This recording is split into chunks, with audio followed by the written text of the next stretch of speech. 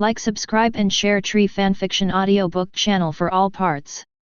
Chapter 1. The dark sky and the endless pale sand dunes. Ye Chuan looked up and saw nothing but desolation. After wandering in this barren land for a long time, he never saw another living creature, as if this sea of white sand was his final destination. Is this the world after death? Ye Chuan's memory was frozen in the cramped hospital ward.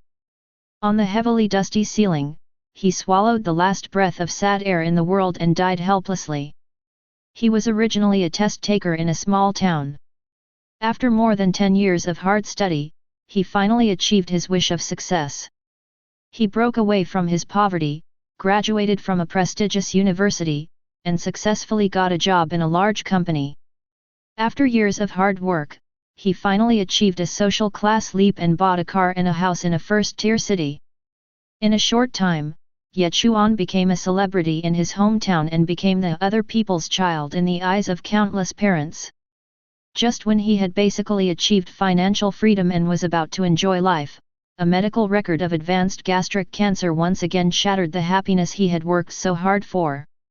Because Ye Chuan's disease was discovered very late, after he finished his first chemotherapy, his parents sold all his RVs in the big city and took him to a small hospital in his hometown, under the pretext of conservative treatment. After being transferred to another hospital, Ye Chuan's condition deteriorated rapidly and he passed away just 2 months later. The past is gone. Ye Chuan's past life flashed back in his mind, but he finally rejected them one by one. Standing in this sea of white sand, Ye Chuan subconsciously moved his body, only to find that there was a rustling sound coming from the sand behind him. A huge body covered with white bones kept wriggling under the sand, revealing its broad body and limbs that were like sharp blades. Ah, what kind of monster is this? Oh, this is my own body. That's fine. I turned into a monster with a human upper body and a centipede lower body. Perhaps it was because he hadn't talked to anyone for too long. Ye Chuan kept muttering to himself for a long time before he came to his senses and took a closer look at himself. Since there were no mirrors, water sources or other refracting targets around, he could only observe with his eyes and found that he had turned into a giant monster with a human upper body and a centipede lower body. The whole body was about 4 or 5 meters long and looked very strong. The 2 large human-shaped palms were also covered with a layer of white bones and looked full of strength. Ye Chuan had no doubt that he could easily crush an adult's head with one hand. He actually saw a round hole at the junction of his human upper body and centipede lower body. This strange posture of mine, and this awful desert. Could this be Hueco Mundo, and I've become a hollow? When Ye Chuan saw the surrounding environment at first, he was still unsure. But now, combined with the hole on his body, he was roughly sure that he was in Hueco Mundo, and he had actually turned into a void. Ye Chuan quickly stretched out his pale big hand and touched his face. The hard touch really made it seem like a mask with strange patterns was covering his face. So, I've traveled to the Shinigami world. Ye Chuan was also a senior Shinigami anime fan in his previous life. He didn't expect that after his death he could travel to Hueco Mundo and become a hollow. Seeing himself transformed into a hideous monster, Ye Chuan did not feel any fear or discomfort but rather a bit of joy. Come on, this is super cool. On second thought, hollows are a highly endangered species in the Shinigami world. If they were killed by the Soul Society Shinigami, if they were innocent in their lifetime, at least they could be reincarnated into the Soul Society. But if they were found guilty in their lifetime, they would go straight to hell. If those Quincy's found out and killed me, it would be even more tragic. I wouldn't even have a chance to be reborn, I would just turn into ashes. And during the period when Aizen ruled Hueco Mundo, he conducted a series of Arrancar experiments on the hollows, and it is unknown how many hollows were killed. Oh, it's so hard to be a virtual person. I just don't know what the current timeline is. If it's before the plot develops, there's still time to develop. If it's during the plot, or after the plot develops, it will be a disaster. Roar. Just as Ye Chuan was daydreaming, a low roar suddenly came from behind him. A green lizard over 2 meters long rushed towards Ye Chuan with dark yellow mucus flowing from its mouth. Boom! Ye Chuan instantly pulled out the centipede's tail that was buried deep under the sand, and slammed it heavily towards the lizard, directly knocking its entire body into the sand. Then Ye Chuan turned around and threw a series of turtle punches at the lizard who was just about to get up. Bang! Bang! Bang! Whew! Under Ye Chuan's inexplicable combo, the lizard hollow trapped deep in the sand dunes became extremely miserable. The dark white mask on its face was broken into 3 pieces, and the sharp claws on its limbs were all hammered off. It lay in the sand, whimpering, as if begging for mercy. Dark green blood splattered all over the surrounding sand and Ye Chuan's body, but Ye Chuan's punches did not stop until the lizard was hammered beyond recognition and completely silent. Call! Looking at the lizard lying dead in the sand pit, Ye Chuan breathed a sigh of relief. Although killing this much smaller lizard wasn't a problem for him at the moment, it was still a significant challenge for Ye Chuan, a man who had always been a good young man in the 21st century. After all, he had lived for 30 years in his previous life and had never even killed a chicken. After a while, Ye Chuan calmed himself down. Now that he knew that he had been reincarnated into the Shinigami world and became a hollow, he had to complete the change of mentality in the shortest possible time and take advantage of every opportunity to become stronger and grow rapidly. After all, this world is really full of dangers. When the current timeline is still unclear, the truth is to seize the time to become stronger. Although this world is dangerous, it also comes with opportunities, a chance for him to gain extraordinary power and transcend everything. Immediately, Ye Chuan stared at the corpse of the lizard hollow, which was almost hammered into a pulp by him. He clearly remembered that in the original work, hollows could evolve by devouring each other, and the best among them could even transform into the legendary strongest Minos Grande Vasto Lord. So, he didn't care about the nausea and directly picked up a piece of lizard forelimb mixed with dark green blood, put it into his big mouth under the dark white mask and kept chewing it. Crunch! Crunch! Ye Chuan chewed up the lizard su's front limbs in just a few bites. He did not feel nauseous as expected. Instead, it tasted unusually delicious. He didn't know whether the lizard su was originally delicious or whether Ye Chuan's appetite had been completely distorted after being reincarnated as su. After swallowing all of the lizard's front limbs, Ye Chuan felt that his spiritual power had increased slightly. Then, with excitement in his eyes, he looked at the other pieces of meat in the sand pit and began to devour them. Chapter 2. Crunch, crunch. In the silent sea of sand, there was a constant sound of chewing that made your teeth ache. Soon, Ye Chuan devoured all the lizards that were over 2 meters long. However, Ye Chuan did not feel full at all, as if he could devour another 100 lizards. After completely digesting the lizard hollow, Ye Chuan felt that his overall Ryotsuo increased by 1/20. Ye Chuan also found that his body seemed to have grown a little bigger. During the process of swallowing, Ye Chuan discovered that the spiritual power provided by the entire body of the lizard su only accounted for less than 40% of the increased spiritual power, and more than 60% of the spiritual power came from the broken masks.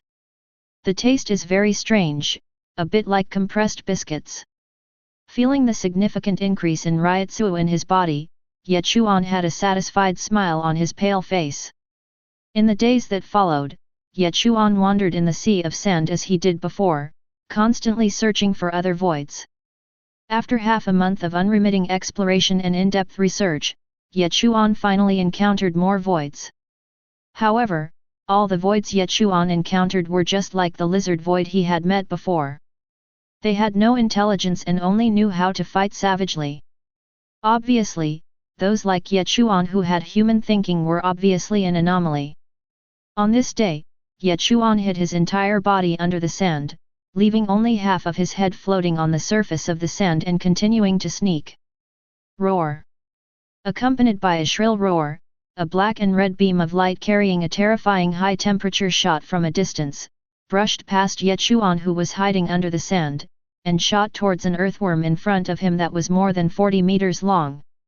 Under the blast of the black and red light beam, the earthworm screamed miserably and was directly cut in half by the black and red light beam.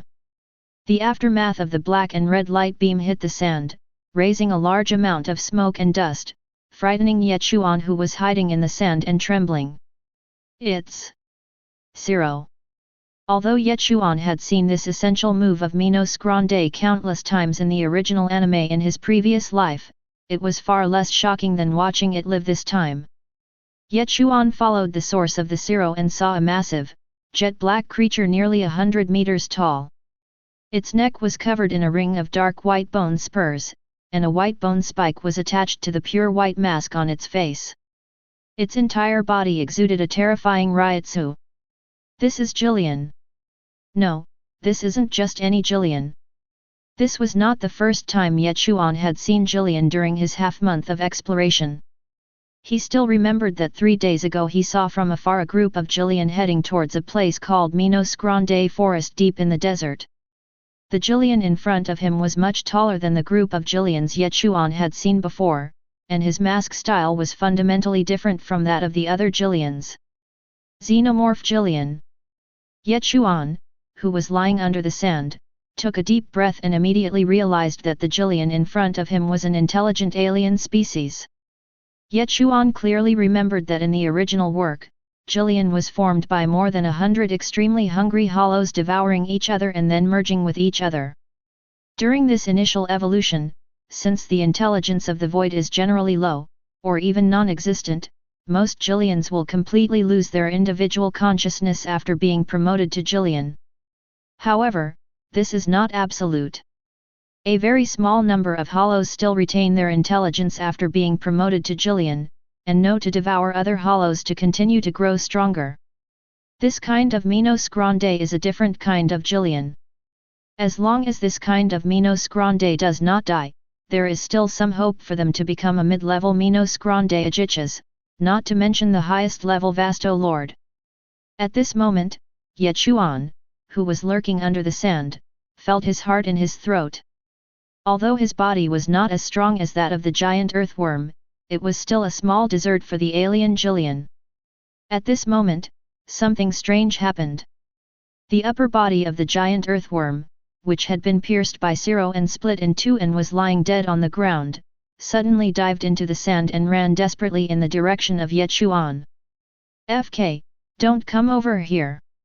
Seeing that the giant earthworm with only half of its body left was actually running towards him, Ye Chuan suddenly felt a headache. If this attracted the alien Jillian, he would have no choice but to play with it.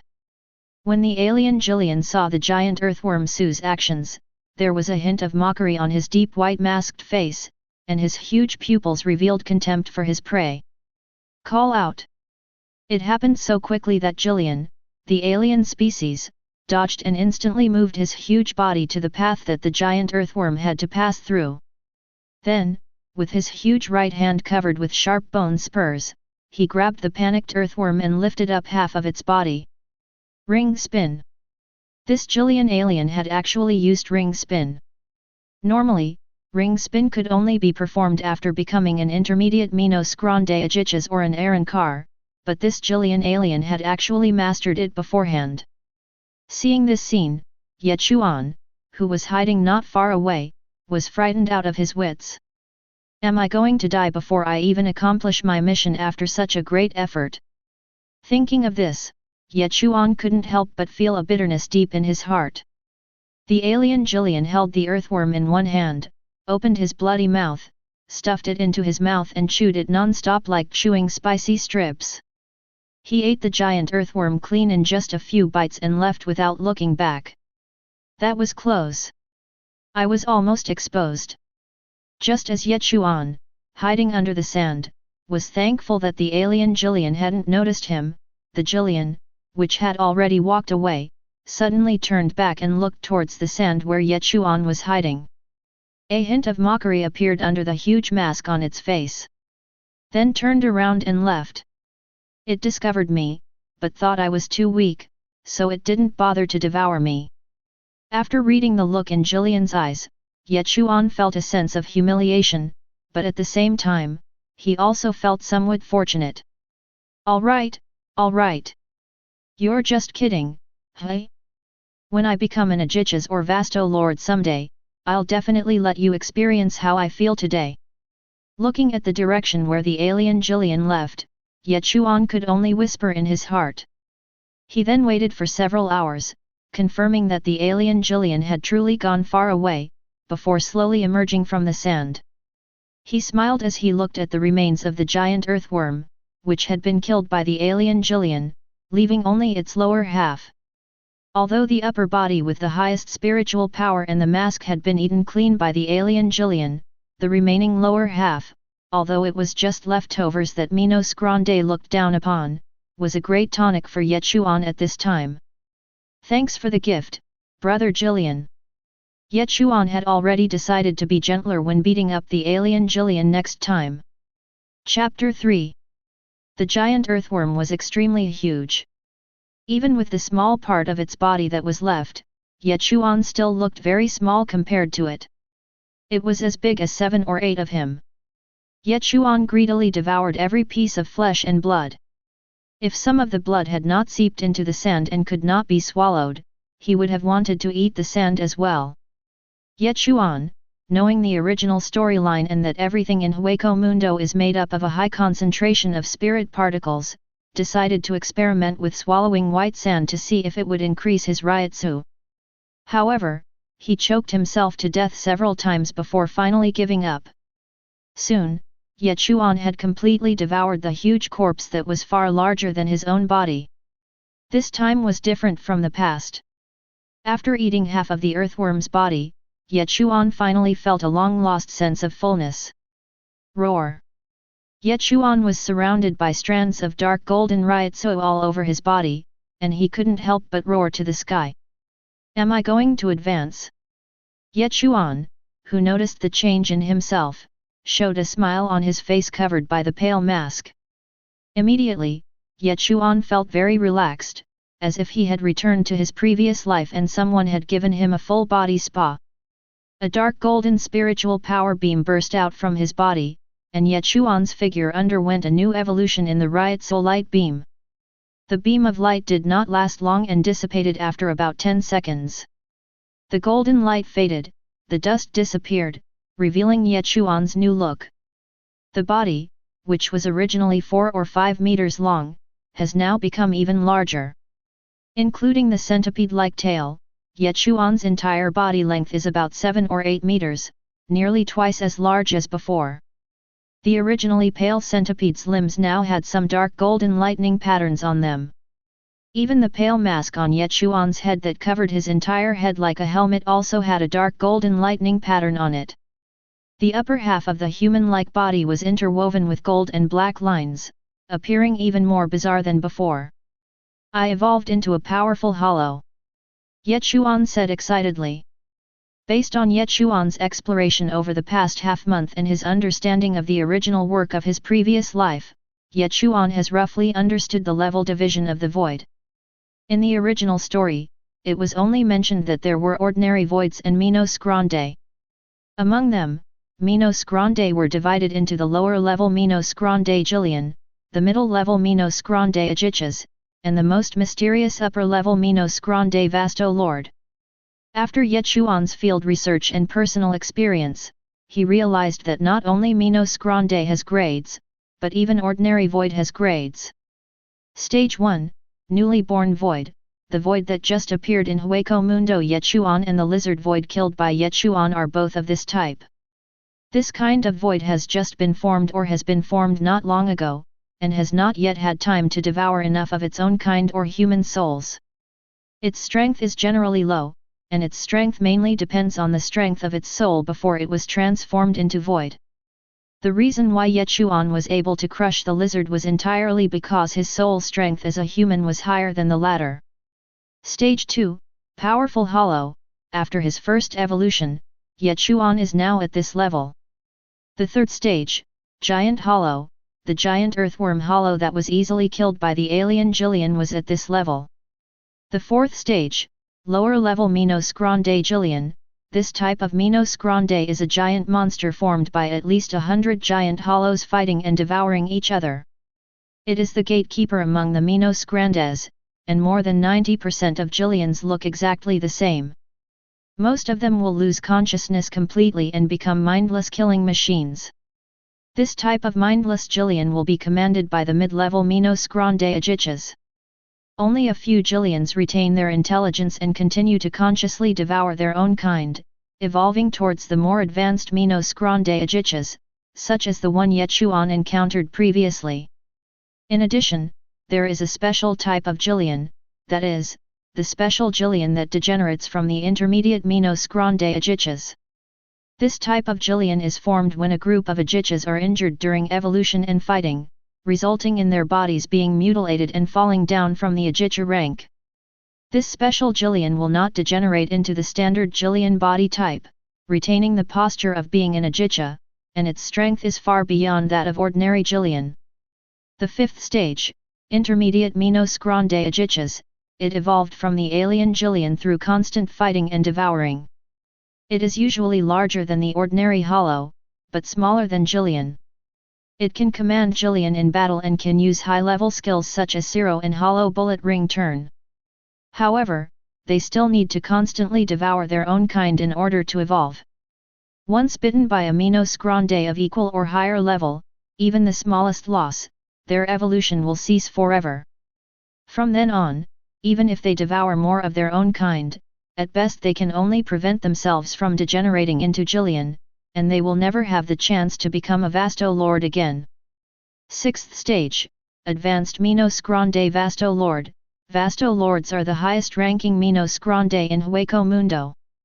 They evolve from Ajichas with sufficient potential or spawn naturally in Hueco Mundo. Human-sized, they are extremely rare, yet possess immense combat power, rivaling even Soul Society captains. There's still a long way to go. Ye Chuan was not overly happy about his promotion to a powerful hollow, because he knew that if he was in the later stages of the plot, even an Arankar at the Vasto Lord level would not be enough, let alone a powerful hollow like himself who was as weak as an ant. With the timeline unclear, the only correct thing to do is to quickly strengthen yourself. Otherwise, you might encounter two Ajichas and the aftermath of the battle will crush you into pieces. Thinking of this, Ye Chuan felt even more anxious. He quickly familiarized himself with his evolved body and was delighted to discover that he had two new abilities. Ability 1, Concealment. Ye Chuan can hide his Ryotsu to a point where it is almost invisible.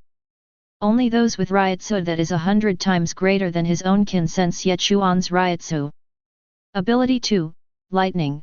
Ye Chuan can wrap arcs of lightning around the limbs of his centipede lower body. Unfortunately, these lightning can only attach to his body surface and cannot attack from a distance. Upon learning about his two new abilities, Ye Chuan couldn't help but feel overjoyed. With these two new abilities, combined with the special terrain of the Hueco Mundo Sand Sea, Ye Chuan would be the best hunter and could greatly speed up his devouring evolution process. As for the means of long-range attack, I have those too. Ye Chuan showed a barely perceptible smile under the mask, and then his mind kept flashing back to the scene of witnessing the alien Jillian releasing Zero. Then, the pale index finger of his right hand pointed forward, and a wisp of black and red Ryotsu gathered at the fingertips. 5 seconds later, a black and red beam of light burst out from Ye Chuan's fingertips and shot towards the distant sand dunes. Boom! A huge roar was accompanied by a cloud of dust. Chapter 4.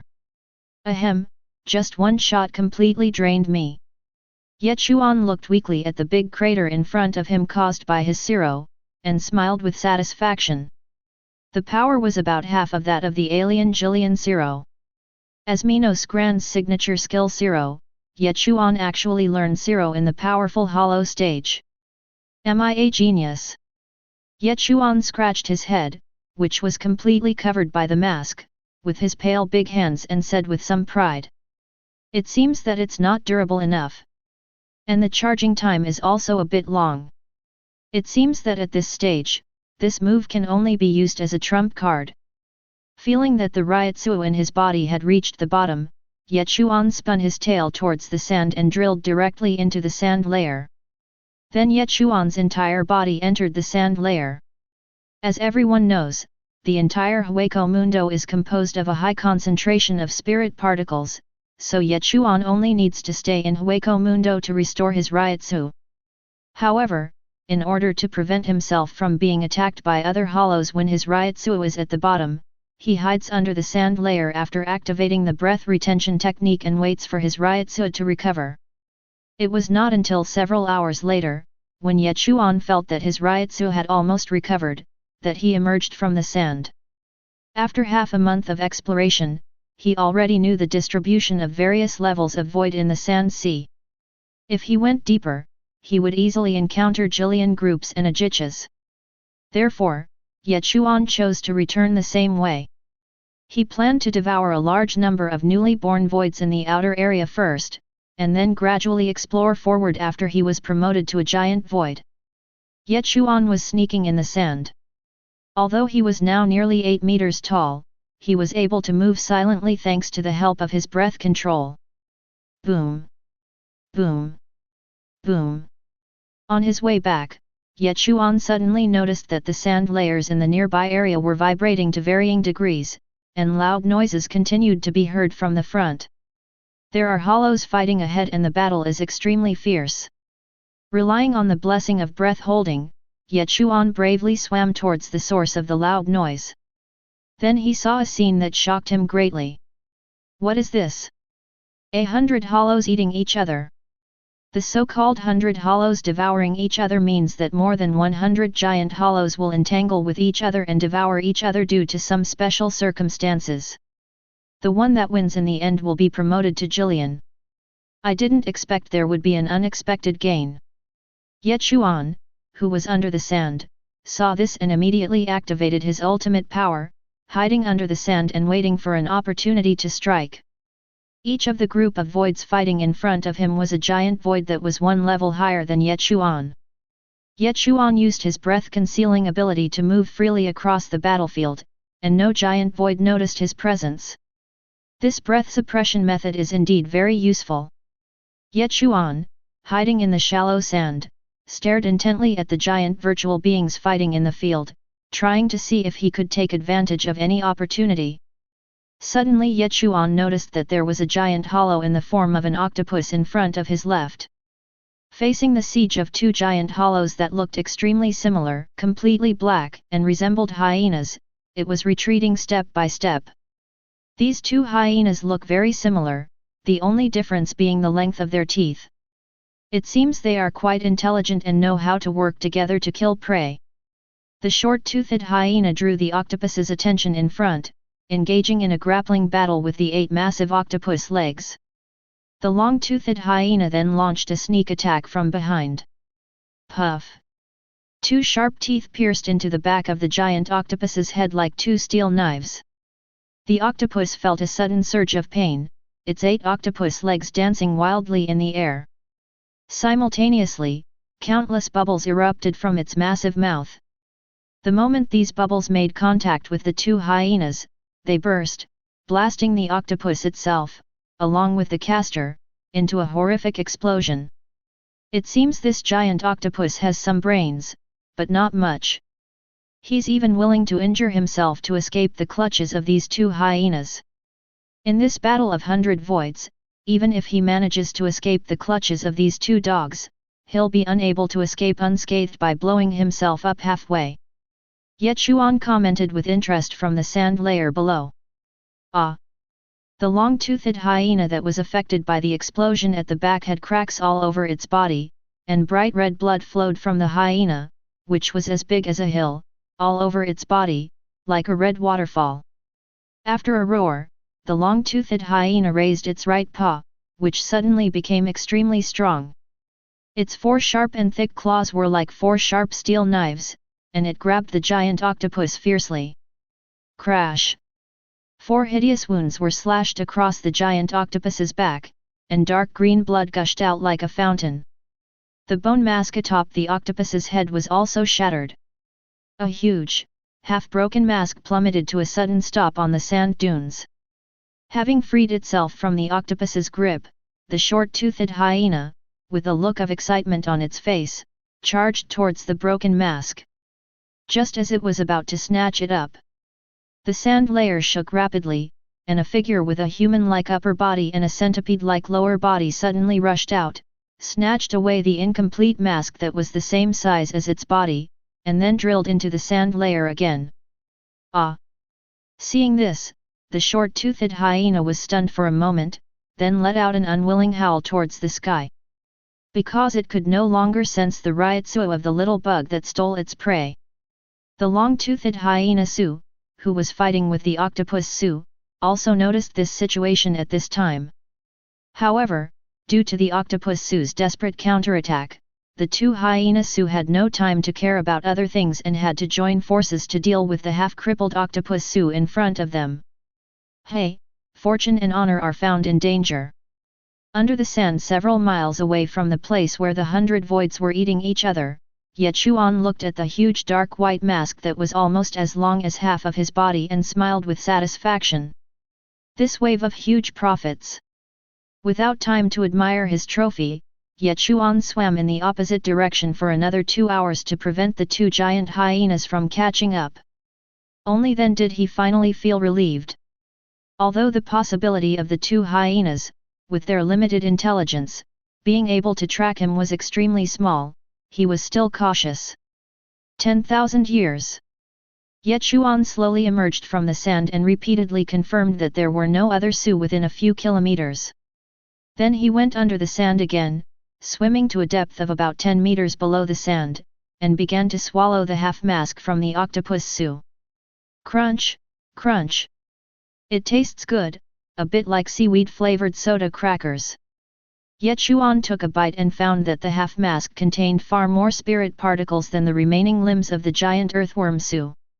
Although both were made of the same material as the giant Su's body, the spirit particle content was not at the same level. After all, one was the core mask, and the other was the remaining limbs of the alien Jillian that he had discarded. Chapter 5. Hueco Mundo, the New Land. As the name suggests, this large area is the activity range of the new desert and belongs to the outermost area of the entire Hueco Mundo desert. Roar. A violent roar was heard. Looking towards the source of the sound, I saw a figure that was originally human-shaped, but in the next moment it was wrapped in a white liquid and turned into a half-human high spider. Apparently, this was the final struggle of a half-hollow soul, finally transformed completely into a hollow in Hueco Mundo. When Ye Chuan first discovered him, he thought he had met a human in Hueco Mundo, but when he got closer, he realized that this person had lost his mind and was only one step away from hollow.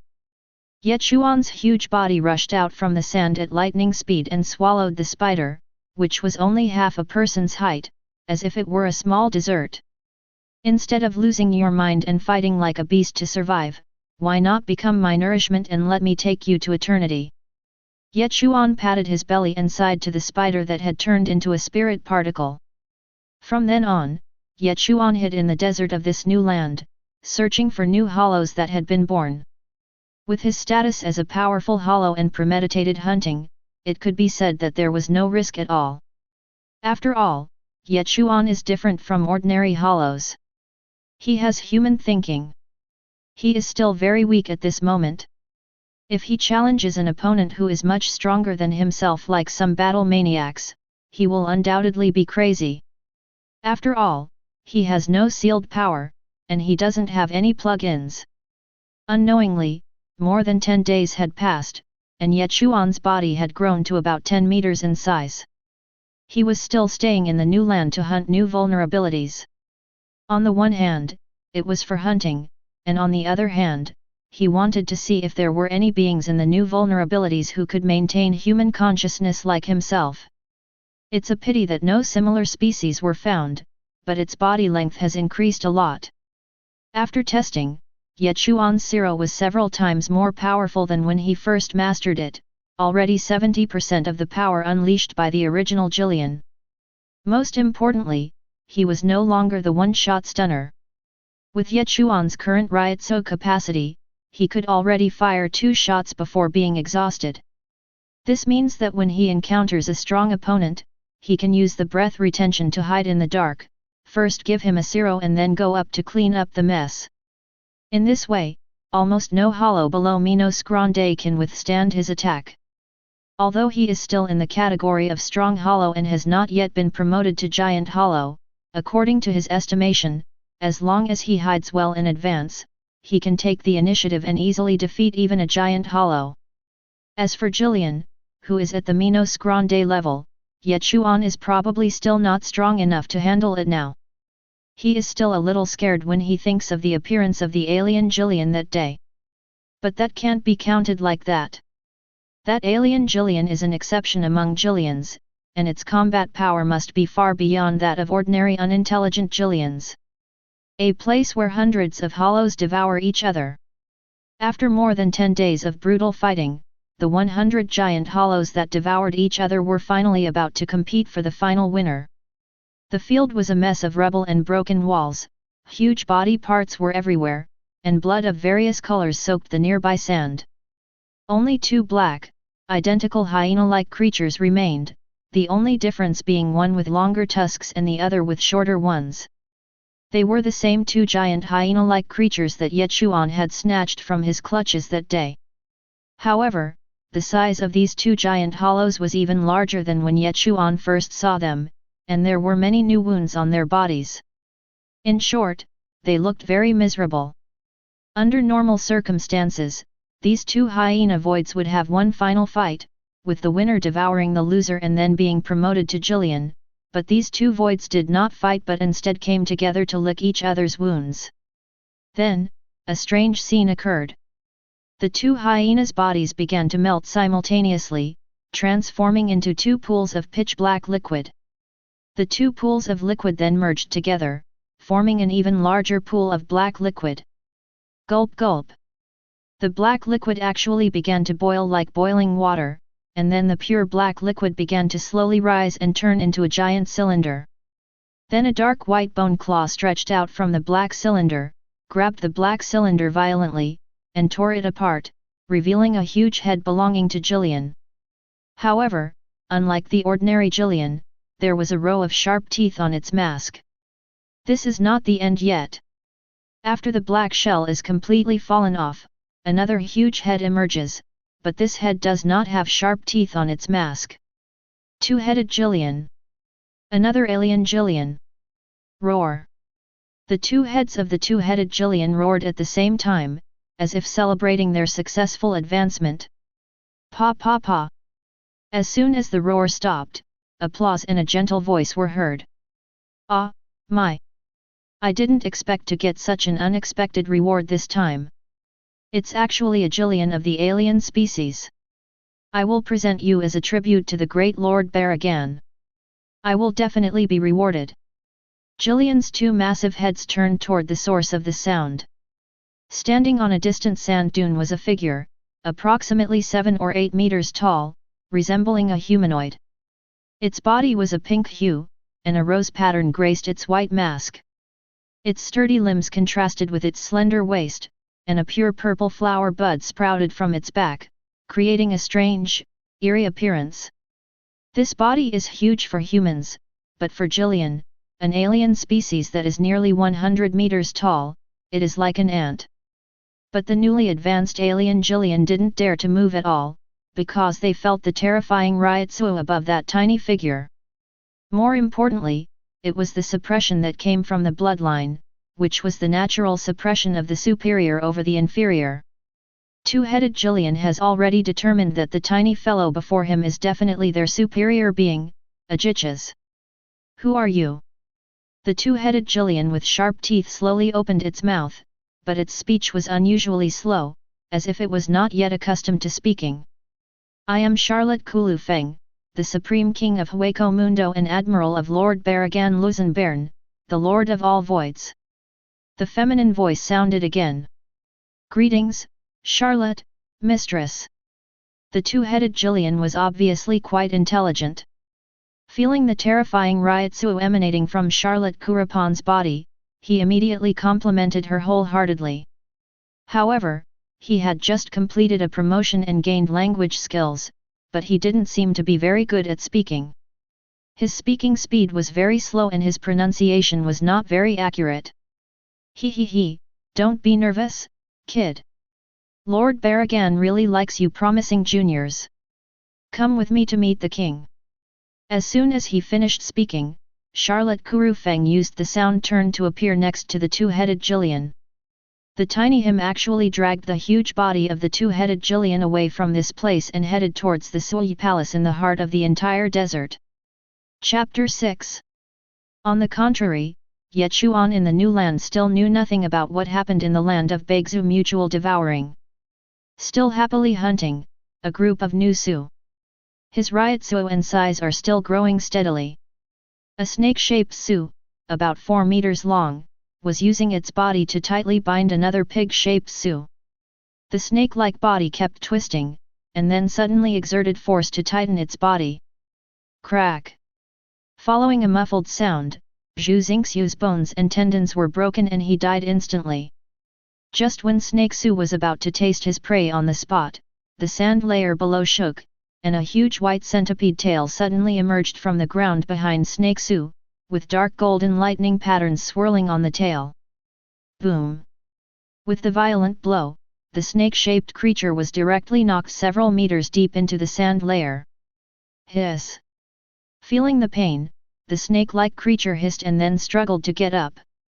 Hey, as a mere new hollow, you have enough pride to not faint immediately after being hit by my tail whip. Ye Chuan's upper body also slowly emerged from the sand layer. Looking at the tenacious snake-shaped void, he couldn't help but utter a sound of admiration. However, despite his admiration, he did not stop attacking. I saw golden arcs of lightning flashing on the limbs of the centipede's tail, and they fell directly towards the snake-shaped object again. Sizzle! As a sharp electric current flashed by, Ye Chuan even smelled a hint of the aroma of barbecue. Looking at the charred snake-shaped void, Ye Chuan shook his head helplessly. It seems the heat is a bit too high. But he didn't mind, and stuffed the snake-shaped thing into his mouth like eating spicy strips, making his cheeks bulge, but it returned to its original state after a while. After eating the snake-shaped virtual being, Ye Chuan looked at the corpse of the pig-shaped virtual being lying on the side, and rushed forward to devour the pig-shaped virtual being in no time. The long snake catches the pig, and Ye Chuan is behind it. After completely digesting the two Su, Ye Chuan patted his belly with satisfaction. It has been 2 months since he came to this world. Now he has completely adapted to the life in Hueco Mundo, but occasionally he misses the games, animations, entertainment activities, and of course the young ladies in his previous life. This world also exists in the present world. If I can become a high-ranking Minos Grande in Arankar, I should still have a chance to return to human society. Thinking of this, Ye Chuan shook his head helplessly. What's the point of thinking so much? When the timeline is unclear, the only truth is to become stronger. Ye Chuan quickly adjusted his mentality. Just when he was about to look for other prey again, he suddenly noticed movement in front of him. Is there something happening up ahead? Ye Chuan hid his entire body beneath the shallow sand and swam quickly towards the source of the sound. Woo, woo, woo, woo. As far as the eye can see, there is a scarred little yellow dog being chased by something invisible. The little yellow dog jumps up with all its might and barely avoids an invisible whip. Then some invisible giant suddenly swings around and throws the little yellow dog 7 or 8 feet away. Rhubarb! The sudden appearance of the little yellow dog immediately brought Ye Chuan's memory back to his past life. When he was a child, Ye Chuan picked up a young little yellow dog. The little yellow dog grew up with Ye Chuan. That period was the most cherished childhood of Ye Chuan. Unfortunately, the good times did not last long. One day 3 years later, Ye Chuan never saw the little yellow dog again after school. Only a bloody dog leash was left. Ye Chuan never kept a dog again after that. If it weren't for the barely perceptible dark white mask on the little yellow dog's face and the round hollow on its belly, Ye Chuan would almost have thought it was his De Wang, because they looked so similar. It's just a weak newborn puppy, not my De Huang. The unknown being that had been following the yellow dog didn't directly prey on it. It was clearly toying with and killing the dog-like creature. It's clear that this creature has a high level of intelligence. Ryotsu's observations indicated that he was significantly superior to Ye Chuan. However, Ye Chuan judged that as long as he took the initiative, he would definitely win. So, he stopped hesitating. Let's FK him first. The index finger of his right hand poked out of the sand layer, and a trace of black and red Ryotsu gathered at the fingertip. Call out! A black and red beam of light carrying a terrifyingly high temperature brushed against the dog-shaped tail and shot behind it. Zero only touched it a little bit, and the little yellow dog's tail was melted by the high temperature, leaving only a black scar. Woo! The little yellow dog screamed and rolled to the side. Roar! A shrill roar came from behind him, and then a huge figure appeared. It was a dark green lizard, about 5 meters tall and about 30 meters long. In the hands of this big lizard were 2 sharp and huge bone spurs. At this moment, it was opening its mouth wide, spitting out its scarlet tongue that had been blown to pieces. It was staring coldly in the direction of Ye Chuan, and the brutality in its eyes was beyond words. Lizard? No, it should be a chameleon. Judging from Ryotsu and size, this chameleon should be at the level of a giant hollow. 1 level higher than Ye Chuan at this time. Seeing the chameleon reveal its true form, Ye Chuan immediately felt relieved. Its tongue, which served as a weapon, had been blown to pieces by a zero. Ye Chuan was confident that he could defeat the half-crippled giant chameleon. Damn it! Who dares to assassinate me? I'm going to tear you into pieces. The giant chameleon-like creature actually spoke in human language and spoke viciously towards the direction where Ye Chuan was. Unexpectedly, the intelligent fellow that Ye Chuan had been looking for so hard would be met here in this way. However, Ye Chuan did not intend to talk to it. He continued to sneak under the sand layer, came to the back of the chameleon Su, and slapped it quickly with the tail, carrying a trace of lightning arc, knocking the unsuspecting chameleon back. Damn it! How dare you get in my way? I'm going to kill you! I'm going to kill you! Ye Chuan ignored the chameleon Su's crazy screams and took advantage of the moment when he was unable to get up due to the lightning to swim in front of him, with the front half of his body emerging from the sand. He clenched his fists, and golden arcs of lightning wrapped around his fists and hit the softest belly of chameleon Su madly. Ye Chuan's lightning bolts could only attach to the centipede's limbs in the lower body at the beginning, but now they can attach to the entire body. Ola, Ola! Under Ye Chuan's fierce set of turtle punches, the chameleon Su, who was originally lying on his belly, was beaten into a sieve. 1 punch left a bloody hole and dark green blood splattered everywhere. Sizzle! Unfortunately, the beast's blood is corrosive. Ye Chuan's fists were burned by the dark green blood, and his punching speed slowed down. Chapter 7. Oh no! This blood not only has a burning effect but also contains toxins. Ye Chuan felt the Ryotsu in his body suddenly stagnate. As the amplitude of Ye Chuan's attack weakened, the chameleon hollow, who was originally pinned down by Ye Chuan, began to regain its ability to move. Ye Chuan suddenly felt that something was wrong and wanted to retreat, but it was too late. Puff! The bone spurs tightly grasped by the chameleon's 2 front paws directly pierced Ye Chuan's back. Ah! This beast actually knows how to use weapons. Apparently, this chameleon Su actually used bone spurs that came from nowhere as weapons. The 2 sharp spikes easily broke through the stratum corneum on Ye Chuan's back and pierced into his body. Ye Chuan couldn't help but cry out in pain. It has been more than 2 months since Ye Chuan crossed over. Although he has been promoted to a powerful virtual being, the reason why he has evolved so quickly is mainly due to his human thinking. He still lacks experience in planned hunting or obtaining resources. In a one-on-one head-on fight like this, he was accidentally disturbed by the poisonous blood. Not to mention that the target he was fighting against was a giant void that was one level higher than him. Therefore, while Ye Chuan was being hit hard, he was also trying his best to resist the pain, stay calm, and come up with a plan to deal with it. Because he knew that the opponent's Ryutsu and size were both higher than his own. If he accidentally fell into the opponent's offensive rhythm, he would be in great danger. Lightning! Ye Chuan roared angrily. Dark golden arcs of lightning began to burst out from his entire body. Currently, Ye Chuan was unable to use the lightning as a means of long-range output, but as luck would have it, the chameleon Su pierced 2 bone spurs directly into his back, giving Ye Chuan the opportunity to counterattack. Sizzle!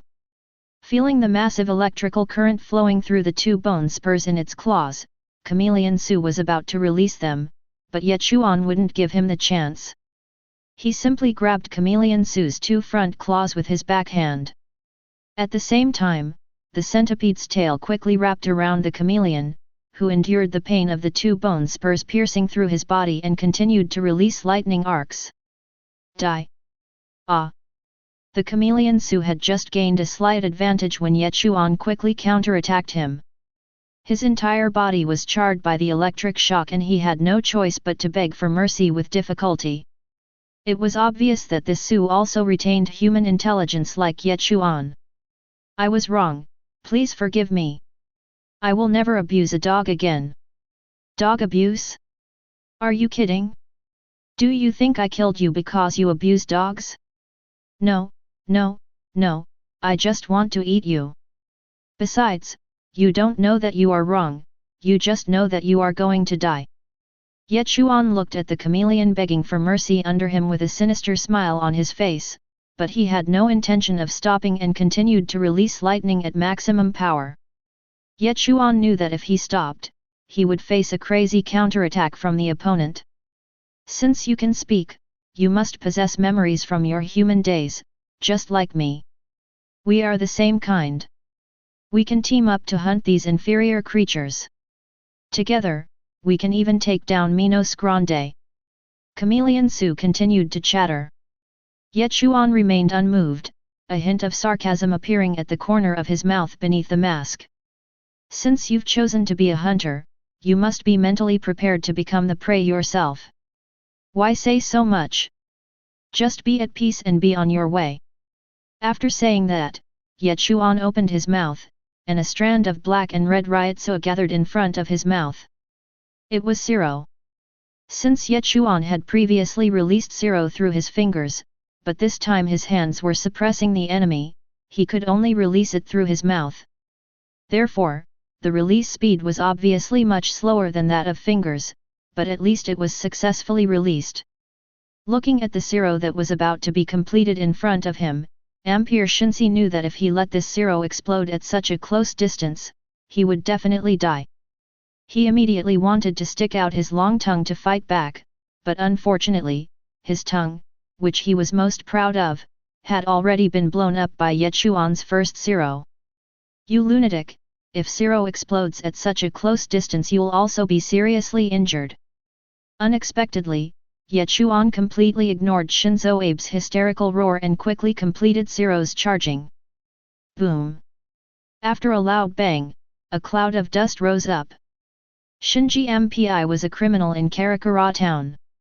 His childhood love of killing cats and dogs earned him the dislike of his classmates, teachers, and even his parents. As he grew older, he became a criminal of all kinds. During a robbery and murder, he was shot and killed by a police officer with a shotgun. After his death, his obsession did not fade away, so he turned into a hollow and entered Hueco Mundo. However, he never expected that he did not lose his mind like the other hollows. Instead, he and the others retained their memories as human beings. In just a few years, he was promoted from a new hollow to a giant hollow, and was even not far from Jillian. On this day, after finally discovering a rather intelligent dog named Xingxiu, he thought of killing it for fun and ended up encountering Ye Chuan. Ahem! When the smoke and dust cleared, Ye Chuan, whose body was in tatters, let out a violent cough. Looking around, I saw only minced meat and broken masks scattered all over the ground. The chameleon hollow had been smashed to pieces by Zero. Ye Chuan endured the severe pain and quickly pulled out the 2 sharp bone spurs stuck in his back. Crash! Bright red blood flowed out from the 2 blood holes on the back. Ah! Ye Chuan grimaced in pain, yet a smile lingered as he gazed at the remains of the chameleon hollow before him. Ye Chuan had single-handedly slain a giant hollow a level higher than his own, and this wasn't just any giant hollow. Woof woof woof! The dog-shaped hollow that had been scared away by the aftermath of the fight between the 2 returned to Ye Chuan, holding a fragment of the chameleon hollow's mask that had been blown away by Zero. Ye Chuan also understood its meaning. He stretched out his big hand to take the mask and casually threw it into his mouth. As the high concentration of spirit particles dissolved in his body, Ye Chuan felt comfortable all over. His originally bruised body began to slowly recover, and his ryotsu, which was blocked by blood poison, also began to recover. The dog-like figure was now like a puppy, looking at the enormous Ye Chuan with a fawning expression, and desperately wagging its tail. Unfortunately, its tail had been singed by Ye Chuan's Zero, making it look a little comical, trying to wag its tail but failing to do so. I was just hunting, saving you was just a matter of convenience. If you're fine, then get out of here, or I'll eat you too. Seeing the little yellow dog's awkward posture, Ye Chuan immediately spoke impatiently. Then he began to eat his spoils with relish. But then he looked at the pitiful dog in front of him, picked up a small piece of meat from the ground and threw it to the little yellow dog. Get out of here when you're done eating. To Ye Chuan, it was just a small piece of minced meat, but compared to the little yellow dog, it was bigger than its entire body. The little yellow dog took it aside with great effort and started eating it. Chapter 8. After a while, Ye Chuan had eaten the entire body of the chameleon Su, and the mask that had been broken into several pieces was also swallowed by him. This time, the fight with the giant-level chameleon hollow was dangerous, but the gains were also very gratifying. Although Ye Chuan's body size did not increase at all and was still more than 10 meters, his ryotsu almost doubled, which was equivalent to doubling his strength. Ye Chuan was confident at this time. Even if the chameleon Su was resurrected and fought him again, even if he did not use Zero to blow up the chameleon's tongue in advance, he was still confident that he could win. The little yellow dog Su beside him also ate up the piece of meat that was a circle fatter than his entire body. Now the little yellow dog is much stronger than before. Woof woof woof. The little yellow dog barked at Ye Chuan a few times with a hint of joy. You said you could help me heal my injuries. Although the dog was just barking like an ordinary puppy, Ye Chuan could understand its meaning for some reason, so he gently picked up the puppy and placed it on his shoulder as it said. The little yellow dog jumped from his shoulder to Ye Chuan's back and gently licked the 2 bloody holes on his back that were about to scab over. A magical scene happened, the scars that would have taken a long time to heal fell off in an instant, and Ye Chuan's back was as smooth as new. I didn't expect you to have this skill. If that's the case, then follow me. Woof woof woof. Hearing Ye Chuan's words, the little yellow dog barked happily twice as if in response to Ye Chuan, and then stood obediently on Ye Chuan's left shoulder. Ye Chuan used his tail to wrap up the 2 bone spurs that had severely injured him, and quickly left the place with the little yellow dog. In an underground cave formed by hardened sand, a little yellow dog was lying in a corner and snoring, as if he was still digesting the flesh and blood he had eaten before. Ye Chuan stared at the 2 huge bone spurs in his hands in a daze. He was seriously injured by these 2 bone spurs in the previous battle.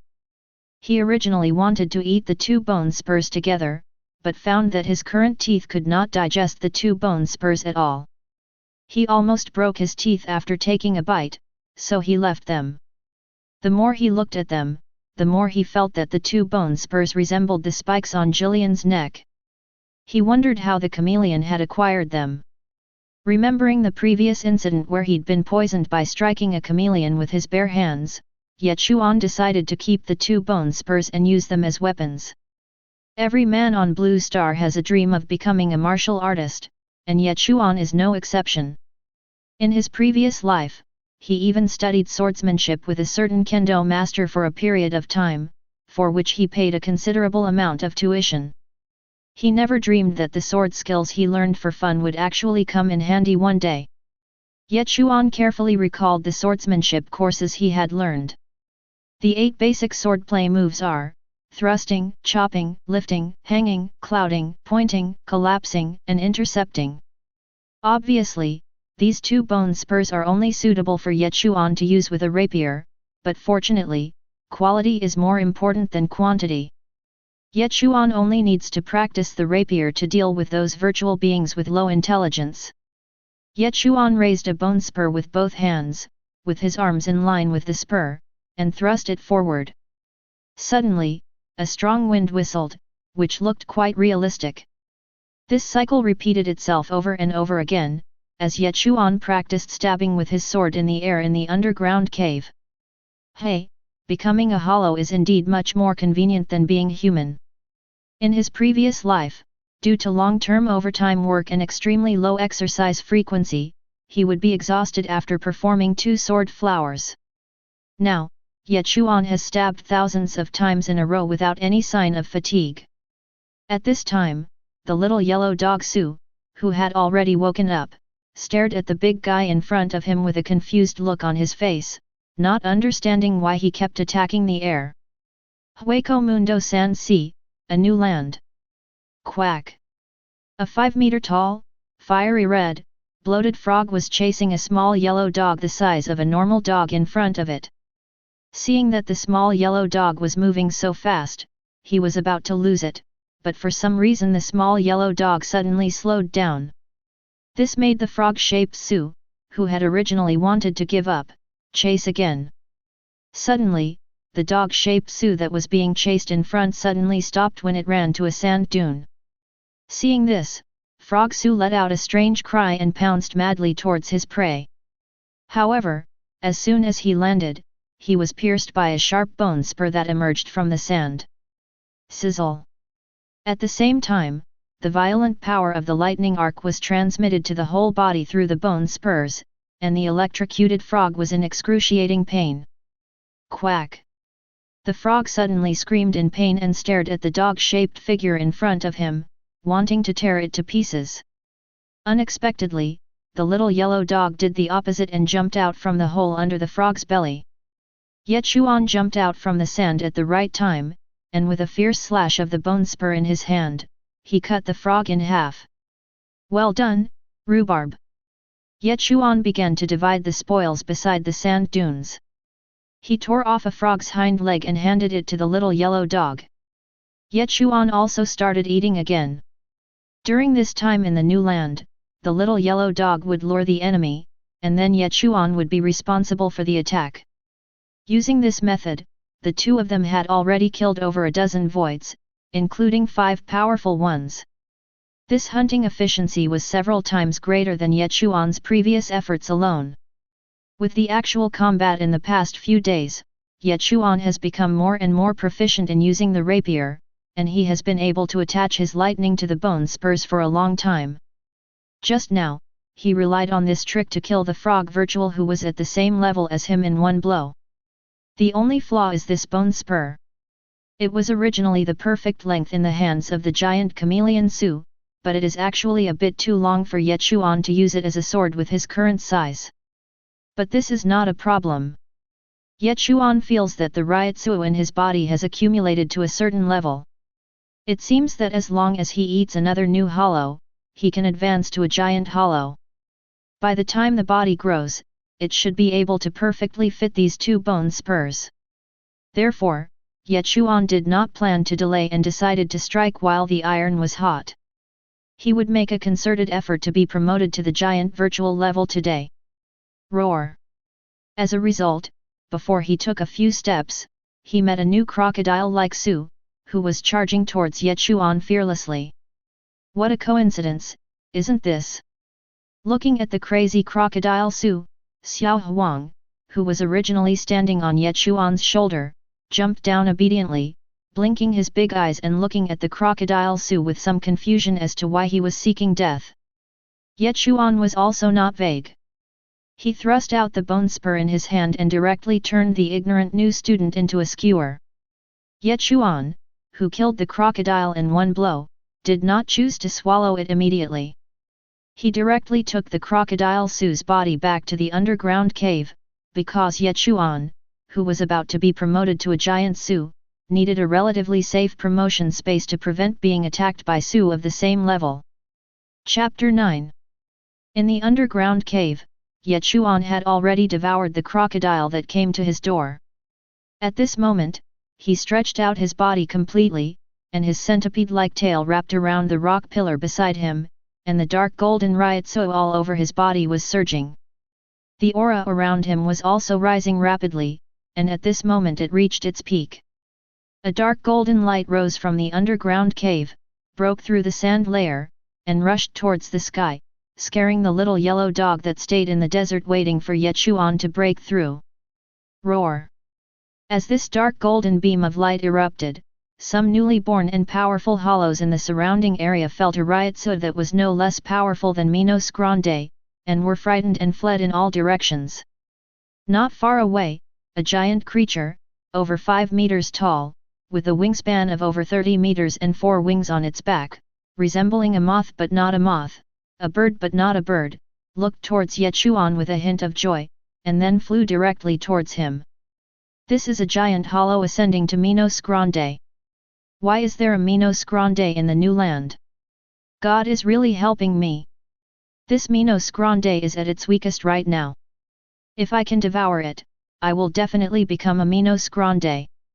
Thinking of this, Tyrus Sandavici couldn't help but speed up his flying speed. Apparently she mistook Ye Chuan for Jillian who was being promoted. Woof woof woof. At this time, the dark golden Ryotsu light column had begun to converge slowly. As Tyrus Sandavici approached, the little yellow dog who was waiting outside the sand layer felt that this huge Ryotsu was approaching, and anxiously called out to Ye Chuan. Chirp! The next moment, the sky seemed to darken. Tyrus Sandavici had already arrived, his wings like a cascading cloud, obscuring the sky.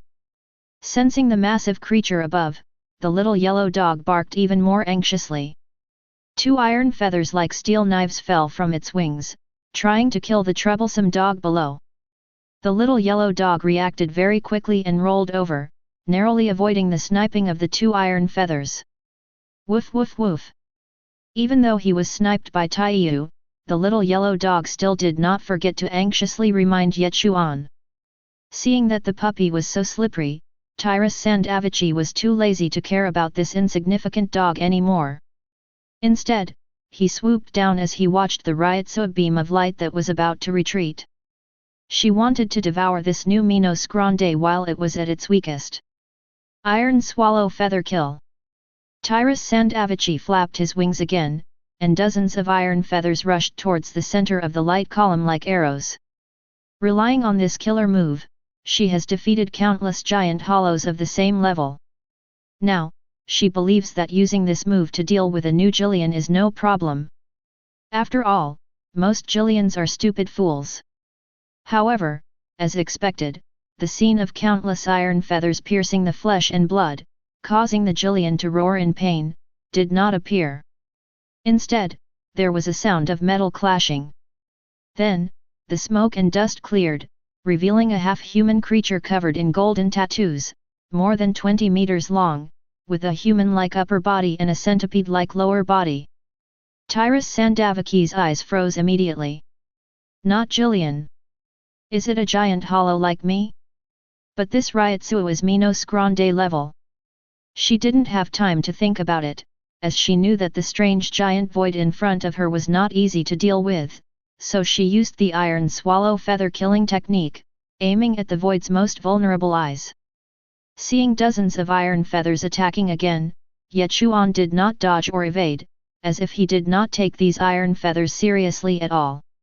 Ding ding ding! With a swing of Ye Chuan's right arm, dozens of iron feathers were blocked by him. Tyrus Sandavaki's heart sank when he saw that his iron feathers, which were superior to those of the same level, did not even leave a trace on Ye Chuan's right arm. "Can we reconcile?" Tyrus Sandavachi spoke tentatively.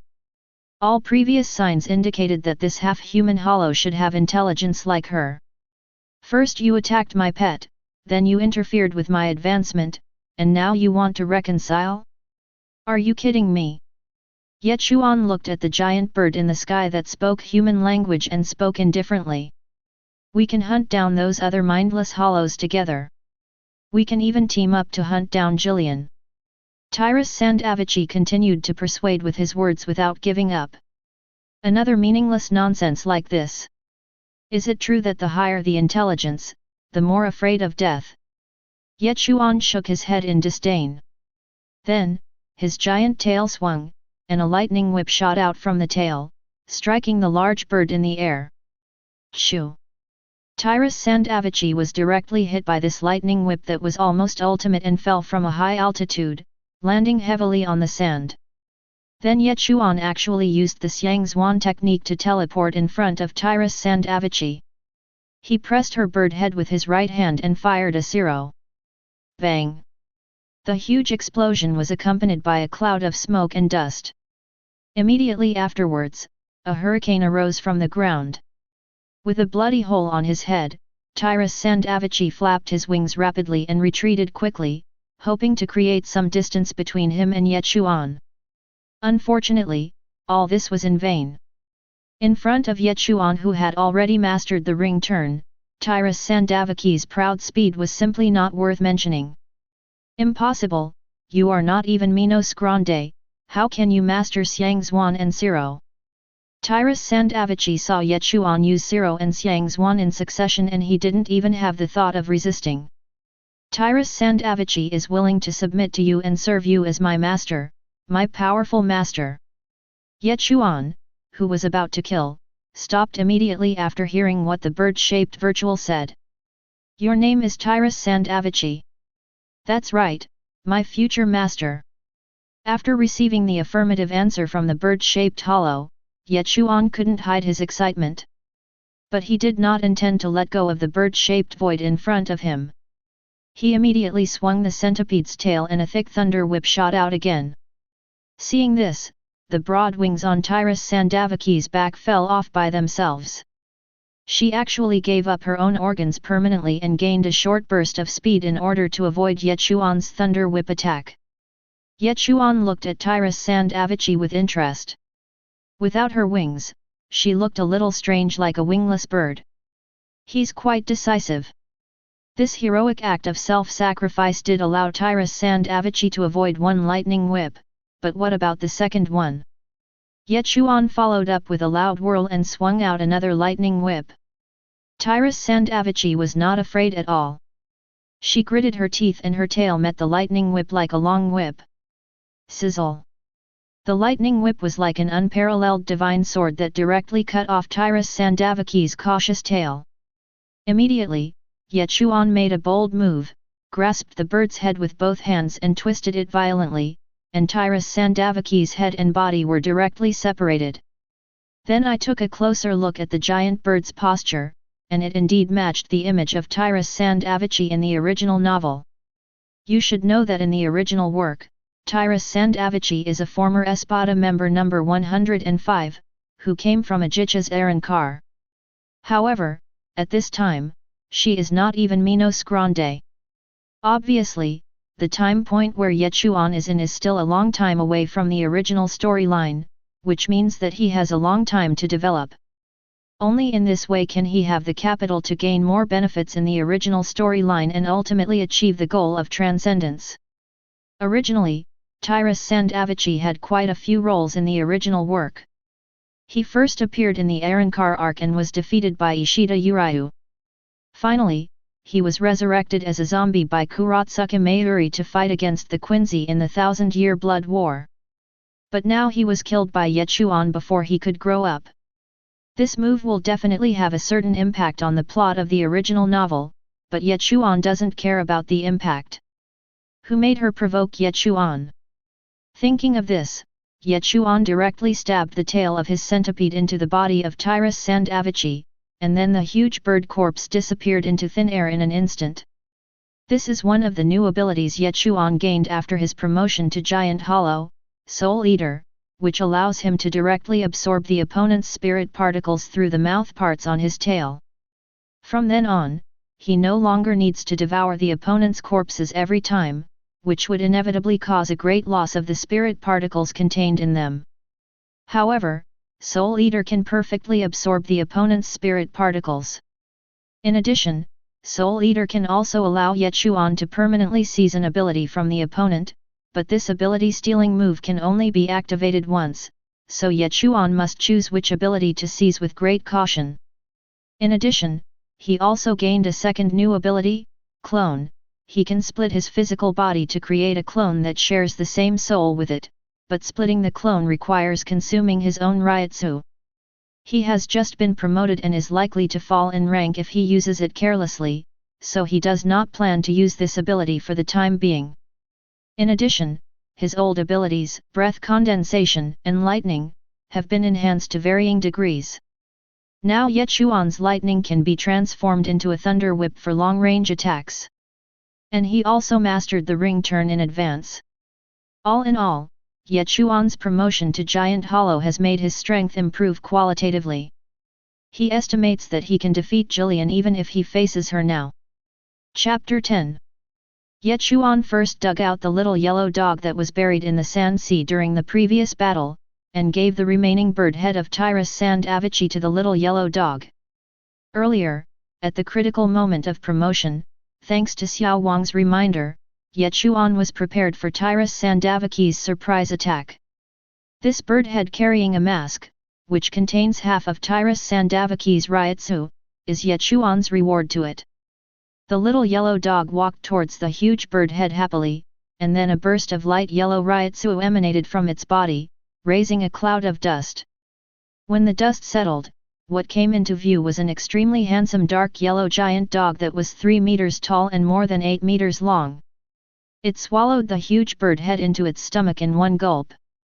This is the true form of the little yellow dog. He followed Ye Chuan in hunting various hollows. Although he could only get some scraps each time, it was enough for him to grow rapidly. Now he is no longer the weak new hollow when he first met Ye Chuan, but a powerful hollow. Now that he has obtained the head of Transcending, becoming a giant hollow is just around the corner. After digesting Transcending's head, De Wang turned into a little yellow dog and happily wagged his non-existent tail at Ye Chuan. With my current strength, Transcending, also a giant hollow, is no match for me. It's time for me to head there. After thinking about this, Ye Chuan no longer hesitated. He looked at the little yellow dog in front of him and spoke slowly. The place I'm going to next is too dangerous for you. It's time for us to part ways. With your current strength, just stay in this new land and protect yourself. Woof woof woof. Hearing this, De Huang let out a roar, and his voice seemed full of reluctance. Ye Chuan leaned down and stretched out a finger to gently stroke the little yellow dog's head, and the little yellow dog licked Ye Chuan's finger affectionately. Tough little dog. Try your best to survive.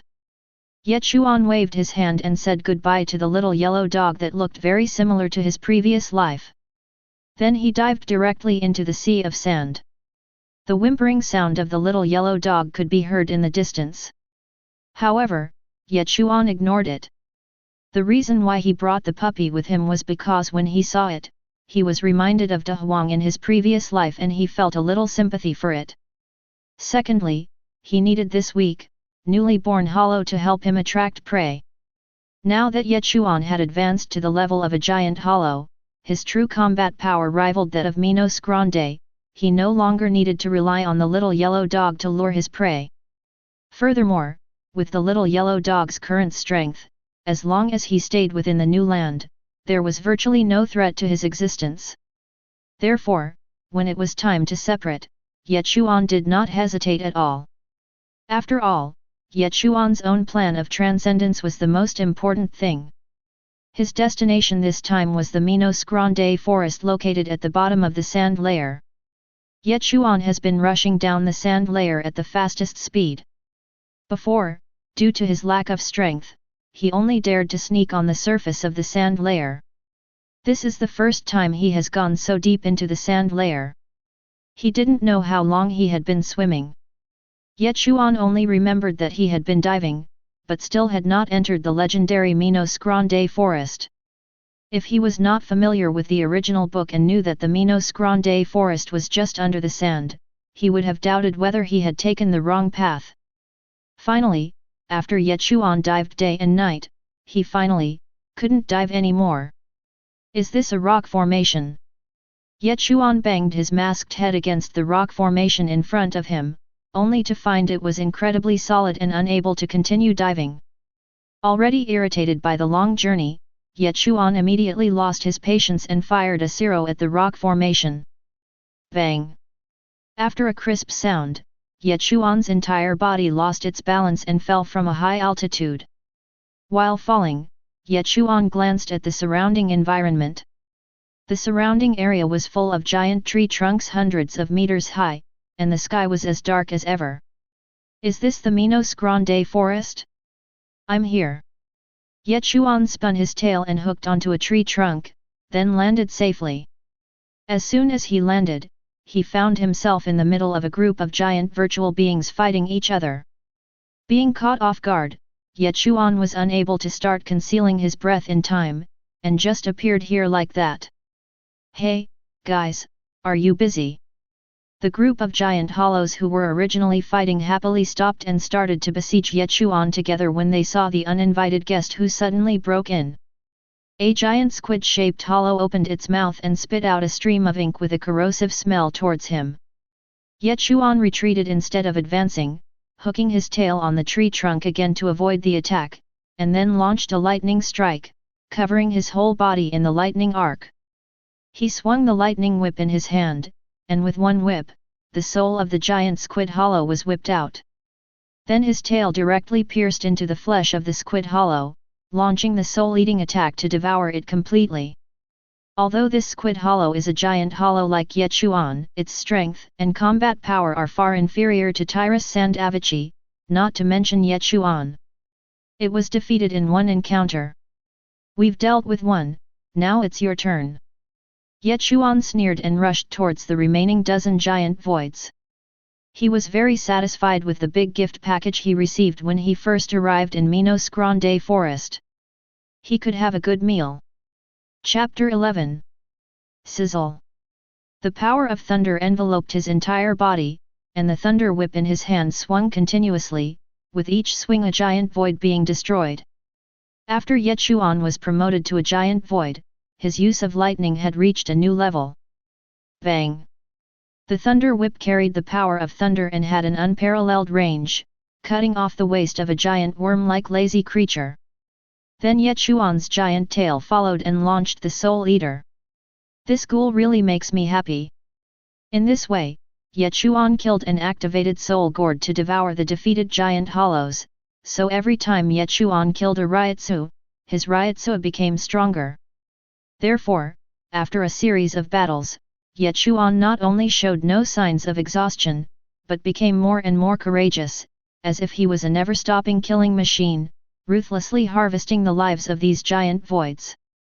Every time the thunder whip was swung, a giant would die. Ye Chuan had just killed a giant ape-like void with a whip when suddenly 3 giant voids appeared behind him, coming one after another and trying to tear Ye Chuan to pieces. Unfortunately, just as their minions were about to touch Ye Chuan suddenly teleported 100 feet away, and it was Xiang Xuan. After Ye Chuan digested the Ryotsu of the monkey hollow, he calmly turned his head and looked at the giant hollows that had tried to attack him before, revealing a cruel smile. Don't worry, take your time, it will be your turn soon. In this way, the group of voids that were fighting before shifted their targets to besiege Ye Chuan, but it was still useless. Now Ye Chuan could kill the giant void of the same level as easily as killing a chicken. Soon, only a giant indigo lizard remained of the 20 or so giant hollows fighting. Ryotsu, sensing the frailty of the giant lizard, shook his head. This hollow must have been a newly promoted giant hollow. Its size and ryotsu were not particularly impressive among the giant hollows, so Ye Chuan had saved it for last. At this moment, Lizard Su saw Ye Chuan as if possessed by a killing god, killing more than a dozen beings of the same level. Even though it was not very intelligent, it was still frightened and trembling all over. This was a fear from the soul.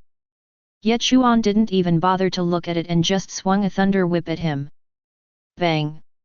After a crisp sound, half of Lizard Su's body was directly blown to pieces by a thunder whip. Just when Ye Chuan was about to activate Soul Eater to suck the lizard hollow alive, he suddenly found that the half of the lizard hollow's body that was blown to pieces suddenly grew countless flesh granulations at an extremely fast speed, and then quickly squirmed and merged together to form a new body of the lizard hollow. However, the reorganized lizard hollow's body seemed to have become a little smaller, and its ryotsu was also reduced. Seeing this scene, Ye Chuan, who was originally a little uninterested, immediately widened his eyes, and his face under the pale mask revealed ecstasy. This is high-speed regeneration. Ha ha ha. After searching high and low for something, it comes to you effortlessly. Ye Chuan just laughed out loud. He immediately bound the lizard tightly with his giant tail and then used Soul Eater. However, this time he did not simply absorb ryotsu, but used the ability to seize it, which could only be used once. The moment Ye Chuan gained the ability to acquire this new skill, he immediately thought of high-speed regeneration, a bug-level ability unique to Hollow. He had originally thought that since the high-speed regeneration ability was rare and only high-level Hollows above Ajichas could use it, he estimated that it would take a long time for him to obtain this ability. Unexpectedly, he encountered a giant hollow with the high-speed regeneration ability just after arriving in the Minos Grande forest. Minos Grande forest, you are truly my treasured place. Ye Chuan used the centipede's giant tail to tightly wrap around the lizard, and then launched a lightning strike, which electrified the lizard all over and made it open its mouth wide. Ye Chuan seized the opportunity, stuffed his tail into the lizard's mouth, and then launched a Soul Eater. Of course, Ye Chuan did this not because he had any special hobby, but because it was a necessary condition for activating the Soul Eater's ability to seize the soul. After all, he would not be interested in a giant lizard. Woo, woo. The lizard's four claws trembled violently, and then its body twitched continuously. Then it became ashen-faced as if it had lost something most important. Then a flash of light passed by, and the lizard's body shrank rapidly, becoming only 4 or 5 meters long. Is this degenerated into a powerful weakness?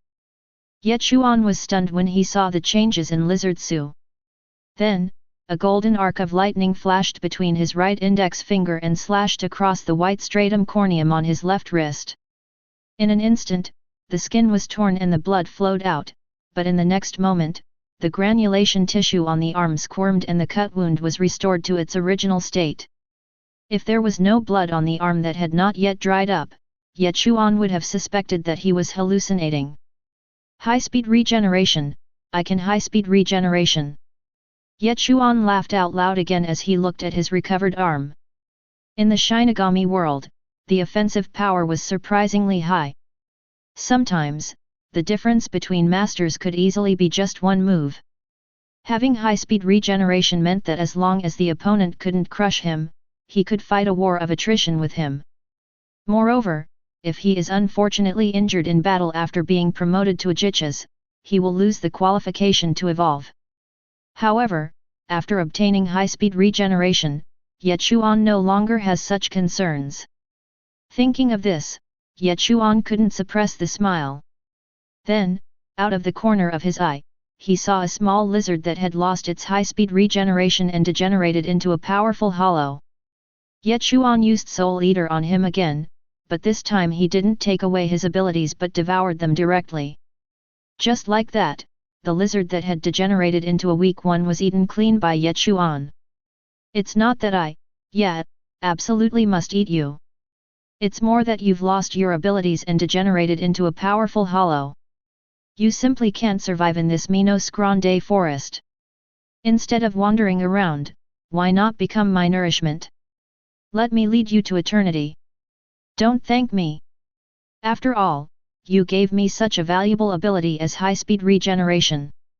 Consider this your repayment. Alas, I am always too soft-hearted. This is not good. Just like that, when he first arrived at the Minos Grande forest, Ye Chuan killed 19 giant hollows of the same level in one battle. Oh, no, it should be 18, because the lizard had finally degenerated into a powerful hollow and could no longer be considered a giant hollow. After this battle, Ye Chuan not only obtained high-speed regeneration, but also his own Ryotsuo increased by more than 10%. 18 giant hollows can only increase my Ryotsuo by 10%? I wonder how I compare to that alien Jillian back then. Every time his strength improved, he would compare himself with that alien Jillian. That Jillian had given Ye Chuan, who had just arrived in Hueco Mundo, a great shock. And it was because I had seen him use Zero and Ye Chuan that he was able to master these two powerful moves so early. Chapter 12. At the same time that Ye Chuan devoured the group of voids in the Minos Grande forest. Somewhere in the Hueco Mundo desert, a Jillian with a special pattern on his mask is facing off against another hollow with scars all over his body. If Ye Chuan sees it again, he will definitely recognize that this ghost is the alien Jillian that he met when he first arrived in Hueco Mundo. The other hollow that was confronting him at this time was only about 3 meters tall, with a thin body, a clown-like white mask on its inverted triangle head, and the sharp nails on its hands were like 10 sharp blades. There were also many broken limbs of ordinary Jillian around the two. It was obvious that this alien Jillian had experienced a big battle before. You, Jillian, you are so rebellious and audacious. How dare you kill all my men? Submit to me and become my loyal servant. I, Sta Murev, will spare your life and even bring you to an audience with the great lord of Hueco Mundo, Baragan Luzenbern. Sta Murev, whose mask resembled a clown, looked at the powerful alien Jillian in front of him and spoke word by word. UBD, you're not worthy of my submission. Sooner or later, I will storm into the Kuya Palace, defeat Baragan, and ascend the throne. The alien Jillian showed disdain on his face, opened his mouth and spit out a zero at Sta Murev. Seeing this, Sta Murev raised his hands above his head and fired a zero. Boom! The two powerful zero shells collided with each other, creating a deafening roar that sent a howling wind through the surrounding desert. When the smoke and dust cleared, both sides stood there unharmed, and the two zero were evenly matched. Sta Murev's eyes widened with anger. He was a great Ajichas, but he was evenly matched with a Jillian in a zero fight. Moreover, the Jillian was injured. If this matter were to be reported to the Kuya Palace, he would be finished. But as an Ajichas, he couldn't lose face, so he immediately pretended to be calm and said, "Foolish Jillian, how dare you disobey me, Star Murev, your superior Ajichas." Upon hearing this, the Jillian actually made human-like movements and started laughing. "Ha ha ha, you still have the nerve to call yourself Ajichas? You are nothing but a useless person with a broken body, who has permanently stopped evolving and relies on constantly devouring Jillian to barely keep from falling into the rank of Ajichas. Damn it, how dare you!" After being verbally abused by the alien Jillian, Sta Murev stood there in a daze for a long time without being able to utter a word. However, the originally white clown mask covering his face turned visibly red. After turning red, it looks more like a clown. Roar! Sta Murev let out a roar, and then the Ryotsuo around his body suddenly increased. The purple-black Ryotsuo between his palms gathered into energy bombs and swung them out madly, aiming at the alien Jillian in front. It was obviously a false bullet. Almost at the same time, he flashed, turned and came to the side of the alien Jillian, intending to dig his steel-like nails into her neck. Just as the nails were about to touch Jillian's neck, Jillian activated a whirlwind and narrowly avoided the attack. He then moved directly above Sta Murev and stomped down with a large, skeletal foot, intending to crush Sta Murev to death. The powerful kick of the alien Jillian made the surrounding white sand fly all over the sky. This kick sent Sta Murev directly into the sand. Clang! There was a sound of metal clashing, and with his upper body exposed, Sta Murev raised his hands to resist the huge, bony foot. The friction between his sharp nails and the sole of Jillian's foot caused sparks to fly. Damn it, you damn Jillian! Sta Murev roared again, releasing all his Ryutsu without reservation, and finally bounced off the alien Jillian's big feet, turning into a stream of light and rushing out of the sand. At this moment, Star Murev, wrapped in purple-black Ryutsu, raised his hands high, fingers crossed. His aura reached its peak at this moment. Evil Bite! Sta Murev transformed into a black and purple ghost face and rushed towards the alien Jillian at an extremely fast speed, biting his neck. The neck of the alien Jillian was like foam encountering concentrated sulfuric acid, and it quickly melted under the cover of a black and purple light. Within a few breaths, 1/3 of Jillian's thick neck was melted. At this moment, the alien Jillian's left hand grabbed his injured neck out of thin air, and Sta Murev, who had been hiding, was caught in his hand. I got you!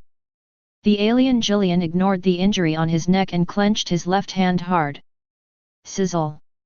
The alien Jillian's hand holding Sta Murev also began to dissolve. Hehe, my evil bite is emitted through my body surface. If you grab me like this, it will only speed up your death. Sta Murev's triumphant voice came. However, the alien Jillian still did not show any panic on her face. She raised her left hand and was about to put Sta Murev into her mouth. You want to dissolve me, don't you? Then let's see whether you dissolve me first or I digest you first. No. Don't. You.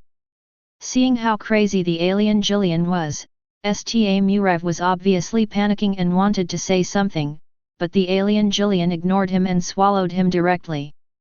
Ah! Jillian screamed in agony and then half-knelt in the desert. It was clear that Star Murev was still burning his esophagus. After several hours, Jillian, half-kneeling on the ground, motionless, suddenly struggled to stand up. The wounds all over her body began to slowly heal under the nourishment of a stream of purple-black Ryutsu. At this time, the alien Jillian had a smug smile on his face, and then patted his belly gently. This pathetic Ryutsu can't even help me advance, and you still have the nerve to call yourself an Aegis? And don't call me Jillian, I have a name. My name is Grimmjow Jaeger Jaques. In the forest of Minos Grande, Ye Chuan, who had just had a full meal, was wandering around, looking for a new target. Roar! Is this sound, a lone Jillian? Soon Ye Chuan came to the place where the sound came from and saw Jillian roaring for no reason. It's a shame you're just an ordinary, mindless Jillian, but you're enough to measure my strength. Ye Chuan was not afraid at all when facing Jillian, who was one level higher than him. Instead, he rushed forward with a sinister grin. Chapter 13. Call out! Ye Chuan used the sound of turning and teleport a distance of 100 feet in an instant, going directly behind Jillian. Compared to Jillian, who is nearly 100 meters tall and 20 meters long, Ye Chuan seems a little short. The centipede's huge tail wrapped directly around Jillian's legs. Jillian's pale, bony giant foot was entangled in an instant, and then Ye Chuan launched a lightning strike. Sizzle! The violent arc of lightning shot out directly along Ye Chuan's tail. Gave Jillian a foot massage. Roar! Jillian screamed in pain, looking up to the sky. He then noticed Ye Chuan behind him. His massive head spun around, his mouth wide open, and a black and red zero was aimed at Ye Chuan.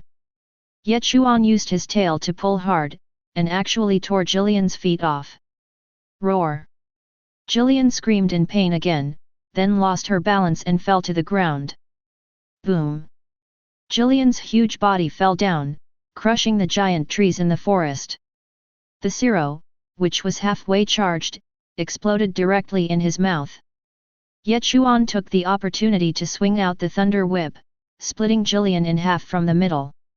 In this way, the lone Jillian was dealt with so cleanly and neatly by Ye Chuan. Ye Chuan took a closer look at the circle of sharp bone spurs on Jillian's neck, and then he basically confirmed that the 2 bone spurs he had obtained from Chameleon Su were indeed from Jillian. Originally, he had planned to use the 2 bone spurs as a 2-handed sword after being promoted to Giant Hollow. However, Ye Chuan's strength was greatly improved after the promotion, and the 2 bone spurs could hardly break Ye Chuan's defense, so he simply absorbed the 2 bone spurs with Soul Eater. Ye Chuan raised his tail high and activated Soul Gnawing again. A dark golden Ryotsu burst out from the spikes on his tail, forming a huge vortex of spirit particles. In a short while, it completely absorbed Jillian's body that was broken into 2 pieces. As the huge Ryotsu merged into his body, Ye Chuan opened his arms with a look of enjoyment on his face. Comfortable. Unexpectedly, devouring a lone Jillian could actually increase Ye Chuan's overall Ryotsu by 60 to 70%. Feeling the surging Ryotsu in his body, Ye Chuan stretched out his body. Ye Chuan now felt that if he faced the same Jillian again, Zero would probably be able to kill him easily with a head-on attack. I just don't know how it would be against that alien Jillian from back then. Although Ye Chuan was still a giant hollow at this time and had not yet been promoted to Jillian, the ordinary, unintelligent Jillian was no longer his opponent. With his current strength, as long as he doesn't encounter those Ajichas led by a group of foolish Jillians, his life will basically not be in any danger. As for whether he would meet Vasto Lord, the number of Vasto Lords in the entire Hueco Mundo could be counted on one hand. Ye Chuan thought that his luck was not that bad yet. What's more, he also has the magical skill of concealing his breath. Ye Chuan estimated that if he activated concealing his breath now, ordinary Ajichas would probably not be able to discover his disguise. Therefore, his courage immediately grew, and after concealing his breath, he headed towards the depths of the Minos Grande forest. Since there is no white sand in the Minos Grande forest, Ye Chuan cannot hide his body under the sand, and Ryotsu can only hide his body, but not his body. Because Ye Chuan's travel speed is very slow, he mainly hides his tracks all the way. During this period, Ye Chuan encountered many lone giant hollows, and Ye Chuan killed and devoured them one by one. It must be said that the Minos Grande forest is indeed a treasure land for Ye Chuan, who has a ghoul. His efficiency and utilization rate in devouring hollows with Soul Eater were much more convenient than swallowing them directly. Other hollows rely on eating to devour their own kind, which is time-consuming, and their corpses gradually dissolve into spirit particles, dispersing into the air of Hueco Mundo. Furthermore, while devouring, they must also be wary of sneak attacks from other hollows. If they become careless and allow another hollow to take advantage, they could lose their prey at best, or even become prey along with their own prey. It's great that there are no middlemen making a profit from the price difference. Ye Chuan chased a giant hollow that looked like an electric eel. This electric eel could release light blue voltage all over its body. Ye Chuan had a feeling that if he could devour the Ryotsu of this hollow, his lightning power would be improved, so he started to chase this hollow. It has to be said that the speed of this electric eel is extremely fast among the giant eels.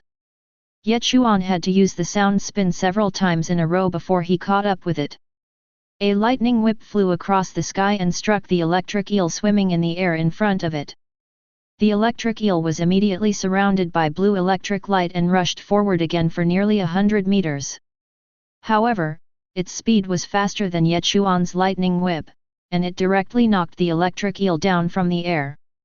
Ye Chuan flashed in front of the electric eel, and used the centipede's tail to cut it in half. Then he activated the Soul Eater and began to absorb the electric eel completely. After a while, Ye Chuan slowly opened his tightly closed eyes, and when he raised his hand, the thunder whip shining with dark golden light appeared in his hand again. Really?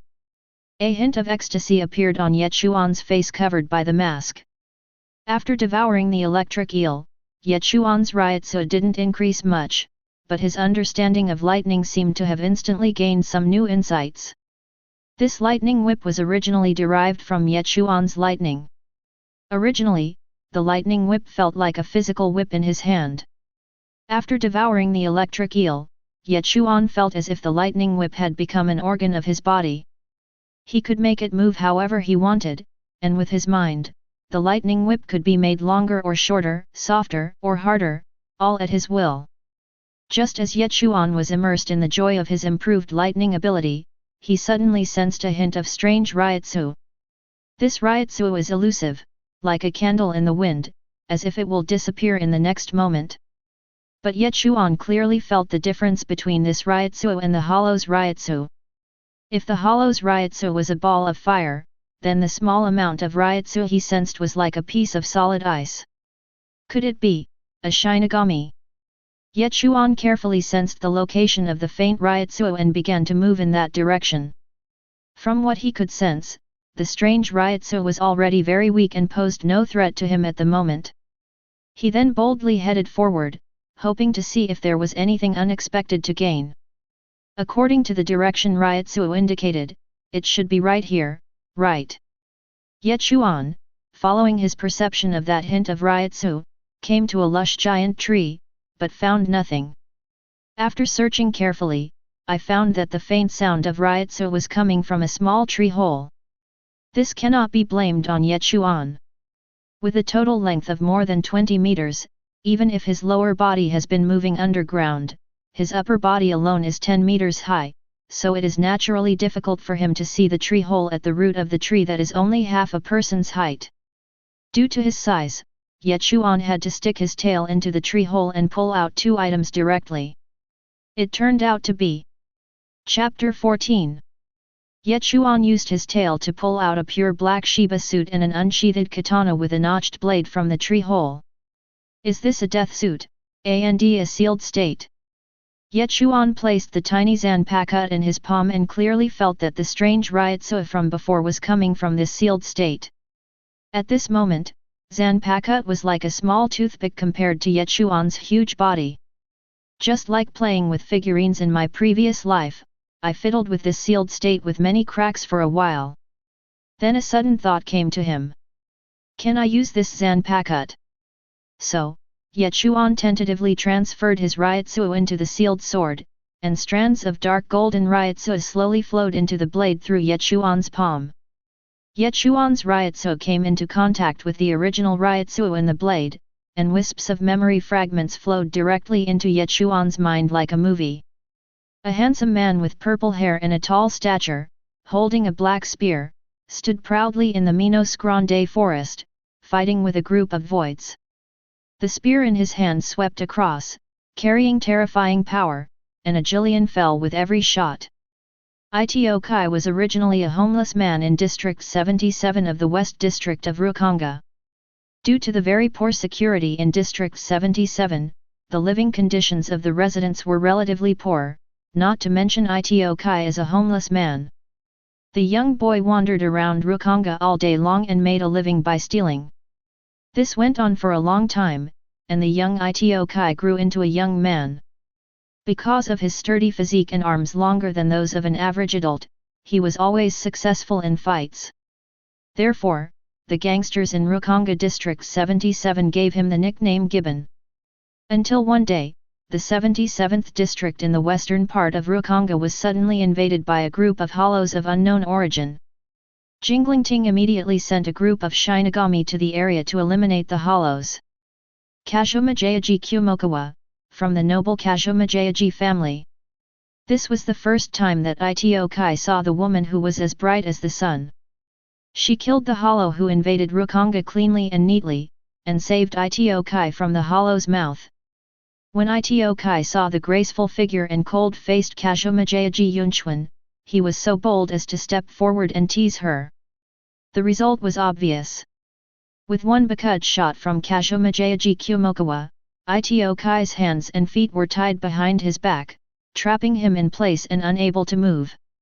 Originally, because Itokai offended the nobles, the Shinigami who was traveling with Kashomajayaji Kumokawa wanted to kill Itokai, but was stopped by the kind-hearted Kashomajayaji Kumokawa. My name is Kashomi-aji Kumokawa, and I'm the 13th seat of the 11th division. I only like the strong. If you really like me, then work hard to become stronger. If one day you can defeat me, then... Itokai remembered Kashomajayaji Kumokawa's words clearly. In his knowledge, the only ones who can defeat Shinigami are Shinigami. He, who was originally lazy and careless, actually participated in the selection of Mu's Spiritual Academy, and successfully passed the entrance in one try, and graduated successfully after several years.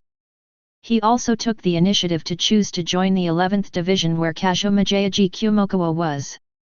In the following decades, the originally unknown Itokai unexpectedly came from behind and successfully rose from an unknown little Shinigami of civilian origin to become the 3rd seat of the 11th division. His strength far surpassed that of Kashomajayaji Kumokawa, and he fell in love with Kashomajayaji Kumokawa during their subsequent side-by-side battles. The Kashomajayaji family behind Kumokawa also witnessed Itokai's potential and agreed to marry him. As long as Itokai became the vice-captain of a certain team, he could officially marry Kashomajayaji Kumokawa. Just when everything was going in a good direction, a piece of news came that Kashomajayaji Kumokawa suddenly left Itokai without saying goodbye and joined the Hueco Mundo expedition to Hueco Mundo to conquer Minos Grande. As a member of the Kashomajayaji family, although a collateral branch, Kashomajayaji Kumokawa is also a noble and would never be assigned to a death squad like the Hueco Mundo expedition. Itokai, who was quite suspicious about this matter, went to the Kashomajayaji family many times to ask for an explanation, but the Kashomajayaji family has always been vague about it. However, Itokai, who came from a commoner family, had no way to deal with the Kashomajayaji family. He could only give up his position as a chief officer and join a new round of Hueco Mundo expedition, heading to Hueco Mundo, hoping to reunite with his fiancée. Unfortunately, their team encountered a strange space fluctuation when they set out. As soon as they came out of the black cavity, they came directly to the Minos Grande forest. Soon, Itokai and his group fell into the encirclement of the hollow group. The rest of the team members were quickly killed or injured under the siege of a large number of hollows. Only Itokai escaped with his powerful strength. In the next few years, Itokai stayed in the Minos Grande forest, killing hollows and searching for the whereabouts of Kashomajayaji Kumokawa. Xiaodalo and Ye Chuan were not found, but quite a few of Su were killed. Until one day, he attracted the attention of two Ajichas. These two Ajichas brought their own Jillian army and came to surround and kill Itokai. Itokai is indeed the 3rd member of the Berserker Squad, Squad 11. His strength is definitely at the level of vice-captain. Facing the siege of hundreds of Jillians, he was still able to fight his way out, and even in the end he was seriously injured and on the verge of death, and died together with the two Ajichas. At this moment, the last scene flashed through Ye Chuan's mind. Let's fight to the death, Kamikaze Maru. With a soft hum, the sealed state in Itokai's hand turned into a pitch-black spear. Surrounded by a strong wind, the spear rushed towards the group of voids in front of it, moving forward fearlessly. At this point, the hint of riot soul lingering on the sealed state completely disappeared. Alas, Brother Hai is such a man. But it's a pity that his brain is not very good. From the general situation learned from the remaining Ryotsuo of Itokai, Ye Chuan knew without a doubt that the disappearance of Kashomajayaji Kumokawa must be related to the Kashomajayaji family. Why did Itokai rush to Hueco Mundo to look for him in such a hurry? Of course, this is also partly due to the god's perspective. After all, in the original anime, the Kashomi family seemed to have caused a lot of trouble. As the chief officer, Itokai cannot touch the Kashomajayaji family. What if he is the vice-captain? If the vice-captain is not a good option, then what if he becomes the official captain? Itokai's life was extremely short compared to the long lifespan of Shinigami. In other words, Ito Kai had the qualities of a captain. This was also the fundamental reason why the Kashomajayaji family did not object to the marriage. If he had learned Bankai, would Ito Kai, wearing the captain's Haori, still be so passive when he went to Kashomyoji's house to seek an explanation? A captain-level figure, not to mention the Kashomi family, even the 4 great nobles dare not look down on him. Hey, brother hi, why are you so impatient? If I were you, I would just wait until I'm strong enough, and then all problems will be solved. Although their positions were different, Ye Chuan couldn't help but feel sorry for Ito Kai, and in the end, he could only sigh. Chapter 15. After Ito Kai's Ryotsu completely dissipated, Ye Chuan's Ryotsu no longer felt blocked, and it poured into the sealed state like seawater. Suddenly, Ye Chuan felt dizzy. He looked up and saw that the surrounding scenery had changed drastically. It was obviously no longer the Minos Grande forest, nor even in Hueco Mundo. Looking at the low earthen houses and messy streets around him, Ye Chuan felt confused. Is this Section 77, Rukonga West District? Ye Chuan found himself in a scene exactly the same as the Rukonga in Ito Has memory. Am I, in the spirit world? No, this is the inner world, this is Ito Kai's inner world. Just when Ye Chuan was confused, a handsome and tall purple-haired young man suddenly appeared at the end of the long and chaotic street. He was wearing a death tyrant suit and holding a sealed state. Ito Kai. Looking at the handsome man walking towards him quickly, Ye Chuan spoke tentatively. The purple-haired man did not answer, but ran towards Ye Chuan quickly unsheathing the sealed sword at his waist, and slashed towards Ye Chuan from a distance of dozens of feet. The next moment, Ito Kai was 3 feet in front of Ye Chuan and slashed with his sword. So fast! Is this Shunpo? In a hurry, Ye Chuan had to attach a lightning arc to his right arm and hurriedly resist. Puff! The bright red blood gushed out like a fountain, and Ye Chuan's huge right arm was cut off by Ito Kai with one blow. Fortunately, Ye Chuan reacted quickly and immediately created distance with a sharp turn. He then used his tail to wrap up the broken arm on the ground and placed it in the gap. Just when the broken arm and the squirming granulation tissue at the wound were about to stick together, the purple-haired man attacked again. The long sword in his hand turned into a pitch-black spear in an instant. He waved the spear lightly from a distance and shot out a gust of wind, which directly blew Ye Chuan's broken arm, which was about to heal, into pieces. Damn, such a fast speed! Ye Chuan cried out in pain and quickly retreated again, performing several consecutive rotations before he left the range of the strong wind created by the pitch-black spear. The tissue at the gap of the broken arm squirmed wildly, and finally the severed right arm was restored. Since the severed arm was blown up, regenerating it would consume much more Ryotsu than gluing it together and then regenerating it. However, Ye Chuan did not feel any consumption of Ryotsu in his body. This completely confirmed that he was in Ito Kai's inner world at this moment. But Ye Chuan clearly remembered the setting of the king and the mount in the original Shinigami work, which was that if the king was killed in the spiritual world, he would really die. Looking at Ito Kai who was charging towards him again and trying to tear him into pieces, Ye Chuan made random remarks. I can help you find Kashomadera Kumokawa. Upon hearing this, the purple-haired man immediately stopped, squatted on the ground with his hands on his head, and a look of pain on his face. My wife, Yunkawa. I am, Ito Kai. No, I am Kamikaze Maru. Ye Chuan saw the purple-haired man in front of him behaving strangely as if he was crazy. He had no way to leave this inner world. Ye Chuan did not dare to ask and could only stand there and watch what happened. After a long while, the purple-haired man gradually calmed down. Then he looked at Ye Chuan and spoke slowly. I am Kamikaze Maru. I exist to carry on my master's will, to retrieve Kumokawa. After saying this, the purple-haired man waved his hand, and Ye Chuan suddenly felt dizzy again. When he came to his senses, he suddenly found himself back in the Minos Grande forest again. Am I back?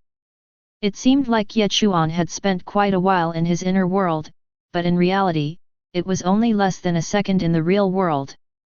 But Ye Chuan still felt a lingering fear when he recalled everything that had happened before. The joy that Ye Chuan had felt in Hueco Mundo over the past few days of constantly consuming various voids and becoming stronger was shattered by the impact. A Shinigami at the vice-captain level is so powerful. No, we can't slack off and must continue to become stronger. Ye Chuan quickly calmed himself down and began to review the past. This accidental knowledge of Ito Kai's past was not without benefit. At least he had all of Ito Kai's memories during his training. He immediately raised his left hand and pointed at the giant tree in front of him. Had number 4, White Thunder. Ye Chuan called out the had number and performed the Ryutsu according to the method Ito Kai remembered. Although Ito Kai was the third seat of the famous 11th Division's melee squad, he was still good at using kid techniques, and his most proficient one was this White Thunder technique. 1 second later. 2 seconds later. 30 seconds later. Still nothing happened. Okay, so it turns out Hollow Ryutsu really can't use Shinigami's jutsu. But Ye Chuan didn't feel discouraged, he was just giving it a try. What really made him happy was that the sealed sword in his right hand had become more than 10 meters long and fit his body shape perfectly. I think I'm the only hollow in this world who has Zanpakuto before Arrancar. Apparently, the experience he had previously had in his inner world had actually given him the right to use this Zanpakuto, and he had all the memories of Ito Kai practicing slashing techniques and past battles in his mind. What he lacked now was actual combat. This is a deputy captain level killing technique. Now, as long as he can master these killing techniques, his strength will make a qualitative leap in the shortest time. Ye Chuan raised his right hand lightly and slashed with a knife. A sharp knife light flashed, and a giant tree next to him, which was 100 meters tall and with a trunk diameter of more than 5 meters, was cut down by Ye Chuan's knife. Boom! The giant tree fell down, raising a cloud of dust and crushing a number of low shrubs. Well, it's worthy of being the work of Wang Yu, the sword god Namiwu. What a wonderful treasure! Ye Chuan looked at the Zanpakuto in his hand and liked it more and more. As he injected Ryutsu into it, the Zanpakuto, which was originally full of cracks, was restored to its original state and became brand new. The sword also adapted to his body and became 10 meters long. Ye Chuan played with the giant sword in his hand over and over again, just like a child who had received a new toy. Roar! Roar! Roar! The 7 Jillians roared loudly and surrounded the tiny giant void that dared to challenge them, as if they were going to rush over and tear it into pieces in the next moment.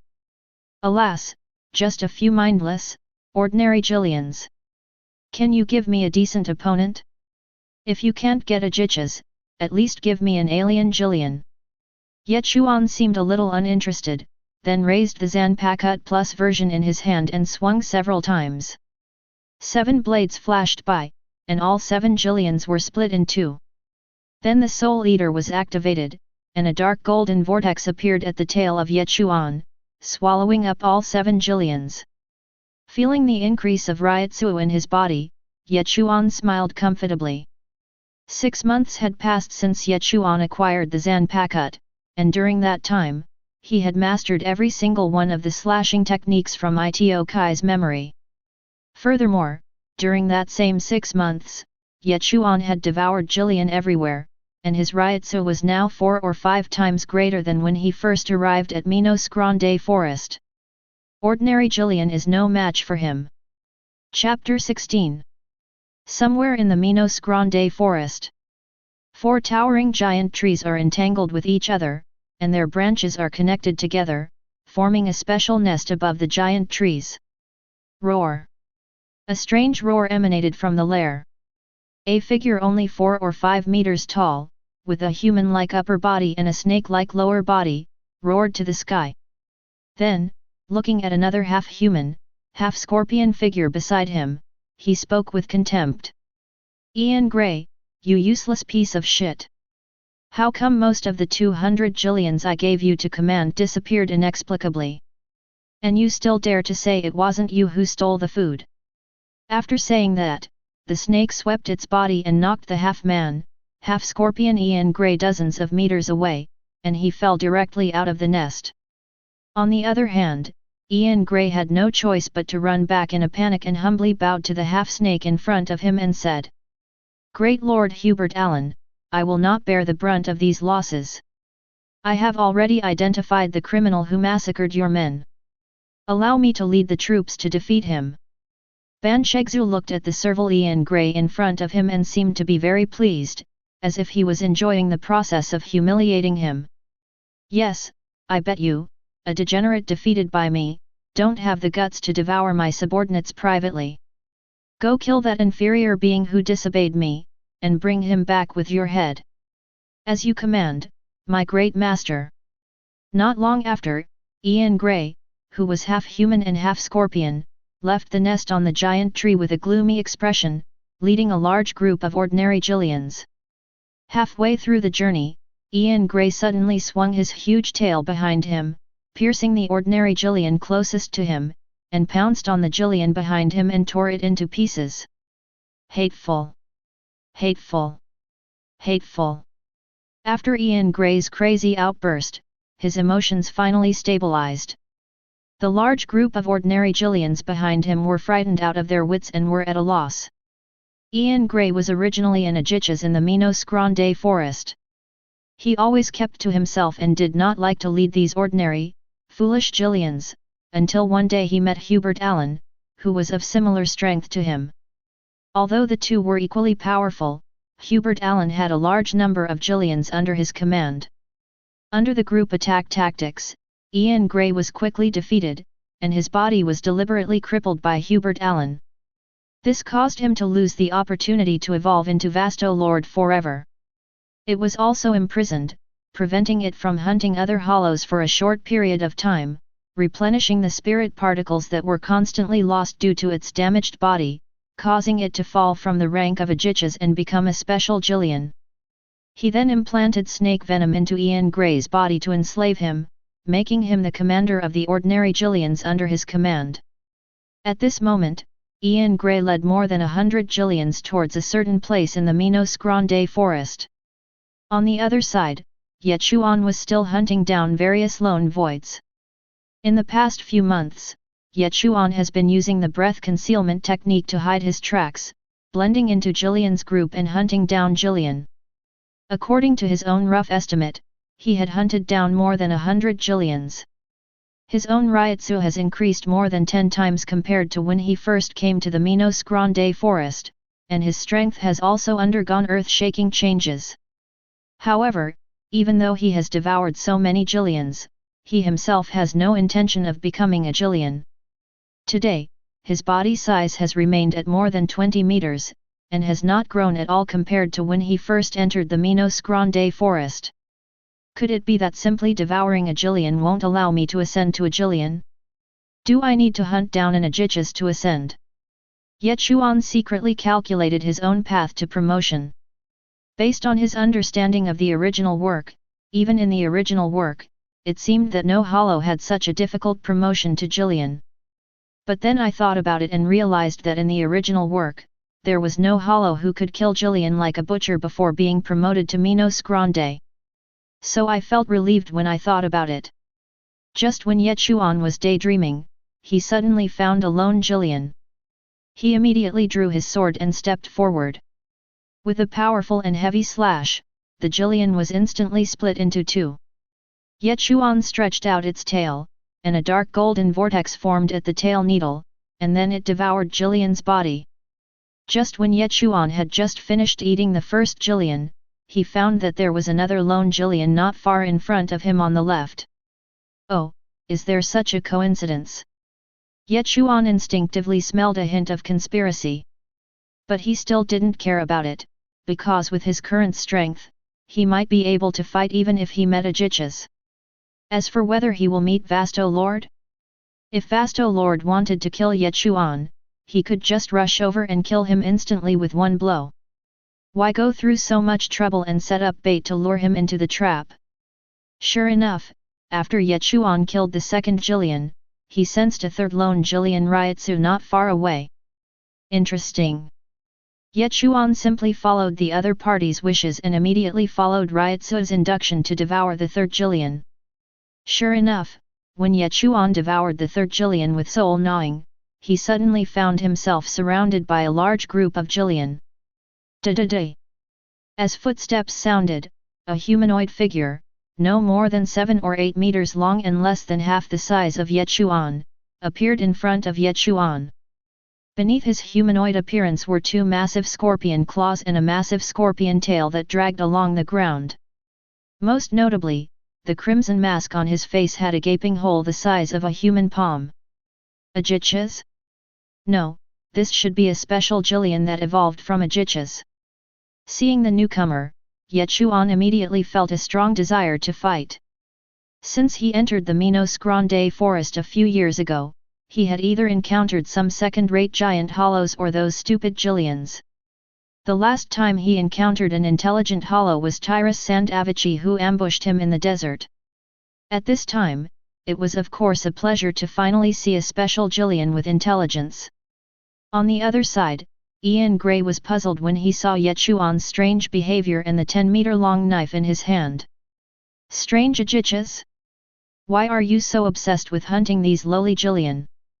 And the knife in your hand, why does it look a bit like those invading Shinigami? Hearing the words of the half-human scorpion opposite him, Ye Chuan nodded slightly. He actually mistook me for an Ajichas. Doesn't that mean my Ryutsu has now reached the Ajichas level? After hearing Ian Gray's words, Ye Chuan did not deny it. He just looked at the half-scorpion in front of him with fighting spirit in his eyes. Ian Gray seemed to understand Ye Chuan's meaning, and waved his hand to signal the group of restless Jillians behind him to keep quiet. He wanted to have a head-on confrontation with Ye Chuan. Chapter 17. Roar. Ian Gray uttered a roar. Immediately, the Jillians around him retreated far enough away to leave enough space for him and Ye Chuan. Call out! A sound of breaking through the air was heard, and Ian Gray took the lead and used the loud turn, coming directly in front of Ye Chuan. His 2 scorpion claws were like 2 sharp scissors and pierced Ye Chuan's face. At the same time, Ye Chuan pulled back and then blocked with a knife in his right hand. Clang! Sparks flew when the pliers met the blade. Ye Chuan swung his left hand downward, unleashing a 10-meter-long lightning whip. Seeing this, Ian Gray stepped into the air, his spirit energy erupting beneath his feet. He unleashed a resounding rotation and retreated 10 meters. Bang! The lightning whip carried unparalleled force and smashed several giant trees.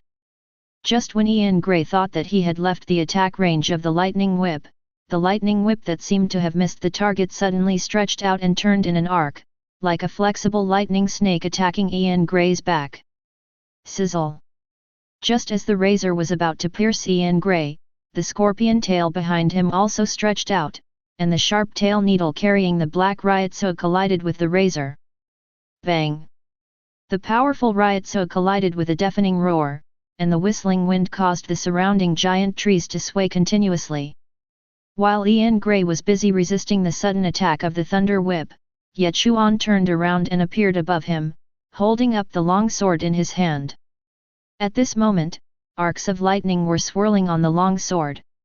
With a sudden chop, a huge dark golden sword light carrying the power of thunder appeared. Ian Gray had just tried his best to withstand the sudden attack of the thunder whip, but faced with the sudden huge sword light, he had to dodge sideways in a hurry. As a result, he failed to dodge in time and his right arm was cut off directly. Puff! A large amount of blood flowed out from the broken arm, and Ian Gray covered his broken arm with his hand with a pale face. This was not the end yet. The aftermath of Ye Chuan's full-strength sword strike split the mindless Jillian who was closer behind him into 2. So strong! If I weren't injured. Although Ian Gray was enslaved by Hubert Allen and degenerated into a Jillian, he always believed that he was an Ajichas and not a lowly Jillian. Therefore, after he sensed the strength of Ye Chuan Ryutsu and mistook Ye Chuan for Ajichas, he was eager to fight him fairly to prove that he was still the proud Ajichas he once was. Ye Chuan looked at the half-scorpion Su in front of him whose arm he had cut off. Rarely did he continue to pursue the victory but stopped and looked at the Su in front of him with complicated eyes. Through fighting with him and the contact between the two sides Ryutsu, he found that his opponent's fighting spirit was not strong, but rather seemed to be seeking death. I don't need my opponent's mercy. Ian Gray looked at Ye Chuan who suddenly stopped, and the dark Ryutsu around his body immediately exploded, and countless sharp needles shining with black and purple light burst out from the scorpion tail behind him. Seeing these Ryutsu-shaped needles shooting towards him, Ye Chuan shook his head. He had originally thought that he would have a good fight with this half-human scorpion, but the result was still a crushing defeat. However, the half-scorpion in front of him knew that he was no match for Ye Chuan but still dared to show his fangs to him. He was indeed a respectable opponent. So he decided to give such an opponent the respect he deserved. He immediately grasped the hilt of the knife with both hands, and with arcs of lightning wrapped around the blade, he swung out with all his strength again. The dark golden blade light reappeared, as if painting the sky golden. So strong!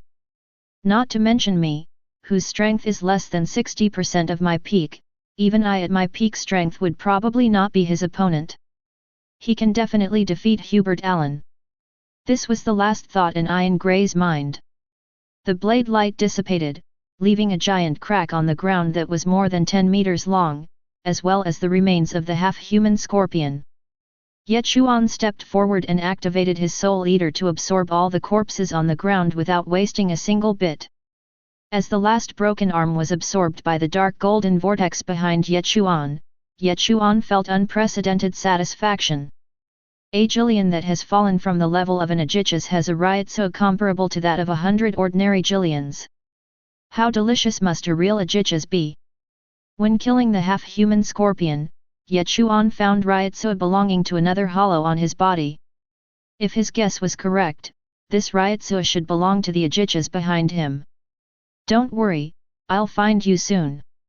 At the same time, Hubert Allen, who was eating in the nest, suddenly shuddered. Ye Chuan, who had just digested the half-scorpion, looked at the foolish Jillian around him who had fallen into a riot because of the death of his commander, and licked his lips. He continued his hunting journey. This half-Scorpio guy is such a good person. Not only did he give himself to me, he also gave me over 100 ordinary Jillians. While Ye Chuan was slaughtering the fleeing Jillian group, he was remembering the half-human scorpion he had just killed. Soon, more than 100 Jillian were completely devoured and digested by Ye Chuan. At this time, the Ryutsu in Ye Chuan's body increased by about 50% compared to before the battle. Thank you for the gift, Brother Centaur. More importantly, Ye Chuan finally felt a sense of fullness. He had a hunch that as long as he devoured 100 or 200 ordinary Jillians, or an Ajichas, he could be promoted to Jillian. Right now, even though I haven't been promoted to Jillian yet, I already possess Ajichas level combat power. If I were to officially become a Jillian, I'm afraid I'd be able to directly rival Vasto Lord, right? Ye Chuan thought secretly in his heart. Thinking of this, Ye Chuan began to raise his own Ryutsu to ultimate, feeling the trace of Ajichas Ryutsu on the half-human hollow. He must strike while the iron is hot to find the Ajichas behind the half-human hollow and use his flesh and blood as nourishment for his own advancement. Carefully feeling the distance between him and that touch of Ryutsu, Ye Chuan walked all the way south. After walking for most of the day, Ye Chuan finally felt that he was getting closer and closer to the Ryutsu. At the same time, he also felt hundreds of Ryutsu belonging to Jillian around that Ryutsu. One intact Ajichas, plus hundreds of Jillians, is a bit tricky, but not unsolvable. Ye Chuan looked at the nests on the 4 giant trees in front of him and began to hold his breath. He decided to first eliminate all the Jillians stationed outside and then go deep into the nest to kill the Ajichas. Ye Chuan acted immediately, hiding himself and planning to start from the outermost area and hunt down these Jillians. Call out! The sound moved, and a sword light that was as fast as ultimate directly killed the Jillian who was on guard at the outermost edge, and then used the Soul Eater to absorb it.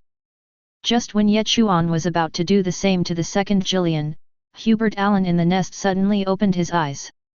Enemy attack! Roar! Following Hubert Allen's angry roar, the group of Jillians who were standing in a daze under the giant tree suddenly started to run wild, and all noticed Ye Chuan who was about to make a move. Sure enough, we can't use the same methods we used against those mindless Jillians against the Ajichas. Chapter 18. Roar! Roar! Roar! Hundreds of Jillians followed Hubert Allen in a roar. Along with these roars, Ye Chuan felt that the Ryotsu in his body seemed to be a little bit blocked. Is this a combo skill? I never thought this Ajichas could control so many Jillians to perform a combo. Ye Chuan had a slight headache. You have the aura of Ian Grey on you. That idiot should die. And you actually lured me here by actively exposing my Ryotsu. And as a Minos Grande, you're actually holding a Shinigami's Zanpakuto? Interesting. A half-human, half-snake creature, only 4 or 5 meters tall, flew out from the nest in the giant tree, stood on the trunk and looked down at Ye Chuan. You think you can kill me by yourself? You're simply courting death. The Ryotsu I left in Ian Grey sensed it the moment you killed him, so I've been waiting for you on full alert.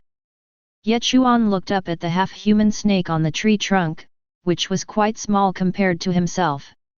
The powerful Ryotsu erupting from his body showed that he was the leader of this group of Jillian. Similarly, the alien Ryotsu found in the body of that special Jillian before belonged to the Ajichas in front of him. This was also Ye Chuan's first time meeting a serious Ajichas, so he was looking at the other party curiously. Now I'm giving you a chance to pledge your allegiance to me. Mutilate yourself and let me plant the snake venom in you. Then swear allegiance to me, Hubert Allen, and I'll let you go this time. How about that? The Ajichas named Hubert Allen spoke again. Apparently, like the centaur before, he mistook Ye Chuan for an Ajichas. As for asking Ye Chuan to mutilate his body, it was naturally to make Ye Chuan fall from the level of Ajichas. However, what he never expected was that not only was Ye Chuan not an Ajichas, even Jillian was not just an ordinary giant hollow. Snap! Hubert Allen snapped his fingers, and hundreds of Jillian around Ye Chuan began to accumulate zero and aimed at Ye Chuan. Seeing this scene, Ye Chuan immediately felt a headache. After a brief silence, Ye Chuan's right hand holding the knife cut off his left hand with one stroke. In an instant, Ye Chuan's left arm gushed out like a red fountain. As you offer my loyalty, Lord Hubert Allen. Ye Chuan threw the Zanpakuto in his right hand to the ground, picked up the fragment in his left arm with his right hand, and held it high in the direction of Hubert Allen. Seeing Ye Chuan's series of actions, Hubert Allen was stunned at first, and then laughed out loud. Ha ha ha, well, I like decisive guys. He snapped his fingers again, and the hundreds of Jillians around him stopped charging zero at the same time. Then he came closer to Ye Chuan and was about to pick up the broken arm that Ye Chuan was holding high to enjoy it. But suddenly he discovered that the tissue on his broken arm, which was bleeding profusely, was wriggling rapidly. In an instant, his left arm regenerated, and the regenerated left arm, holding a dark golden lightning whip, shot towards Hubert Allen. This is super! Call out! Hubert Allen, reacting quickly, retreated with the thunder whip following him like a leech. He was fast, but Ye Chuan's thunder whip was even faster, striking him squarely on the mask. Roar!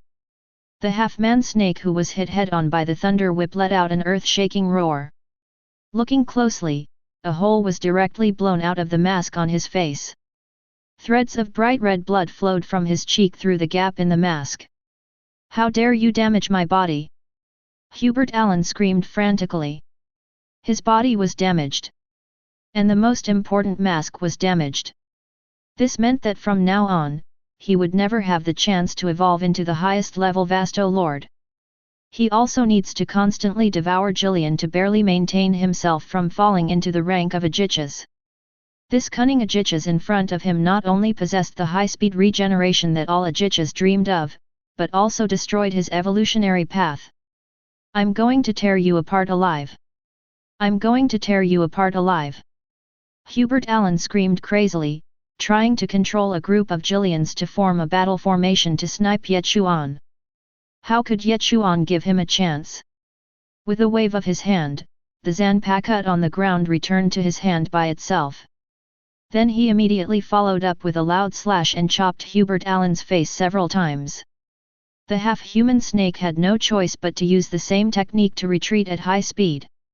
At the same time, the nails on both hands instantly extended, and all 10 nails carried black and red ryotsu, which shot out like a cannonball, colliding with the sword light of Ye Chuan, raising a cloud of dust. Damn it! You despicable sneak attacker! Ye Chuan's unexplained combination of feigning surrender followed by a surprise attack stunned Hubert Allen. Noisy! Ye Chuan ignored Hubert Allen, raised his left hand slightly, and a black and red zero was charged in a very short time and blasted towards his face. Hubert Allen's snake tail also condensed into a zero, which was also a bunch of black and red snakes and collided with the zero released by Ye Chuan. Boom! The two zeros collided with each other, raising a cloud of dust.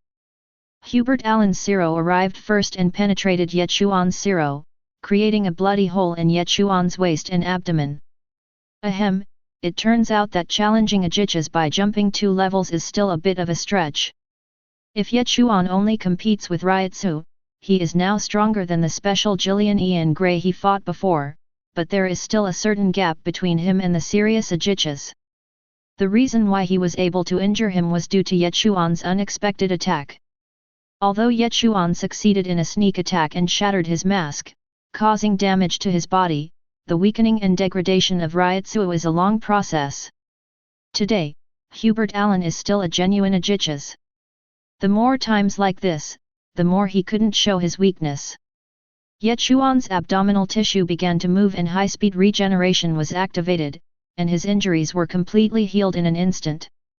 Using high-speed regeneration to repair such injuries would be a heavy burden on Ryotsu, so he decided to attack with all his strength and strive to kill the opponent quickly. Hubert Allen, who had recovered from his shock at this moment, watched as the injuries he had caused to Ye Chuan were healed again by Ye Chuan's high-speed regeneration. Damn it! If I had high-speed regeneration, I could restore my form. An emotion called jealousy instantly filled Hubert Allen's body, so he began to control his Jillian Legion, which was standing there in a daze, to send Zero to kill Ye Chuan. At the same time, Ye Chuan knew that he could not delay any longer. If he delayed any longer and allowed Jillian to surround and kill him, he would be the one to die. He gathered all his Ryotsu and used the strongest sword he could. Thunder Slash. This sword move is a combination of the slashing technique he learned from Ito Kai's memory and his own lightning ability. This is Ye Chuan's trump card. Chapter 19. Boom. The slash of the sword is like the explosion of spring thunder, which is why Ye Chuan named this move Thunder Slash. As the sword was swung out, about 70% of the Ryotsu in Ye Chuan's body was instantly consumed, and an extremely thick dark golden thunder carrying an unmatched sword energy slashed towards Hubert Allen. What a fast knife!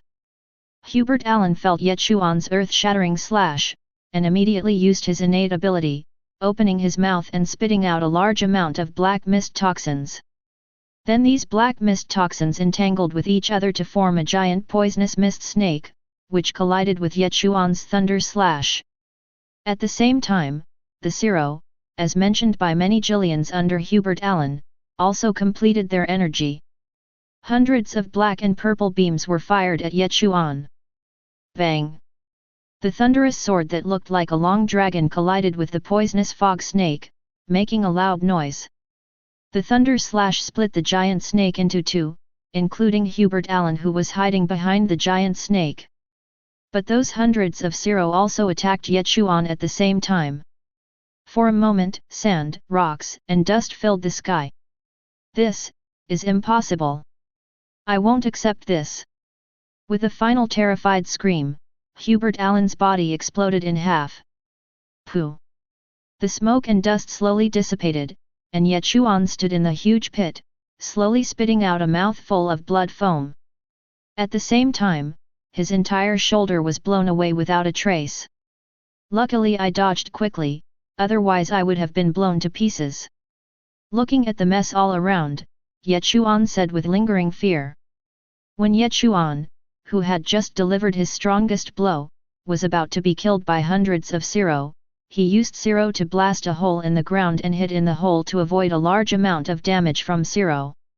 Even so, his entire shoulder was still blown to pieces. However, he simply protected his head and internal organs tightly. After a while, the granulation tissue on his hideous wound began to wriggle, and soon Ye Chuan, who was originally seriously injured and dying, recovered as before. Although he had recovered, Ye Chuan's energy was extremely weak and the ryotsu in his body was almost dried up. But Ye Chuan knew that now was not the time to relax, so he forced himself to stay alert, used the sound to stagger to the remains of Hubert Allen, and activated the Soul Eater to devour him. Without having time to digest it carefully, he picked up his knife and killed the hundreds of Jillians around him. These Jillians had no intelligence and were controlled by the snake venom, making their movements slow. Without a leader, they were even more stupid than ordinary Jillians. That was why Ye Chuan could go on a killing spree in such a weakened state and devour them all. When Ye Chuan had killed half of the animals and had not yet digested them properly, he felt a sense of fullness, so he had to suppress it temporarily and continue killing. Only after killing all the Jillians present did Ye Chuan ascend to the nest that originally belonged to Hubert Allen. Only then did he stop suppressing his urge to be promoted and carefully digested the spirit particles he had previously devoured with the Soul Eater. Ye Chuan curled up his whole body, and dark golden ryotsu surged out of his body like a tide, wave after wave. Then a dark golden beam of light appeared like a pillar supporting the sky, reaching up to the sky and down to the underworld. At this moment, the area within hundreds of miles with Ye Chuan as the center could sense this huge aura. 100 miles north of Ye Chuan, there was a lone centaur-shaped Ajichas. Suddenly, he looked towards Ye Chuan with a look of fear in his eyes. Is there an Ajichas being promoted to Vasto Lord? What a wonderful feeling, is this the leap of life? At this moment, Ye Chuan was in the middle of the light column and cried out in comfort. He felt as if he was being wrapped by a pair of warm hands. The feeling was like a spring breeze and was indescribable.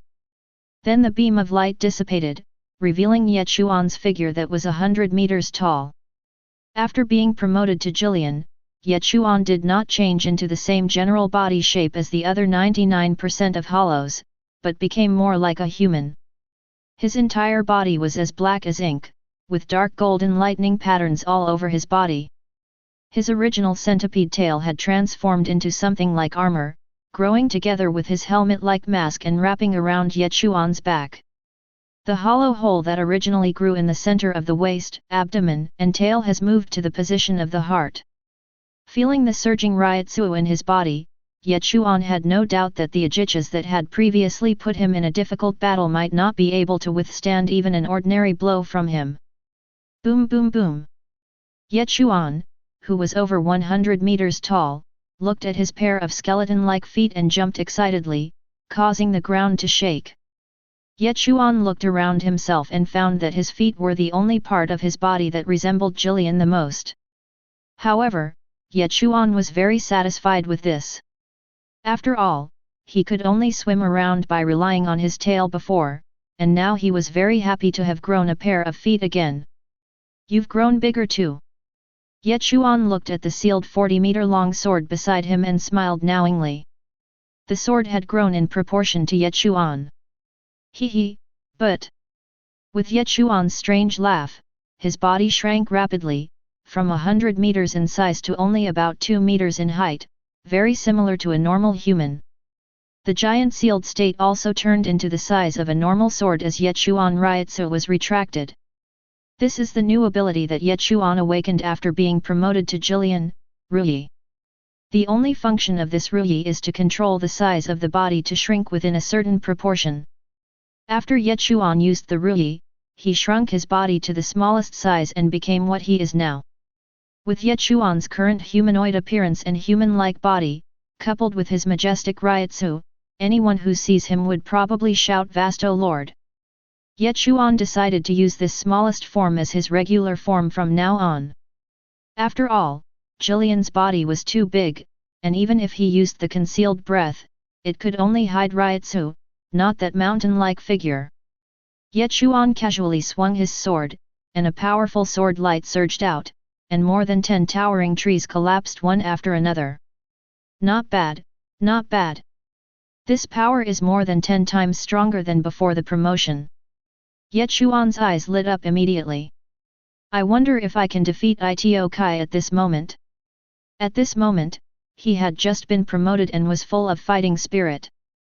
Although he was only promoted to the lower level Minos Grande Jillian, this Jillian obviously could not be judged by common sense.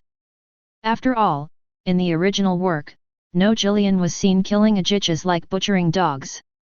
Although Itokai was once the third in command of the 11th Division, his actual combat ability was among the best among all the vice-captains, so it was suitable for testing his current strength. Ye Chuan then no longer hesitated and immediately followed the same approach as before, injecting his own Ryutsu into the Zanpakuto, while at the same time using his own consciousness to communicate with the inner world hidden in the sword. With a familiar feeling of dizziness, the scenery around Ye Chuan began to blur. Soon, the towering trees of the Minos Grande forest turned into a series of low earthen houses.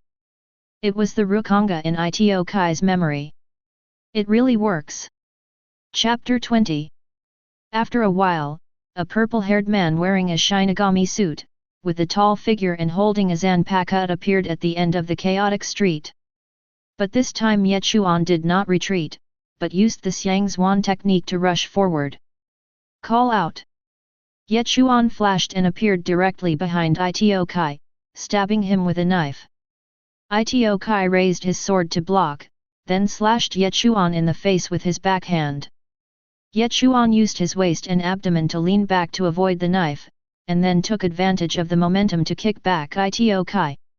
Then he tapped his left hand repeatedly, shooting out dozens of black and red balls of light, blowing the surrounding low earthen houses into ashes. It was the virtual bullet. Facing the bombardment of the virtual bullet, Itokai Shunpo shot out continuously, almost becoming an afterimage. In the next breath, the earthen house that had turned into dust returned to its original state. After all, this was the inner world of Itokai and not the real Rukanga. Head 4, White Thunder. Itokai pointed a finger and a white lightning shot towards Ye Chuan, but Ye Chuan fired another virtual bullet to neutralize it. Who said the 11th Division can't use Kid? They use Bailey very well. Ye Chuan complained in his heart. Ding ding ding. As the battle between Ye Chuan and Itokai reached a fever pitch, various wounds appeared on both of their bodies. However, the only difference was that the wounds on Itokai's body accumulated more and more, while Ye Chuan's wounds were healed by high-speed regeneration as soon as they appeared. Seeing that Ye Chuan could not be defeated by the slashing technique alone, Itokai immediately withdrew, raised the Zanpakuto high above his head, and shouted, "Let's fight to the death, Kamikaze Maru!" The long sword in his hand suddenly turned into a pitch-black spear carrying a strong wind, and then attacked Ye Chuan again. Ha ha ha, good job! Ye Chuan laughed loudly, and with a flick of the sealed state in his hand, a force of thunder immediately attached to the blade, and fought together with the spear surrounded by the strong wind. Swoosh, swoosh, swoosh. Divine Wind style, 7 blades wind kill. Itokai fired 7 times with his gun, and 7 whirlwinds like meat grinders swept towards Ye Chuan. Ye Chuan was not afraid either. He swung the long sword in his hand fiercely, and after a loud bang, he directly cut out a huge arc of lightning. It's the Thunder Slash. The thunder slash after the promotion was much stronger than the ajichas that killed the centaur, so it directly cut through the 7 hurricanes. Puff! The powerful and domineering lightning arc directly cut a deep scar on Ito Kai's body that was visible to the bone. From the left shoulder to the waist and abdomen, the bones are visible. However, Ito Kai completely ignored the fatal injury and continued to fight with Ye Chuan. However, Ye Chuan clearly felt that the opponent's speed had slowed down. Sure enough, even in the inner world, injuries will still affect the state. Divine Wind Style 2, Wind Dragon Roar. I saw Ito Kai waving his spear with both hands. Hula! Amidst the howling wind, a gale force dragon took shape in an instant, charging down towards Ye Chuan. This was clearly Ito Kai's ultimate move. Seeing this, Ye Chuan raised his knife horizontally. A wisp of black-red ryotsuo and a dark gold lightning arc intertwined on the tip of the knife, and in an instant it turned into a ball of light intertwined with black-red and dark gold. King Zero Light. The terrifying Zero with 2 colors intertwined as Ye Chuan finished speaking, then shot towards the wind dragon. This flash of Wangsu is the new ability Ye Chuan gained after he was promoted to Jillian. In the original novel, only Arankar at the level of Espada or Minos Grande at the level of Vasto Lord can use Wang Zero Light. Ye Chuan, however, mastered it naturally after being promoted to Jillian. The terrifying King Zero Light easily broke through Ito Kai's Wind Dragon and turned it into nothingness. Even Ito Kai, or Kamikaze Maru, disappeared into thin air after taking the flash of King Zero's light. The moment after he defeated Ito Hai, Ye Chuan returned directly to the real world after a dizzying moment. After the second battle with Ito Kai, Ye Chuan had a clear understanding of his current strength. His current ryotsuo is far higher than that of Ito Kai, who is at the vice-captain level, but his fighting skills and killing techniques are inferior to Ito Kai. That's why he fought with Ito Kai for so long. If the two had the same skills, Ito Kai would not have been able to last more than a few rounds in his hands.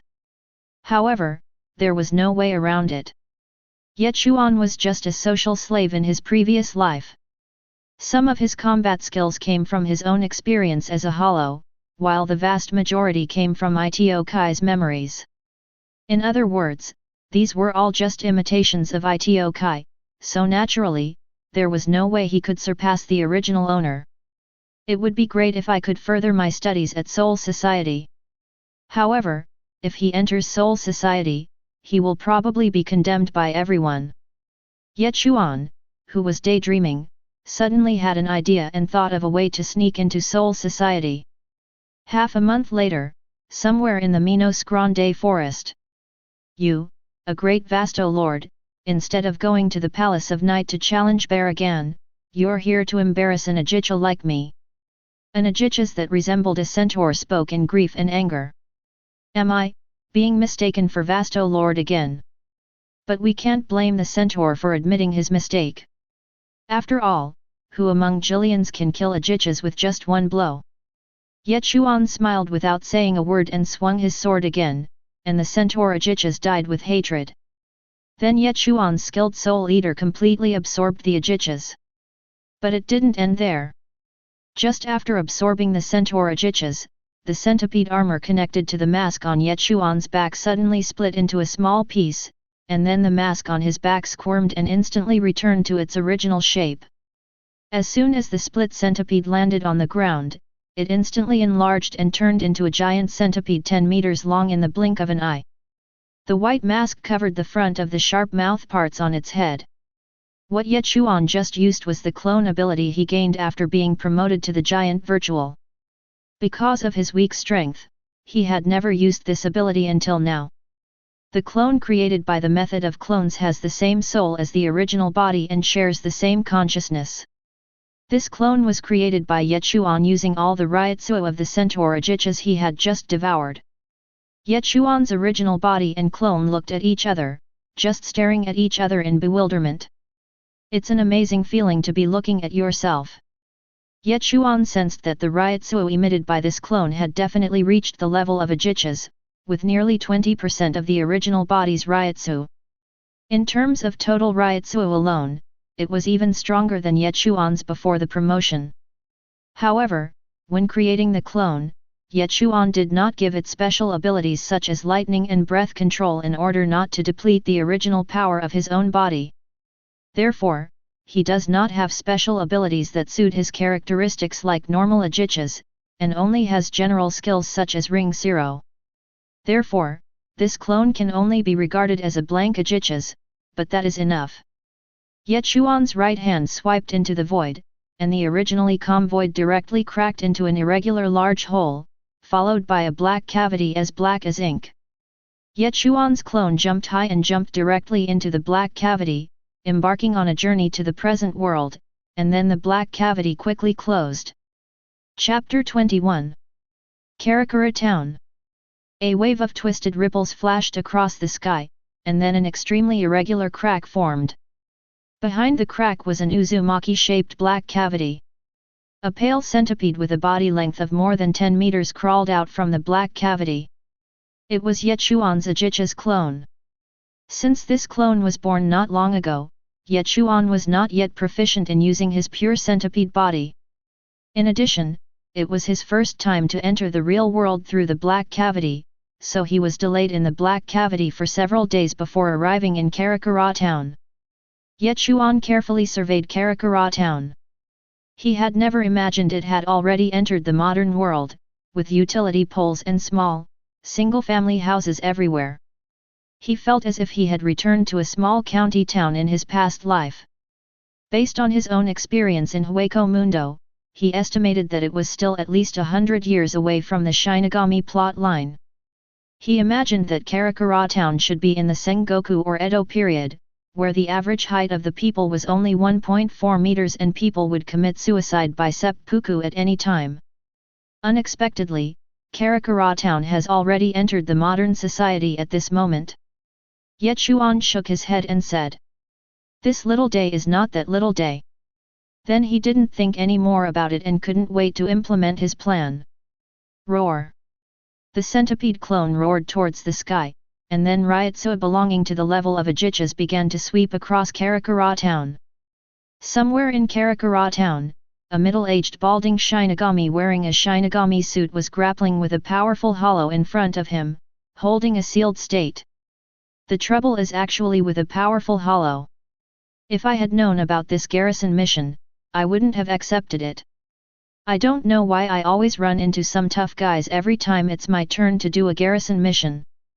The middle-aged man named Kato Koichi is an ordinary member of the 13th Division and is responsible for the garrison in this area. With his strength, he would have no problem dealing with those newly transformed hollows, but it was still a little difficult to deal with the powerful hollows. Wasn't it agreed that only new hollows would appear in this area? How could such a strong hollow appear? This guy is probably not far from becoming a giant hollow. Kato Koichi complained as he fought against this powerful hollow that looked like a mosquito. Clang! Sparks flew when the sharp mouthparts of Mosquito Void collided with the sealed state. Kato Koichi didn't hold it tightly, and the sealed state in his hand flew out. Damn it, had no san. Just when Kato Koichi lost Zanpakuto and could only urge Kid to fight hard, a huge wave of Ryotsu swept over, sending chills down his spine. Mosquito Su, who was originally showing off his power, was so frightened by the huge Ryotsu that he ran away in panic. After feeling this terrifying Ryotsu, Kato Koichi picked up the Zanpakuto that was knocked away and looked at the source of the Ryotsu with a look of horror on his face. This terrifying Ryotsu. Could it be Minos Grande? A low-level team member like Kato Koichi, who came from an ordinary background, naturally had no idea what Ajichas were. He simply knew that there was a so-called Minos Grande above the giant hollow. Damn the Technology Development Bureau! How the hell did they do that testing? How did they let Minos Grande into the real world? If I ever make it back alive, I'm going to complain to you. Just feeling the Ryotsu made Kato Koichi feel powerless, but he still ran towards the source of the Ryotsu while holding Zanpakuto and cursing. Oh, you took the bait? But this Ryotsuo is too weak. Feeling a faint Ryotsuo approaching him, Ye Chuan knew that his plan was half successful. From a distance, Kato Koichi looked at the terrifying Ryotsuo emanating from the gigantic centipede, and his hand holding the knife trembled constantly. What level of void is this? The Minos Grande in front of him was more terrifying than any other hollow he had ever seen in his life. Then he saw the centipede Minos Grande start to destroy the street, pulling up telephone poles, and seemed determined to destroy the street completely. Kato Koichi had to swallow his saliva and rushed towards the terrifying Minos Grande with his knife in hand. You have great courage. Ye Chuan looked at the weak Shinigami in front of him, who was as weak as an ant, and actually let out a strange cry and rushed towards him. With a sweep of his tail, he sent him flying more than 10 meters away. Kato Koichi rolled 3 times on the ground before he could barely stabilize his body.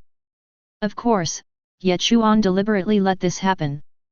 If he killed this weak Shinigami at this moment, it would likely affect his own plan. As a result, the weak Shinigami just stood up and staggered towards him again. Just as Kato Koichi was limping towards Ye Chuan with a knife again, a young man wearing a Shinigami suit, with black hair, deep blue eyes, a tall figure and a heroic face suddenly appeared in front of him. At this moment, he stopped Kato Koichi with a warm smile on his face. You've done a great job, now let me do it. Kyan. Vice Captain. How could Kato Koichi not recognize the young man in front of him? He was the new vice captain of their 13th division, Shiba Kyan from the noble Shiba family. Oh, you finally took the bait? I didn't expect the person to be Shiba Kyan. Ye Chuan's plan is very simple. The purpose of sending his clone to the world is actually very simple, which is to let the Shinigami kill his clone. Because according to the setting in the original work, innocent souls who turned into hollows will be reborn as humans and enter soul society after being killed by Shinigami. The guilty souls will fall into hell. If he is found not guilty, he can split himself into a human body and enter the soul society. If you are found guilty, you will go to hell. Ye Chuan won't lose anything. That's why he specifically created a clone, and then deliberately came to the human world to expose Ryotsuo in order to attract Shinigami to kill the clone. A Shinigami like Shiba Kyan, a vice captain, is more than enough to help Ye Chuan complete his plan. As for a weaker teammate like Kato Koichi, even if Ye Chuan stood still and let him chop him, he probably wouldn't be able to kill him. Roar! Ye Chuan roared at the tiny Shiba Kyan in front of him, and then a purple-black Ryotsuo took shape in front of his mouth parts that were like a crusher. A black and purple Siro took shape and blasted towards Shiba Kyan. Shiba Kyan lifted Kato Koichi with one hand and used Shunpo to help him dodge the Siro. It's actually a Jichas? Why would a Minos Grande of this caliber suddenly go mad in the real world instead of seeking advancement in Hueco Mundo? Shiba Kyan looked at the centipede-shaped Jichas in front of him with a puzzled look. Then he said to Kato Koichi behind him. This Minos Grande is very troublesome. Please contact the Technology Development Bureau to apply for the restriction to be lifted. As a vice-captain level being, because his own Ryotsuo is too strong, he will be restricted to 80% of his Ryotsuo before being allowed to enter the real world. Now this Minos Grande feels a little tricky for him, so he has to apply for the restriction to be lifted. He then raised his Zanchu's pocked high in his hand and muttered. Let Sweeten Sakamaki go, Nijibana. The sealed long sword instantly transformed into a trident-shaped spear with a spiral end. Then he turned the spear in his hand, causing a stream of water to flow, which attacked the centipede Minos Grande like invisible sharp blades. And the next moment, a strange scene happened. The centipede Minos Grande actually gave up defense and rushed forward, taking the powerful blow with his face. SHH, that hurts. Shiba Kyan's unlimited release can't kill me in one hit. The centipede Minos Grande, which was cut into pieces by countless water streams, suddenly turned around and rushed towards the tip of Shiba Kyan's gun. Ah, this! Shiba Kyan looked on in bewilderment as Minos Grande, who had bumped into his Zanpakuto and was thinking about it, slowly turned into spirit particle dust and dissipated. Kato Koichi, who was taking out a special mobile phone to contact the Technology Development Bureau to help Shikai and apply for the lifting of the restriction, also had a depressed look on his face. At the same time, the call finally connected and the voice of a staff member from the Technology Development Bureau came from the other end. Moshi Moshi, this is the Technology Development Bureau. Chapter 22. In the Minos Grande forest, Ye Chuan, who was originally hunting Minos Grande, suddenly grinned. It actually worked. Rukanga is the first place that all the dead souls arrive at when they enter the Soul Society. The bustling crowds around him gave Ye Chuan the feeling of squeezing into the subway early in the morning to go to work in his previous life. A dense crowd of people were queuing up to enter a huge oval-shaped building. Ye Chuan was standing in the crowd and was pushed forward without having to move himself. Ye Chuan looked up and saw that everyone had to go through a gate.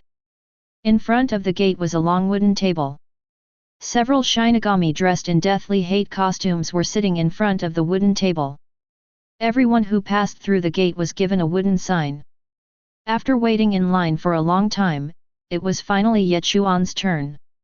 I saw a man in a death suit sitting at a wooden table without looking up. This is your ID card. You've been assigned to the East District. Without waiting for Ye Chuan to ask, he threw a wooden sign with the word Dong written on it to Ye Chuan. Is it so casual? Then, Ye Chuan was squeezed out by the crowd. He followed the signs and came to the entrance of a cave with the 4 big words East, South, West, and North written on it. Ye Chuan walked into the cave with the word East written on it. After walking in the dark tunnel for a long time, I finally saw a ray of light.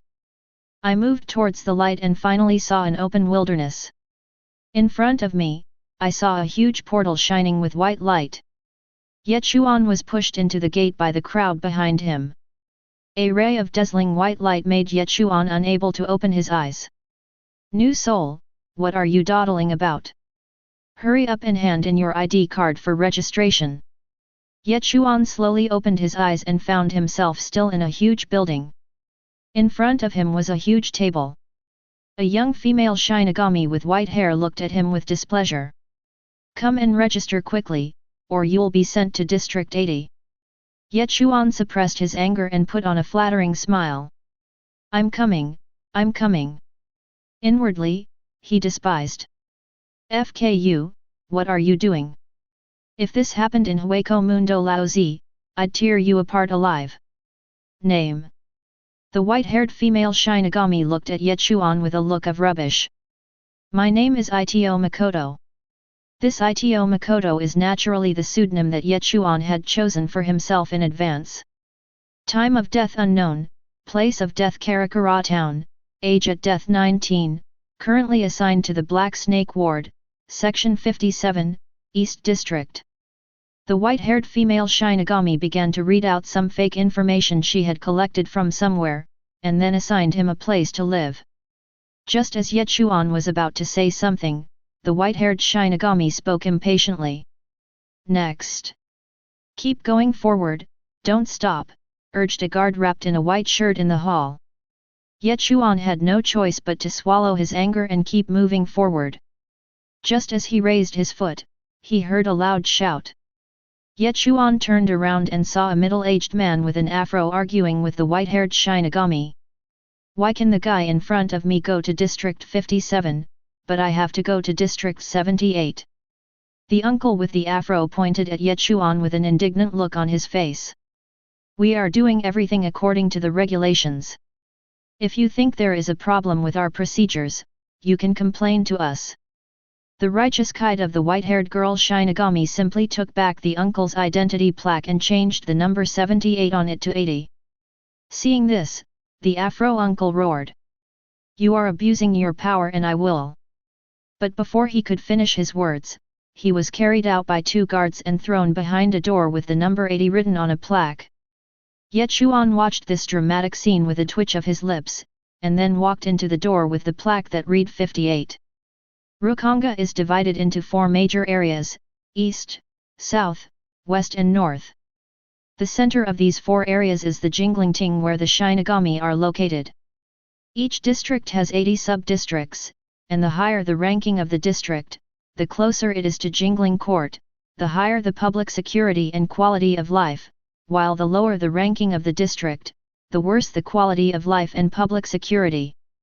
District 80, the farthest from the Jingling Court, is the exact opposite. It is barren and desolate. Not only is food and water scarce, but even the spirit particle content in the air is the lowest. The residents of District 80 can only obtain the most basic right to survival by killing and looting, and the bloodiness is no less than that of Hueco Mundo. Although the 57th district of Ye Chuan cannot compare with the higher-ranked districts, at least it is not as brutal as the 80th district. Is this District 57? After walking out of the door, Ye Chuan found himself on a street filled with bungalows and tiled houses. The style of the streets and their cleanliness were much better than the environment of District 77 in West District that Itokai had seen in his memory. At this moment, Ye Chuan did not rush to his residence according to the instructions on his ID card.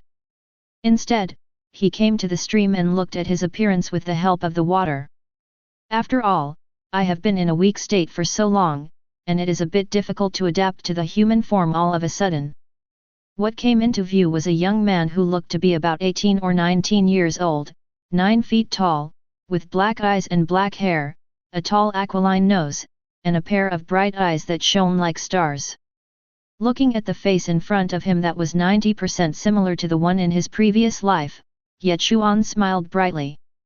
From now on, this clone of mine will be called Ito Makoto. Now that the plan was successful, Ye Chuan's clone successfully obtained a human body and entered the Soul Society, and the goal was clear. The original continues to hunt Minos Grande in Hueco Mundo, transforming into Vasto Lord, while the clone seeks to join the Shin Spiritual Academy and, later, join the 13th Division as a Shinigami. Both advance in tandem, and once both have reached their limits, the clone is retrieved for final evolution. For the sake of distinction, this Soul Society clone will be referred to as Ito Makoto.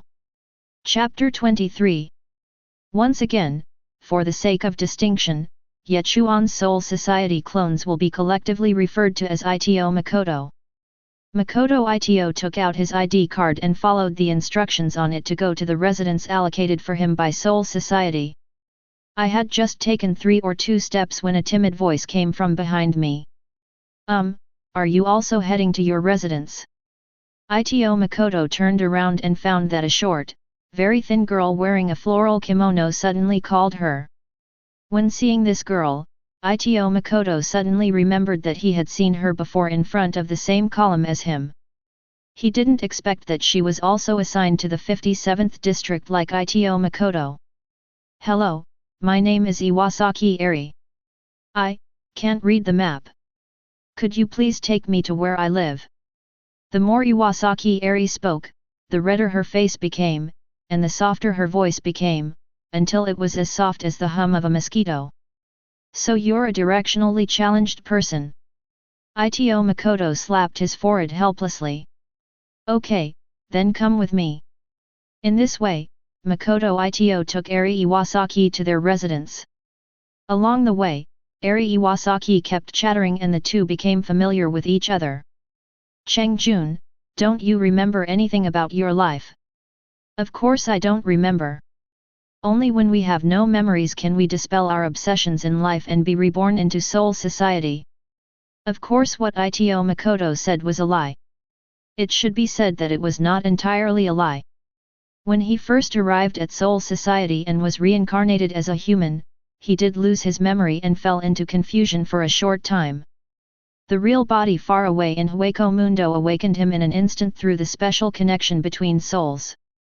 After a while of conversation, she found that this woman was unusually talkative.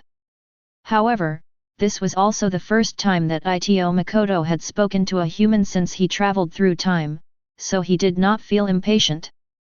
The next moment, the identity card in Ito Makoto's hand began to light up, reminding him that he had arrived at the residence arranged for him by Soul Society.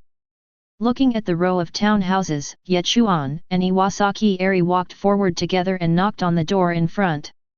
After a while, an old woman less than 1.4 meters tall and wearing geisha makeup came out and opened the door. 2 new people were assigned today? Those guys at Jingling Court are such a bother to me every day, and they don't even seem to pay me more rent. The old woman complained a little impatiently, but when he looked up and saw Ito Makoto, a blush appeared on his face. What a handsome young man! I feel like my youth has returned. Come on, please come in. The old lady immediately and warmly invited Ito Makoto to come in. Seeing the huge difference in the old lady's attitude before and after, Iwasaki Eri curled her lips helplessly and followed the 2 of them in. My name is Sanhua, you can just call me Grandma Sanhua. Jingling Court will arrange housing for every resident who has just arrived in Rukanga. The cost of the first 3 years will be covered by Jingling Court, and after that, you will need to pay the rent yourself. Well, Granny Sanhua looked at Ito Makoto's handsome face again, and then said shyly. Of course, if it's this young man, he can stay as long as he wants. Makoto Ito looked at Grandma Sanhua's wrinkled face, which looked like a blooming chrysanthemum when she smiled, and couldn't help swallowing his saliva. Eri Iwasaki, who was standing next to him, had a frown on her face. Grandma Sanhua brought Ito Makoto and Iwasaki Eri to a spacious guest room, took out 2 futons, and asked Iwasaki Eri and Ito Makoto to sit down. Iwasaki Eri skillfully knelt down with the futon in her hand. Ito Makoto was stunned for a moment before he followed her example, placing the futon under his body and kneeling down.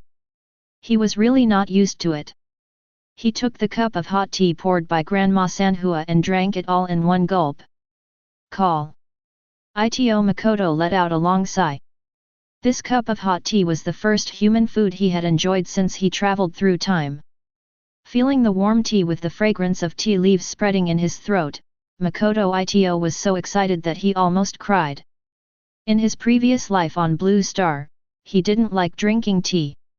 However, after traveling through time and space and having been away from human food for a long time, he finally felt the fragrance of tea. You have to know that he lived a life of eating raw meat and drinking blood in Hueco Mundo. Roar. Just as Ye Chuan was drinking tea, a roar that was particularly familiar to him came into his ears. Boom. Suddenly, a large pale claw broke through the roof and grabbed the 3 people in the house. Just as the giant claw was about to catch the 3 people, Ito Makoto picked up the 2 of them and disappeared from the spot.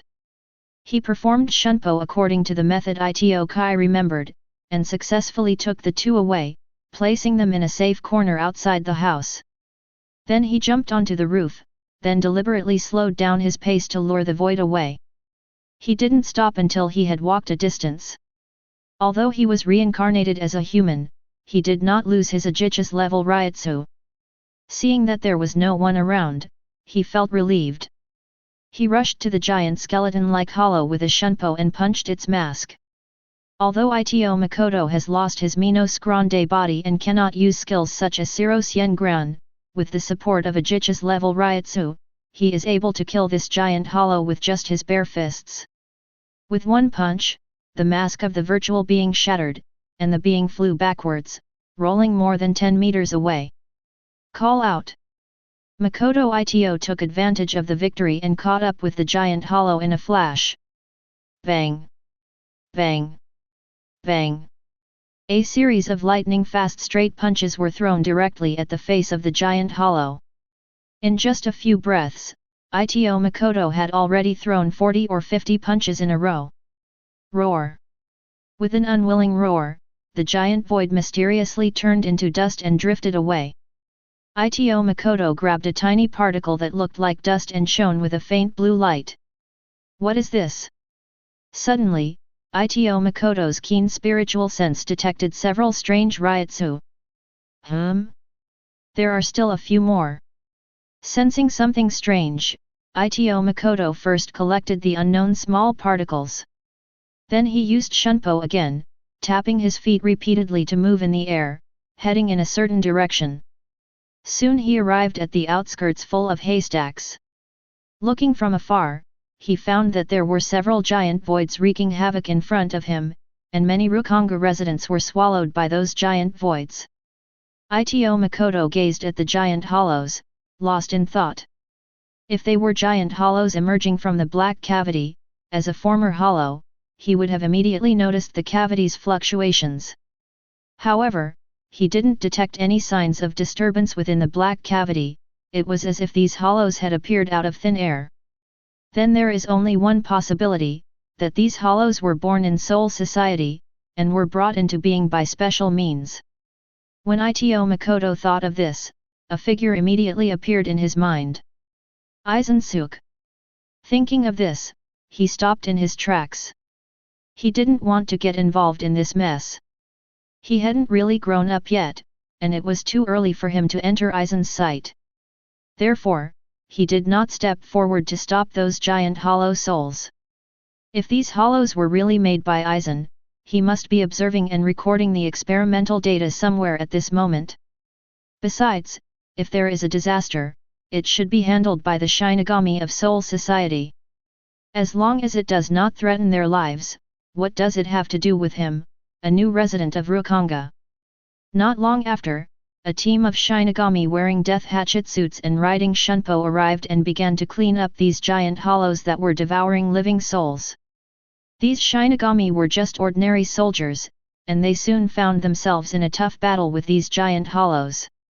At this moment, a black-skinned, curly-haired Shinigami wearing a Shinigami suit and goggles came to the scene with a shunpo. Chapter 24. It's Tosen 5 seat. A Shinigami from the 9th Division recognized the man, who turned out to be Tosen Kaname, the 5th seat of the 9th Division at the time. Tosen Kaname stood in mid-air, pulled out the sealed state in his hand, stretched it out in front of him, and muttered. Chut, Suzumushi. Complete set of Suzumushi. As Tosen Kaname finished speaking, an invisible vibration sound came from the blade. Several giant hollows that were wreaking havoc in the field stopped their movements instantly, and the Shinigami soldiers who were originally engaged in a tough battle withdrew one after another. Then Tosen Kaname slowly swung a knife. The knife was not fast, but it strangely left an afterimage. Suzumushi second style, Red Locust. Suddenly, countless sharp blades shot towards the group of voids below like rain. With just this one move, the giant void creatures were pierced through and died instantly. As expected of the Tosen 5, they defeated so many giant hollows so easily. A bloated Shinigami soldier complimented Tosen. Tosen flashed and appeared in the crowd, then slowly spoke to the fat man who complimented him. Downstairs, you will go and appease the people. I need to report to the captain regarding the Hollow Group's surprise attack. After saying this, Tosen Kaname disappeared in a flash. No one noticed that he was holding several rice-sized crystals emitting a faint blue light in his hands. Except for Ito Makoto. Sure enough, it's Aizen who's causing trouble.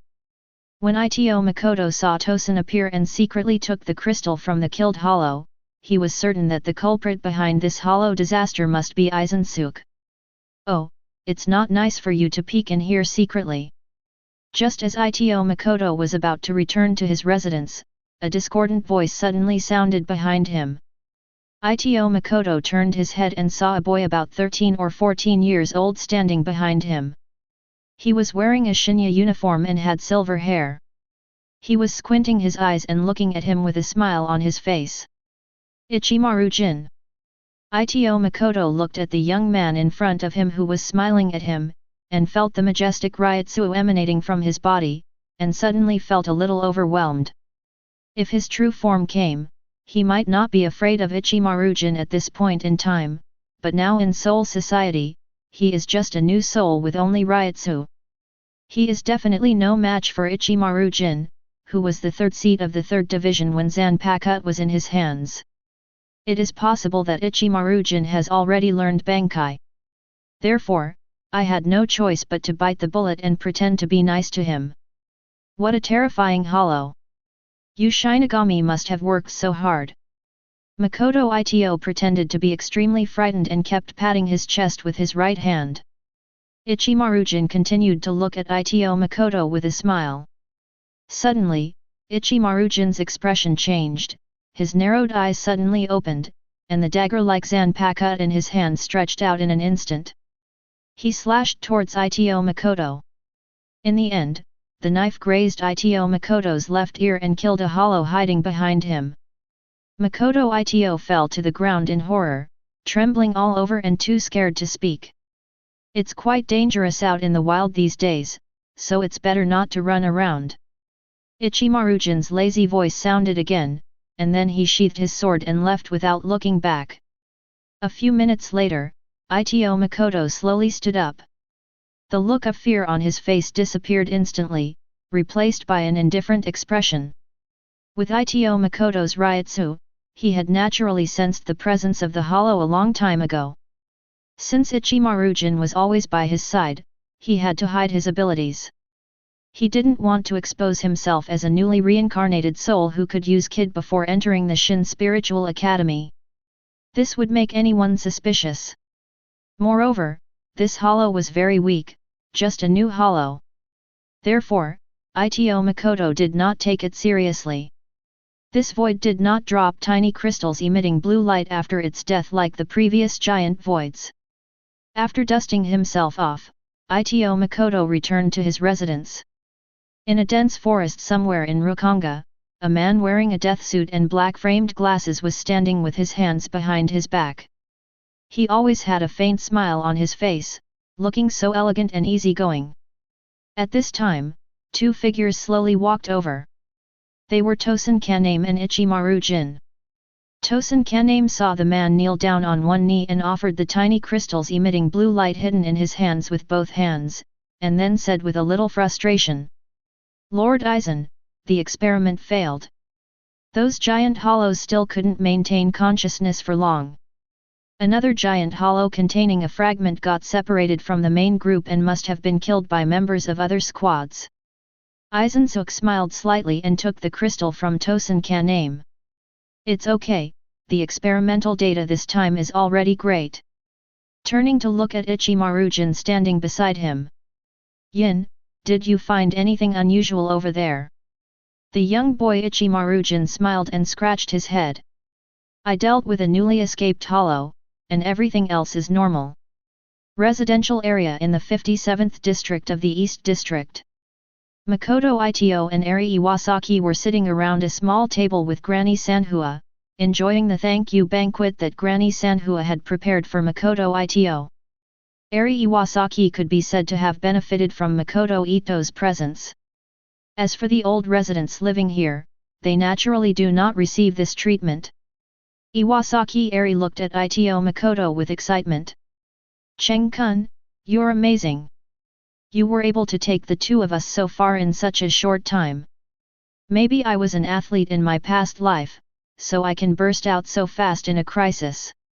It took me a lot of effort to attract this hollow away, and I held on for a long time before the Shinigami came." Ito Makoto spoke nonsense. Obviously, Granny Sanhua and Eri Iwasaki did not notice the scene of him killing the giant hollow with white lightning speed on the roof. Grandma Sanhua complained with a lingering fear on her face. "These Shinigami in the Seiridai are damnable. I pay them so much money every year, yet they can't even guarantee basic public security. If it weren't for Cheng, I'd be finished today." The three of them were constantly complaining about the Shinigami of Seiridai. Perhaps because they had shared hardships, Iwasaki Eri seemed to have become very close to Granny Sanhua, whom she had only known for a day. After 3 rounds of wine and 5 dishes, the three of them were almost done eating. Ito Makoto suddenly asked, "Grandma, I want to apply for the Shinyang Spiritual Arts Academy. Do you know how to register?" After hearing what Ito Makoto said, Iwasaki Eri was stunned at first and then looked a little lonely. Granny Sanhua was silent for a while. Then she slowly stood up and took out 2 envelopes from the cabinet behind her and handed them to Ito Makoto. "I really can't do anything about you. With your status as a newbie at Rukanga, you definitely won't be able to apply to the Mu Spiritual Academy within 3 years. Take this old woman's letter of recommendation to Oda. He'll make an exception and let you take the exam. Thank you, Grandma. Makoto Ito sincerely thanked Grandma Sanhua. You're such a jerk. You've only known me for a day and you've already snatched away my precious gift. We agreed that my recommendation letter will only allow you to take the test in advance, but the test is incredibly difficult, with a pass rate of less than 10%. Whether you can pass depends on your own ability. Upon hearing this, Ito Makoto nodded in agreement. Grandma Sanhua picked up the leftover bowls and was about to wash them, but was stopped by Eri Iwasaki and Makoto Ito. Grandma, let's go help you wash the dishes. At this time, Grandma Sanhua, whose bowl and chopsticks were snatched away by the two men, stood there blankly as if recalling the past. What a pair of energetic children! If Yuanta were still alive. Chapter 25. At night, in the clean and tidy guest room, Ito Makoto lay on the tatami to rest. He lived in a single room that Granny Sanhua had prepared for him alone, while Iwasaki Eri lived in the same room with Granny Sanhua. As for other old residents, they do not receive this treatment. Ito Makoto looked at the tiny particle in his hand, which shone with blue light like sand. Combined with Tosin Kaname's actions during the day, it was obvious that this object was closely related to Aizen's experiment. This can't be. The 5th Squad Barracks. In the vice-captain's private room, Aizen-suk was lighting an oil lamp and writing something at the table. Call out. Suddenly, there was another person in the room. He had dark skin and long dreadlocks. It was Tosin Kaname, the 5th seat of the 9th Division at that time. Lord Aizen, the lost Hugyaku seems to have entered the residential area of Rukanga and has not been seen since. The missing Hugyaku fragment seems to have been obtained by a Rukanga resident. Hearing this, Aizen smiled calmly, as if he didn't care about the loss of the Hugyaku fragments. It's nothing, it's just an unstable defective product. We can only use it once. It poses no threat to us. We can just make a new one later. After listening to Aizen's calm words, Tosin Kaname felt relieved and disappeared from the spot in a flash. 7 days later, Ito Makoto went out early because today was the monthly admissions test of Mu Spiritual Academy. At this time, a petite figure had been standing at the gate of the residence waiting for a long time. When I got closer, I saw that it was Eri Iwasaki. At this moment, the girl was holding a package in her hands, and her face flushed as she looked at Ito Makoto walking towards her, as if she had returned to the state when they first met. Chinjun, this is the robe I made for you with the fabric I earned from working at my mother-in-law's place these days. Looking at the girl's pretty face that was as red as clouds, Ito Makoto couldn't help laughing. Having lived 2 lives, how could he not know what Iwasaki Eri was thinking? But his goal was to reach the top and seek transcendence, so naturally he would not stop for a beautiful little flower by the roadside. He took the package from Iwasaki Eri and said softly with a smile. Thank you for the gift, I like it very much. Take care of yourself. Goodbye, Miss Eri.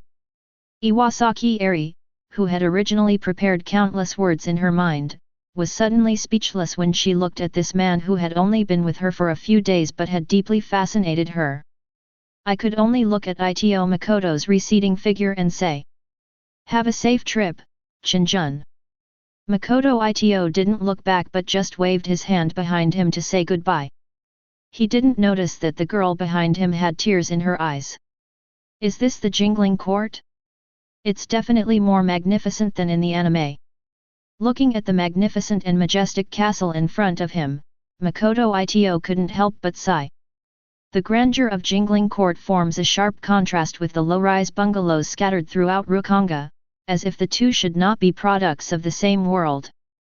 It's really the same in every world.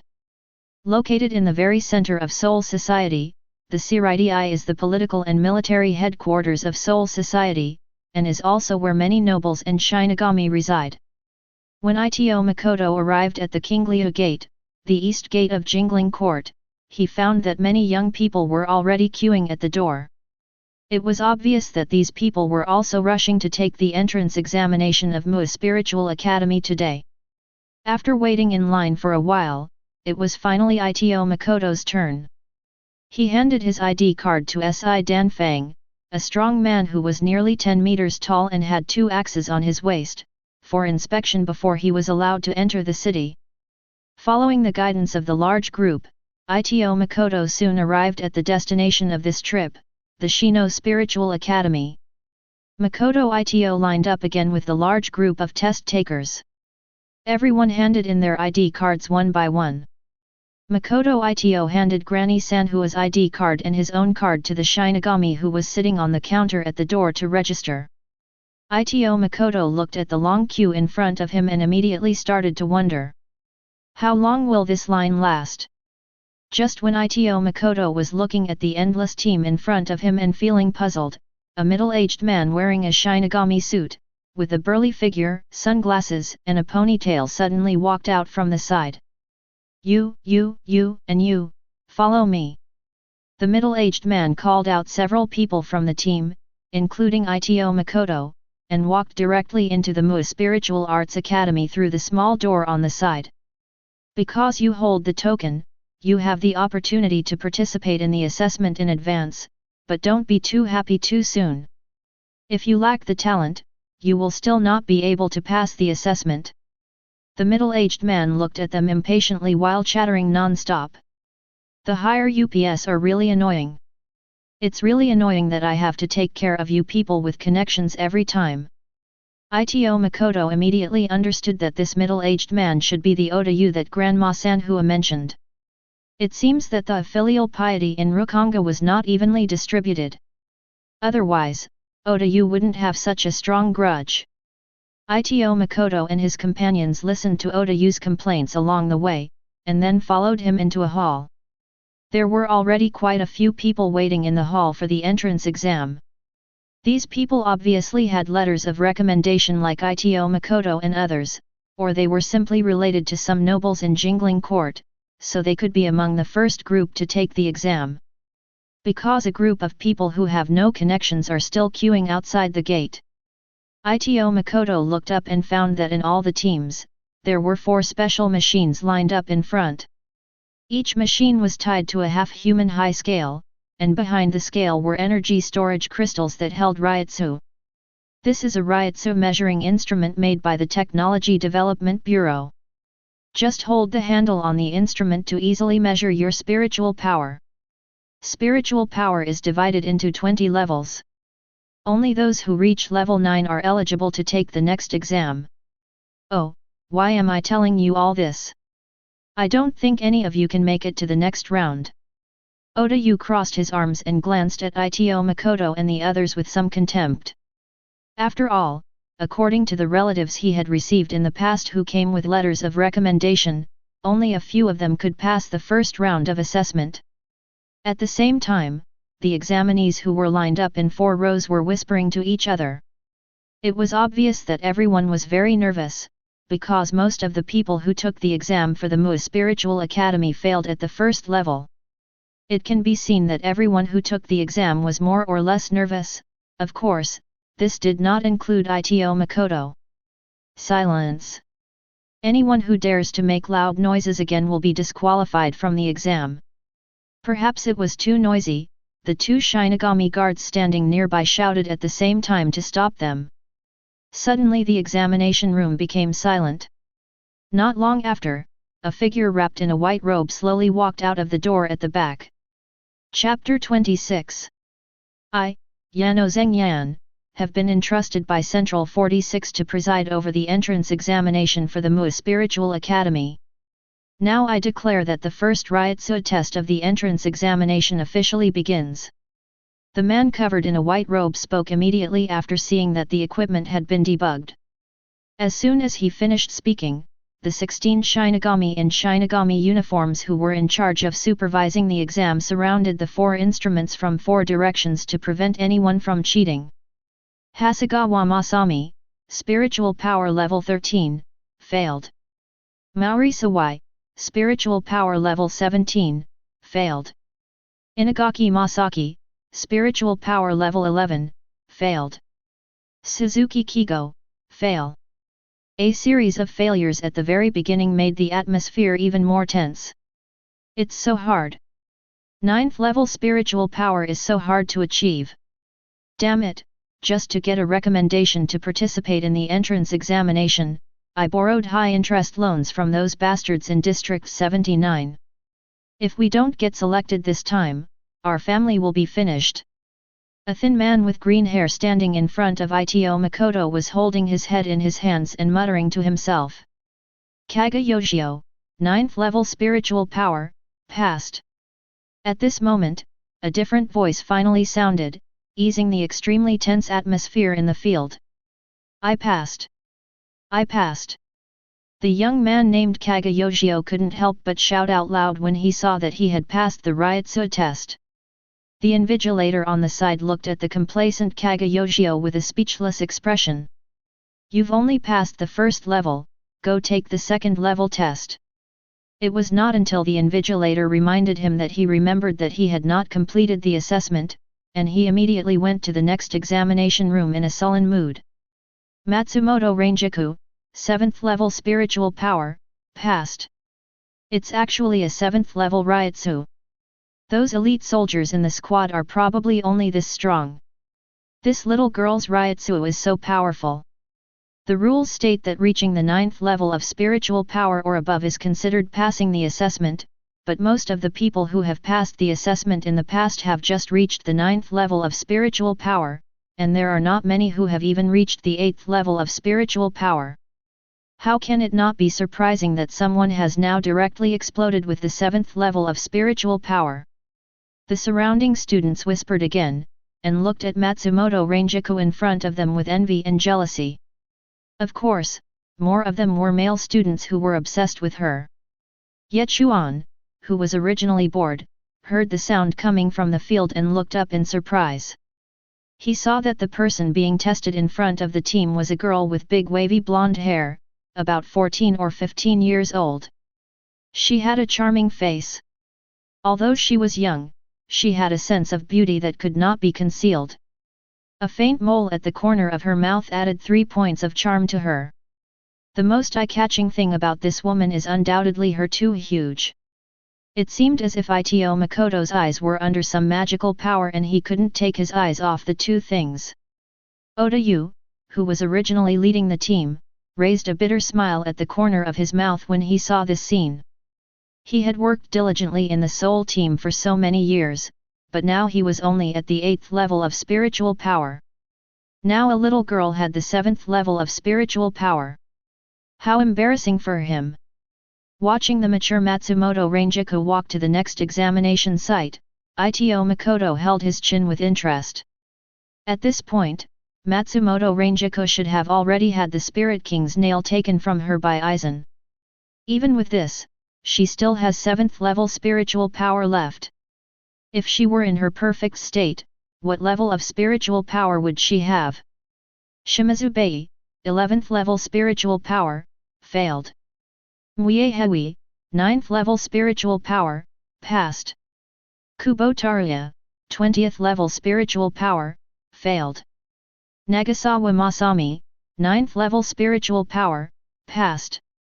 Singong Yuhua, 10th level spiritual power, failed. The assessment was still in progress when Ito Makoto suddenly heard a familiar name again. Hisagi Shuei, 7th level spiritual power, passed. I didn't expect he was in the same class as me, interesting. Ye Chuan looked up and saw a thin boy, about 12 or 13, calmly looking at the Ryutsu meter. His eyes were determined. The number 69 was tattooed on his left cheek, and the skin around the tattoo was slightly red and swollen, clearly having been applied recently. 2 7th level spiritual powers. The remaining candidates were suddenly in an uproar. The appearance of 2 exceptional applicants had intensified the atmosphere in the examination room, as if they were the ones who had scored a 7th level Ryutsu. Even the examiner was a little surprised and then burst into hearty laughter. Yes, yes. This year's candidates are truly talented. Yano Xingyan's hearty laughter spread throughout the examination room. Then, after being reminded by the deputy examiner, he realized his gaffe. He coughed lightly to stop the noise and continued the test.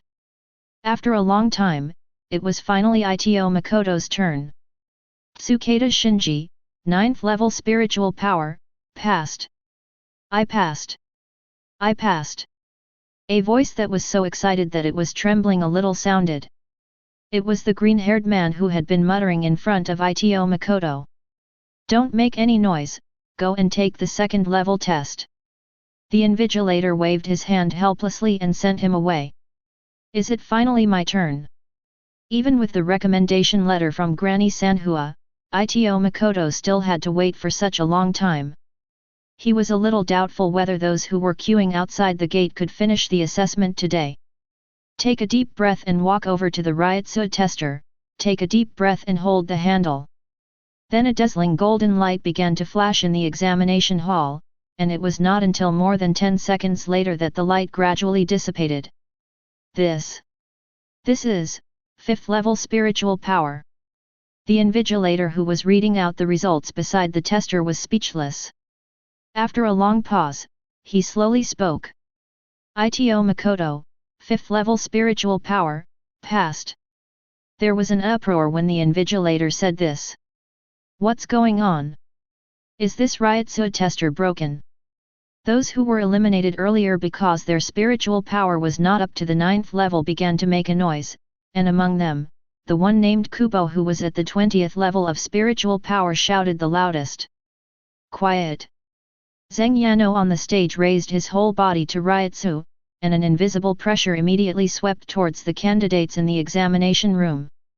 Some candidates were so frightened by this Ryutsu that they couldn't breathe comfortably, especially those students whose spiritual power was less than the 9th level. On the other hand, the 20-level Ryutsu named Kubo was so shocked by this Ryutsu that he lay on the ground gasping for breath. However, Ito Makoto felt that this Ryutsu was just so-so, and he walked leisurely towards the next level test location as if nothing had happened. However, this cannot be blamed on the candidate's overreaction. After all, Ichimaru Jin, who was called a child prodigy more than 10 years ago and is now the 3rd seat in the 5th division, was only a 6th class spiritual power during the entrance examination. Soul Society's division of spiritual power is simple. Level 9 and below means weak Ryutsu or no Ryutsu. 9th class spirits are generally the level of Shinigami Reserve members who have not yet graduated. The normal level of ordinary soldiers is 8th class spirits, and 7th class spirits are elite soldiers.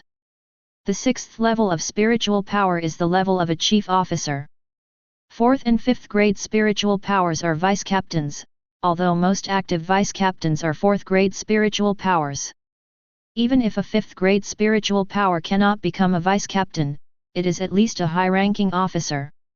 This is also the reason why it caused such a sensation when Makoto Ito detected the 5th level spiritual power.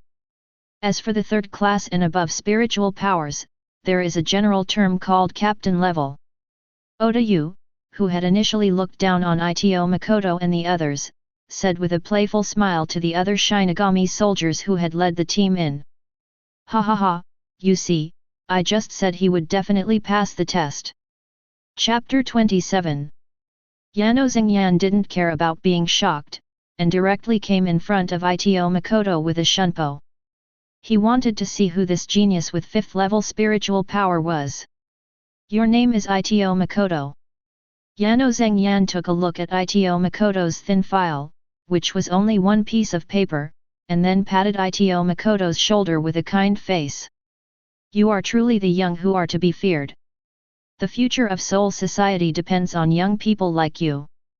Yano Xingyan first praised Ito Makoto, and then changed the subject. Ito, are you interested in joining the 6th division after graduation? The 6th division is a special team within the 13th division of the Godai that protects the nobility. Almost half of them are members of the nobility. As long as you are willing to join the 6th division, as long as you are willing to join, I am willing to act as a matchmaker for you to marry a descendant of my clan. This is the best opportunity for you to change your status. Hearing this, Ito Makoto couldn't help but understand that this old man wanted to recruit him into the 6th Division. But this made sense, as the 6th Division, also known as the Noble Division, was closely related to the Central 46, which was in power. Xingyan Yano represents the interests of Central 46. If Ito Makoto is really a Rukonga resident with penultimate talent, then joining the 6th Division and marrying a noble woman as he said is indeed the best shortcut to changing his destiny. But Ito Makoto is a time traveler with a god's perspective. If he remembers correctly, the current group of members of the 46th Chamber and their cronies who are in power will be wiped out by Aizen Suk before the plot begins. If I ran over and joined them foolishly now, wouldn't I be ramming my neck into Kaika Suijutsu? Master Yano, thank you for your kindness. I have only passed the Ryutsu test and have not yet taken the subsequent exams. I don't know the results yet, and I am afraid I have failed to live up to your high expectations. Makoto Ito looked very frightened and ignored him. Ha ha ha, it doesn't matter. With your Ryutsu aptitude, you'll be accepted into the academy even if you get 0 points on all the subsequent tests.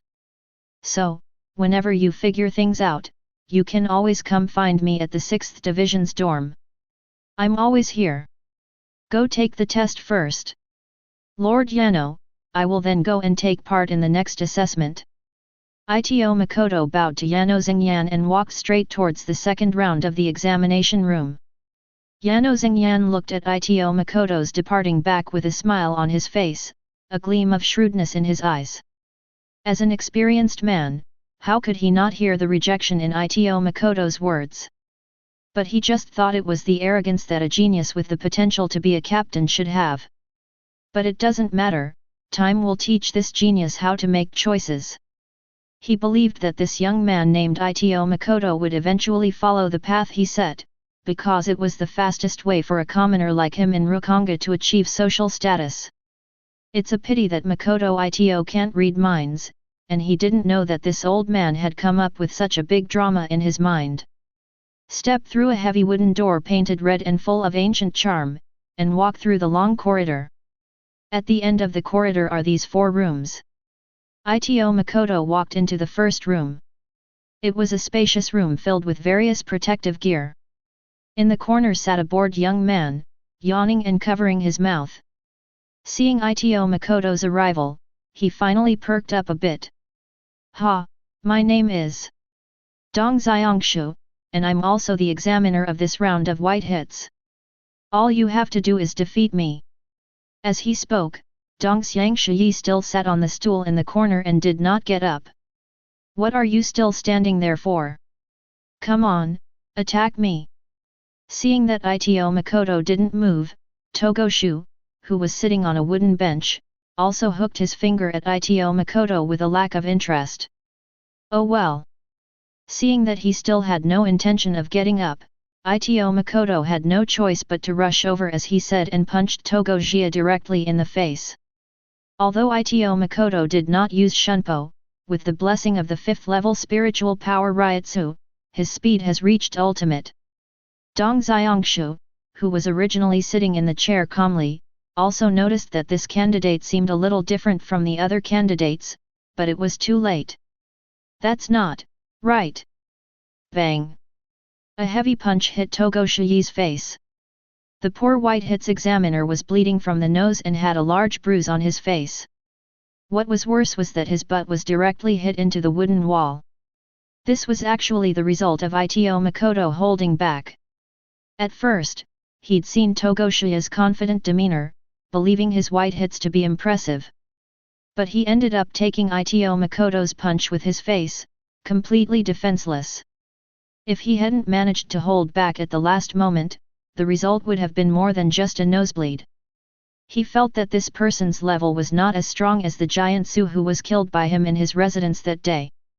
Why are you pretending to be so powerful if you don't have any real strength? A moment later, Dong Xiangshu, covering his nose, also signed the assessment form tremblingly. Ito Makoto, white hits 100 points. Not long after, Ito Makoto arrived at the second room. This room was very lively. Many candidates who had entered the second level earlier were queuing here waiting. This room was as spacious as the first room and also looked like a dojo. The only difference was that there were several wooden racks in this room, and on the racks were specially made wooden swords. Apparently, this room tests the 4 Shinigami arts: slashing, punching, ghosting, and walking. The one competing on the field at this time was the blonde little lowly Matsumoto Rangiku. Matsumoto Rangiku, who was still a little girl at that time, had her wooden sword knocked away by the examiner in just a few moves. The examiner then wrote down the assessment form in a flourish. Matsumoto Rangiku, 70 minutes of slicing. It was only then that Ito Makoto discovered that the examiner in charge of beheading had a tall stature, narrow eyes, and a shiny bald head. Madarame Ikeku. How could Ye Chuan not recognize that this person was Madarame Ikeku, the third seat of the 11th Division who played a lot of roles in the original work? Then 4 more people took the test. As a result, 3 of them were killed in one blow, and only one person took the blow. But Madarame Ikeku gave these players 60 points. Soon it was Hisagi Shua's turn.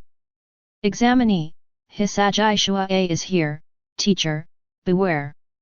Young Hisagi politely bowed towards Madarame Ikeku. Hey, kid, stop talking nonsense and get on with it. Madarame Ikeku laughed strangely and hooked the wooden sword in his hand towards Hisagi. Hisagi Shua held a wooden sword high above his head and slashed at Madarame Ikeku, while Madarame gently raised his right hand and pushed Hisagi back. The seemingly effortless strike caused Hisagi's hands to go numb, and he nearly let the wooden sword slip out of his grasp. Interesting. Seeing that his attack failed to knock the knife out of the little kid's hand, Madarame Ikeku immediately became interested.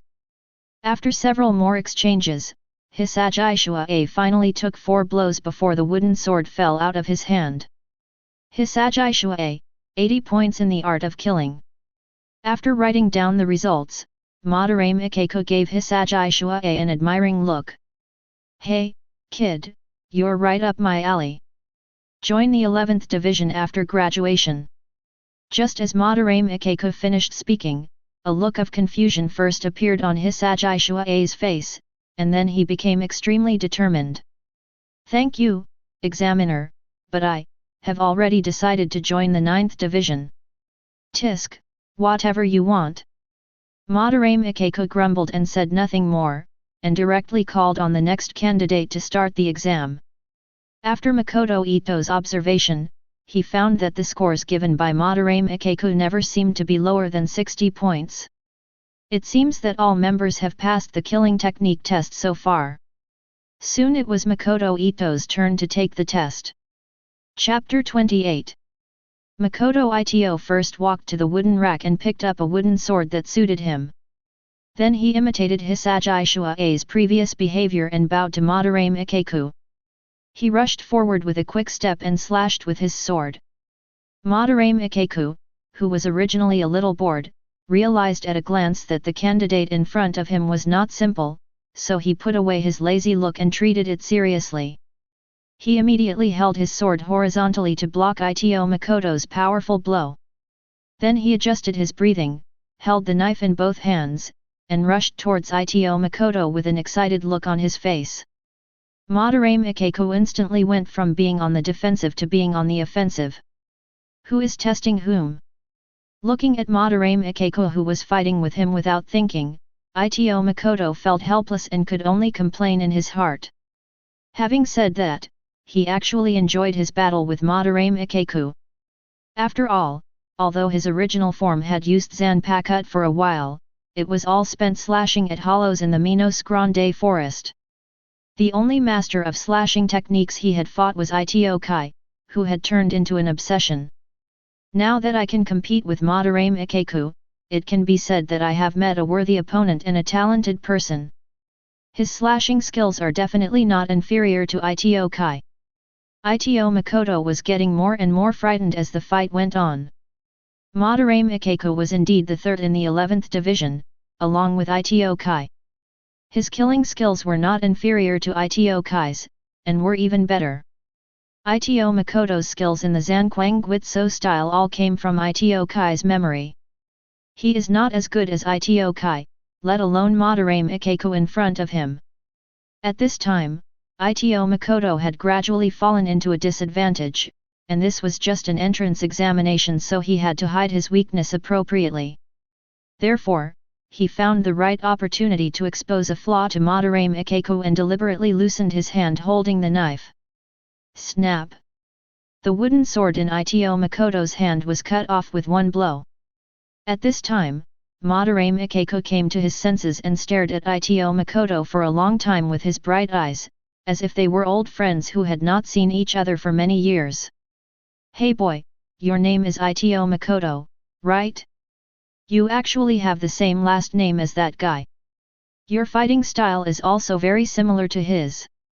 If I hadn't known he had no family, I would have suspected you were his son. You must come to the 11th division after you graduate." Madarame Ikeko said with a smile. It was obvious that he had not been this excited for a long time. The last time he was so happy was when he was sparring with his captain. "With great pleasure." Through this battle, Ito Makoto also witnessed the power of Madarame Ikeko. As for the legendary battle-crazed team, the 11th team naturally yearned for it, not to mention that the 11th team also had an even stronger Zaraki Kenpeki. After careful consideration, Ito Makoto believes that joining the 11th division after graduation and experiencing countless bloody battles is the fastest way to improve his strength.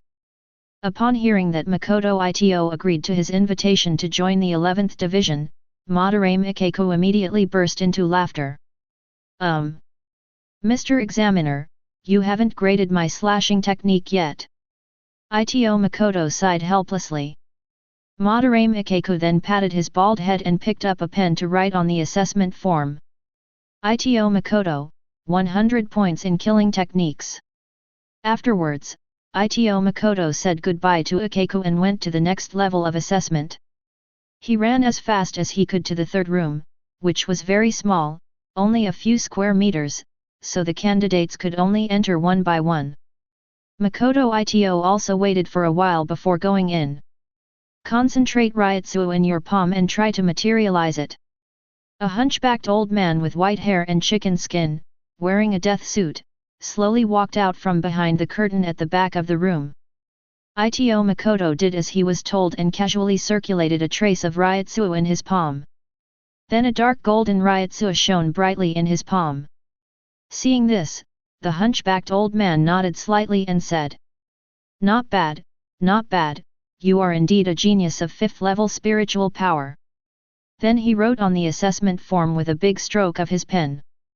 Ito Makoto, Kid 90 minutes. It was obvious that Ito Makoto had failed to score full marks in Kid on purpose. If he had been overly outstanding in all aspects, it would have inevitably attracted Aizen's attention. At this time, he should have kept a low profile. After all, this technique of compressing Ryutsu is just the most basic step in releasing Kid, and almost anyone who can release Kid can do it easily. As for the combination of Zankenkizo, Ito Makoto has already completed the assessment of the 3 items of Zankenkizo, and now only 1 item of Zo is left. So Ito Makoto went directly to the 4th room. The so-called walking is to test the Shinigami's body movements, among which the classic one is naturally the Shinigami's universal step Shunpo. However, for candidates who have not yet enrolled in the Shin Spiritual Arts Academy, most of them have never learned Shunpo, so this last level will not be that difficult. Makoto Ito stepped into the last room. Looking around, he saw that the last room was filled with wooden dummies. The placement of these dummies was a bit strange, and each dummies blocked the way forward by constantly swinging their hands. In the room today there is a capable short-haired woman wearing a death suit. It is obvious that she is the examiner of this final round. If you can pass the puppet formation and come to my side within 5 minutes, you will be qualified. The short-haired female Shinigami looked at Ito Makoto and spoke slowly. Ito Makoto didn't waste any words. He dodged and moved around, and finally walked out of the puppet formation in less than 10 seconds. This is also the reason why Ito Makoto hides his shortcomings and does not use Shunpo. If he wants to use Shunpo, he can probably get through it in a moment. Looking at the high score of 95 given by the last female examiner, Ito Makoto smiled calmly. Sure enough, the examinations at the Shenyang Spiritual Arts Academy are nothing but child's play for me now. That afternoon, all the students who had completed the first round of assessment stood outside the Shenyang Spiritual Arts Academy and formed several square formations. Not long after, Yano Zhenjian, wrapped in a white robe, suddenly appeared on the high platform in front and said loudly, "Dear students, welcome to the Shin Spiritual Arts Academy. I hope that you will all learn and succeed in the coming years, and eventually join Godii 13, serve the Siridii, and fight for the Soul Society." Upon hearing this, there was a burst of cheers in the audience. In the field, the green-haired Tsukeda Shinji looked at the report card in disbelief. It showed that only the slashing technique had a score of 60, while the other 3 subjects had a score of 20. He trembled with excitement and said, "I'm not dreaming, am I going to pass this?" At this time, Yano Xingyan's voice came again. "Starting with this assessment, the system has been reformed. Once you pass the first stage, the Ryotsu test, you'll be considered admitted to the Shin Spiritual Arts Academy. The subsequent Zangkenkaizu test is only for the convenience of class placement. As long as your character is in good condition and you don't give up in the subsequent tests, you will all be considered to have passed. After the exam, students will need to wait for half a month before officially enrolling in the school. Students can choose to go home or live in the dormitory of the Shenyang Spiritual Arts Academy. Brother Cheng, I've already packed your dorm for you. I requested this single room specifically for you. If you have any follow-up needs, just contact me directly. I, Xiaohu, am always available." Oda Yu followed Ito Makoto with a fawning look on his face, looking like a puppy wagging its tail and begging for mercy to its owner. "Oda-kun. Brother Cheng, what do you say? I still like your previous rebellious look. Please recover for a while." Chapter 29. Hueco Mundo, Minos Grande Forest. Ye Chuan, who was originally resting with his eyes closed, suddenly opened his eyes. He is of one mind with Makoto Ito of Soul Society, so what happens in Soul Society is known to the main body in real time. If the clone can reach 5 points of spiritual power, then the main body's Ryotsu is more than 5 times that of the clone. According to the Soul Society's classification of Ryotsu, my current Ryotsu seems to just be able to touch the edge of the 3rd level of spiritual power. In other words, Ye Chuan's total Ryotsu seems to have reached the captain level, but his offensive means are weaker than those of an average captain. In terms of overall combat power, Ye Chuan's true form could be considered a quasi-captain level. However, at this point, he was just a Jillian who hadn't yet reached Arankar. He has not yet reached the limit of the void, and the Arankar incident is still premature. However, improving skills such as slashing can make one's strength increase rapidly in the short term. After all, when other Ajichas were still eating raw meat and drinking blood and attacking with claws and teeth, Ye Chuan had already started playing with a knife. This is why he decided to let his clone join the 11th Division. What could better help people hone their sword skills than endless bloody battles? Roar! Looking at the group of Jillians roaring towards the sky in front of him, Ye Chuan just nodded slightly. At this moment, all the Ryotsu in his body was released. His aura had already reached its peak.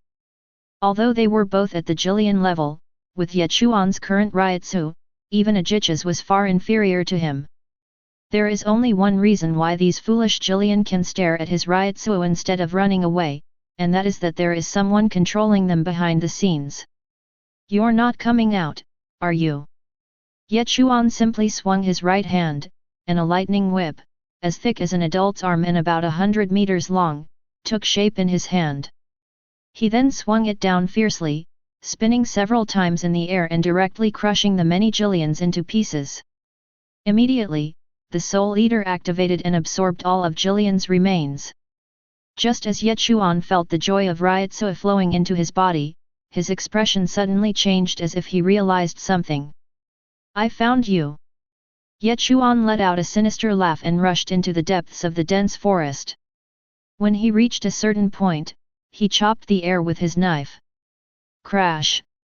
As a slight sense of obstruction was transmitted through the blade, Ye Chuan felt as if the blade had been cut on the water surface. Then, ripples began to appear on the calm space like the water surface. At first, they were very slow, but later they became more and more rapid. Suddenly, a strange fish, only about 1 meter long and covered with black and blue bone spurs, jumped out from the ripples. Bang! Apparently, it was this Ajichas that had previously manipulated Jillian's group. It was not big in size but seemed extremely agile. As soon as it appeared, it threw Ye Chuan one tail away. Although Ye Chuan dodged it with a loud turn, he found that the strange fish had dived into another ripple of water. Interesting. This strange fish Ryotsu is not very strong, not even as strong as the centaur that Ye Chuan used to create clones, but his attack method is very interesting. Wow! Water ripples appeared again behind Ye Chuan. Just as the strange fish was about to rush out and use its spurred head to hit Ye Chuan on the back, Ye Chuan moved and swept the long knife in his hand behind him. Clang! There was a sound of collision, and Ye Chuan resolved the attack at the moment when it was about to be attacked. After several rounds of fighting with it, Ye Chuan concluded that this strange fish like Ajichas could not hide behind the ripples for long, so it had to come out to harass him from time to time. The interval between each attack is 5 seconds. And the location of each appearance cannot be the same as the last one.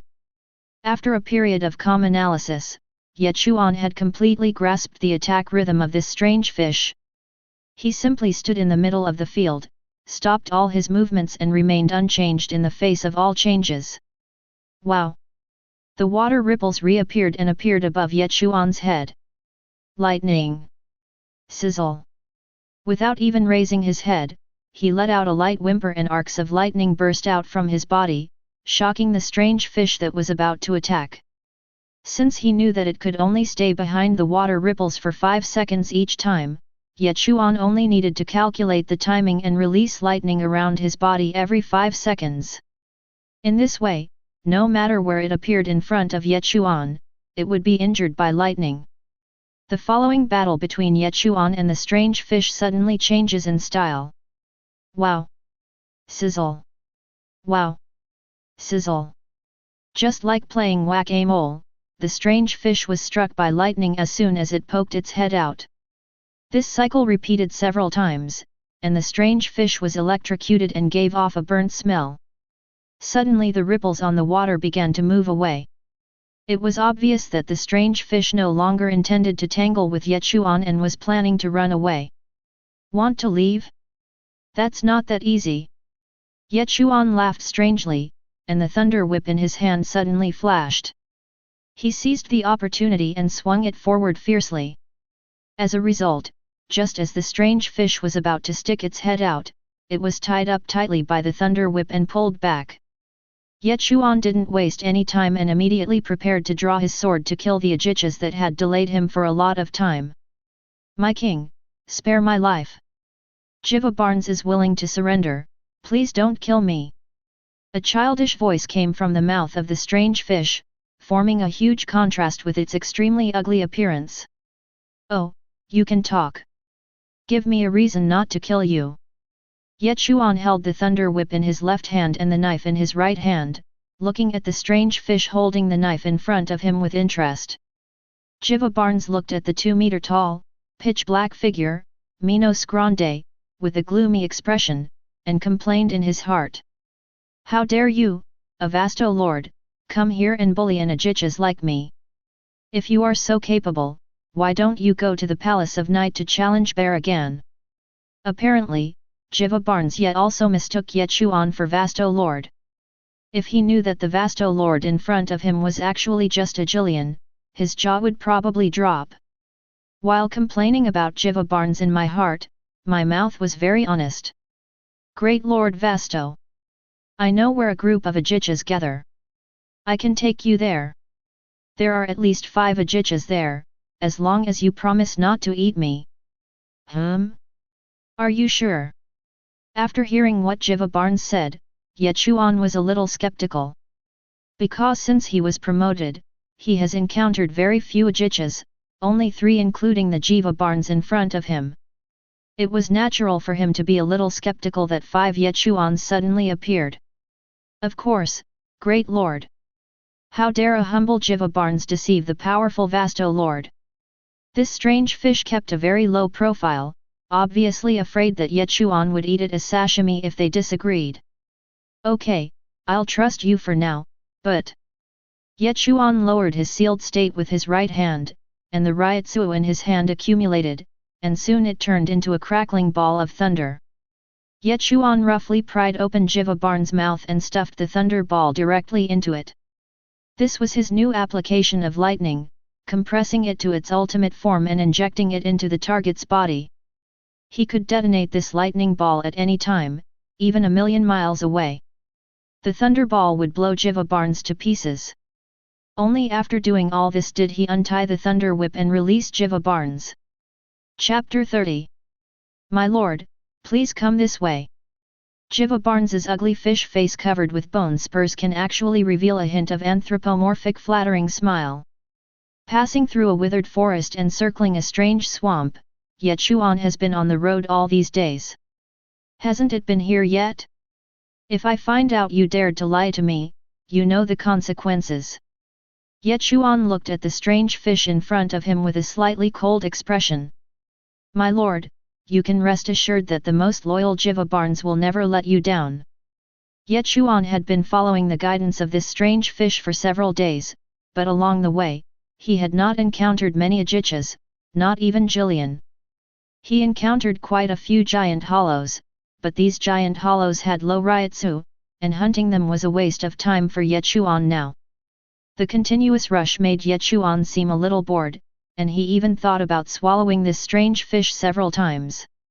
However, there is no way to do this.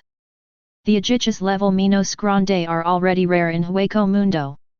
In addition, the territory of Hueco Mundo is very huge. In the 3 realms, the territory of Hueco Mundo is obviously larger than that of Soul Society and the present world. Since Ye Chuan's travels, his exploration of the entire Hueco Mundo has been very limited. Therefore, although Ye Chuan now possesses the strength of a quasi-captain, he is not complacent at all. Let's not talk about the original plot development. Aizen and his 3 companions are about to take control of Hueco Mundo and subdue Baragan and other Vasto Lords to begin the Arankar experiment. There are many hidden talents even in Hueco Mundo itself. Who knows, there might even be a tile-level Minos Grande that didn't appear in the original book. After traveling with Jiva Barnes for several days, Ye Chuan finally sensed a strong ryotsu. My lord, the Ajichas living ahead is named Tonvarik. He is a lone traveler, and his strength is among the best among all the Ajichas. He looked in the direction indicated by the strange fish's tail. There was a pool of water in the dense forest ahead, and the powerful ryotsu came from the pool. You stay here and don't run around, or I will immediately detonate the lightning ball in your body. Ye Chuan gave the strange fish a cold look. The strange fish shuddered and then hid aside obediently. Ye Chuan did not approach the pool of water, but stretched out his right index finger. A strand of black and red ryotsu gathered at the fingertip, then formed a sphere, and then formed a beam of light that shot out towards the pool of water. Fire one shot first. Bang! A zero shot directly into the pool. Ye Chuan did not use Wang Su's flash, it was just a regular zero. Even so, a huge column of water rose up from the pool, which was more than 3 meters long and wide. The entire pool of water was blown up high.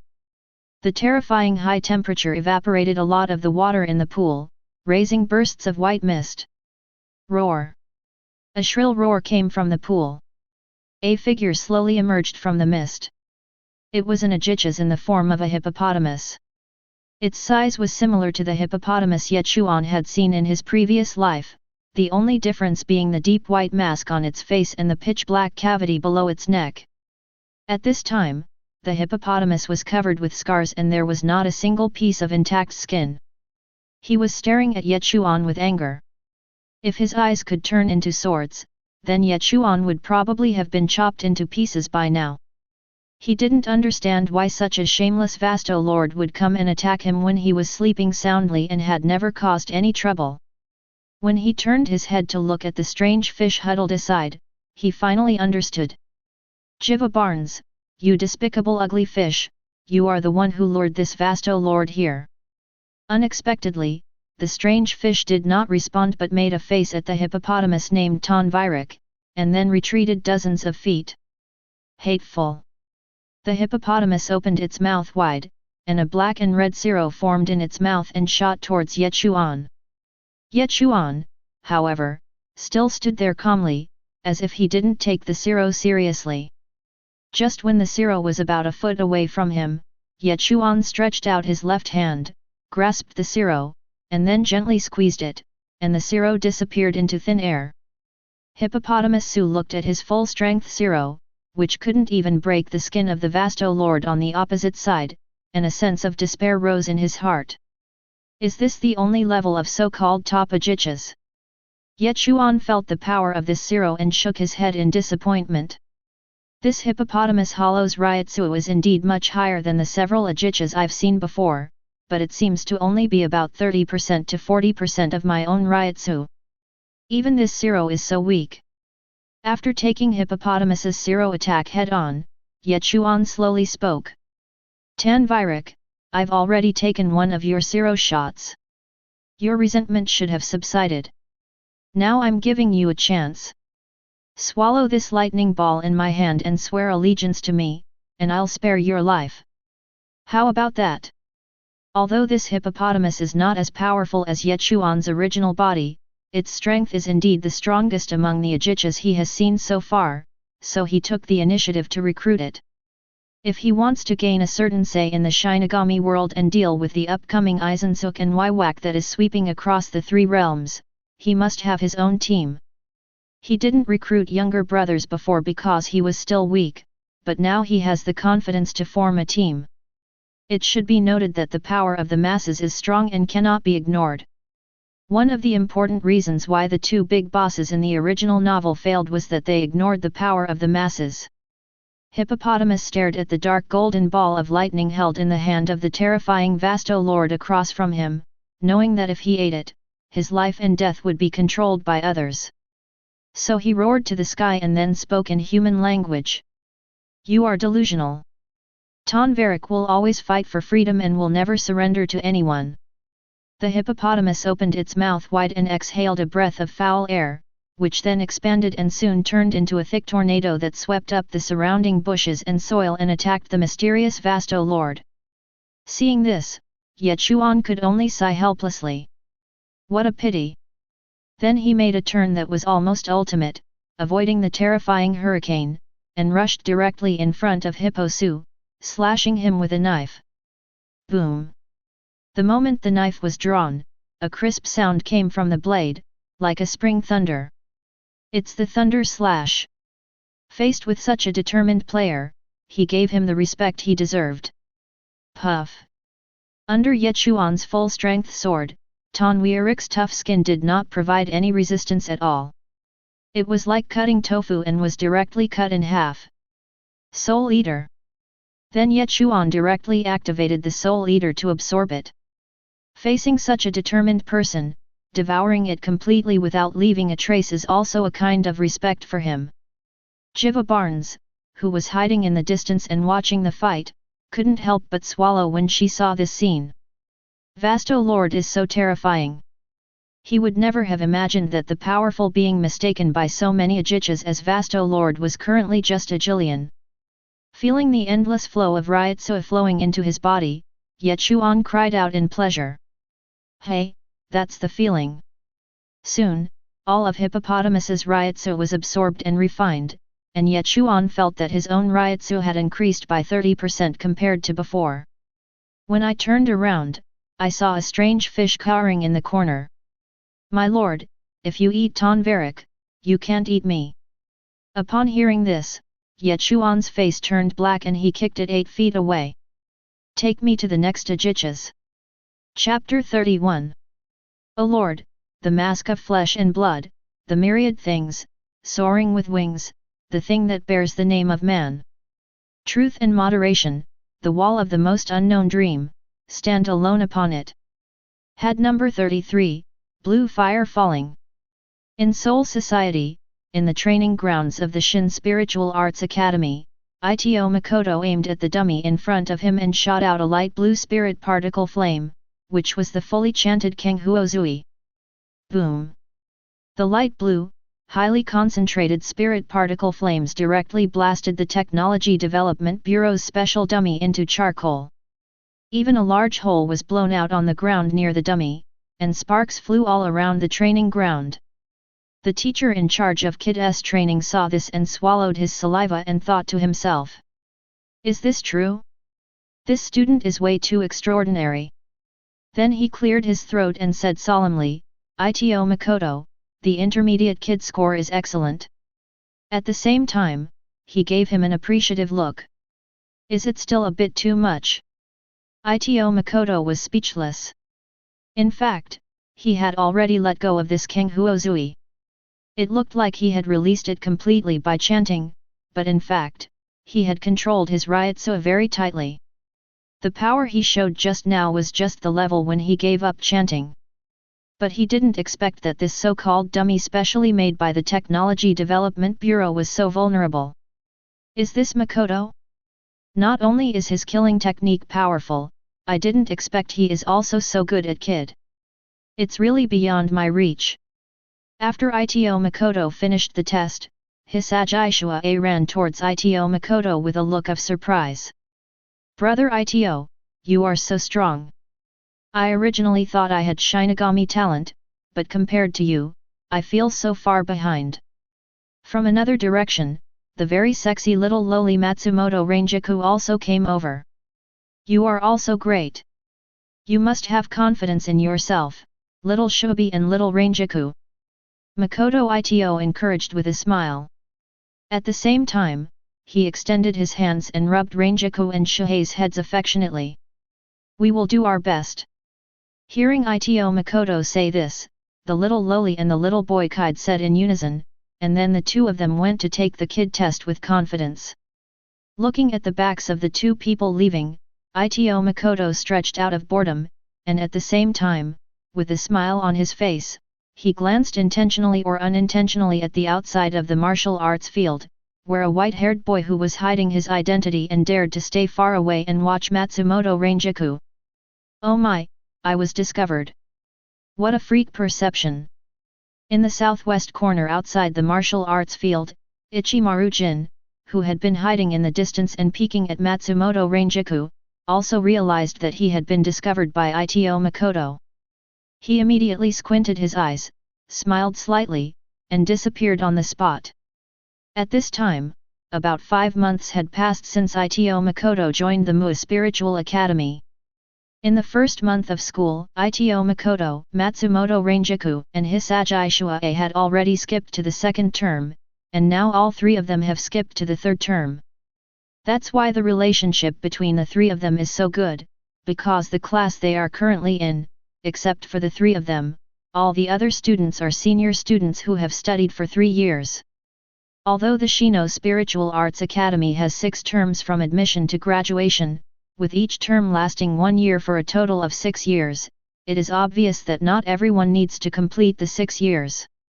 Brother Ito, there's a hot pot restaurant in the 3rd district of Rukonga South District. They say the food is delicious. I just got my scholarship, so let's go together. After class, Matsumoto Ranjaku and Hisagi Shuei enthusiastically invited Ito Makoto to have dinner together. I have something else to do, so you guys go by yourselves. I'll treat you guys to a meal next time.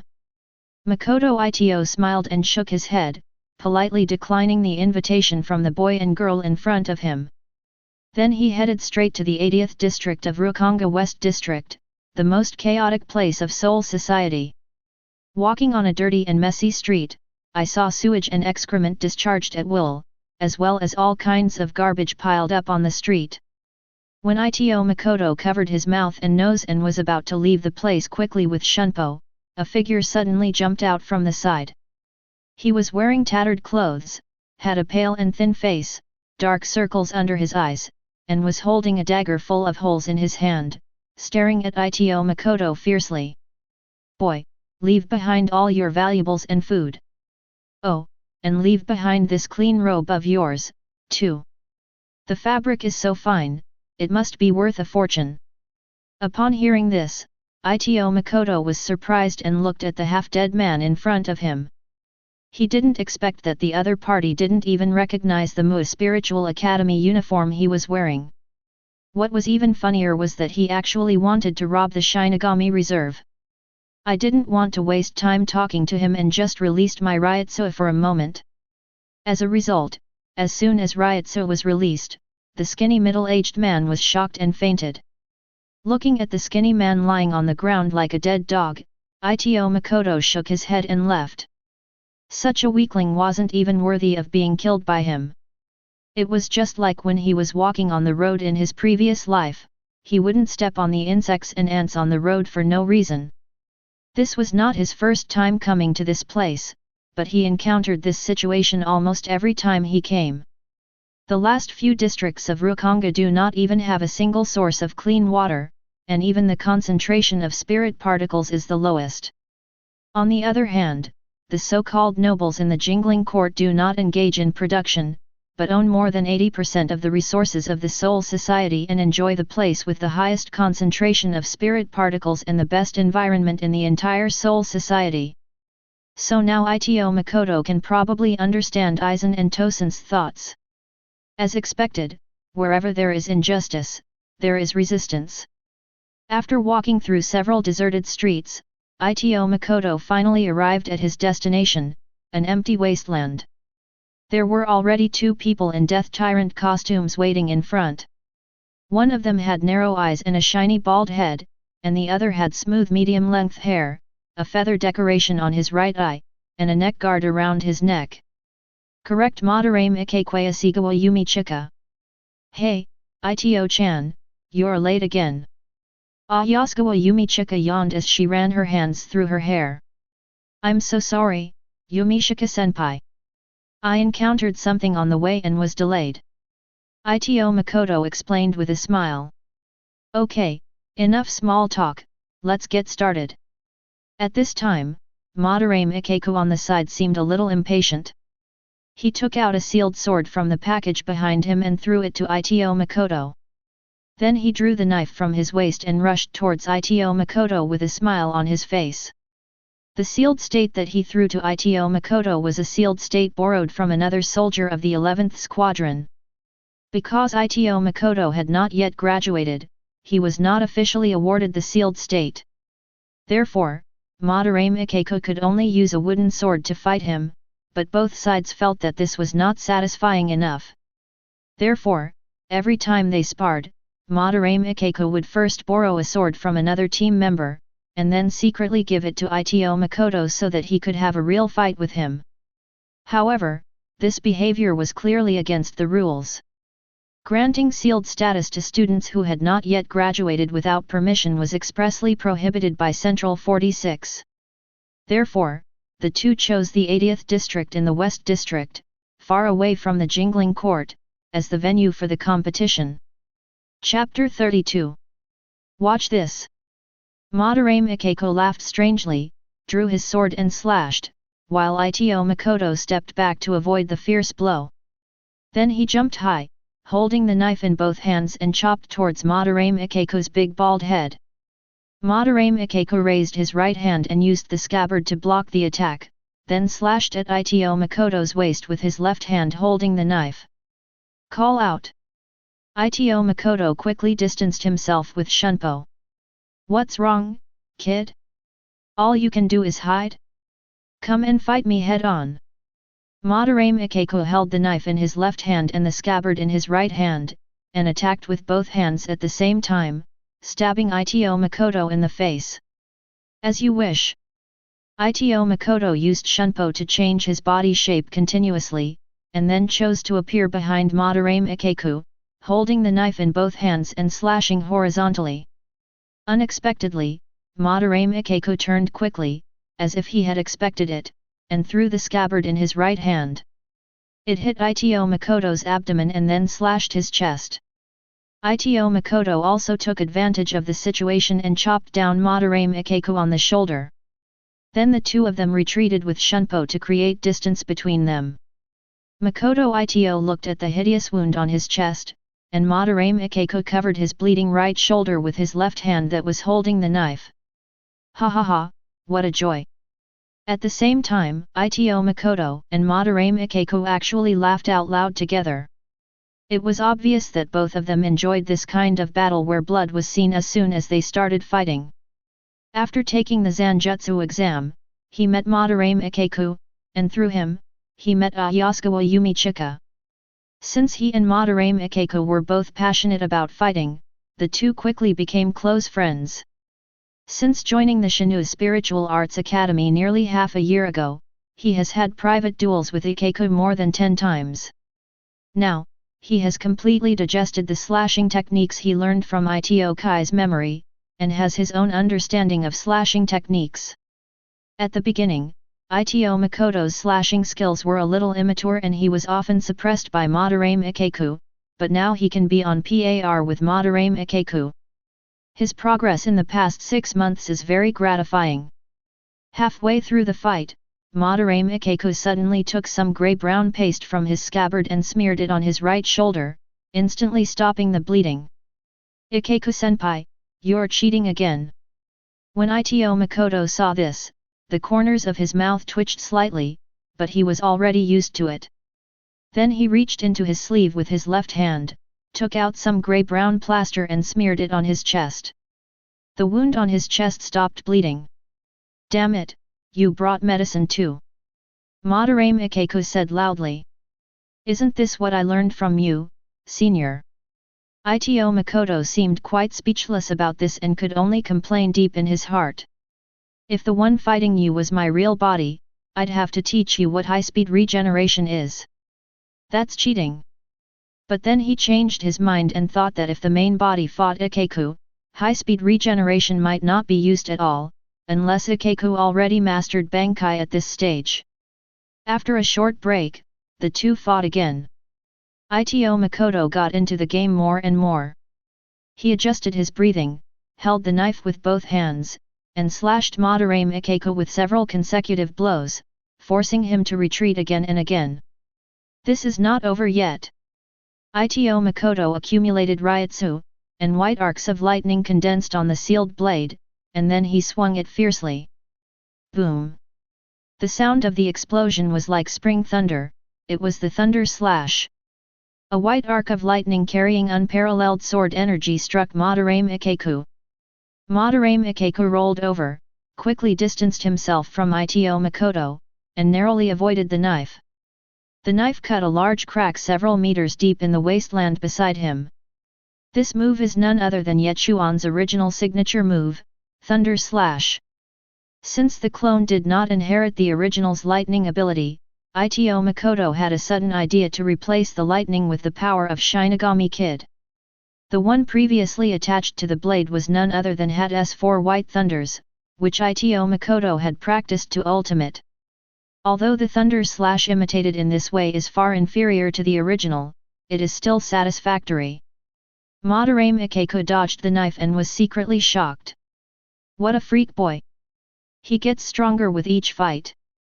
It's only been less than half a year, and he's already improved so much in both his slashing technique and his Ryutsu. Thinking of this, he no longer held back, and immediately aligned the scabbard and the handle in his hand, raised it forward and shouted. Stretch it out, Hazukameru! There was a flash of white light, and the sealed state and scabbard in Madarame Ikeko's hand instantly turned into a wooden spear with a short sword at the tip and a red tassel at the end. Holding the corner of a spear, a Shunpo rushed to Ito Makoto in an instant and stabbed him in the face. After Shikai, both his Ryutsu and speed increased to a certain extent. Ding ding ding! Ito Makoto blocked with his sword, and the collision of the two weapons set off sparks. Hazukimaru's spear tip was like a lion majesty spitting out its tongue, and every shot went straight to the vital point. Now, Ito Makoto took advantage of the moment when Madarame Ikeko was about to draw his gun and slashed horizontally, forcing Ikako to retract his Hazukimaru and use it to block Ito Makoto's powerful slash.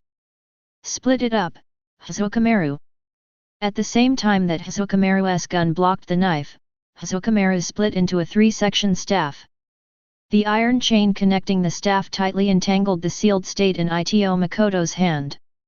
At the same time, the gun head turned rapidly and slashed towards the back of his head, and he was about to be beheaded.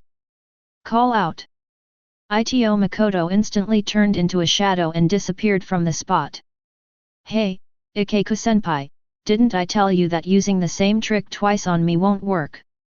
In the last duel, Madarame Ikeko used this move to scratch Ito Makoto's neck, so he was always on guard against this move this time. Head number 31, Red Fire Cannon. Ito Makoto, who had created some distance with Shunpo, appeared behind Madarame Ikeko, raised his right hand and aimed a red fireball at his big bald head. Ikeko quickly transformed Hazukimaru back into a spear form, and danced with the stick, barely blocking Ito Makoto's red fire cannon that he had abandoned the chant. Hazukimaru collided with the fireball, raising a cloud of dust. Soon, Madarame Ikeko walked out of the dust, his whole face covered in dust, but he was not injured. Ahem, Ito boy, why are you cheating and using kid? A real man has to fight physically to have fun. Weren't you the one who cheated first, senior? Yasukawa Yumichika, who was standing by, saw that the fight between the two men had turned from physical fight to verbal fight and they started to bicker. He immediately said with a dark face. Are you two kids? You're still bickering. If you want to fight, then do it now. At this time, Madarame Ikeko looked at Ito Makoto with a smile. Ito boy, you've already mastered that, right? Show me how to use it. Ito Makoto of course knew what Ikeko was talking about and sighed.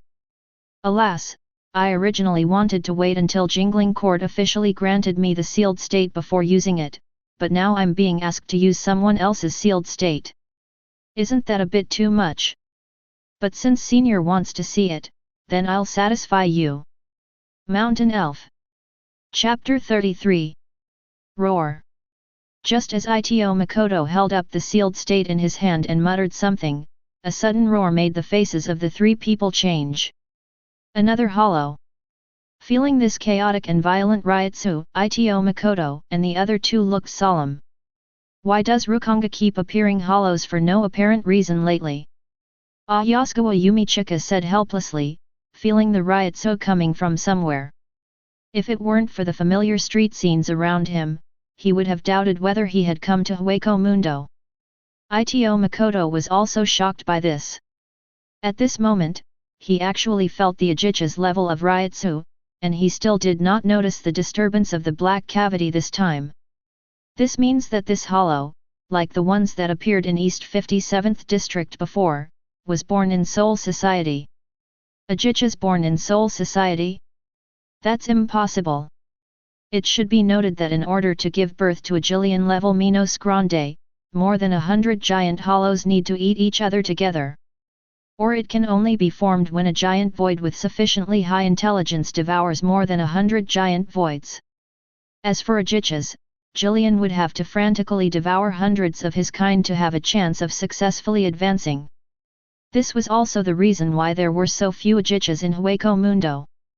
Of course, this is just the evolution process of ordinary voids, and it obviously does not include perverts like Ye Chuan. In other words, in order to cultivate an Ajicha's level Minos Grande in the Soul Society, it would be necessary to devour at least tens of thousands of Rukonga residents. Rukonga suddenly lost so many people, even if the Godi I-13 was slow to react, I think they would be able to react. That's why Makoto Ito exclaimed that it was impossible. The three of them sensed the violent Ryotsuo and used Shunpo together to rush towards the place. Soon, the three of them found the source of Ryotsuo on a severely damaged street. The moment he saw the hollow, Ito Makoto was stunned on the spot. The Xian in front of him looked like a smaller version of Jillian. That's right, it was the most ordinary, mindless Jillian, but now his height had become only 5 meters, much smaller than his original height of nearly 100 meters. The clown-like mask on his face is now only half gone, and the half of his face without the mask has become extremely dark and covered with spikes. Judging from the aura emanating from his body, he barely reached the level of Ajichas. Is this, Arankar? The moment he saw this mini Jillian, Ito Makoto finally understood why the Ajichas level Minos Grande Ryotsuo appeared in Rukonga. Aizen used the souls of more than 100 Rukonga to create this Jillian, and then Arankar it. It has Ajichas level Ryotsu, which is why Ito mistakenly thought it was an Ajichas. Just looking at Jillian's appearance, he has not yet woken up from his confused and unconscious state. It is obvious that the current Arankar experiment is still very primitive and very immature. It can only be called a pseudo-Arankar. Looking at the fake Arankar in front of him going crazy, Ito Makoto did not intend to take action. He knew that this must be the work of Aizensuk, and maybe Aizensuk was hiding somewhere and peeping at him at this moment. It would be bad if I revealed my strength too early and attracted Aizen's attention. Although it is more likely that Aizen does not take him, an ant, seriously. But it is better to be safe than sorry. Until this clone has the strength of a strong captain, Ito Makoto has no intention of entering his sight. Besides, it would not be easy for these two to deal with a pseudo-Arankar that is comparable to an ordinary Ajichas. Bloom, Vine Peacock. Facing the fake Arankar, Ayasukawa Yumichika released his own half Shikai Fuji Peacock to meet it. Jillian is already ugly enough, but you're uglier than her. How can you be this ugly? It really doesn't fit my aesthetic. The scimitar Vine Peacock transformed into 4 blades, and Yumichika showed a look of disgust as he chopped off the head of the fake Arankar. Stretch out, Hazukameru.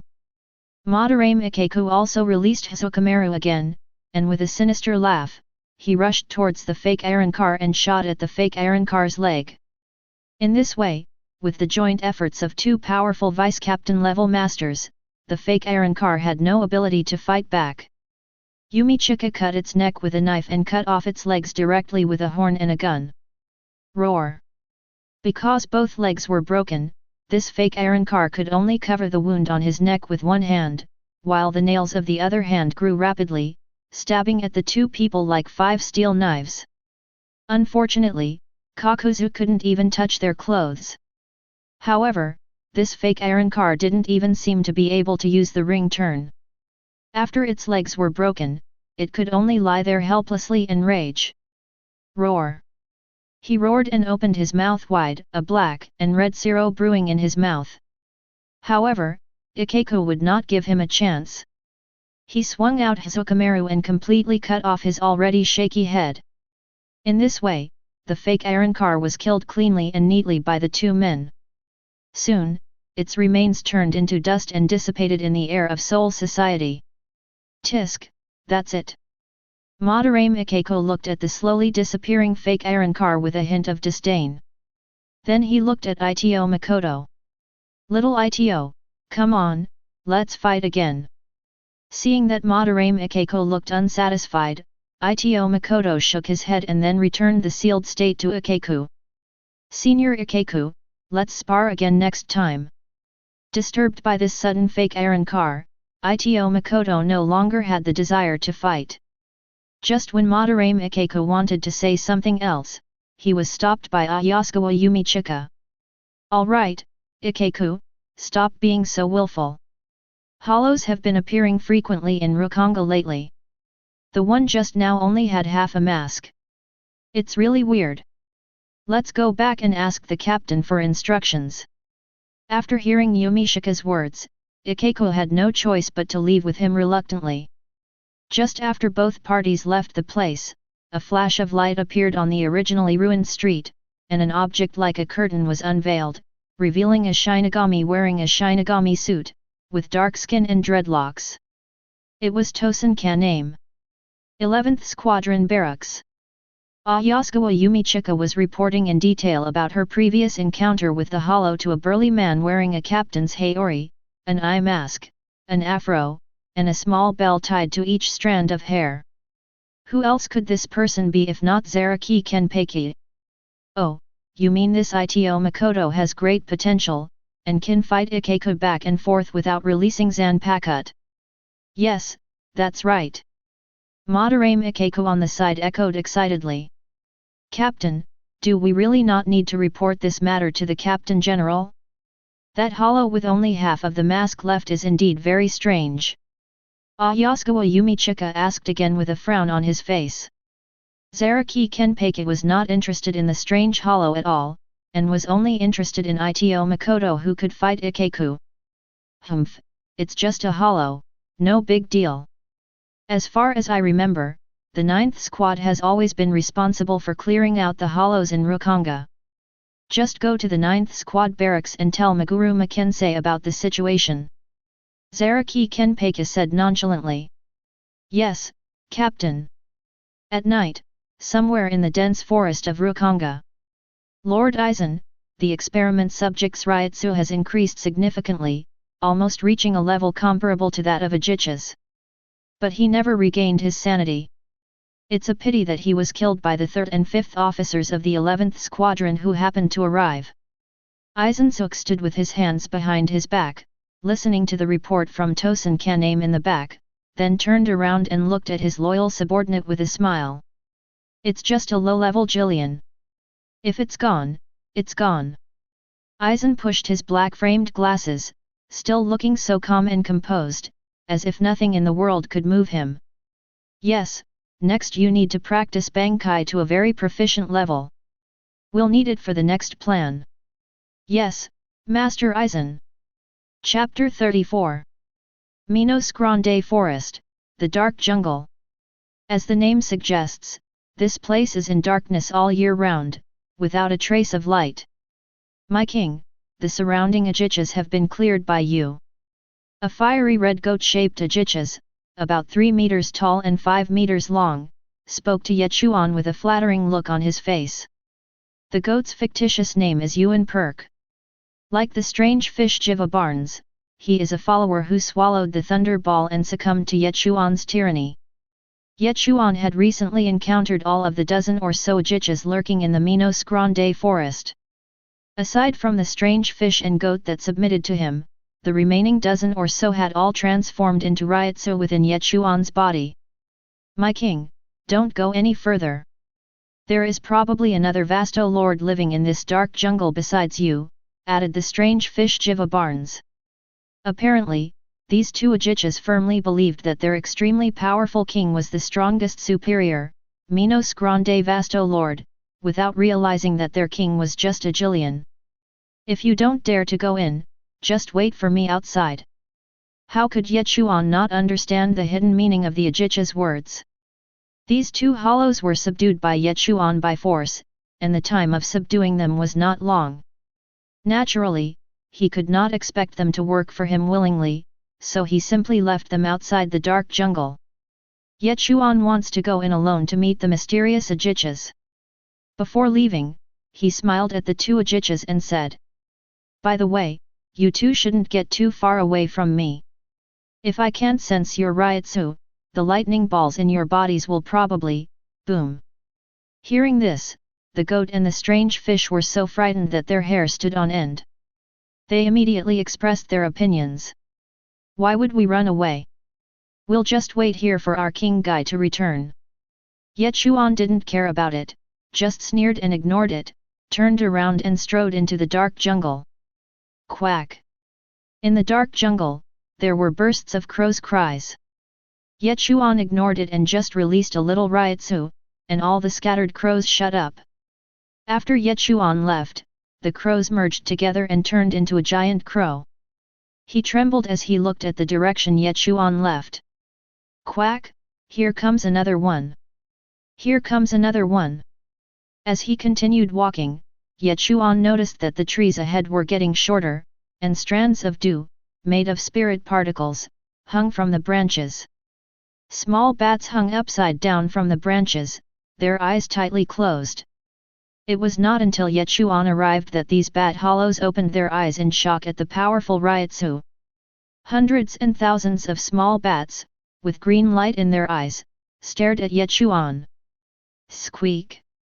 Countless bats cried out, and these sounds formed a strange sound wave that rushed towards Ye Chuan. Noisy! Strands of dark golden Ryutsu rose from Ye Chuan's body, then became increasingly dense, until it transformed into a rough dark golden beam of light that shot up into the sky, illuminating the dark jungle at night. The many small bat-shaped hollows that were originally chirping at Ye Chuan were frightened by his powerful Ryutsu and fled in all directions. Suddenly the entire dark jungle was in chaos. Aren't you coming out yet? Ye Chuan's face was calm. He looked at the nest in front of him, which was as deep as an endless black hole, and spoke softly. Suddenly, a stream of deep green Ryutsu surged out from the nest in front of him.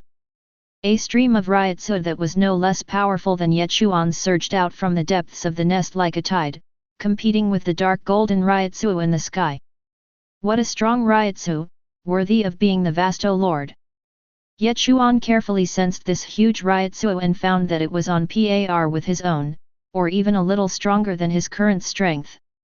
Ye Chuan's Ryutsu level at this point was almost double that of Jillian's when he was first promoted.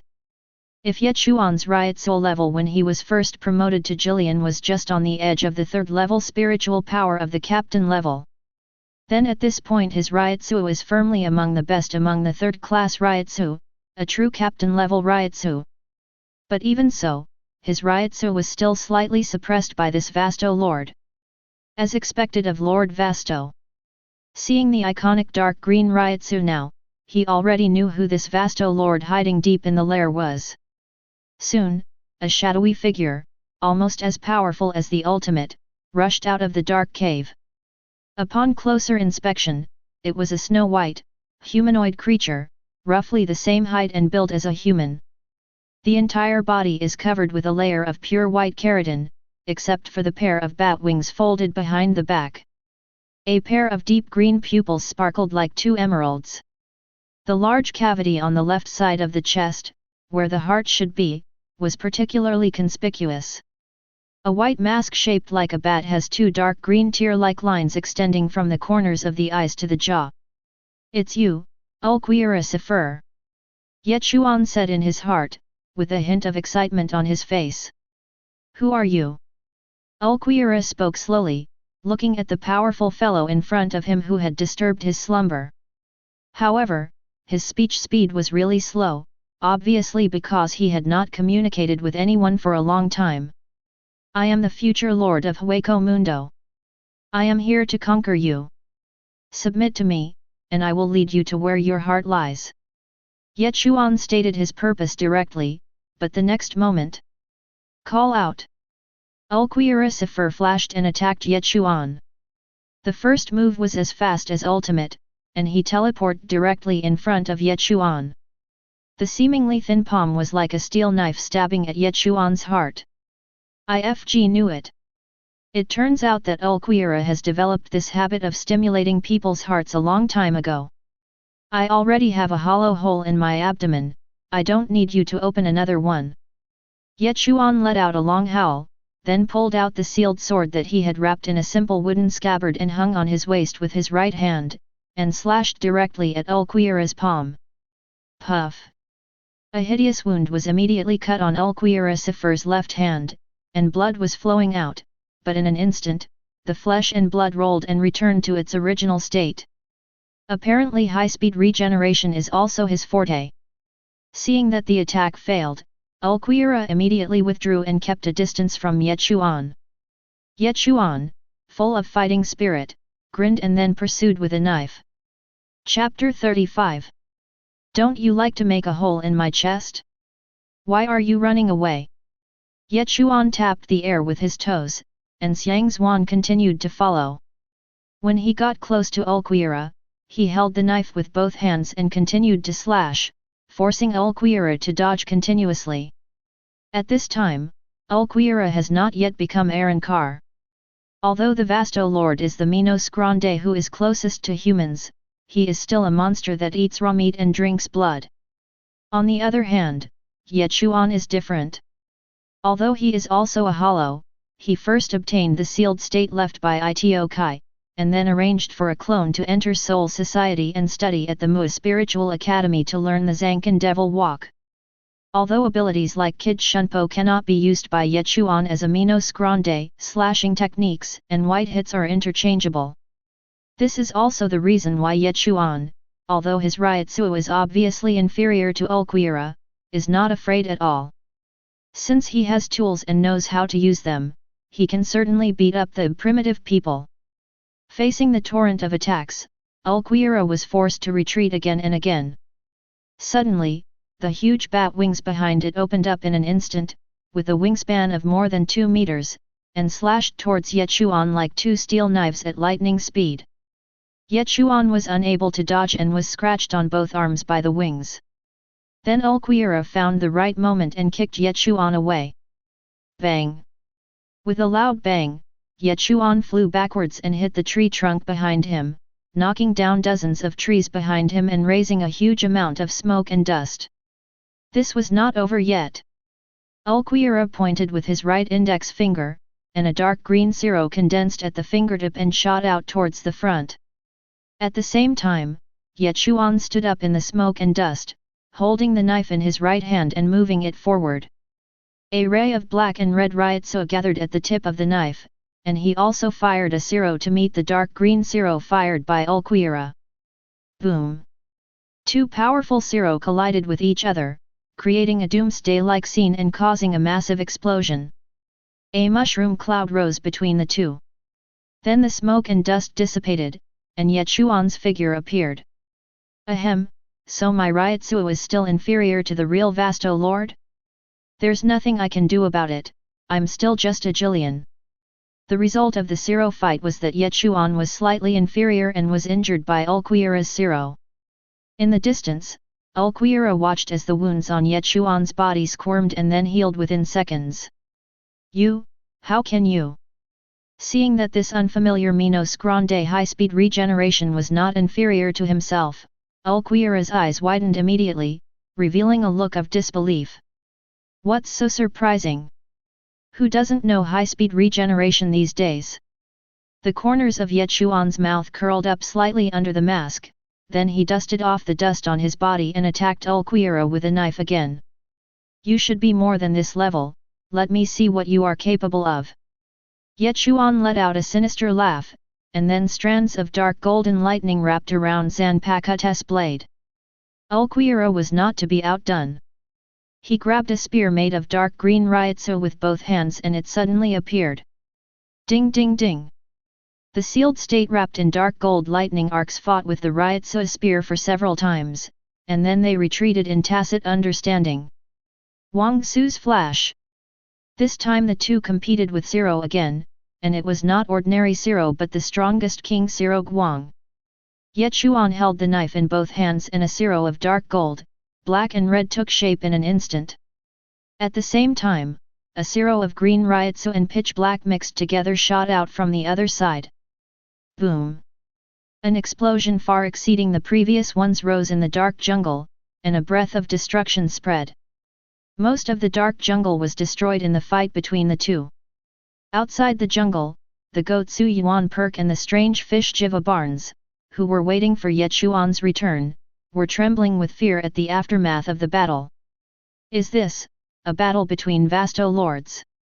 While Ulquiorra was still fighting back, Ye Chuan used lightning to penetrate the surface and then sneaked underground. Then he unexpectedly emerged from the ground behind Ulquiorra and slashed him on the back with a knife. Puff!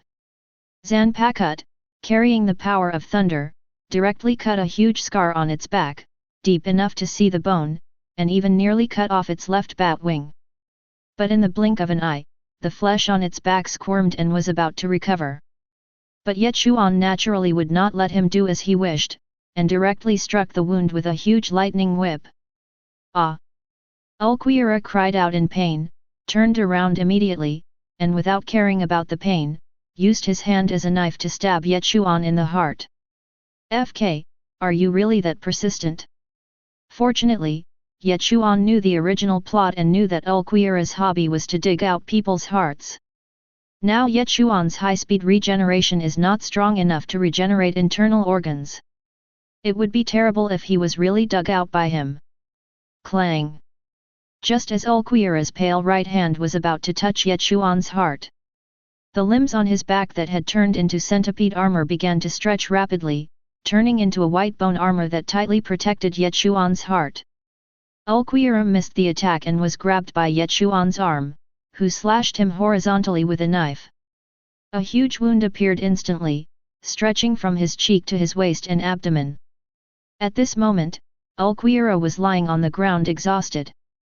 The wounds on his body healed quickly with the wriggling of flesh and blood, but a corner of the mask on his face was cut off by Yetuan.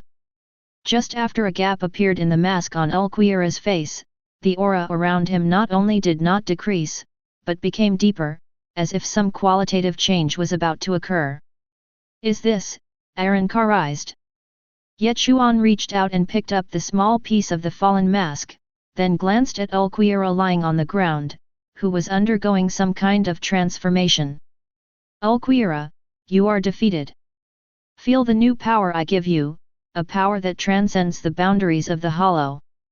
From today on, I am your king. The only king. This power of Arankar is the gift the king gives you. After Yetuan finished showing off, he left without even looking back. Yes, he had to run, otherwise he would be exposed.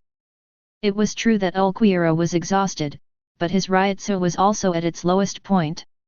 He had achieved his goal by knocking off a small piece of Ulquiorra's mask during the fight.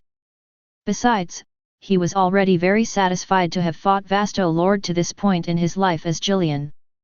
If he didn't run now, it would be too late to escape once Ulquiorra got familiar with Arankar's incomplete power. Ulquiorra is a high-ranking Minos Grande Vasto Lord. After his mask shattered, he naturally wouldn't fall in rank like the Ajichas. Instead, he would begin his transformation into Arankar. In the original work, Ulquiorra accidentally turned into an incomplete Arankar, and then Aizen used Hgyako to help him turn into an Arankar again, and then he became the number 4 Espada. Yetuan never expected that he would become the driving force behind his evolution to Arankar. By some strange coincidence, he helped him complete his first Arankar ahead of time. Ulquiorra, who had just endured a tough battle, was now crouching in place, stroking the pale skin that was exposed beneath the gap in his mask. His Ryutsu had actually risen to a higher level than before.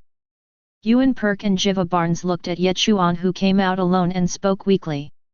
How is the battle going, my king? Humph, stop talking nonsense and walk faster. After saying that, the three of them quickly left the dark jungle with a loud noise. Soon, Ulquiorra, who had become roughly familiar with the incomplete Arankar and whose power had surged, also appeared outside the dark forest. He stared blankly at the direction where Yetuan had left, and then muttered to himself. King. Chapter 36. Somewhere in the Minos Grande forest, the goat and the strange fish were guarding the periphery, while Yetuan was hiding in a cave somewhere, observing the small piece of the incomplete mask he had obtained from Ulquiorra. After looking at it for a long time, Yetuan opened his mouth and swallowed it. After swallowing the mask, Yetuan's Ryutsu did not increase in the slightest. But he felt as if he had gained something special. It really works. Yetuan felt the changes around him and immediately smiled. The world of Hollow has a strict hierarchy. Being able to devour many Jillians and become Ajichas is already a rare existence. As for the upper-level Minos Grande Vasto Lord, they are even rarer. There are only a few Vasto Lords that actually appear in the original work, and many of them are even born. Even the only one who can be sure that he slowly transformed into Vasto Lord on his own is Grimmjow after the 1000-year bloody war. As competitive as Neutra is, willing to fight against the strong at all costs, but in the end she is still an Aegis and still cannot beat Neutra, who has been missing for many days and neglected her training. Did Neutra not want to be promoted to Vasto Lord? Obviously not, it was because he lacked the talent, or rather the qualifications, to become a Vasto Lord. He devoured Ulquiorra's incomplete mask in order to increase his qualifications to become a Vasto Lord. Ye Chuan did this not because he thought he couldn't become a Vasto Lord with his qualifications, but after all, the more preparation he had, the more chances of success he had. You who broke the mask became Arankar, and I who ate the mask increased my qualifications. We both have a bright future. A large crowd gathered at this time. These people were all old students of the 6th term, that is, Shinigami reserves who had been trained for 6 years at the Mu Spiritual Academy and were about to graduate, except for Ito Makoto. At this time, Matsumoto Ranjaku and Hisagi Shuae were still in the 4th term, while Ito Makoto had already jumped to the 6th term. As long as he and these 6th term seniors completed the graduation examination together, he could officially join the Godai 13. Everyone in the square is holding a swearing-in ceremony. 3 days later, this group of students will go to the real world to take the soul burial test. At this time, nearly a year had passed since Ito Makoto joined the Mu Spiritual Academy. It's not that even with Ito Makoto's qualifications, it would take a year to graduate, but that the Shinigami Reserve students studying at the Mu Spiritual Academy, no matter how talented they are, have to stay for at least 1 year before they are allowed to graduate. The last person to graduate so quickly was Ichimaru Jin. The next day, at a hot pot restaurant in Rukanga West District, Ito Makoto is fulfilling his previous promise to treat little Ranjaku and little Shuhei to dinner. Looking at the bubbling sukiyaki pot on the table, Makoto Ito's memories seemed to be pulled back to his past life. Ito-sama is so cunning. He said he'd graduate with us, but he ended up completing 6 years of courses in just 1 year. Just like, it's so frustrating how come all the people I know are freaks. Matsumoto Ranjaku, who was becoming increasingly plump, pouted and said angrily. Zyubing on the side suddenly became silent and seemed to be in a very bad mood recently. I can't help but think of a big news in Seoul society recently. That is Yura Harakisuk, the former director of the Technology Development Bureau and captain of the 12th Division, who defected from Seoul society. Also missing with him were former captain of the 5th Division, Hirako Shinji. Former captain of the 9th Division, Maguruma Kensei. Former 3rd Division captain Torabashi RJR. Former captain of the 7th Division, Love Akawa. Saragaki Hiri, former vice captain of the 12th Division. Former vice captain of the 8th Division, Lisa Yamaru. Former vice captain of the 9th Division, Kuna Mashiro. Former vice kid chief Hatch Aizen. Kid Desite Tsukabishi. Shihaorin Yoryuaki, the former current head of the Shihaorin family and captain of the 2nd Squad. Facing this sudden major event was a major earthquake for the entire Seoul society. After all, the middle and high-level forces of the Godai 13th Squad underwent a major reshuffle. Of course, with his God's perspective, Makoto Ito is well aware of the cause and effect of this incident. The natural source of all this is naturally Aizen's hollow experiment. Even Ito Makoto, a time traveler, had to admit that Aizen and his Kaika Suijutsu were truly heaven-defying. With his illusion-based Zanpakuto, he was able to manipulate the entire Seoul society. Don't be sad, little Zyubing. I believe that sooner or later you will meet the captain of the 6th Fleet again. Ito Makoto said comfortingly. Really, Makoto nii? Hisagi Shuae looked very depressed. Of course. You have to practice hard during this period. You don't want to be looked down upon by your idol when you meet him again. After saying that, Ito Makoto rubbed Hisagi Shuae's head to show encouragement. Well, thank you, Brother Cheng, I will definitely work harder. After listening to Makoto Ito's chicken soup, the little boy Hisagishua was obviously full of energy. He immediately became less depressed, picked up a piece of hot beef from the sukiyaki pot with chopsticks, blew on it briefly, and then began to eat it in big mouthfuls. Phew, that's hot. Hey, you're too cunning, I was the one who set my eyes on this piece of meat first. Just as Makoto Ito and the other two were eating sukiyaki and laughing and joking, Makoto Ito's face suddenly changed, and he picked up a plate of persimmon cakes on the table and walked out of the store. I heard from Ranjaku-chan that your favorite thing to eat is dried persimmons. Would you like a piece? As soon as he finished speaking, the young boy Ichimaru-jin wearing the captain's haori appeared out of thin air. Oh, you always find me out. Your spiritual perception is really terrifying. Ichimaru-jin still had that squinting and smiling expression on his face, like a cunning fox. After taking the dried persimmon from Ito Makoto's hand, Ichimaru-jin disappeared in a flash. Hey, why did you take the plate away? I want to pay for it. Ito Makoto shouted helplessly at Ichimaru-jin who had already left. As a result, the next moment Ichimaru-jin appeared in front of Ito Makoto again with an empty plate and handed it to him. How about we come in and eat something, Captain Ichimaru-jin, aren't you going to meet her? Ichimaru-jin didn't reply, but was stunned for a moment, and then left the hot pot restaurant alone. Then, a voice from Kid rang in Ito Makoto's ears, a voice that only he could hear. No need. Thank you for the persimmon cake. By the way, be careful during the soul burial test. Chapter 37. Let me introduce myself first. My name is Uirimi, the current 18th seat of the 9th Division. Today, I will lead everyone in the soul burial ceremony. Now, please step forward in an orderly manner to receive your sealed state. On the stage, a middle-aged woman wearing a Shinigami costume with a Madara face was chattering away, while two male Shinigami beside her were holding two large packages. He threw it to the ground and opened the package to reveal two full bags of sealed state. Everyone line up and receive the sealed state, and then use the sealed state you received to participate in the soul burial in the real world. The young male Shinigami with the backpack spoke. Why does this knife have so many nicks? Can I get a new one? A short female student took the sealed state knife she received and tried to exchange it. As soon as this was done, many students below began to make a commotion and clamored to change their knives.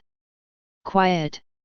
Seeing this, the 18th seat of the 9th Division named Uirimi began to release Ryutsu and then began to control the situation. Although her weak Ryutsu made Ito Makoto want to laugh, he couldn't laugh because his mind was full of Ichimaru-jin's words. Be careful, your soul will be buried. You can tell with your butt that Aizen is going to cause trouble again. Why is it that wherever I go, something bad happens? Ito Makoto laughed at himself helplessly. Don't worry, the sealed states you're being given now are just temporary sealed states kept in the Shin Spiritual Arts Academy for the convenience of assessing successive generations of students. Once you officially join the team, you'll be granted your own exclusive sealed states. After hearing what Uirimi said, the team below suddenly quieted down. After a while, Ito Makoto also received a sealed state that looked older, but the blade was still intact. Before crossing the interface, Uirimi looked at the Shinigami reserves in front of her and began to count. This soul burial assessment ceremony was supposed to have 33 people present, and 33 people were present, with no one absent. After confirming the number of people and the personnel matched, Uirimi began to explain the rules of the soul burial exam. The Technology Development Bureau has already selected a suitable area in the real world and set up a barrier. Each of you will be assigned a dummy with a soul's aura. Your task is to kill the hollow while protecting the dummy. The quality of your results is determined by the extent of damage to the dummy. If the dummy is destroyed or you can't defeat the hollow, you will fail the exam and need to return to the Mua Spiritual Academy to study for another year. Now I'm going to distribute the boundary breaking pills to everyone. These are items that can help you break through the barrier and escape in case of emergencies. Please note that if you use the boundary breaking pills, you will be deemed to have failed the test. However, even though we have made sufficient preparations, unexpected events may occur, so everyone needs to be mentally prepared.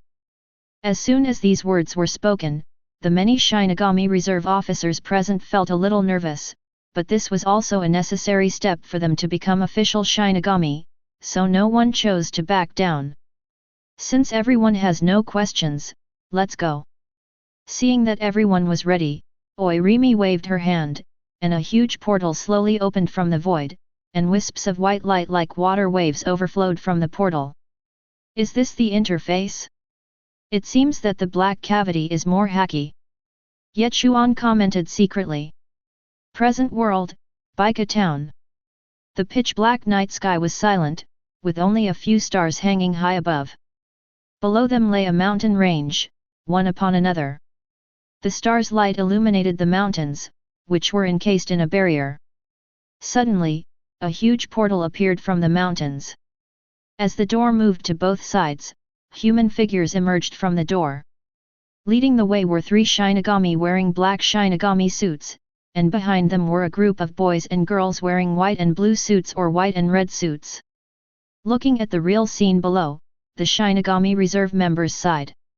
At this time, Uirimi jumped to the front and looked at the many Shinigami reserve and said, "Next, you will complete your assessment in the group below, Yamanaka. We will grade you based on the time it takes to complete it and the extent of damage to the dummy. I hope you all get a good score, as this will determine your subsequent promotion and ranking within your respective squads. I now declare the soul burial assessment officially begins." Following Uirimi's order, the young man next to him, who was wearing a Shinigami uniform, threw out 33 spirit balls, each of which flew towards a student taking the test. Makoto Ito was also given a spirit ball. Guided by the spirit ball, he quickly landed in a dense jungle. After landing, the spirit ball turned into a dummy emitting a little spiritual light, and an invisible barrier rose around it. Roar! Suddenly, a roar was heard, and a new hollow suddenly attacked from behind, heading straight for the dummy that was emitting a little spiritual light. Seeing this, Ito Makoto didn't even bother to draw his knife, and just pointed at it from a distance. Had no 4 white thunder. A pure white bolt of lightning directly blew the new hollow into ashes. With the death of the hollow, the invisible barrier surrounding Ito Makoto disappeared instantly. Everything seems to be going well, nothing unexpected happened. Before this, Makoto Ito had always been on high alert to prevent accidents that might happen at any time, but so far nothing has happened. Is this the genius Ito Makoto who completed 6 years of courses in 1 year? He's truly amazing. Uirimi, watching from above, naturally noticed Ito Makoto's performance and couldn't help but marvel at it.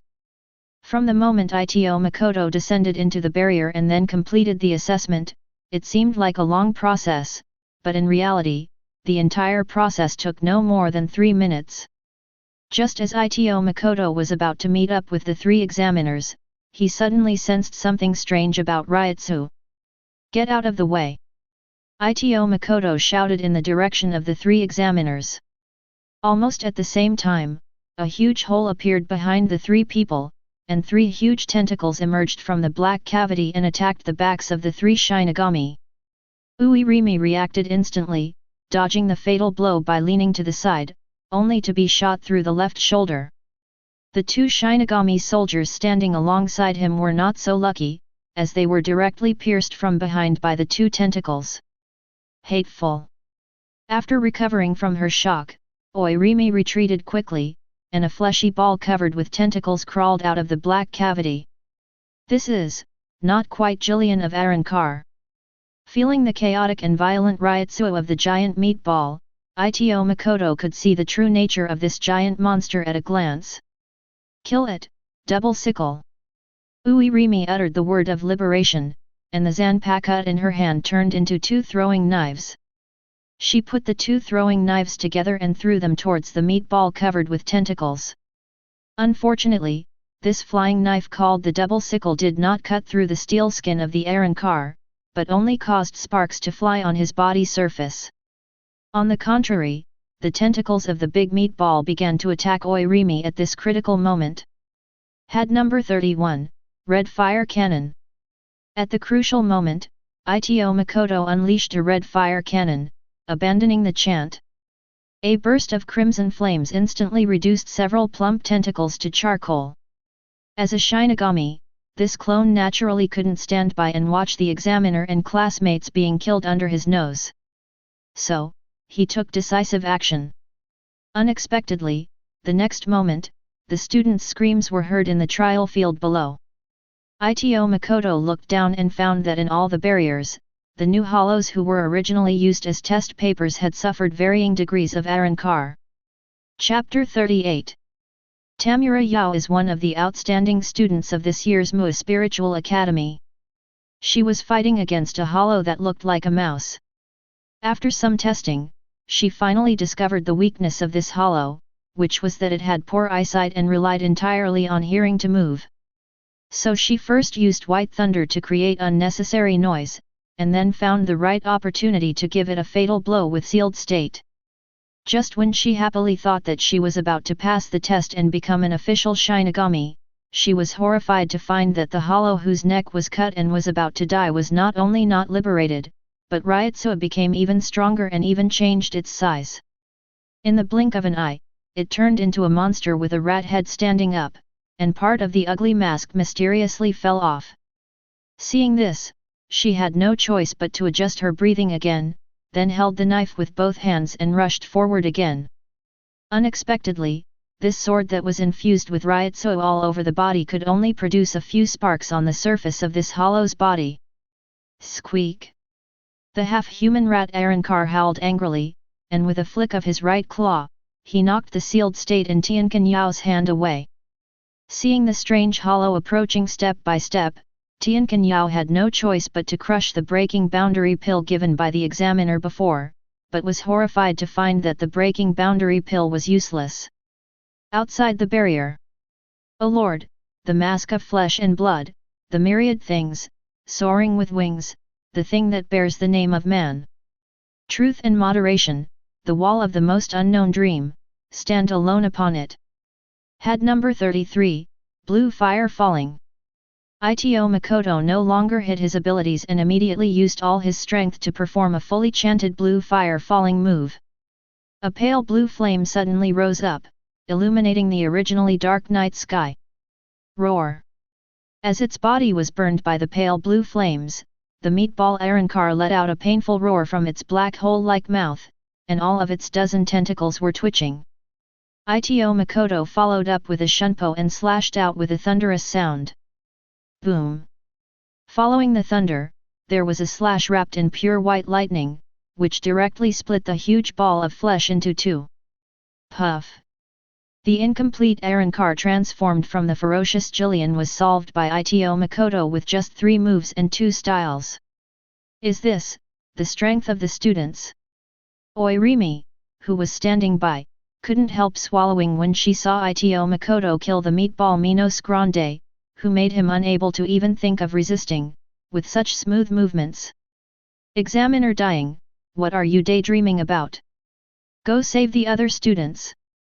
After hearing Ito Makoto's shout, Oirimi came back to her senses from the shock and immediately rushed towards the group of Yamanaka barriers below. Too slow, too late. Within the barrier below, the 32 newly created hollows originally intended for the test had all been transformed into incomplete Arrancars. Furthermore, the previously prepared Hawkeye pills had lost their effectiveness. Clearly, someone had tampered with the barrier's parameters, rendering the Hawkeye pills ineffective. Although the incomplete Arrancars formed by these newly born hollows are at most comparable to ordinary powerful hollows, they are obviously not something these Shinigami students can deal with at the moment. However, these barriers are too scattered, and it is obviously impossible to save them one by one. It's all over. If all these students die here, I'll definitely have to go to Central 46 to stand trial. I just nominated the 18th seat last month. Seeing that the situation inside the barrier was critical, Uirimi couldn't help but feel completely hopeless. Suddenly, she felt an extremely powerful Ryotsu rising from behind her, and she turned her head abruptly only to discover it. Ito Makoto held the sealed state in his hand forward and muttered to himself. All the demons and monsters, all the gods and saints, will turn to dust and be annihilated. A dark golden Ryotsu flashed by, and the sealed state in Ito Makoto's hand had changed drastically. It turned into a snow-white bone blade, as if it was made of white bones. The blade and the handle became more slender, and the jaw became slender and curved extending to both sides. A thin iron chain was tied to the back of the handle. Annihilation God style, shock. Ito Makoto simply swung the long sword in his hand, and then the blade began to vibrate slightly. At the same time, the weak Arankars in the 32 barriers below exploded and turned into blood mud in an instant. Crash! Then even the barriers that trapped the students shattered at the same time. Seeing that the giant claws of the strange rat were only a few centimeters away from his forehead, Tian Kun Yao had already closed his eyes in despair, silently waiting for death to come. Father, mother, and my younger brother, I'm sorry. I'm going to disappoint you this time. A crystal teardrop slid down from the corner of his eye. Suddenly, she felt a heat on her face, as if a warm liquid had been splashed on it. After a while, she touched her head again, making sure it was still hanging intact around her neck, and then she slowly opened her eyes. All she saw was scarlet. The once ferocious humanoid rat monster had now turned into a pool of bloody mud, and even splashed blood all over her face. Am I saved? When Tianqin Yao was stunned, he suddenly heard Uirimi's anxious call, what are you still standing there for? Come here quickly. After hearing this, Tamura Yao used Shunpo in a daze and quickly came to Uirimi's side. Ito Makoto looked at the two dark blue claws that stretched out from the crack in the black cavity in front of him and said cautiously. Oi senpai, please take everyone back to Soul Society first. If you stay here, I have to distract myself to protect you. Ito Makoto spoke frankly about this, but Uirimi did not show any displeasure on her face, because she knew that Ito Makoto was telling the truth, and with her limited strength, staying here was really no different from delivering food. He immediately opened the time travel interface and returned to Soul Society with the 32 Shinigami reserves who had survived the disaster. Master Ito, thanks to you, none of the 32 students died. Please be careful in the next battle. Uirimi is a wonderful person. She directly calls Ito Makoto sir. In this battle, because Ito Makoto acted in time, none of the 32 trainees were injured or killed, and only 2 soldiers from the 9th Division were killed. This is a blessing in disguise. In the interface, Yao Tamura looked at Rimi Ui with a worried look on her face. Oi senpai, Ito, Sama is all right, right? As an outstanding student of this session, Tianqin Yao had long noticed the handsome boy named Ito Makoto who had skipped 6 grades in 1 year and had admired him for a long time, but he had always been quite inferior and did not dare to express his feelings. Now that I know that Ito Makoto saved everyone and is also going to cover their retreat, I can't help but start to worry about him. Don't worry, he'll be fine. Uirimi replied in a firm tone. Although she is not very strong, her eyesight is not bad. She had only seen that look and that aura in 2 people in the 9th Division. One is the former captain of the 9th Division, Meguru Makensei, and the other is the current captain of the 9th Division, Tosen Kaname. Chapter 39. Seeing that the big claw was about to crawl out of the black cavity, Ito Makoto raised his hand and fired a red fire cannon without chanting, knocking the 2 dark blue big hands back into the black cavity. On the other side, the interface slowly closed and finally turned into a stream of light and disappeared into thin air. These holdbacks are finally gone.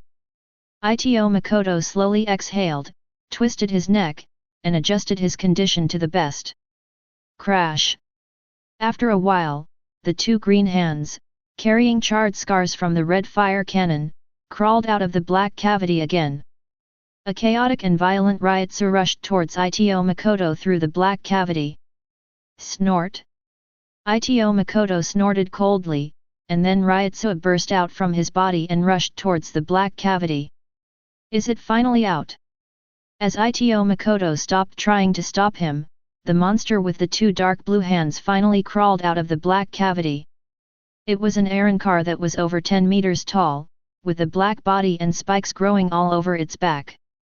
It looked like a monkey but not quite. An Arrancar of the Ajicha's level, but fortunately, just like the meatball Arrancar before, it's an incomplete Arrancar. It seems Aizen hasn't yet developed his half of the Hgyaku to the point where it can support a complete Arrancar. Ito Makoto carefully sensed the Ryutsu level of the green monkey Arrancar. Arrancar should be considered the top level among Ajichas, but it is far from the level of Arrancar Vasto Lord. Fortunately, the place I came to was not completely Arrancar. If a complete Arrancar of the Ajicha's level really came at this time, not to mention the lower-ranked Espada, even the subordinates of the top 3 blades would have a hard time fighting with the current strength of this clone. Then Ito Makoto would definitely run away and would not care about the lives of those Shinigami reserves. The reason why he stayed behind to cover the rookies from the Mu Spiritual Academy was fake. The real reason was that he wanted to see the current strength of his clone. Although the fight with Ikeiko was exciting and every blow hit the flesh, it was essentially just a sparring match. How can a true life and death battle test one's own strength better? This incomplete Arrancar Ajichas just happened to be the touchstone for his first Shikai. Come on, you beast, let me see your worth. Ito Makoto held the God of Annihilation in his hand and looked at the green monkey Arrancar with contempt. Roar! As if understanding the disdain in Ito Makoto's eyes, the green monkey let out a long roar, opened its mouth wide, and a dark blue siro gathered in its mouth. How could Ito Makoto give him a chance? He threw the Annihilation God in his hand away, and then grabbed the iron chain at the end of the handle when the Annihilation God was about to slip out of his hand. Then the chain began to stretch continuously, and in a blink of an eye, it became more than 10 meters long. Ito Makoto grabbed the end of the chain and swung it hard, directly inserting the Annihilation God into the forehead of the Arrancar, interrupting the powerful Siro's attack. This is not over yet, Ito Makoto pulled out the God of Annihilation again. Then he kept spinning the iron chain in his hand, and the rapidly spinning God of Annihilation was like a long whip flying in the air. A huge circle was formed as the blade rotated. The constantly rotating blade was like a meat grinder, directly cutting the dark-skinned giant monkey Arrancar all over its body. Roar! The black giant monkey screamed in pain. This attack method already has some of the style of a certain all-powerful person in the original novel. Annihilation God style, shock. Roar! A shockwave emanated from the blade, and Arrancar, the giant black monkey, felt his internal organs being pulled at by a strange, trembling force. This caused him immense pain, and he could only unleash his full Ryutsu to counteract the shockwaves. With the release of Ryutsu, the black giant monkey felt that the shock force in his body was indeed reduced a lot. What a shame! If I were to possess Ryutsu of the same level as my original form, the shockwave just now would have been enough to shatter the beast's internal organs. Ye Chuan's original Ryutsu is now a true captain, while Ito Makoto, as his clone, lacks the special ability of Soul Eater and cannot devour his own kind like a hollow. He can only rely on his own practice to improve his Ryutsu, which is naturally slower than the original. Even so, he still raised his Ryutsu from the 5th level of spiritual power to the 4th level of spiritual power, a strong vice-captain level. However, he still had a long way to go before he could become a captain. The dark blue giant monkey Arrancar, which had been ravaged by the God of Annihilation, recovered a little and then rushed towards Ito Makoto like crazy. Call out! Call out! Call out! The dark blue giant monkey performed several consecutive turns just to get close to Ito Makoto. Even though he was being cut by the blade, he still attacked Ito Makoto head-on regardless. The black and blue giant monkey knew that only by getting close to the hateful Shinigami in front of him would he have a chance to kill him, otherwise he would only be exhausted to death by him. Seeing the black giant monkey was so crazy and wanted to engage in close combat with him, Ito Makoto showed a hint of mockery at the corner of his mouth. "Want close combat? Then I'll satisfy you." Ito Makoto grinned, shortened the chain of the god of annihilation, and directly took back the knife. "I'm going to eat you." The black giant monkey Arankar opened and closed its smelly mouth again, slowly spitting out a few words. Dark yellow saliva flowed from between its sparse teeth as it spoke, which was very disgusting. "Oh, you can talk." Before this, when Ito Makoto saw that the dark blue giant monkey had not spoken, he thought it had been driven stupid by Arankar. Roar! Boom boom boom! The black Arankar first roared to the sky, and then pounded his chest with both fists. The next moment, two invisible gusts of wind, carrying a strong fishy smell, wrapped around the arms of the dark blue giant monkey. "Is this a low-profile version of Iron Fist Broken Wind?" Seeing this, Ito Makoto also became interested. With a flick of his divine annihilation blade, the blade began to vibrate. Ito Makoto swung the blade towards the frantic black-green giant monkey. Puff! Under the blessing of the shock force, the iron sheet of the dark blue giant monkey was as thin as paper. When Ito Makoto cut it, it was like cutting tofu. A deep wound was cut on the chest of the black giant monkey, leaving a deep wound that could be seen to the bone. The black and blue giant monkey grimaced in pain. "Ah! I'm going to eat you." The heavy blow from the sword made the black-green giant monkey appear extremely irritable. It continued to charge towards Ito Makoto like a madman, its huge fist mixed with strong whines. Ito Makoto met the attack with the power of the Annihilation God. Every time the black giant monkey fought with Ito Makoto, a scar would appear on its body. Even though it was cut into pieces, its face was ferocious, but it still punched continuously like a madman. On the other hand, Ito Makoto also looked painful. He was not beaten, but simply because he was disgusted by the stink. This monkey was really damn smelly. Boom boom! Ito Makoto, who couldn't bear it any longer, held the sword with both hands and used Ryutsu. A pure white thunder force wrapped around the sword, and he suddenly slashed out with a thunderous sound. This wasn't just an ordinary thunder slash, but one that carried a powerful shockwave. A pure white blade light directly split the dark blue giant monkey into two, and then its body, which was split into two halves, was blown to pieces by the shock force. After killing the black giant monkey, Yan Shen had already exited the Shikai state. He looked at the sealed state that was stained with the black giant monkey's blood and became foul-smelling with a look of disgust.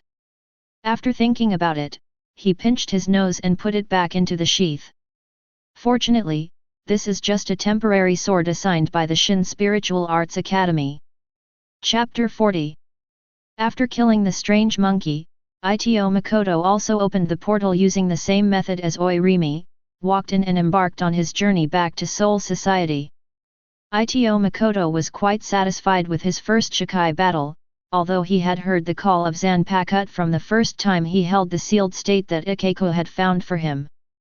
But this was his first real Shikai, and his knowledge of using the knife was still at a very basic level.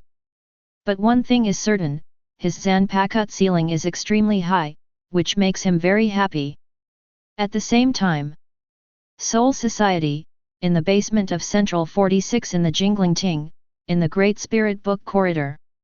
Aizen Suk, Tosen Kaname, and Ichimaru Jin, all wearing Captain's Haori, secretly watched the entire battle between Ito Makoto and the strange monkey in real time in the imaging room in the Great Spirit Book Corridor without being noticed by Central 46.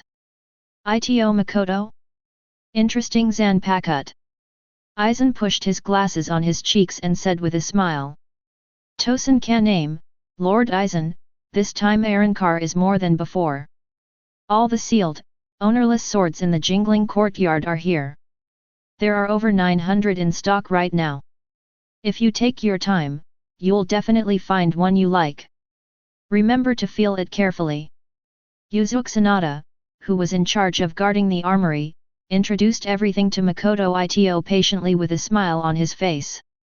Madarame Ikeku and Ayasukawa Yumichika stood aside, waiting silently. Ito Makoto looked at the 12 large cabinets in front of him. Each cabinet was filled with dozens of sealed state swords. Most of these sealed state swords adopted the universal shape, and only a small part of them were different from the universal shape, or the blade was longer or shorter, or there were special patterns on the blade jaws. Makoto Ito first walked around the dozen or so cabinets a few times, then closed his eyes and began to communicate with the power called Annihilation God deep in his heart. The so-called liberation of Zanpakuto, whether it is Shikai or Bankai, is actually the manifestation of the power of the Shinigami's soul.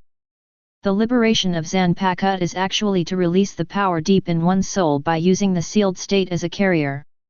Shikai and Bankai are actually a manifestation of the different degrees of this power. Therefore, Ito Makoto closed his eyes and communicated with the power deep in his soul, in fact, letting the god of annihilation choose his own carrier. In a trance, the world was spinning. When Ito Makoto opened his eyes again, he suddenly found himself in a dark forest. In front of him was a tall figure standing firmly. Is this the Minos Grande forest? Ito Makoto found himself in the Minos Grande forest in human form. No, this is just my inner world. The next moment, he reacted immediately and looked at the figure in front of him. It was a tall and burly figure, with dark golden lightning patterns swirling on its pitch-black body, which continued to the mask on its face. The dark white mask extended all the way to the back and connected with the hideous centipede armor. The manifestation of my soul power is actually the appearance of my true self. Makoto Ito was a little shocked at first, but then he immediately understood. I was originally an incarnation created by the original body, sharing the same consciousness with the original body, and the origin of my soul is the appearance of the original body, which is natural and reasonable. You're finally here. The original body spoke slowly. It should be said that it was the same soul source power as the original body.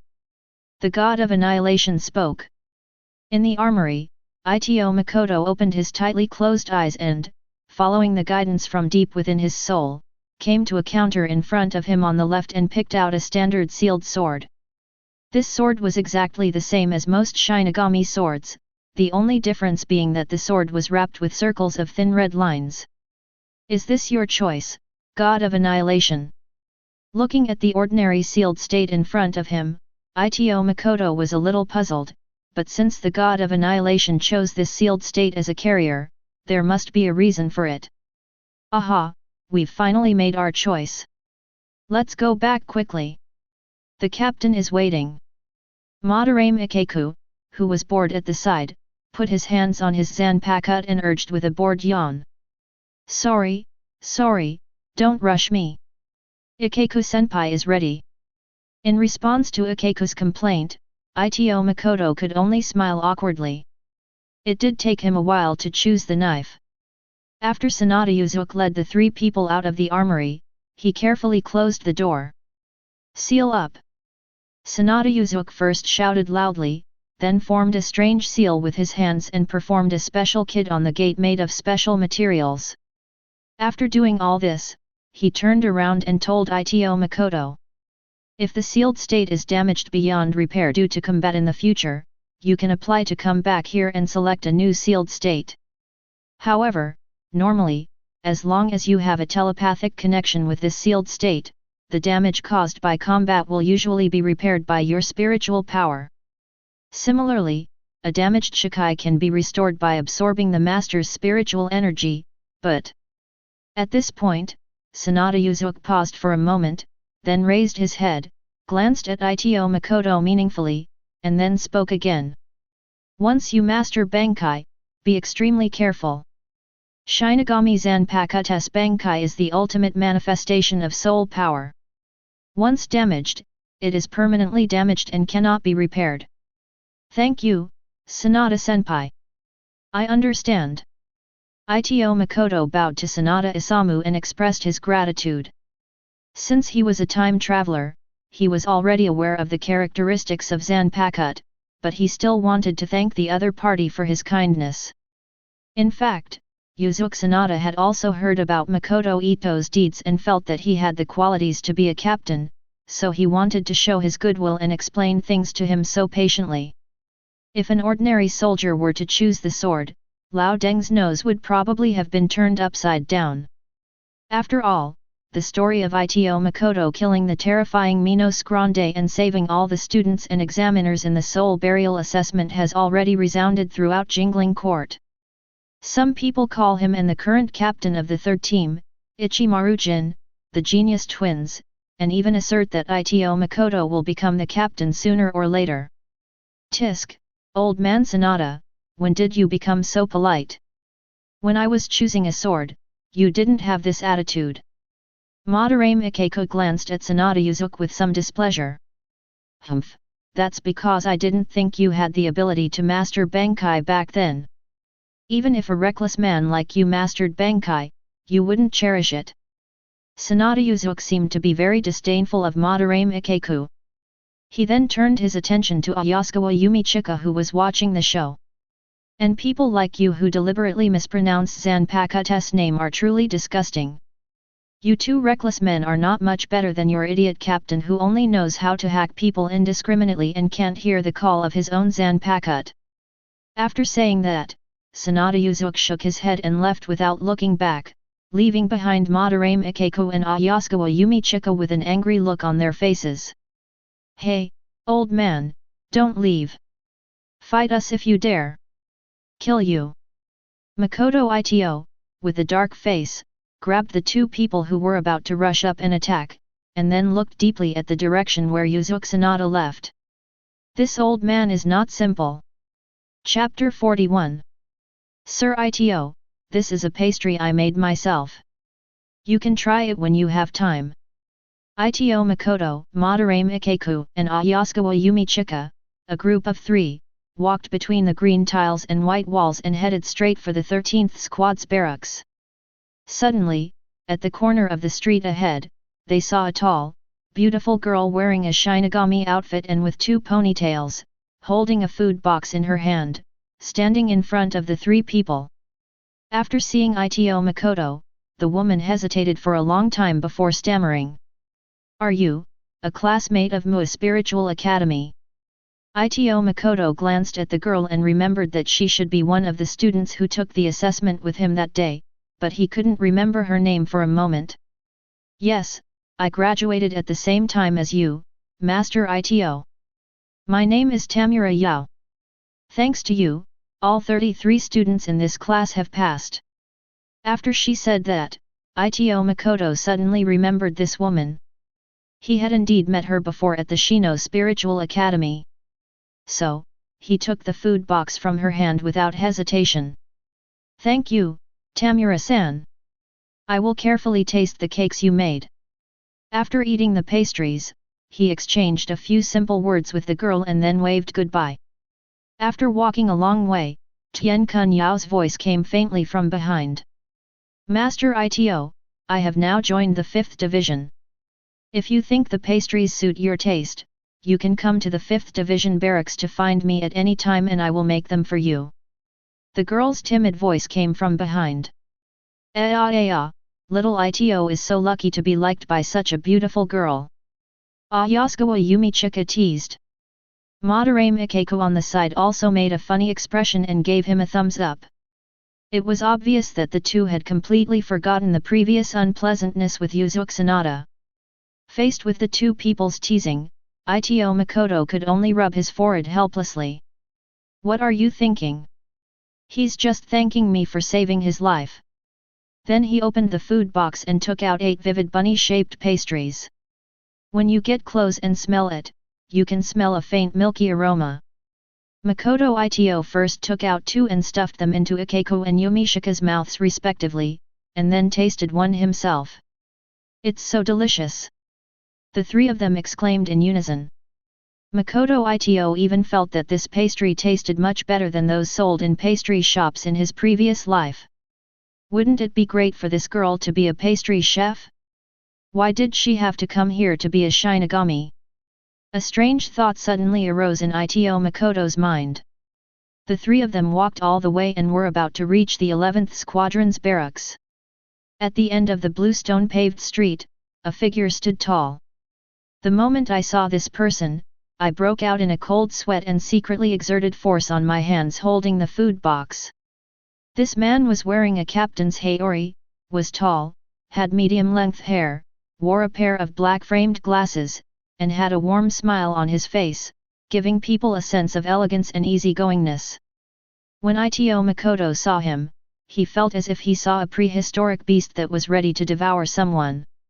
Although this person controlled his ryotsu very well and not a single bit of it leaked out, Ito Makoto still felt his hair stand on end. Aizen-suke. Why did he come to see me? Ito Makoto suddenly felt his scalp tingling.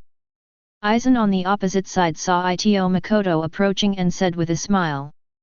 Ito, I'm Aizen-suke, captain of the 5th Division. I've heard all about your exploits. Are you interested in joining the 5th Division? Hearing Aizen's words, Ito Makoto was stunned. He didn't expect that Aizen was here to recruit him to join the 5th Division. I'm sorry, Captain Aizen. Little Ito was already a member of our 11th Division when he joined the Shin Spiritual Academy. Now he's been handpicked by our Captain Zaraki. You're late. Before Ito Makoto could speak, Madarame Ikeku spoke first, and he placed special emphasis on the word Zaraki, as if he wanted to use the name of Zaraki Kenpeki to suppress Aizen. Seeing this scene, Ito Makoto swallowed and thought to himself. No, buddy, have you always been this brave? Hearing Madarame Ikeku's words, Aizen ignored them, only adjusted his glasses with his right hand, and then continued to look at Ito Makoto. Ito, is this what you really think? I'm sorry, Captain Aizen, I decided to join Godi I-13 because I admired the martial spirit of the 11th Division. Ito Makoto tried his best to make his tone sound polite. He didn't want to offend the big boss who was stirring up trouble behind the scenes before he grew up. After all, he had spent a lot of effort to cultivate this clone. It's a shame that we can't recruit a talented person like Ito into the 5th Division. After receiving an accurate answer from Ito Makoto, Aizen left immediately. Just when the three finally arrived at the 11th Division barracks, they saw an old acquaintance leaning against the wall with his arms folded in boredom. When he saw Ito Makoto coming, he immediately changed his expression and went to greet him. It was Yano Zengyan, who presided over the entrance examination of Mu Spiritual Academy. Another recruiter. As expected, Yano Zengyan saw Ito Makoto coming over and said with a smile. Ito-kun, how about joining the 6th Division? I will keep all the benefits I promised you before. Hearing this, Ito Makoto just smiled and then politely declined. Yano Zengyan looked at Ito Makoto who was heading straight for the 11th Division with Ikeku, and could only curse inwardly. This kid doesn't know how to adapt. Then he shook his head and left helplessly. As soon as he stepped into the 11th Squadron's barracks, a small figure jumped over. After seeing who it was, Ito Makoto did not take any action. He jumped directly onto Ito Makoto's shoulder. It was Kuzujishi Yachiru, the vice-captain of the 11th Division. Are you little Ito? Kuzujishi Yachiru asked in a baby voice. It's me, yes, Vice-Captain Kuzujishi. Ito Makoto smiled as he spoke, and gave all the remaining cakes that Tamura Yachiru had given her to Kuzujishi Yachiru. After she got the pastries, she jumped aside and started eating happily. Then Ito Makoto looked up at the burly man in front of him with a ferocious face, a long and narrow scar on his left cheek from forehead to chin, and wearing a tattered captain's haori. Zaraki Kenpeki. Sergeant of the 11th Division, Ito Makoto greets Captain Zaraki. Hearing Ito Makoto call himself a soldier of the 11th Division, Zaraki Kenpeki grinned and looked at Ito Makoto with bright eyes. Makoto Ito was not afraid at all, and stared straight at Zaraki Kenpeki, with fighting spirit surging in the eyes of both of them. With his current strength, he can't cheat Aizen. But he had the courage to challenge Zaraki Kenpeki, who had lost his memory and only wielded a one-handed sword. If he lost, he would at most be seriously injured, but he wouldn't be killed. Pa. Xiaojian, if you want to fight, wait a minute. Xiao Ito hasn't had his joining ceremony yet. Kuzajishi Yachiru, who had already finished eating the cakes, suddenly jumped onto Zaraki Kenpeki's neck and slapped him several times. But Zaraki Kenpeki was not angry about this and seemed to be used to it. Chapter 42. The 11th Squadron Barracks. Under the watchful eyes of the captain and vice-captain of the 11th Division and all the officers in the jingling court, Makoto Ito took the oath of enlistment according to the procedures and wore the team badge, and was thus successfully enlisted. And Ito Makoto was surprised to find that among the 33 people in this session, he seemed to be the only one who chose to join the 11th team. But on second thought, it is normal. After all, for immortal species like Shinigami, only 1,000 years are added each year, which means there are nearly 1,000 soldiers. However, the 11th Division currently had fewer than 500 active soldiers. The 11th Division's casualty rate was undoubtedly far higher than the other 12 divisions, so it was only natural that everyone was reluctant to join. Just as Zaraki Kenpeki was about to finish the boring ceremony after the introduction ceremony, Ito Makoto slowly spoke. Captain Zaraki, I'm applying to challenge Ono for the 4th seat. Upon hearing this, Zaraki Kenpeki, who had been lacking interest at first, immediately grinned. Okay, go to the martial arts arena and solve it. On the side, a burly, bearded man with strong limbs and wearing a death suit was stunned when he heard what Ito Makoto said, and then he burst into unbridled laughter. Ha ha ha ha! Is this the arrogance of a genius? What I love most is to shatter the insignificant self-esteem of so-called geniuses. Boy, you will regret your decision. This bearded man is none other than the current 4th seat of the 11th Division, Ono Tatsuya. He obviously feels that Ito Makoto is being too arrogant for challenging him right after joining the team. The officials present except Madarame Ikeku and Ayasukawa Yumichika also laughed out loud, with mockery in their voices. It was obvious that they did not think that Ito Makoto had the ability to defeat Ono Tatsuya. Although he had a record of defeating the strange Minos Grande in the real world, the officials had not seen it with their own eyes. Ito Makoto was not at all annoyed by this. After all, managing one's emotions was a necessary factor in becoming a strong person. He would naturally not be broken by being laughed at by the officials. Martial Arts Training Ground. Makoto Ito and Tatsuya Ono are ready to go. The area around the 11th Division's training ground was now surrounded by people. In addition to the officers who were present when Ito Makoto held his induction ceremony, there were mostly ordinary soldiers. After all, when they heard that a newcomer had joined the team and was eyeing the 4th seat, directly challenging the current 4th seat, Ono Tatsuya, everyone came over to watch the fun. At this moment, Kuzajishi Yachiru jumped down from Zaraki Kenpeki's shoulders and announced in a baby voice. Little Ito, and the big wild boar, you can start fighting now. Hearing Yachiru's address to him, Ono Tatsuya's forehead immediately became bulging with veins. Deputy Captain, how many times have I told you my name is Ono Tatsu, not Ono Boar? Yachiru just made a face at Ono Tatsuya, and he could only sigh helplessly. Then he turned and looked at Ito Makoto.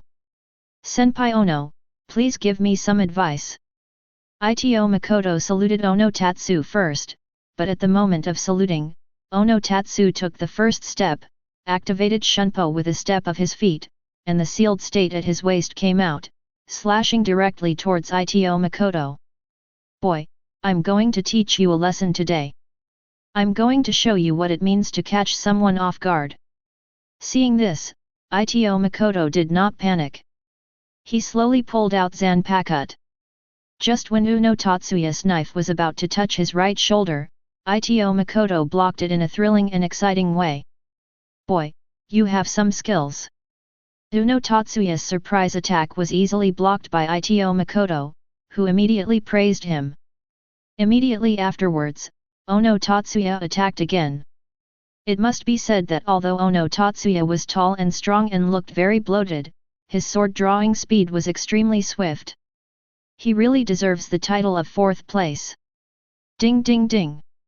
Uno Tatsuya swung dozens of swords, but they were all blocked by Ito Makoto with ease.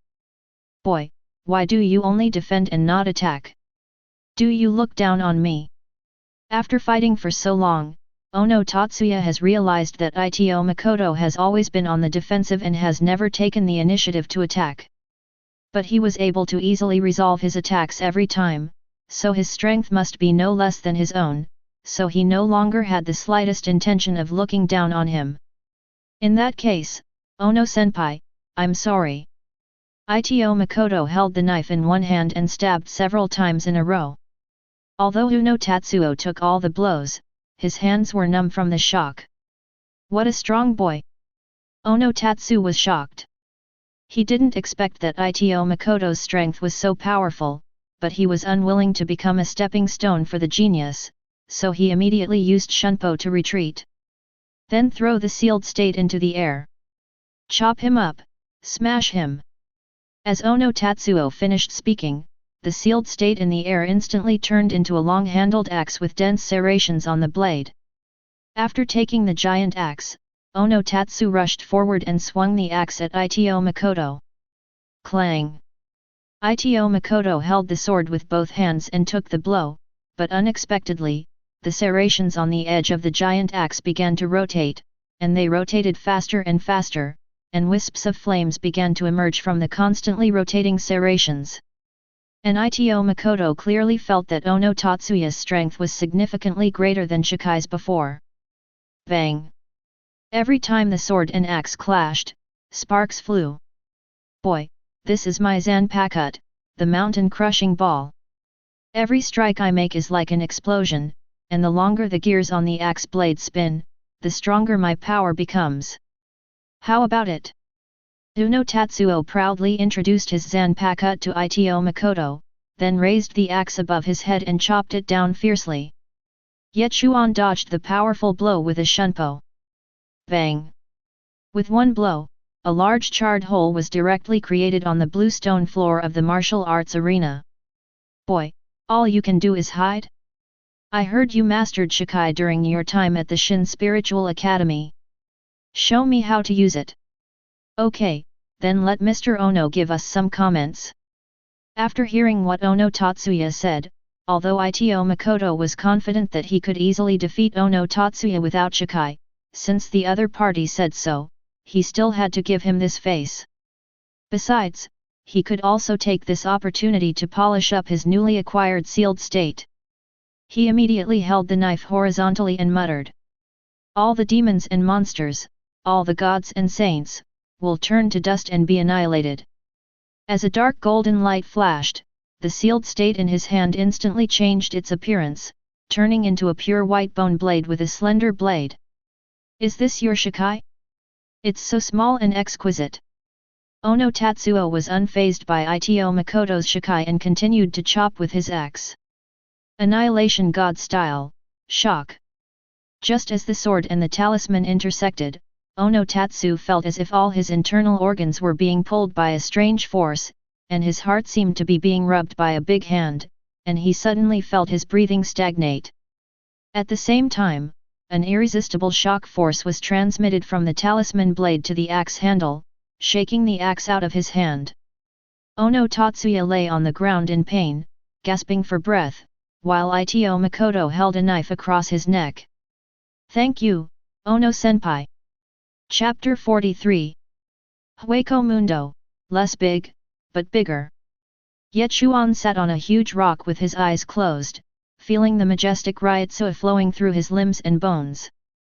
Suddenly, a dark golden Ryotsuwa beam of light rose from around him. My king's Ryotsuwa is 30 to 40% higher than it was 3 years ago. He is now considered a formidable figure even among the Vasto lords. The strange fish Jiva Barnes looked in the direction of Ye Chuan, with an extremely complicated look in his eyes, which contained admiration, but more of fear. The goat Yuan Perk beside him also echoed. "My king, I'm afraid you're now strong enough to go to the Sky Knight Palace and challenge Baragan." Hearing this, the strange fish immediately blocked the goat's mouth with its tail. "Shut up, there are hundreds of Ajichas in Baragan's Night Palace. If my king really listened to you and challenged Baragan, do you want us to fight 2 against 100? Reminded by Jiva Barnes, Yuan Perk stood up and covered his mouth under the mask with his 2 front hooves. At the same time, he glanced slyly in Ye Chuan's direction, fearing that Ye Chuan would hear him. "Am I stuck in a bottleneck?" Ye Chuan frowned slightly. 3 years had passed since the Soul Society clone became the 4th seat of the 11th Division. During these 3 years, Ye Chuan had been doing the same thing, fighting and then devouring. Unfortunately, most of the hollows that Ye Chuan devoured in the past 3 years were Jillian's, and he only encountered a few Ajichas. And at this stage, Ye Chuan found that his Ryutsu was only about 30% to 40% higher than when he fought Ulquira. No matter how much Jillian he ate, he could not increase his spiritual power at all. Ye Chuan immediately realized that he was stuck in a so-called bottleneck, and there were 2 ways to break through this bottleneck. The first was to devour a Vasto Lord, and the second was to devour dozens or even hundreds of Ajichas at once. Devour Vasto Lord. As soon as this thought came to his mind, Ye Chuan shook his head helplessly. He was having a hard time finding an Ajichas in this area, so how could he find a Vasto Lord to devour? As for the only Vasto Lord he knew, Ulquira had already completed his first Arankar. Even though Ye Chuan had made considerable progress in the past 3 years, he couldn't guarantee that he could defeat him. Therefore, this first method was directly rejected. As for the remaining method too, it seems that the only place in the entire Hueco Mundo where you can find so many Ajichas at once is Hueco Mundo. As for what the strange fish and goat said just now, with the blessing of Ye Chuan's powerful Ryutsu, his 5 senses were naturally extremely strong. He could hear the conversation between the 2 hollows clearly, but he was too lazy to pay attention. Ye Chuan, who had originally closed his eyes to rest, suddenly turned his head to look at the strange fish and goat whispering behind him, which scared the 2 of them so much that they trembled. "How about eating these 2 idiots? They are Ajichas after all. Forget it. Even if the Ryutsu of these 2 losers increased tenfold, I'm afraid they wouldn't be able to help me advance to Ajichas." What these 2 idiots said is actually true. Even if I can defeat Baragan with my current strength, if he and his hundreds of Ajichas siege me, then unless Baragan isn't in the Kuya Palace. Thinking of this, Ye Chuan suddenly remembered that in the original work, when Aizen and the other 2 first arrived in Hueco Mundo, their first stop was the palace of Kyomayaku.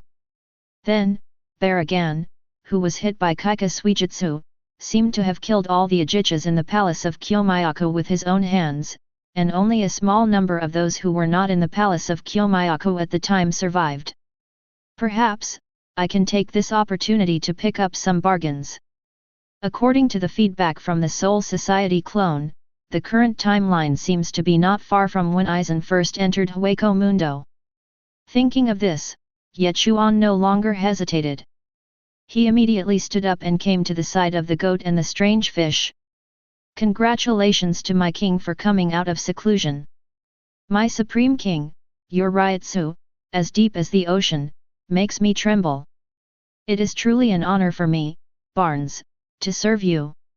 During these 3 years of getting along, the strength of this strange fish has not increased much, but its ability to flatter has indeed improved a lot." Meanwhile, the goat Yuan Perk kept repeating, "Meet my king! Meet my king!" Ye Chuan seemed quite helpless about this. "If you 2 really don't know how to flatter me, just shout, 'My king is awesome!'" Although the 2 Su didn't quite understand the meaning of the word awesome, since Wang Rang asked them to call him that, they just shouted, "My king is awesome! My king is awesome! Okay, stop talking nonsense and get ready to go." Ye Chuan interrupted the idiot's nonsense. Depart? My king, where are you going? Asked the strange fish Barnes tentatively. Ye Chuan's face beneath the mask showed a hint of a smile. Just as you said, let's go to Sui Palace. Ah, my king, please spare me. After hearing this, Jiva Barnes still understood that everything he and the goat said before was heard by Ye Chuan. Ye Chuan grabbed the strange fish with one hand and the goat's tail with the other, then turned into a ray of lightning and shot straight up into the sky, heading straight for the sand sea above the Minos Grande forest. Bang!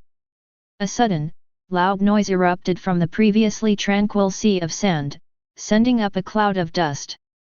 Immediately afterwards, a dazzling pillar of dark golden light burst forth from beneath the sand, soaring into the sky.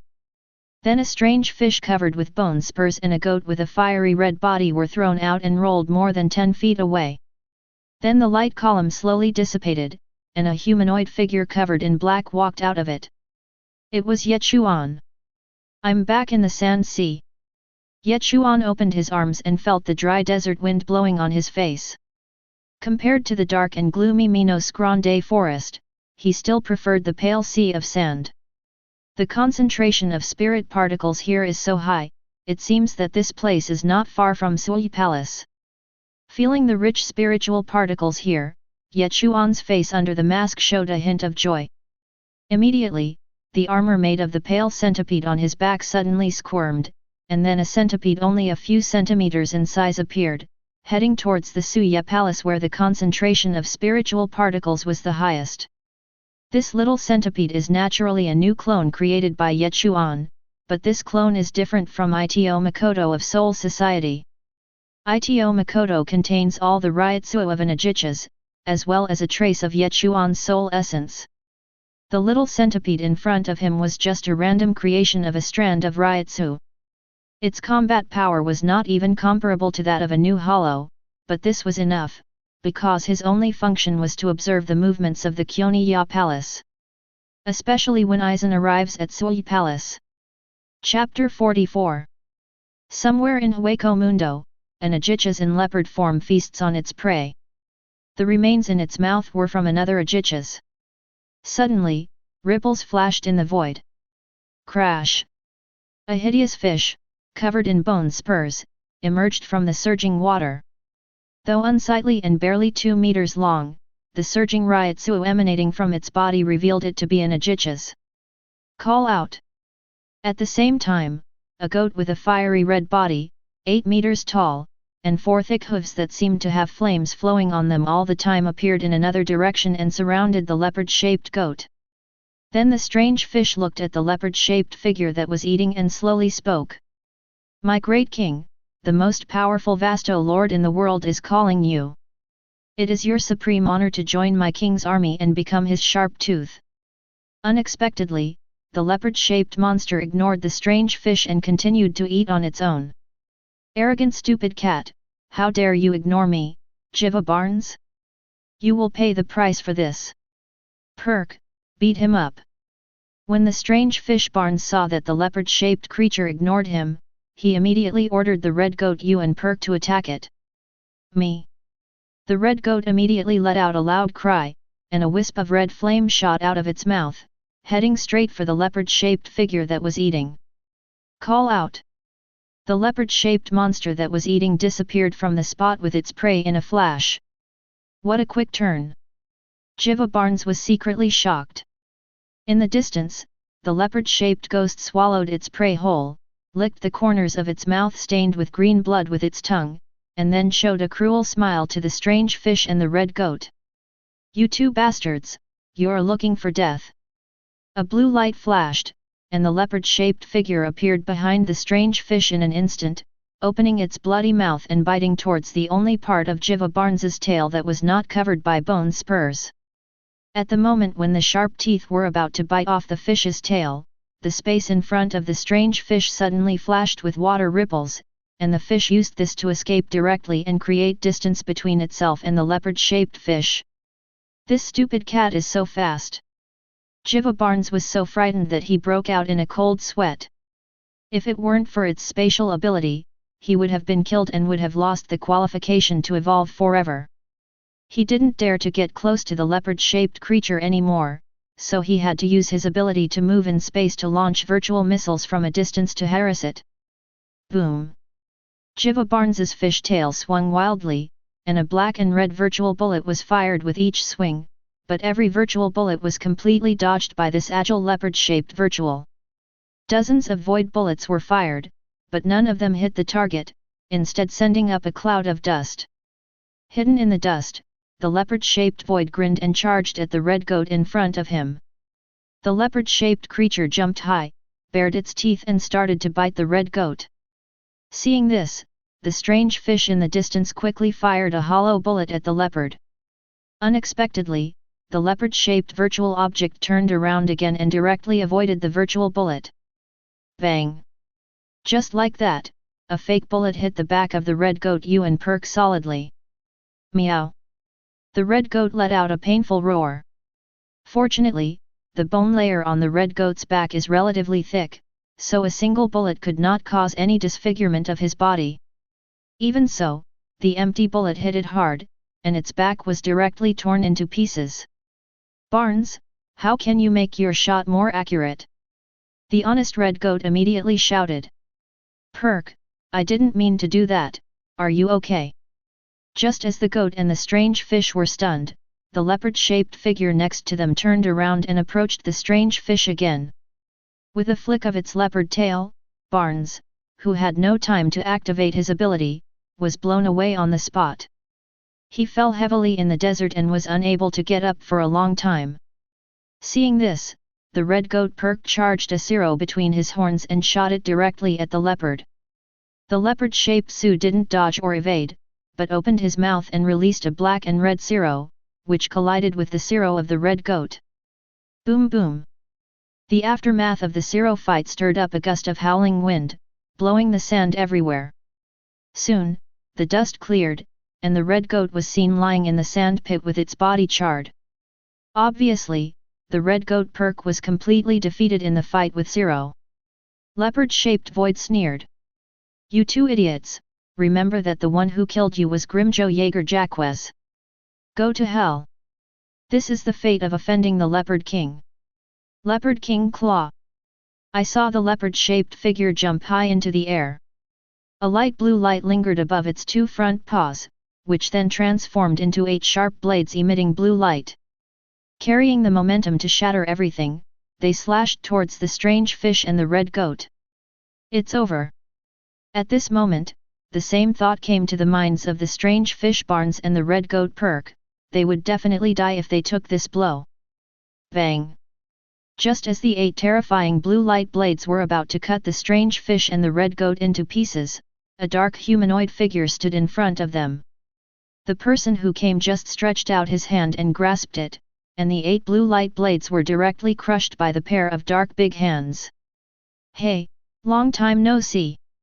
After Ye Chuan crushed Grimmjow's ultimate move, he grinned at him.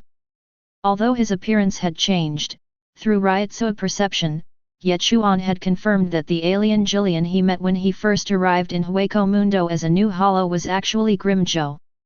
Now the other party has been promoted to Ajichas before him. Ha ha ha, what a coincidence! Ye Chuan laughed loudly, and then the Ryotsu around him suddenly exploded, crushing towards Grimmjow. Vasto Lord! Feeling that huge Ryotsu, Grimmjow felt that it was a little difficult to breathe. But the next moment he grinned again. I just wanted to see if Vasto Lord is really as powerful as the rumors say. Grimmjow opened his mouth and charged a powerful Zero, shooting it straight at Ye Chuan's face. However, Ye Chuan remained motionless and just waved his right hand towards the Zero. Bang! Zero, who had been invincible before, suddenly deviated from his direction and exploded nearby. Is this all you're capable of? Ye Chuan smiled contemptuously at this. Hearing this, Grimmjow rushed directly towards Ye Chuan in the shocked eyes of the strange fish Barnes and the red goat perk.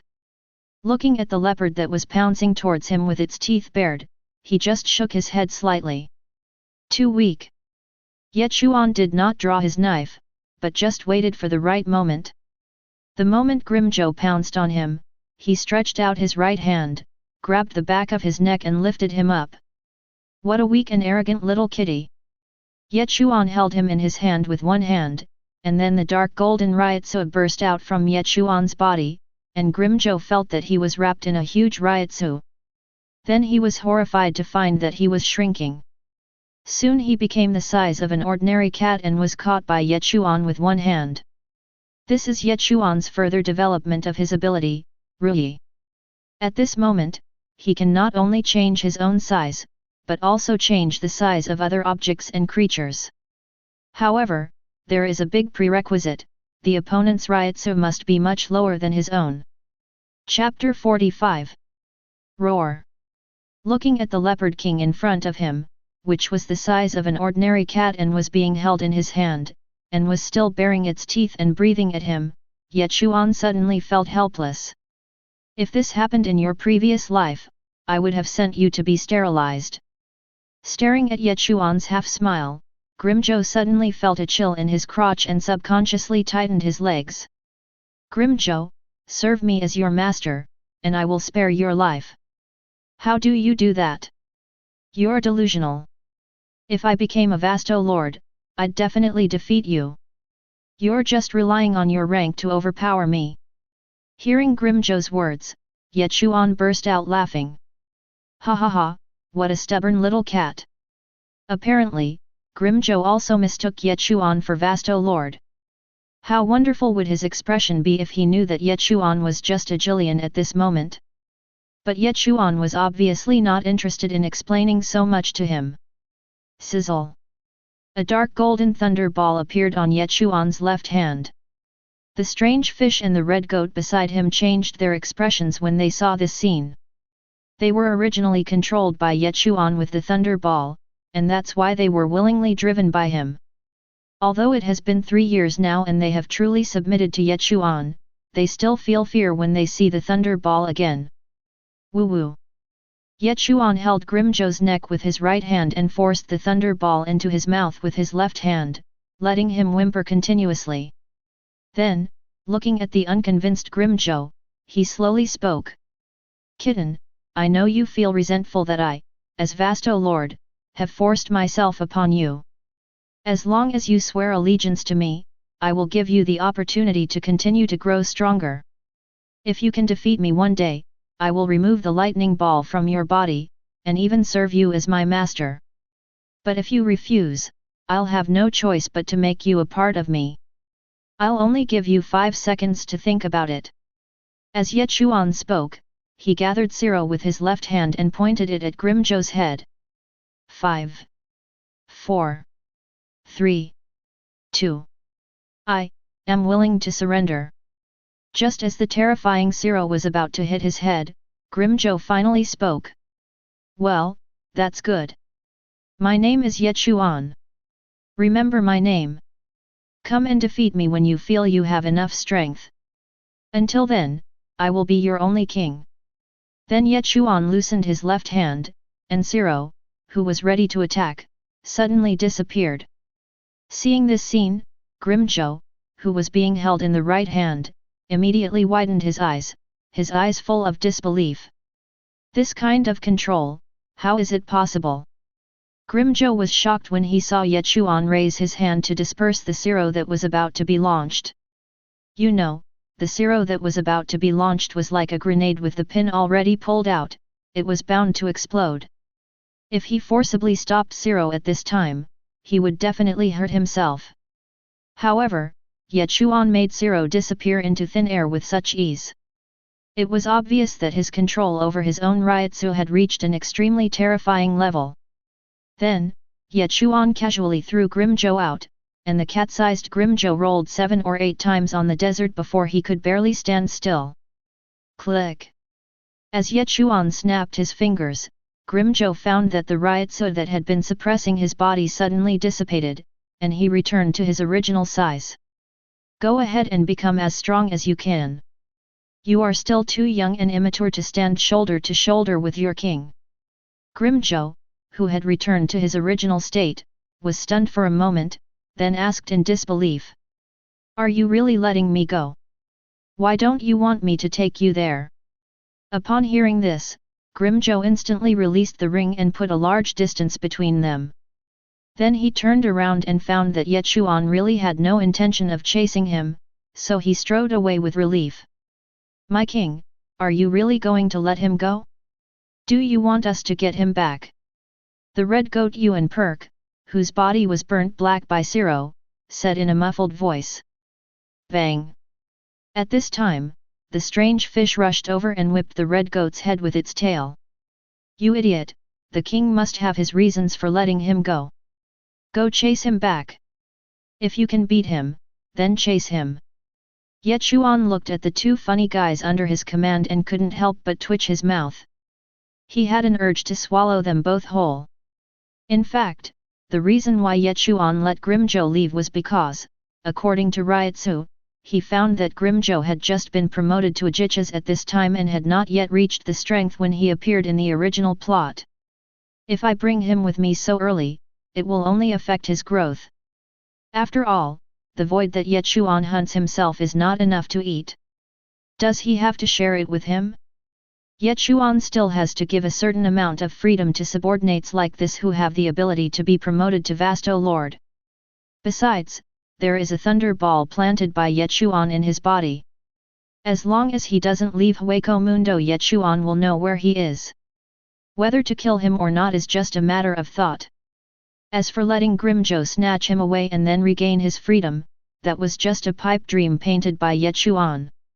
He can't even defeat Ye Chuan, who hasn't become an Ajichas yet, let alone in the future. Sui Palace. Located in the deepest area of the Hueco Mundo desert, it is also the place with the richest spirit particles in the entire Hueco Mundo. The huge circular building looks like a giant stone bowl upside down in the desert. There are 4 giant pillars around the Sui Palace that are as tall as the sky. What makes it different from ordinary palaces is that Sui Palace has no roof. Inside the main hall of Hueco Mundo, on the highest throne sat a humanoid skeleton wearing a pitch-black robe and a golden crown. He was none other than Baragan Luzenbern, the current king of Hueco Mundo. Your Majesty, the great Baragan, we have discovered traces of the female Vasto Lord again at the southern end of the Sand Sea, but she still refuses to surrender to you. And I arrogantly call you a madman who only knows how to conquer and kill. Below, an Ajichas in the form of a half-human tiger knelt on one knee and reported to Baragan at the top of the throne. How dare you, ignorant person, disobey the only ruler of Hueco Mundo? Punish her. Defeat her. Before Baragan could speak, the Ajichas sitting below the throne started to speak, urging them to attack the unknown Vasto Lord. Seeing that the atmosphere was almost set, Baragan slowly stood up. I am Baragan Luzenbern, king of Hueco Mundo. I must crush these traitors. In this way, Baragan took most of the Ajichas and left the Palace of Night. However, when they left, they did not notice that at a corner of the entrance to the Palace of Night, a tiny centipede emerged from the sand. You're leaving now.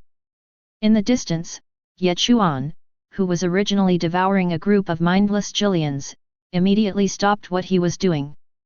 He observed through his clone left at the gate of Suyaku Palace that Baragan led a large army out of Suyaku Palace.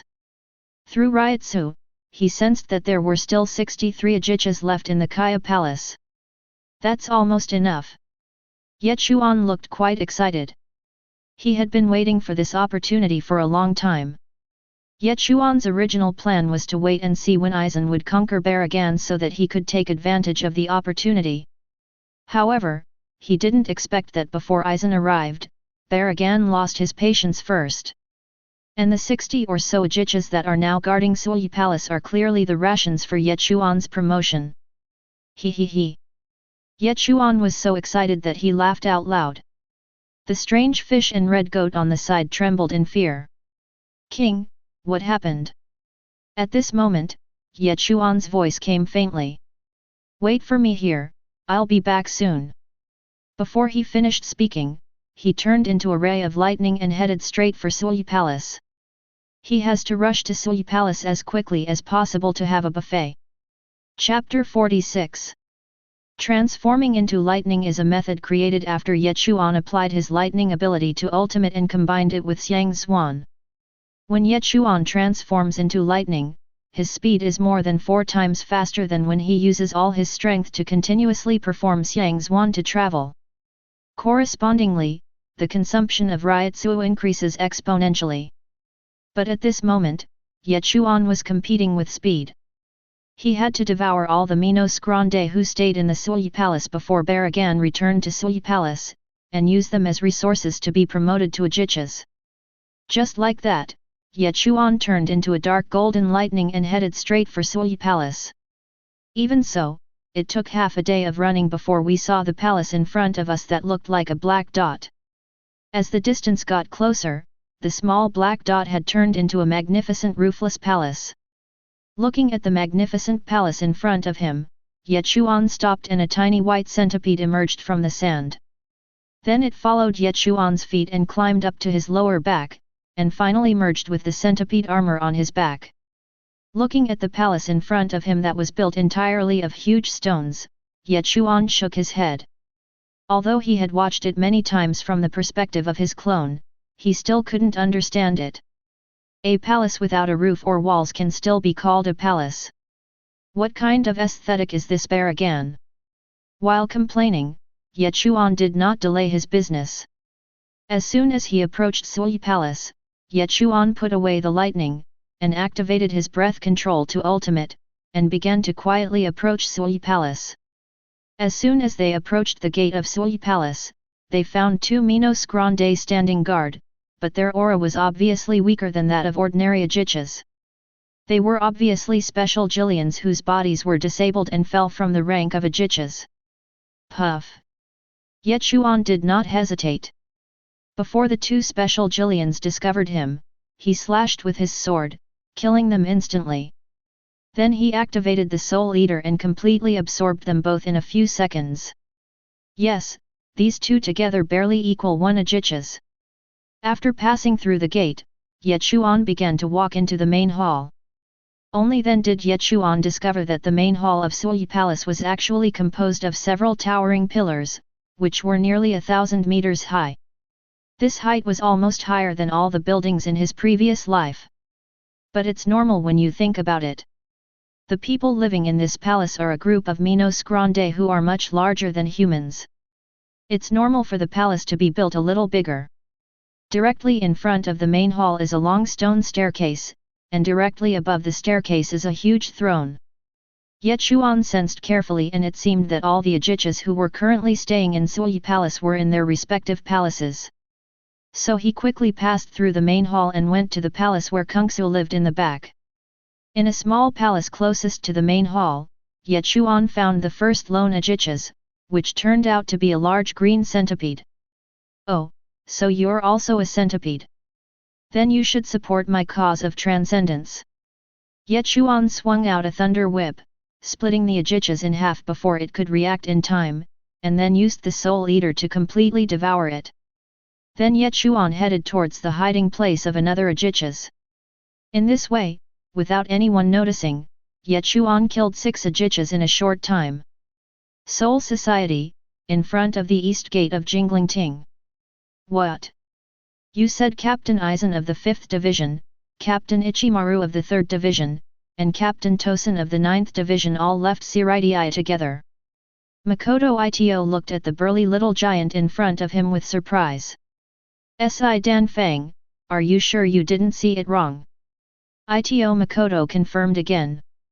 Absolutely true. Si Dan Feng scratched his forehead and said in a muffled voice. Okay, I understand.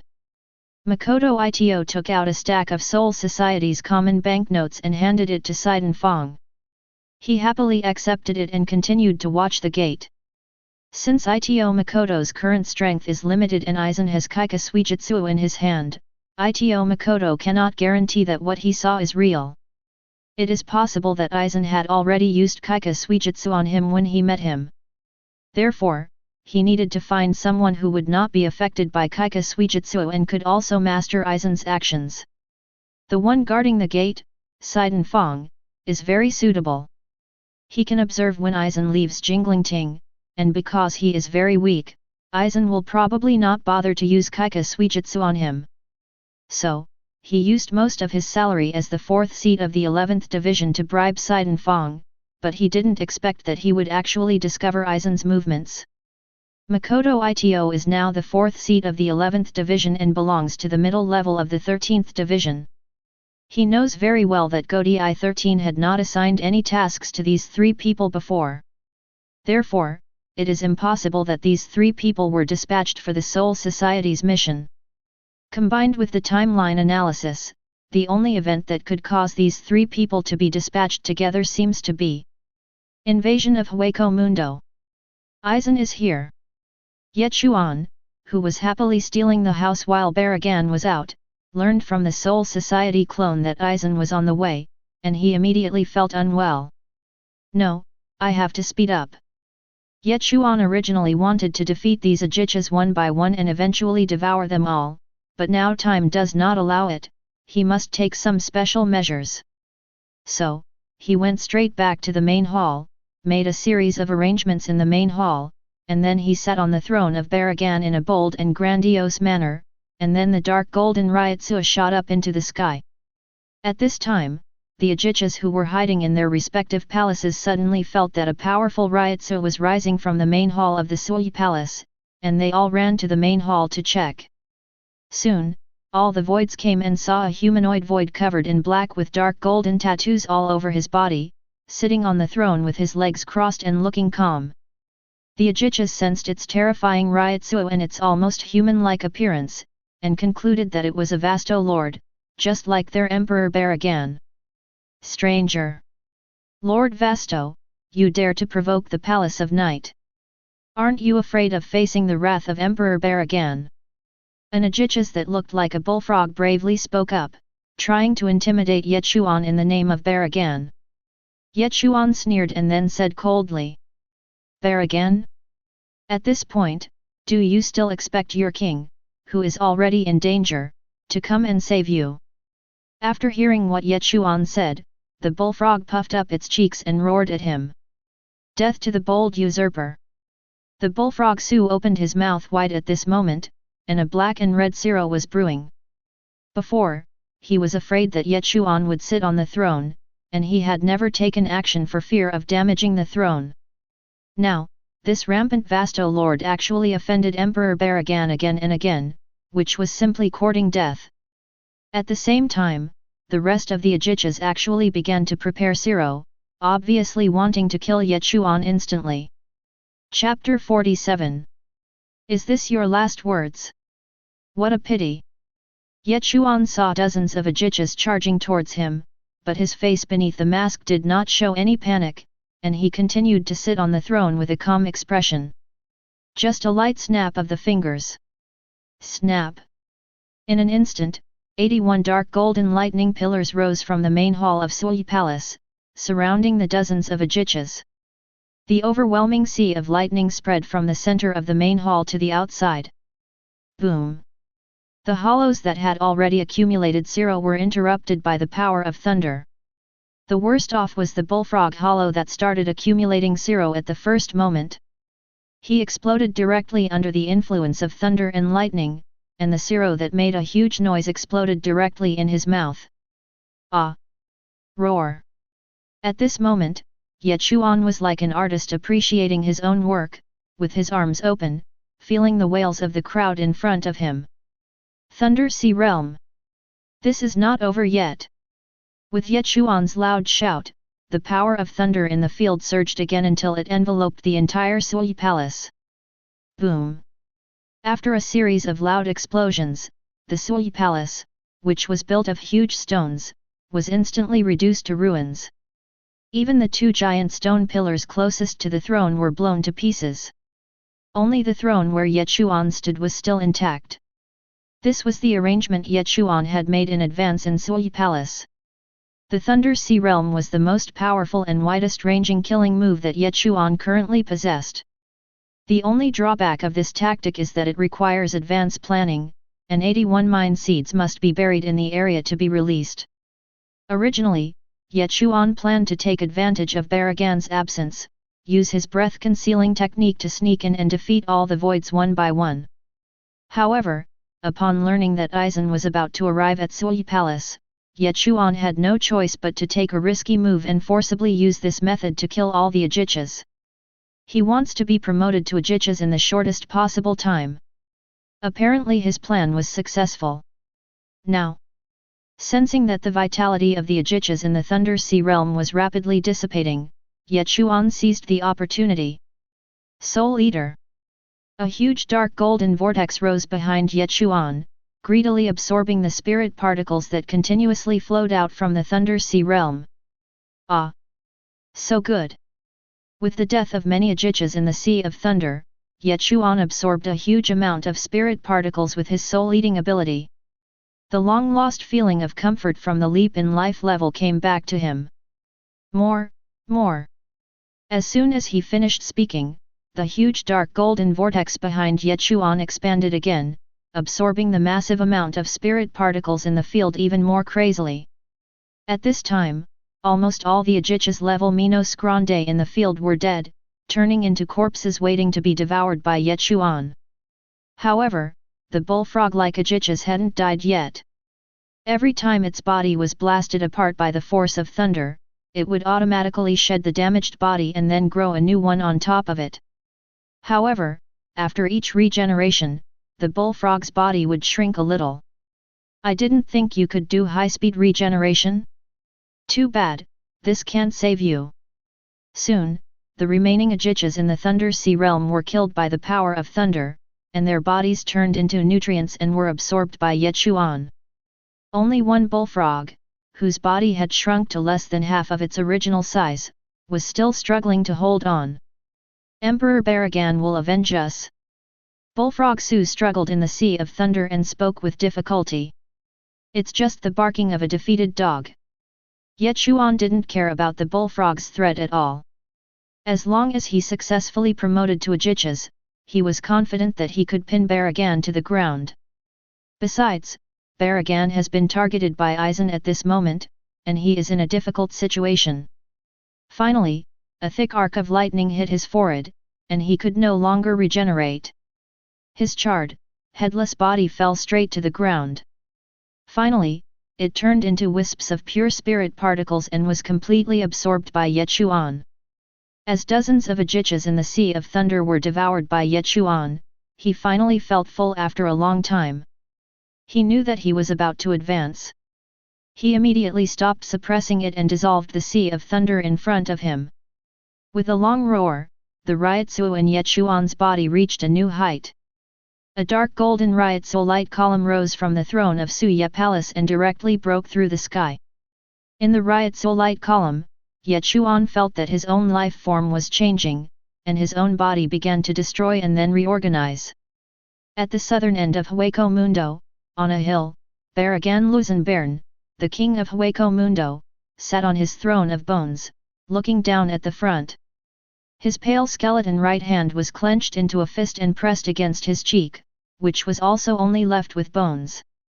He looked so calm and composed, and beside him were a group of Ajichas. Below, a humanoid figure, completely covered in white keratin, looked up at Baragan. This hollow is very similar to a human, with short golden hair, the slender body curves of a human female, a huge bone sword connected to its right arm, and a tail shaped like a shark. Behind this void there is a void that looks like a white snake, a void that looks like a golden lion and a void that looks like an elk. The humanoid figure looked at Baragan on the hill and spoke slowly. You are here again, what's the matter? Baragan on the bone throne is calm and composed. How many times do you want me to tell you this, Haribol? I don't want anyone doing anything wrong under my nose. But I still can't bear to kill you, so I'm giving you two options today. The first one, as I've said before, is to submit to me. The second rule is to disappear from my sight. However, my eyes are all over Hueco Mundo. Where can you run to? Ha ha ha ha. As he was speaking, Baragan suddenly burst into laughter, and the Ajichas beside him also laughed, their eyes full of mockery towards Haribol and his group.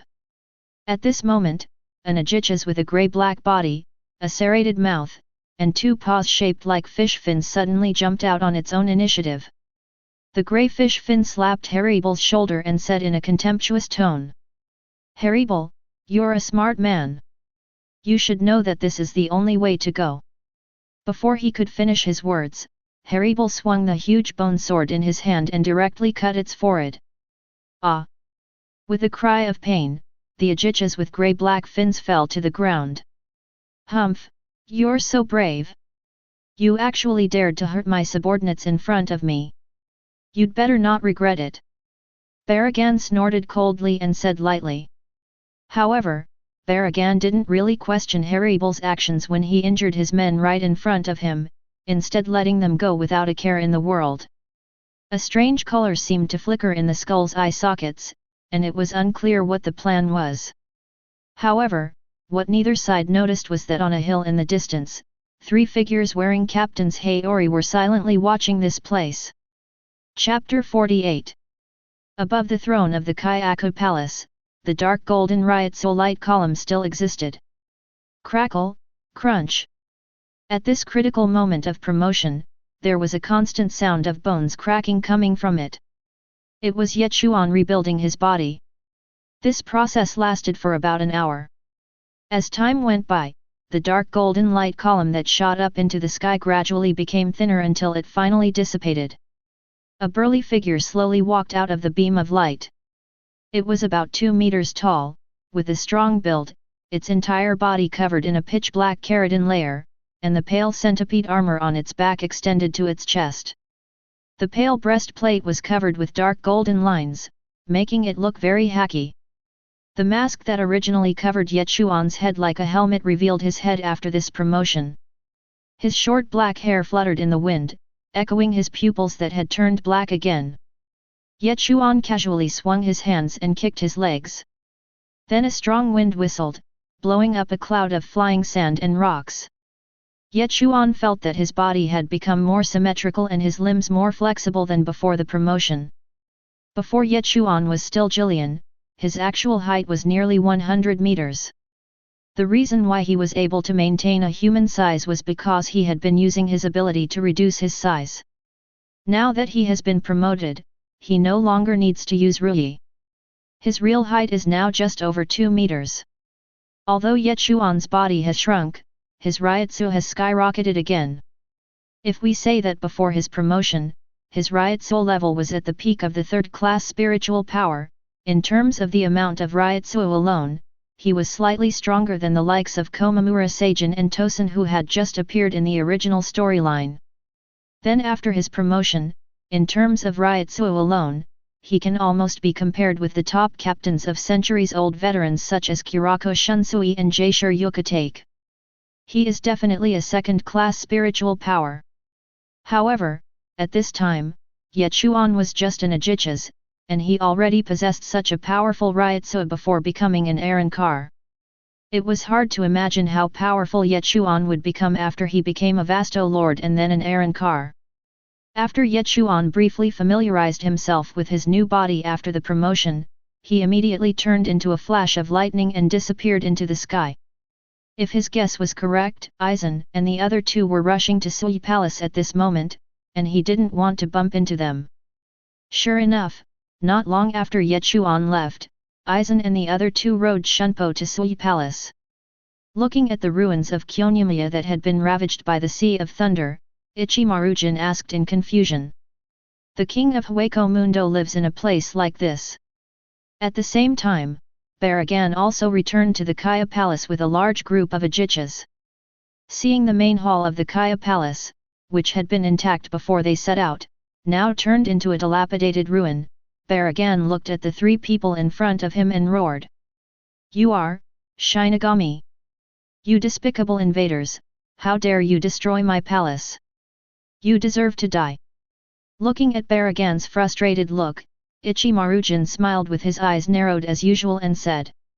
"Oh my, Captain Aizen! It seems like we're taking the blame for someone who did something bad." Aizen calmly drew out the Zanpakuto from his waist and slowly walked towards Baragan. "Let me introduce myself. My name is Aizen, Aizen, and you, are Baragan, the king of Hueco Mundo. I'd like you to see my sword, this Kaika Suijutsu. That was a close call.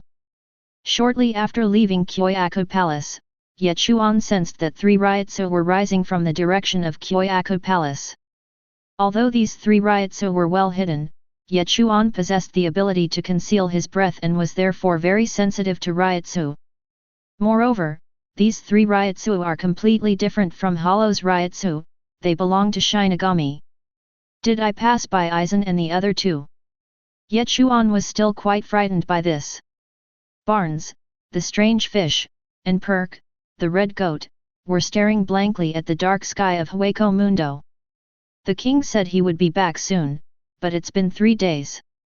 Can we wait any longer, Perk? The strange fish was so bored that it used its ability to sway in the air, complaining to the red goat as it swam. The king said wait, so I will wait. The muffled kite of red goat Perk. Forget it, it's pointless to tell you. The strange fish Barnes looked at the honest red goat Perk and said unhappily. Suddenly, the 2 hollows who were in a daze felt an extremely large Ryotsu approaching. This kind of Ryotsu is. The 2 Ajichas were so frightened by this terrifying Ryotsu that they broke out in cold sweats. They even felt that this level of Ryotsu was far superior to their king. Then a golden light flashed, and in front of the 2 of them appeared a strange figure, Minos Grande, whose body was completely black, covered with bone armor that shone with a dark golden luster, with black eyes and black hair. On his waist was a long sword exactly the same as his king's. King, you are, my king. The strange fish Barnes spoke tentatively with some uncertainty. It's me. Ah, are you really the king? The red goat Perk on the side sounded somewhat incredulous. You 2 losers, can't you even recognize my Ryotsu? Click. Ye Chuan was completely unable to hold back and snapped his fingers. Sizzle. The thunder balls contained in the 2 Minos Grandes began to show their power, and traces of thunder power began to spread throughout their bodies. Ah, this domineering and familiar lightning strike, it must be our king. As a familiar feeling spread throughout their bodies, the 2 Minos Grandes finally confirmed that the extremely human-like Minos Grande in front of them was their king. After Ye Chuan stopped his lightning strikes, the fishy Barnes immediately changed into a fawning expression. My king, congratulations on your further evolution. Obviously, the strange fish has already seen that Ye Chuan has undergone an evolution, and his strength has therefore greatly increased. As for why the king, who was already a superior Minos Grande Vasto Lord, would evolve again, Barnes could only think of this: my king is awesome. Okay, stop flattering me. Ye Chuan was too lazy to talk nonsense with these 2 idiots, so he found a secluded cave and started to familiarize himself with it. Before, because he had to leave Sui Palace as soon as possible, he had not properly familiarized himself with the power after the advancement. The 2 Ajichas stayed outside to protect him. Ye Chuan sat cross-legged in the cave, placed the Zanpakuto across his legs, and began to relax his mind and enter his inner world. He wanted to verify his ability in his inner world. Aside from strengthening a series of existing abilities, this promotion doesn't seem to add any new special combat abilities. After Ye Chuan's experiments one by one, he found that his abilities such as lightning flash and breath control had been enhanced to a certain extent. Now his control over the power of thunder has been further strengthened, and the biggest change is his ability to control his breath. Today's breath concealment can not only conceal Ryotsu, but can even hide the body shape. Perhaps it would be more appropriate to call it invisibility now. Moreover, the Ryotsu, the body shape and all the auras are completely hidden, and during the period of invisibility, it cannot be detected by Ryotsu of any level. But this invisibility also has great limitations. For example, it can only be used once within 3 hours, and can only last for about half an hour at most. Once you mobilize Ryotsu to attack, or are attacked by others, you will become visible. This is simply the ultimate assassination and sneak attack technique. If I were to fight against someone, I could turn on invisibility and get close to him, then suddenly strike him with a thunderous blow. Wouldn't that make me invincible? This is not the end. What surprised Ye Chuan the most was Chapter 49. Ye Chuan, who was sitting cross-legged in the cave, suddenly felt his aura rapidly decrease, and his riot soul level was only half of its original level. At the same time, in Soul Society, in the 11th Division, Makoto Ito, who is the 4th seat in the 11th Division, naturally has his own single dormitory. Makoto Ito, who was also sitting cross-legged in the dormitory, suddenly opened his eyes, and saw that the riot soul around him began to surge. In just a few breaths, he broke through from the original strong deputy captain level to the 3rd level spiritual power representing the captain level. When Zaraki Kenpeki in the 11th Division meeting room noticed this riotsu, he raised his lips slightly and said, "Have you become stronger again?" Ito. After a while, as Ye Chuan's aura in the cave in Hueco Mundo began to recover, Ito Makoto's aura also dropped back to its original level of a strong vice-captain. Then Ye Chuan's eyes slowly opened, and a look of surprise appeared on his face under the mask. This is the only new ability Ye Chuan gains after being promoted to Ajichas, Ryotsu sharing. Ye Chuan can transfer Ryotsu between the original body and the Soul Society clone. That is, the clone can borrow Ryotsu from the original body, and the original body can also borrow Ryotsu from the clone, thereby temporarily increasing its own Ryotsu. Furthermore, the shared Ryotsu will automatically transform into the type of Ryotsu required by the other party, and there will be no side effect of virtual Ryotsu and Shinigami Ryotsu conflicting with each other. After many attempts, Ye Chuan found that he could only lend out 50% of Ryotsu at most, while Ito Makoto, who was far away in Soul Society, could only receive about 30%. Is it because of the distance? Ye Chuan speculated that the long distance might have caused some loss in the transmission of Ryotsu. But even if it is only 30% Ryotsu, it is enough for Makoto Ito's Ryotsu to firmly step into the captain level. On the other hand, the improvement of Ito Makoto's vice-captain level Ryotsu by 30% seems negligible for Ye Chuan.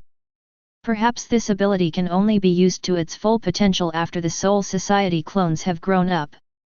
But it's enough. Now that my clone can display the strength of a captain, it's time to start my plan.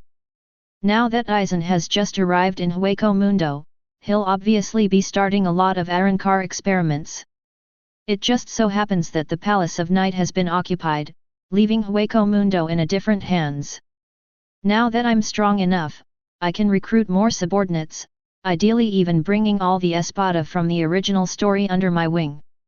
According to the information previously gathered by the Soul Society clone, the new batch of Hueco Mundo expeditionary forces has already arrived in Hueco Mundo. Ye Chuan muttered to himself in the cave. Soul Society, the 11th Division Dormitory, Ito Makoto's dormitory. Am I considered cheating? Thinking of this, Ito Makoto couldn't help but chuckle. No, my Ryotsu bonus is pitifully small, it doesn't even count as a small bonus. When thinking of a certain yellow-haired cheater, Ito Makoto felt envious. Hey, Ito, you've gotten stronger again. Come over and fight me again. Just when Ito Makoto was daydreaming, Zaraki Kenpeki rushed to the door of Ito Makoto's dormitory with an excited look on his face, opened the door roughly, and demanded to fight with Ito Makoto right now. Hey, hello, Ito-chan. Kuzujishi Yachiru on Zaraki Kenpeki's shoulder greeted Ito Makoto in a baby voice. Hey, Captain, didn't we fight the day before yesterday? My injuries haven't fully healed yet. Why don't you go find Ikeku-senpai and have a fight? Ito Makoto sighed helplessly. He had been in the 11th Division for 3 years, and during these 3 years he had fought against Madarame Ikeku and Zaraki Kenpeki countless times. Although he is still in the 4th position now, 2 years ago he could have completely suppressed the character holding Hosokamera without Shikai. If it weren't for Ito Makoto's insistence on not being promoted, he would probably be the third position of the 11th Division now. Ever since that time, he has been targeted by Zaraki Kenpeki, who would fight with him every now and then, and each time he would chop Ito Makoto all over his body. This time, he slightly sensed the fluctuation of Ito Makoto's Ryutsu increase and came here. Tisk, Ikeko went to practice, saying he wanted to practice Bankai. As for me, there's nothing good about practicing that. It's more fun to watch people being chopped off. Zaraki Kenpeki said with a nonchalant look on his face. Hearing this, Ito Makoto's mouth twitched, then he glanced at Kuzujishi Yachiro on Zaraki Kenpeki's shoulder, and then stopped talking. 10 minutes later, on the 11th Division's training ground, Ito Makoto and Kenpeki Konosuba stared at each other from a distance. In the end, he still couldn't defeat Zaraki Kenpeki. If it weren't for Ito Makoto's strong request to go to the training ground, the two of them would probably have fought in the dormitory. Come on, Jian, and come on, Ito-chan. Kuzujishi Yachiro, standing by, waved his fists to cheer for the two players. Captain, please give me some advice. Ito Makoto bowed towards Zaraki Kenpeki. You're always so long-winded, it's so troublesome. As soon as Zaraki Kenpeki finished speaking, he grinned and slashed at Ito Makoto with a knife in his right hand. The sealed sword, which was full of gaps, left an afterimage and chopped towards Ito Makoto's face without any rules. Call out! Ito Makoto quickly used Shunpo to dodge. You keep running around like a loach. Can't you just stop and fight me properly? Seeing the knife miss, Zaraki Kenpeki said a little unhappy. Then a faster slash came at him diagonally. Unable to dodge, Ito Makoto had to hold the sword with both hands and forcibly block the blow. Clang! Sparks flew as the weapons clashed. At the same time, Ito Makoto felt a terrifying force transmitted along the blade to the handle, which directly cracked the palm of his hand and caused blood to flow. This ordinary sword strike made Ito Makoto see the gap between himself and Zaraki Kenpeki. This sword strike has no technique, it is all about numbers, the main move is a powerful brick flying. Ito Makoto had to take a deep breath to adjust his breathing, and forced himself to steady his hands that were shaking from the distance. He steadied his body and took a few steps back, then Shikai. All the demons and monsters, all the gods and saints, will turn to dust and be annihilated. In an instant, the sealed state in Ito Makoto's hand turned into a slender dark white bone blade. Annihilation God style, shock. A shockwave emanated from the pale blade, and at the same time Zaraki Kenpeki felt as if his internal organs were being violently pulled, but even so, it only slowed him down for a moment. Humph, you've used this trick so many times, I've long been accustomed to the frequency of your vibrations. Zaraki Kenpeki sneered, then continued to slash at Ito Makoto with the knife. I can get used to this. Makoto Ito suddenly felt overwhelmed.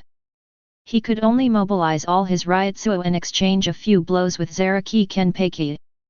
With the help of the shockwave force to relieve the force, he was able to barely withstand his terrifying strength and unparalleled Ryutsu.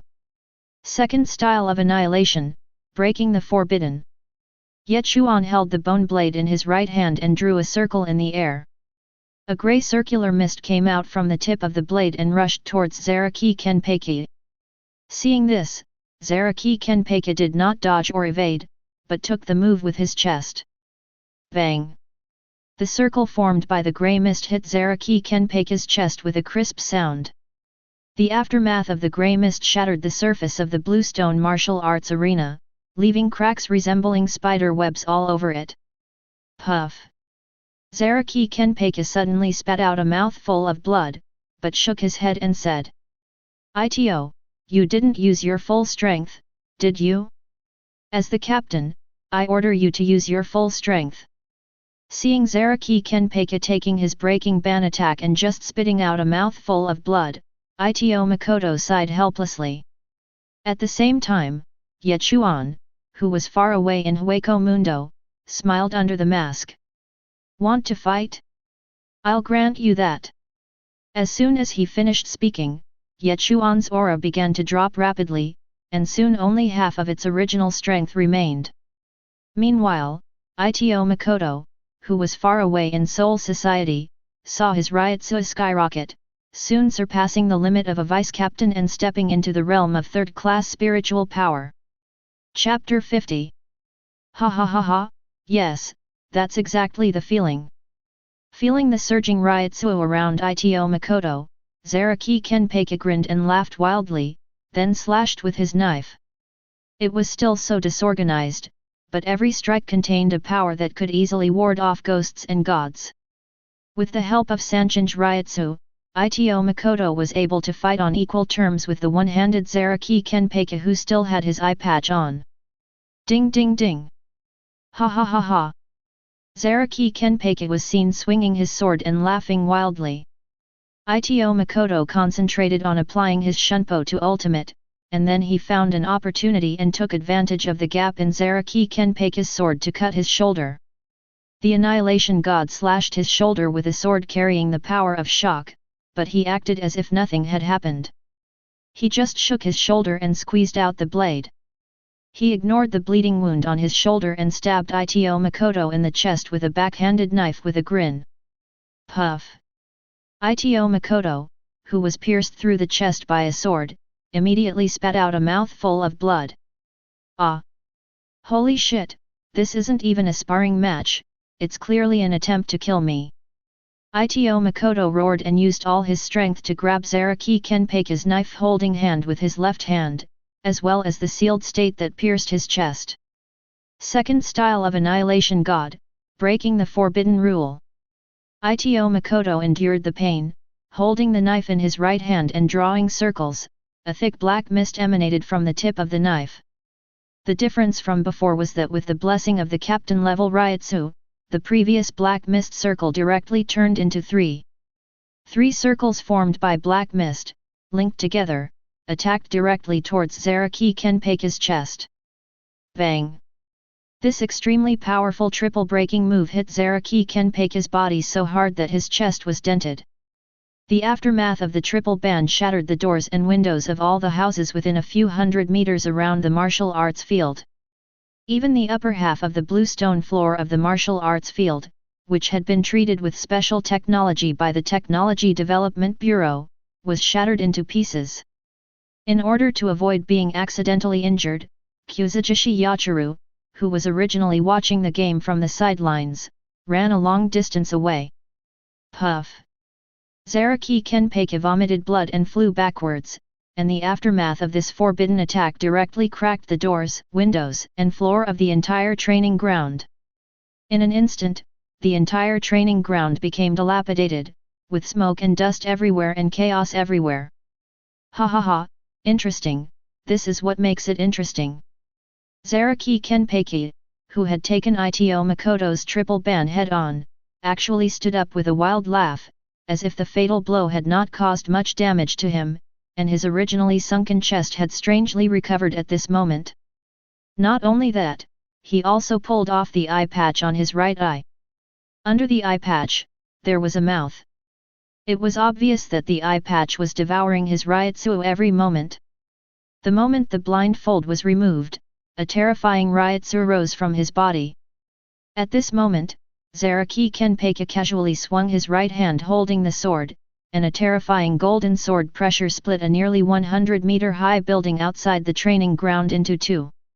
Seeing this scene, Ito Makoto was a little confused. After fighting with Zaraki Kenpei so many times, this was the first time he was forced to take off his blindfold. This can only be fought if the main character comes in person. Now, after seeing Zaraki Kenpei's horror with his own eyes after taking off the blindfold, he couldn't help but ask himself. How on earth did Shikai Ichigo, a newcomer to Soul Society, manage to defeat this pervert?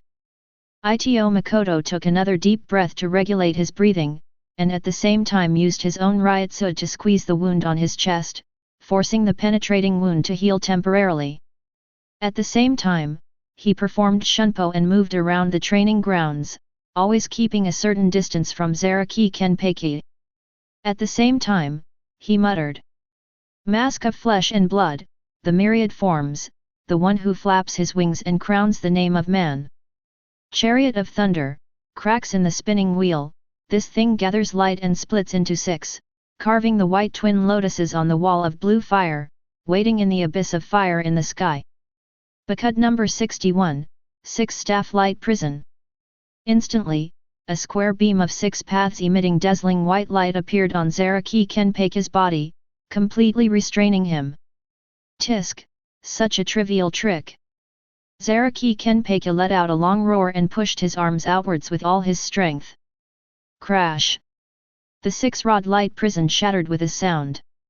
Oh my god, is this true? This scene made Ito Makoto's eyes water. He had thought about Zaraki Kenpei perverting, but he had never thought it could be perverted to this extent. It directly stretched out the 6-staff light prison that he had fully chanted with the captain-level Ryutsu. At this moment, Zaraki Kenpei swung his sword again. Seeing the sealed state coming towards him, this sword seemed ordinary, but it had the power to collapse mountains. Ito Makoto had no choice but to take it. Annihilation God 3. But just as the sword was about to hit Ito Makoto, Zaraki Kenpei stopped the sword in his hand. Forget it, I won't fight anymore. If you chop me with this knife, you'll die. Boring. Seeing Zaraki Kenpei suddenly stop, Ito Makoto finally breathed a sigh of relief. He really wasn't sure if he could block the next blow. Then the Ryutsu emanating from Ito Makoto's body instantly dropped, returning to the level of a strong vice-captain. Far away in Hueco Mundo, Ye Chuan's Ryutsu rapidly recovered. After the battle, Ito Makoto first skillfully used Kide to stop the bleeding from the penetrating wound on his chest, and then took out the gauze he had prepared in advance and simply treated his wound. Only then did he dare to relax the muscles that were originally squeezed by Ryutsu, and immediately blood flowed from the wound, staining the gauze red in an instant. If you ask why Ito Makoto is so skilled, it is of course because he was forced to do it.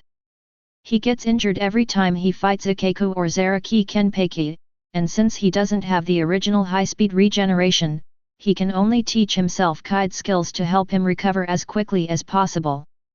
With his current Kide level, he could probably go straight to the 4th squad as a medical sergeant. Ignoring the severe pain in his body, he looked at Zaraki Kenpei, who was also covered in wounds but still standing upright. Captain, do you need me to help you with your wound? It's just a minor injury, there's absolutely no need for that. Zaraki Kenpei scoffed and shook his head, turning around and preparing to leave. Yachiru, who was standing by, jumped onto Zaraki Kenpei's shoulders again and said to Ito Makoto in a baby voice. Thank you, Ito-chan. I haven't had so much fun fighting in a long time. By the way, the training ground is damaged again. I'd like to trouble you to go to the 1st Division and apply for funds to repair the training ground. Thank you for your hard work, Ito-chan. Hearing this, Ito Makoto's expression was as uncomfortable as if he had eaten 3 dead flies. I'm going again. My mind instantly recalled Kojiro's disgusted expression when I went to apply for maintenance funds several times before, and I could only sigh helplessly.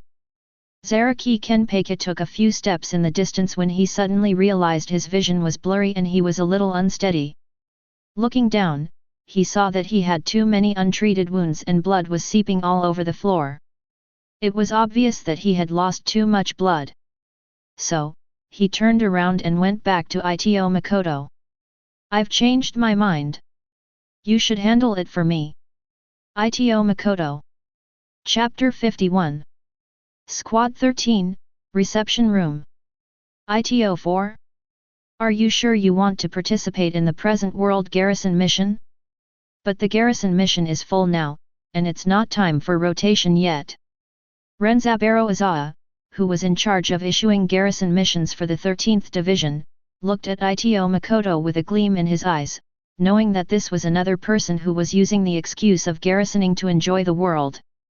Please, Captain Izawa, I heard there are a lot of unique foods and comics in the real world that Soul Society doesn't have.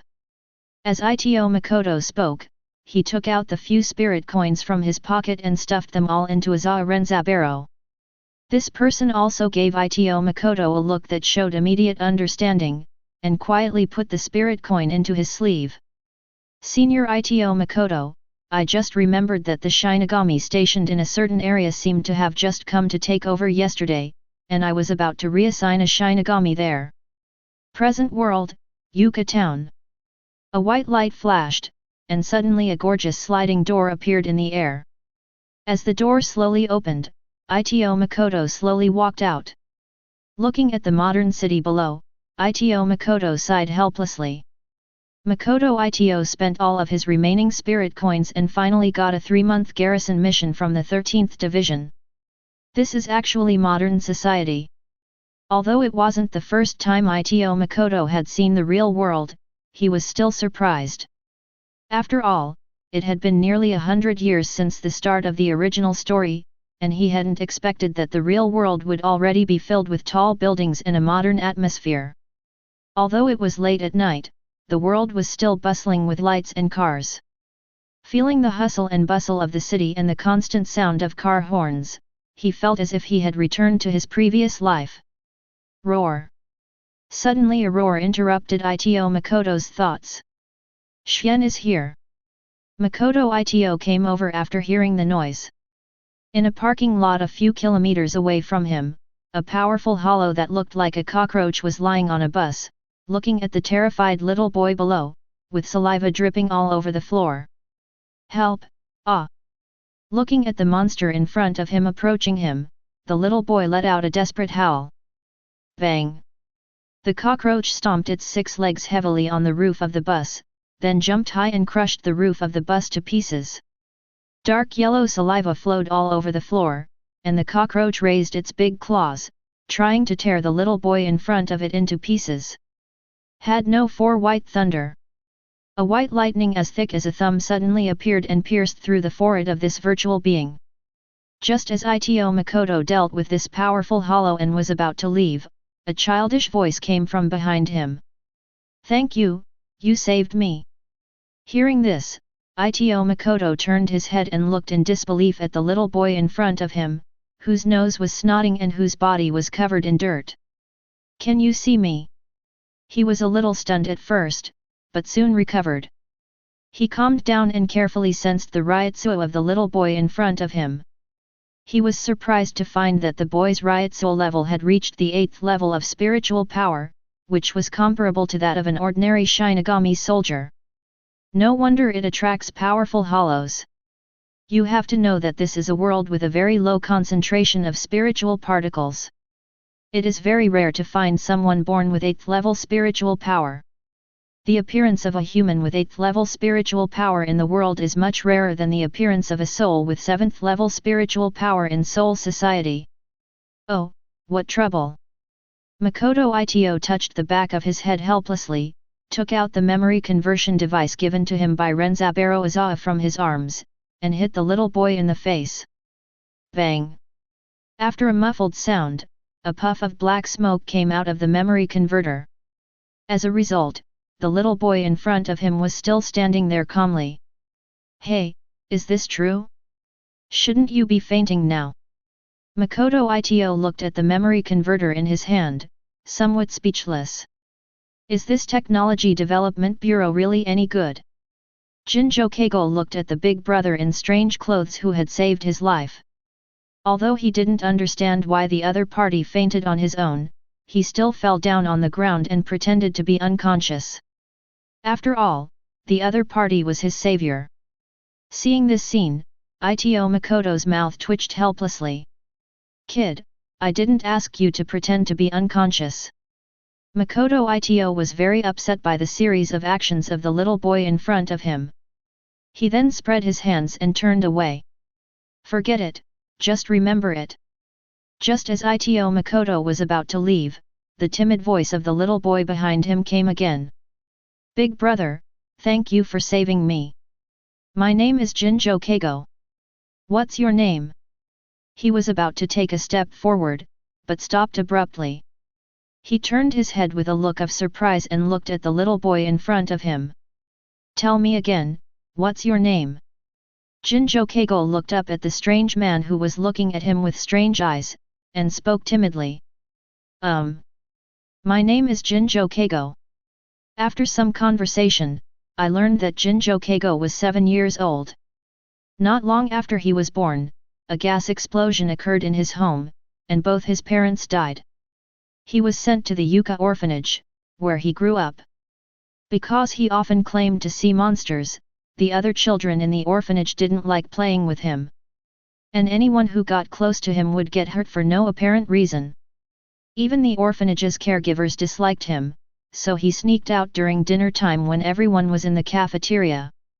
I originally wanted to wander around alone, but before I had walked 2 miles, I was spotted by a cockroach, so I ran into the parking lot alone. Who would have thought that Jinjo Keigo was born 100 years before the story unfolds?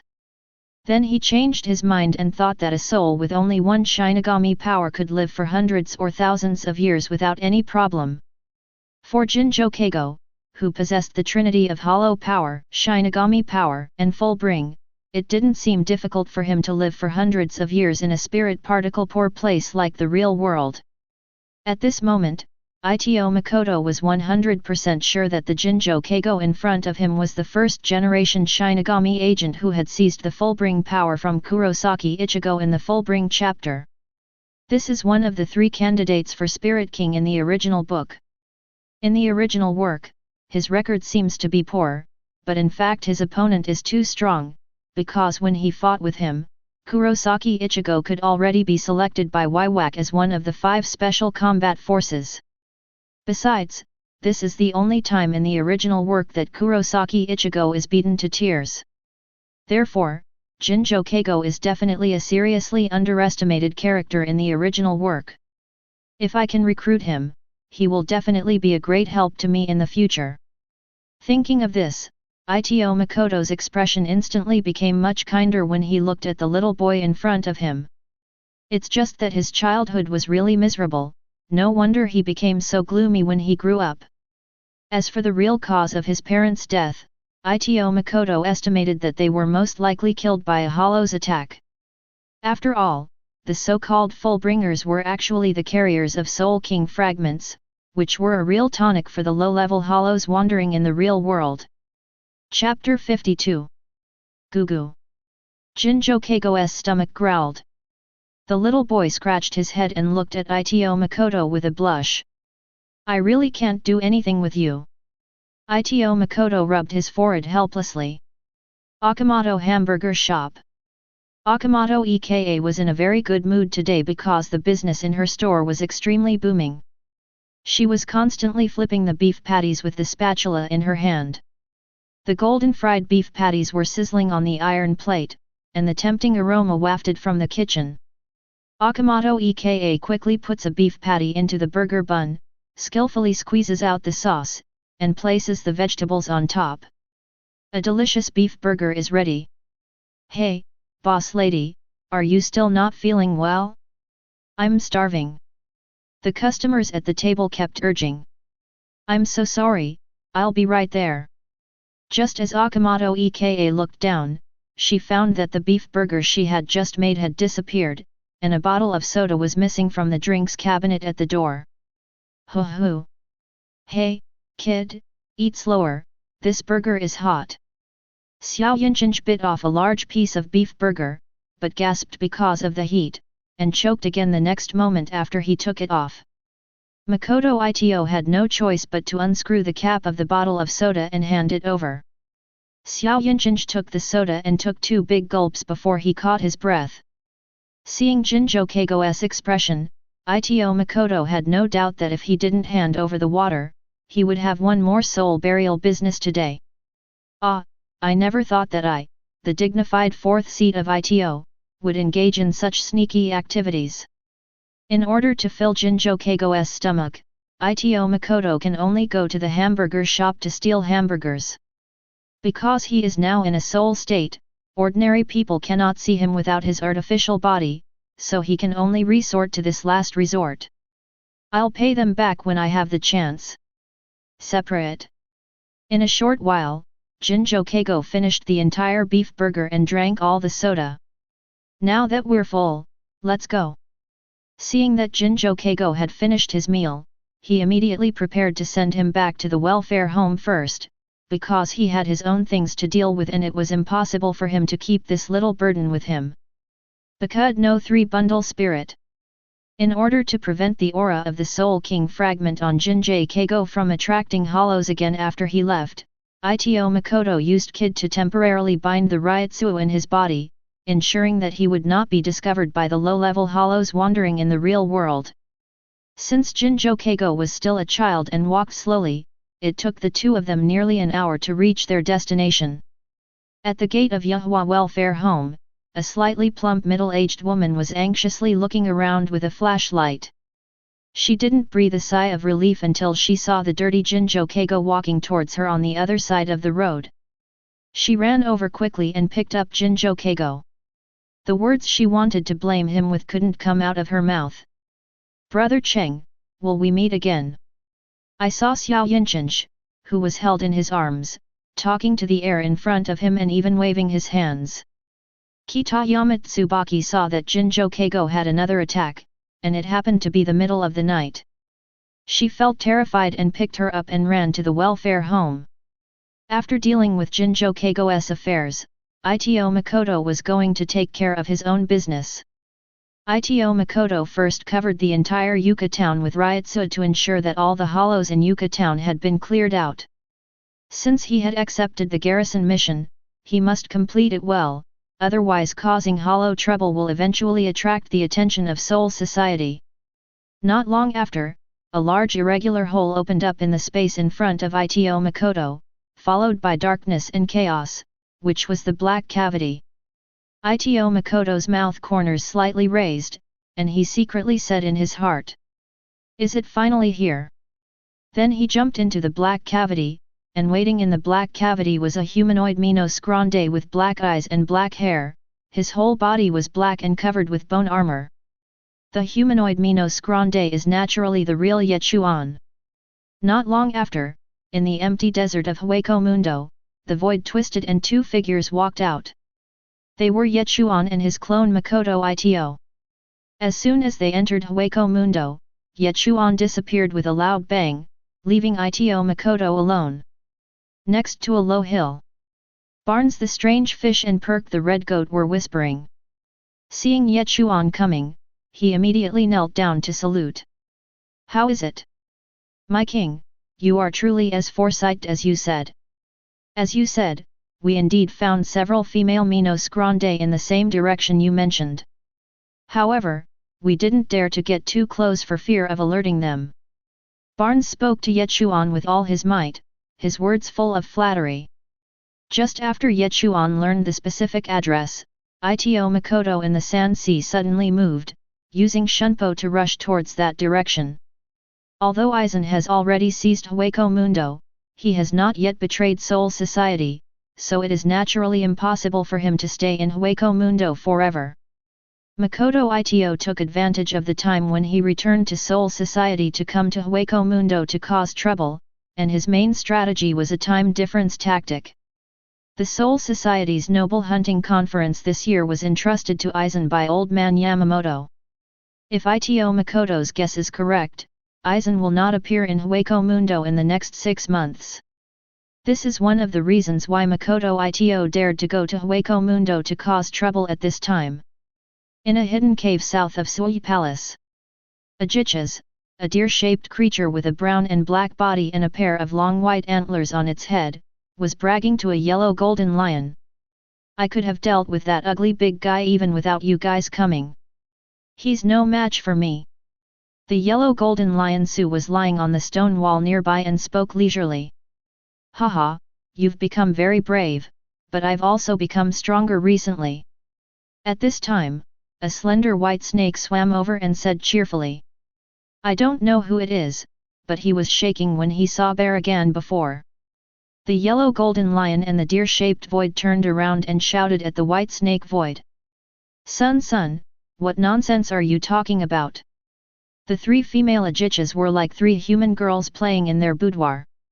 Suddenly a powerful Ryotsu attacked, and a sharp blade light directly blasted the hole open. A tall and straight young man wearing a death suit and holding a sealed state slowly walked out of the cave entrance. The moment he saw these three Ajichas, he grinned. "It's you guys." Ito Makoto laughed loudly and attacked the three Ajichas in front of him with a knife. "Human? No, Shinigami. How come a Shinigami appeared in Hueco Mundo? Could it be that the damn expedition team is coming again?" The three Ajichas were startled by the sudden appearance of Ito Makoto. What a fast knife! Just when the White Snake Sun was about to be beheaded by Ito Makoto with a single blow, a humanoid figure named Minos Grande with short golden hair, holding a giant bone sword, and his whole body covered in white bone suddenly appeared and blocked the blow. The one who came was Haribal. Chapter 53. Ding ding ding. Ito Makoto chopped down with his knife and pointed with his left hand at the same time. Had no four white thunder. A white lightning bolt as thick as a thumb shot towards Haribal's chest. Haribal used a sharp turn to create distance at the critical moment. Then a powerful golden Ryotsu burst out from his body, and his momentum increased greatly. He raised the white giant sword connected to his right arm again and killed Ito Makoto. Ito Makoto chuckled, then used Shunpo to distance himself, while Haribal's powerful sword slashed the stone wall behind Ito Makoto. Boom! As the stone wall was destroyed, the entire cave collapsed instantly. Ito Makoto rushed out first, holding the Zanpakuto horizontally in his hand and muttering. "All the demons and monsters, all the gods and saints, will turn to dust and be annihilated." A dark golden Ryotsu flashed across the blade, and the originally ordinary sealed state instantly transformed into a slender deep white bone blade. At the same time, Haribal rushed out from the ruins of the cave, and a golden zero with terrifying power shot towards Ito Makoto's face. Second style of annihilation god, breaking the forbidden rule.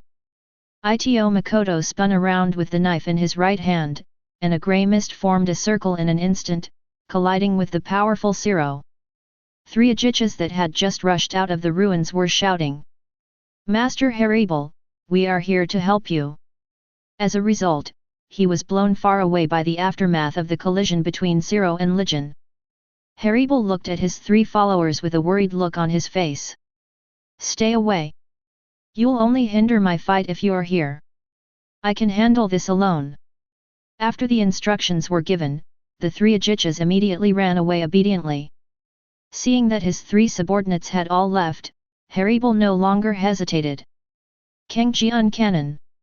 Ryotsu was accumulated on the white giant's sword, and a golden sword light shot towards Ito Makoto like a cannonball. Seeing this, Ito Makoto immediately pushed forward with his right palm. Had number 31, Red Fire Cannon. A red fireball exploded from Ito Makoto's palm and collided with the cannonball formed by the golden Ryotsu. Bang! After a loud bang, smoke and dust rose up and rocks flew everywhere. Ahem, it's a stretch to think I can defeat Haribal with just my strong vice-captain's strength. When the smoke and dust cleared, Ito Makoto looked a little embarrassed. It was obvious that the red fire cannon that he had abandoned the chanting was defeated by Haribal's blue sword cannon in terms of wave resistance. "Shinigami, you are strong, but you are not my opponent. You dare to hurt my friends. I believe you are ready to die." Haribal looked at Ito Makoto and spoke calmly. Hearing Haribal's innocent words, Ito Makoto laughed out loud. "Ha ha ha, buddy. You're a Minos Grande Vasto Lord, yet you're so naive. You've truly wasted the Vasto Lord body God bestowed upon you." Then, under Haribal's shocked eyes, the Ryotsu around Ito Makoto began to surge, and soon reached the captain-level Ryotsu level. Ye Chuan, hiding nearby, was surprised to discover that the Ryotsu he had lent to his clone was only about 30% of his total Ryotsu, while the clone's Ryotsu had skyrocketed to captain level. Apparently, his previous suspicion was correct. The 20% loss in Ryotsu when the clone was in Soul Society was due to the distance between them. Now that the original body and the clone are both in Hueco Mundo, there will naturally be no loss in the shared Ryotsu room. In other words, as long as Ito Makoto is close to the main body, he can borrow 50% of the main body's Ryotsu without loss through Ryotsu sharing, and exert combat power far beyond the ordinary captain level.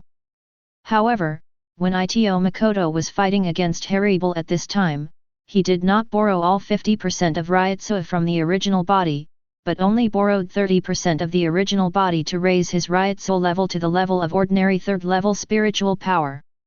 Because he was sure that he, combined with the 30% of his main body's Ryotsu, was more than enough to defeat Haribal, who had not yet reached Arrancar. What's going on? You've been hiding your strength until now.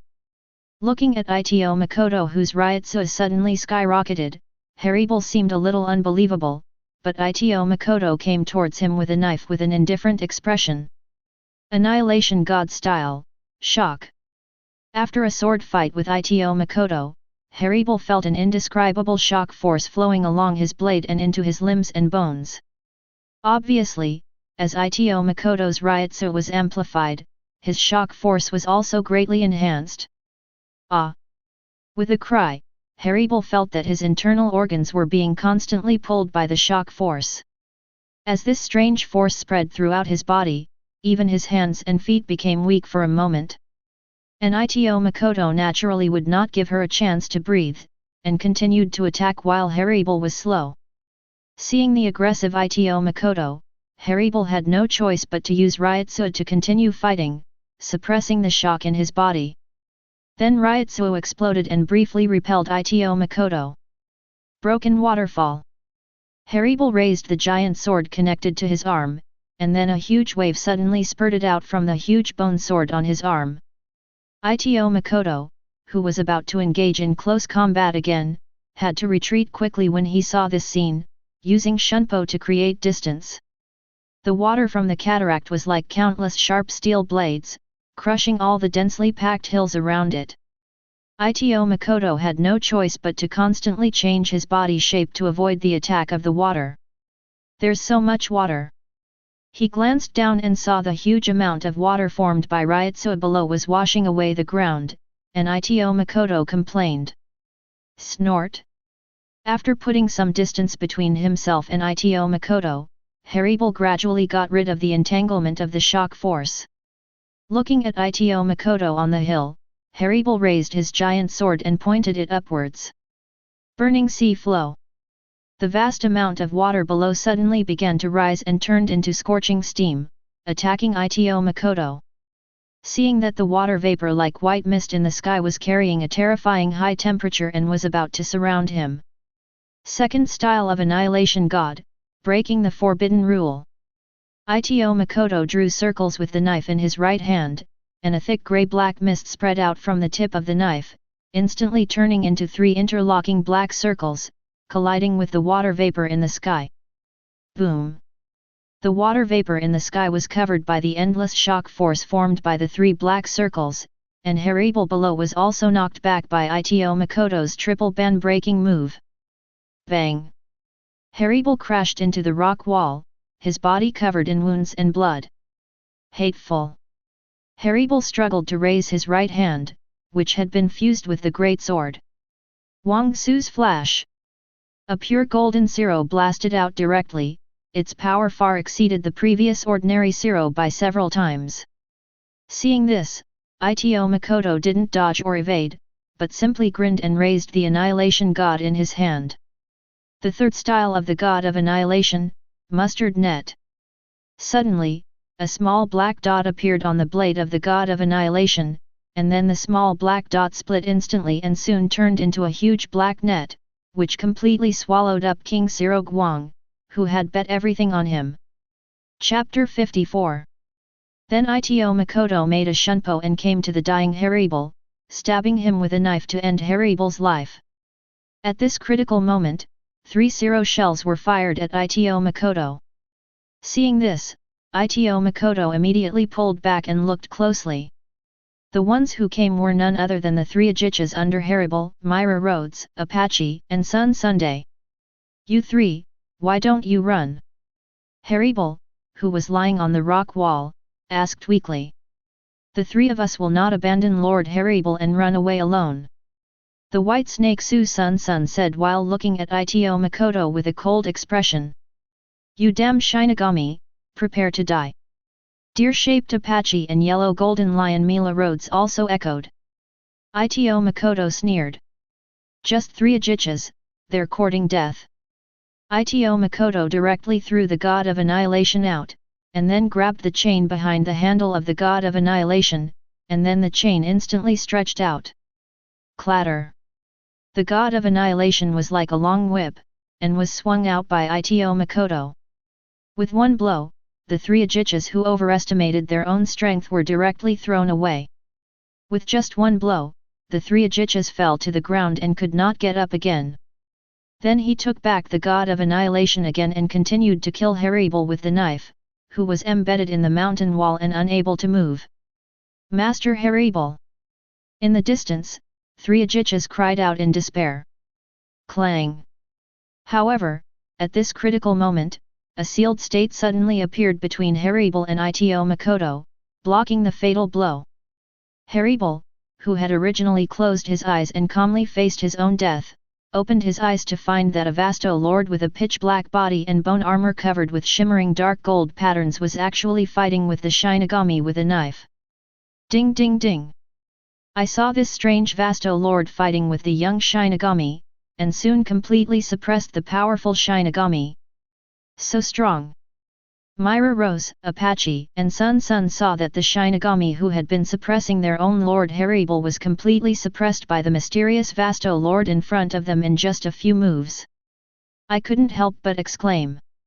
And Haribo, who was lying in the ruins of the rock wall, was even more surprised. How can he be so strong? We're both Vasto Lords, but the gap between us is so huge. In the field, the mysterious Minos Grande looked at Ito Makoto with disdain. How dare a mere Shinigami trespass into Hueco Mundo? Then he waved his left hand, and a dark golden lightning whip appeared in his hand. Holding the lightning whip in his left hand and Zanpakuto in his right hand, he continued to kill Ito Makoto. This mysterious Minos Grande is naturally Ye Chuan. The purpose of his doing this was naturally to make Haribo completely submit to the play performed by him and his clone. For Haribo, what Ye Chuan wanted was that kind of wholehearted submission. That's why he didn't choose the simple and crude method of planting thunder balls and then enslaving them. After all, winning the heart is the best. The drama on the field continues. In order to gain the trust of Haribo Ye Chuan and his clone Ito Makoto, a real fight naturally breaks out. Ito Makoto made a shunpo move and stepped forward, holding the Annihilation God tightly in both hands and chopped down with the force of shock. Ye Chuan only raised his right hand slightly, and the sealed state in his hand blocked the knife. However, facing the shock force transmitted from the blade, Ye Chuan just sneered. A trifle. Then a huge burst of Ryotsu drove away the feeling of discomfort. Then Ye Chuan made a move with his left hand, and the thunder whip in his hand reappeared and chopped directly towards Ito Makoto's chest. Of course, Ye Chuan must have let it go this time, otherwise, if he had used all his strength on the whip, Ito Makoto would have lost his combat effectiveness on the spot if not killed. Even so, Makoto Ito, who was struck by the thunder whip, had a charred whip mark on his chest. Ahem, I never thought there was a hollow as powerful as you in Hueco Mundo. Ito Makoto looked at Ye Chuan with a cold expression. Then he raised the God of Annihilation again. The third style of the God of Annihilation, Mustard Net. The pitch-black net reappeared, attacking Ye Chuan with unparalleled power. Haribo, who was standing by, had her pupils constricted the moment she saw this move. It was this move that easily swallowed up the flash of Wang Su that she had staked everything on. But this attack, which seemed terrifying to Haribo, was directly cut off by Ye Chuan's casual knife. With just one ordinary sword move, Ye Chuan easily neutralized the strongest move that the current clone Ito Makoto could use. It seems that the difference in strength between my clone and my original body is really huge. At this moment, Ito Makoto has 30% of Ye Chuan's Ryutsu in his body, which means that Ye Chuan can only exert at most 70% of his strength at this moment, but he can still easily resolve the powerful offensive launched by ordinary captain-level Shinigami. At this moment, Ye Chuan finally had a clear understanding of his own strength. I think the acting is about done now. Ito Makoto then raised his right hand. Had number 33, blue fire falling. Then a blue-white flame burst out from his palm and struck the mountain wall behind Ye Chuan, raising a cloud of dust. Ito Makoto then left the scene at high speed with Shunpo, but Ye Chuan did not pursue the matter. Mila Rhodes and Apache on the side shouted. "Don't let this Shinigami go, kill him." Ye Chuan shook his head slightly and said. "This Shinigami's strength shouldn't be underestimated. Besides, I suspect he might have companions in Hueco Mundo. He should be a member of the so-called expedition team. Shinigami who can join the expedition team are not to be trifled with." Ye Chuan openly put the blame on the current Hueco Mundo expeditionary force. Then he teleported to the ruins nearby and helped up the fallen Haribal. "Why, did you save me?" The wounded Haribal hesitated for a moment, but still asked the question in his heart. "Since I've been reincarnated as a hollow, you four are the first beings I've seen willing to sacrifice each other for their companions. In this horrific battlefield of Hueco Mundo, you possess the virtue of sacrifice, the willingness to dedicate yourself to your companions. Therefore, I judge that you have the qualifications to continue to survive, and you also have the qualifications to become my companions and walk side by side with me. Would you like to walk hand in hand with me?" After saying that, Ye Chuan extended his hand towards Haribal with a smile. Listening to Ye Chuan's deafening voice, Haribal felt his mind wavering. Then he knelt on one knee in front of Ye Chuan, and at the same time, the three Ajichas, Mila Rhodes, Apache, and Sun Sun, also knelt down. "Strange Vasto Lord, I don't know your name. My name is Ye Chuan. Lord Ye Chuan, Tia Haribal is willing to follow you, just to walk side by side with you, through life and death." At the same time, Mila Rhodes, Apache, and Sun Sun also echoed Haribal's words. Ye Chuan smiled slightly and then bent over to help Haribal up. "Then from today on, we are companions." Chapter 55. In a hidden cave somewhere in Hueco Mundo, Ito Cheng used Kide magic to simply treat his physical injuries. "Hiss, I'm so strong." Makoto Ito grinned as he treated the wound, showing a satisfied smile. Through this battle between the clone and the original body, he finally realized clearly how powerful the original body was at this moment. After a short while, after simple treatment, Ito Makoto's injuries had almost recovered. He then began to sit cross-legged with his eyes closed. He wanted to use his own Ryutsu to sense the Kid Aura in Hueco Mundo, the Kid Aura belonging to the Shinigami.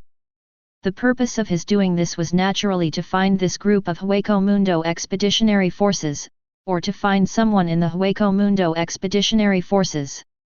During the Hueco Mundo expedition, Godi I-13 implanted a specific kid into each member of the expedition, so that even if the expeditionary soldiers were separated in Hueco Mundo, they could reunite with the main force through this kid.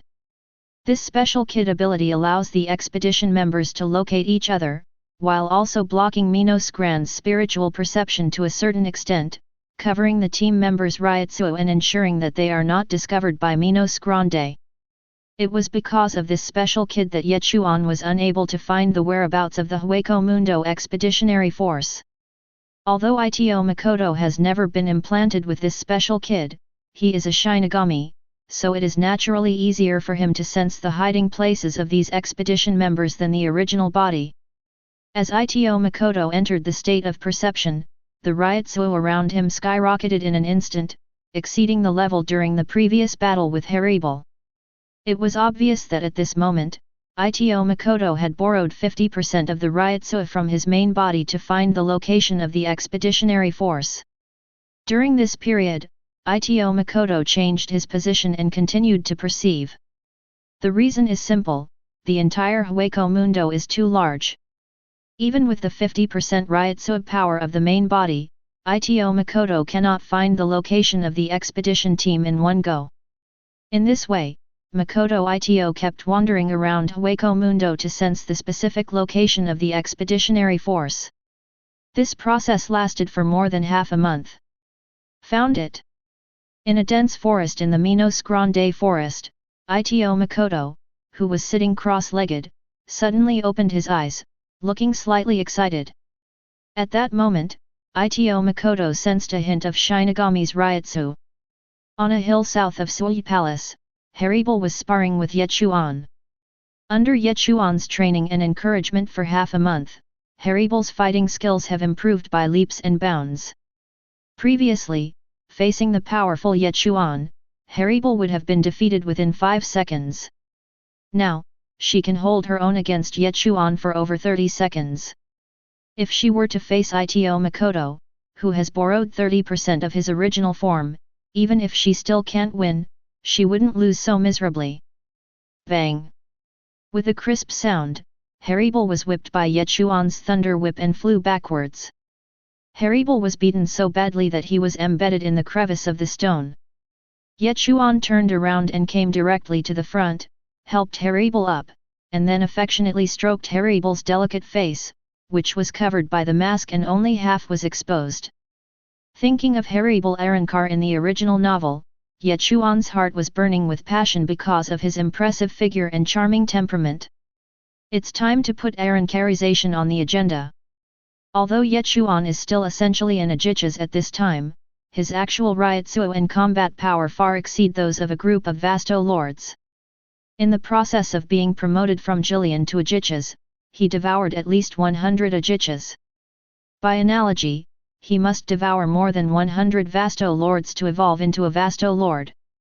But in reality, Hueco Mundo probably doesn't even have 10 Vasto lords. Therefore, if Ye Chuan wants to be promoted to Vasto lord, relying on devouring his own kind will definitely not work, and he needs to find another way. But if you want to improve your fast combat ability now, you can try Arankar first. Anyway, Arankar first will not affect his subsequent promotion to Vasto Lord. After all, in the original work, Grimmjow was the one who first broke the mask and then was promoted to Vasto Lord. Of course, another important reason that prompted Ye Chuan to temporarily change his evolutionary route and decide to go to Arankar first was that Aizen had already taken control of the Kyomayaku Palace. He had to gain strong enough strength first to be eligible for a share of subsequent events. He was definitely not in a hurry to go to Arankar just because he couldn't do anything with Haribal due to his body as Minos Grande. Taya, I have to go take care of some things. In the near future, try not to go out, especially to Sui Palace. Ye Chuan spoke to Haribal in a gentle tone. Yes, Lord Ye Chuan. Haribal looked respectful to Kaide, his emerald green eyes filled with unconcealed longing and joy. It was obvious that the past half-month of getting along had made this proud royal mermaid deeply fascinated by the man in front of her. Somewhere in the Minos Grande forest, a group of Shinigami wearing Death Hatsune costumes and holding Zanpakuto are fighting against the Jillian group.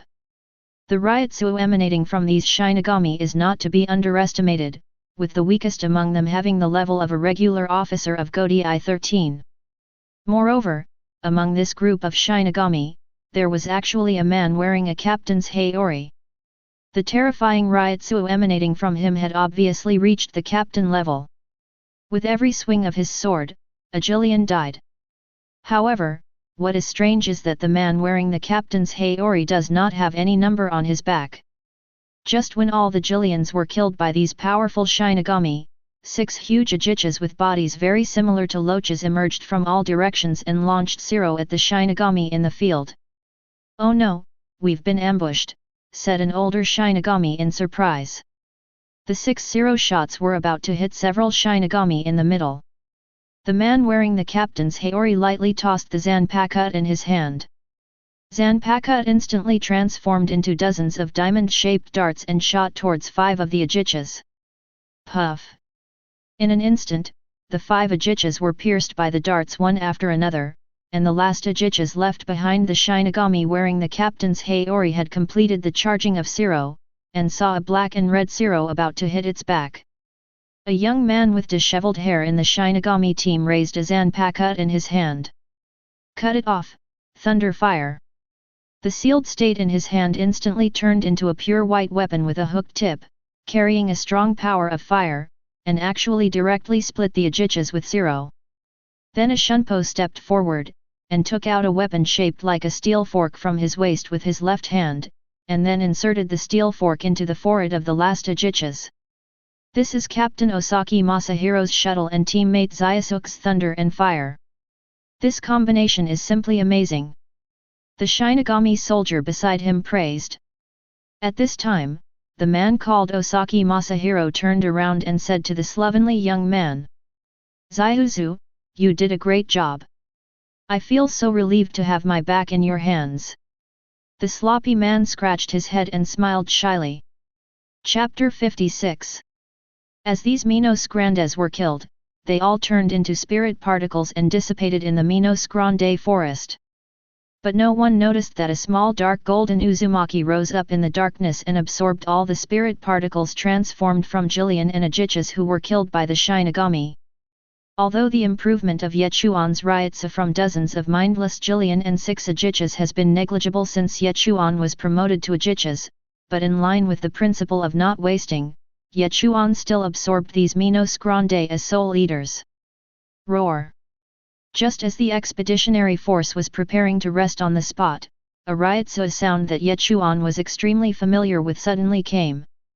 Suddenly, a leopard-shaped Ajichas appeared in the sight of the Shinigami soldiers, and behind it were 5 special Jillians of different shapes that degenerated from Ajichas. At this moment, they followed closely behind the leopard-shaped Ajichas like its most loyal subordinates. The leopard-shaped hollow is Grimmjow Jaeger Jaquez, and the 5 degenerated Jillians behind him should be his 5 subordinates in the original work. Another group of Ajichas.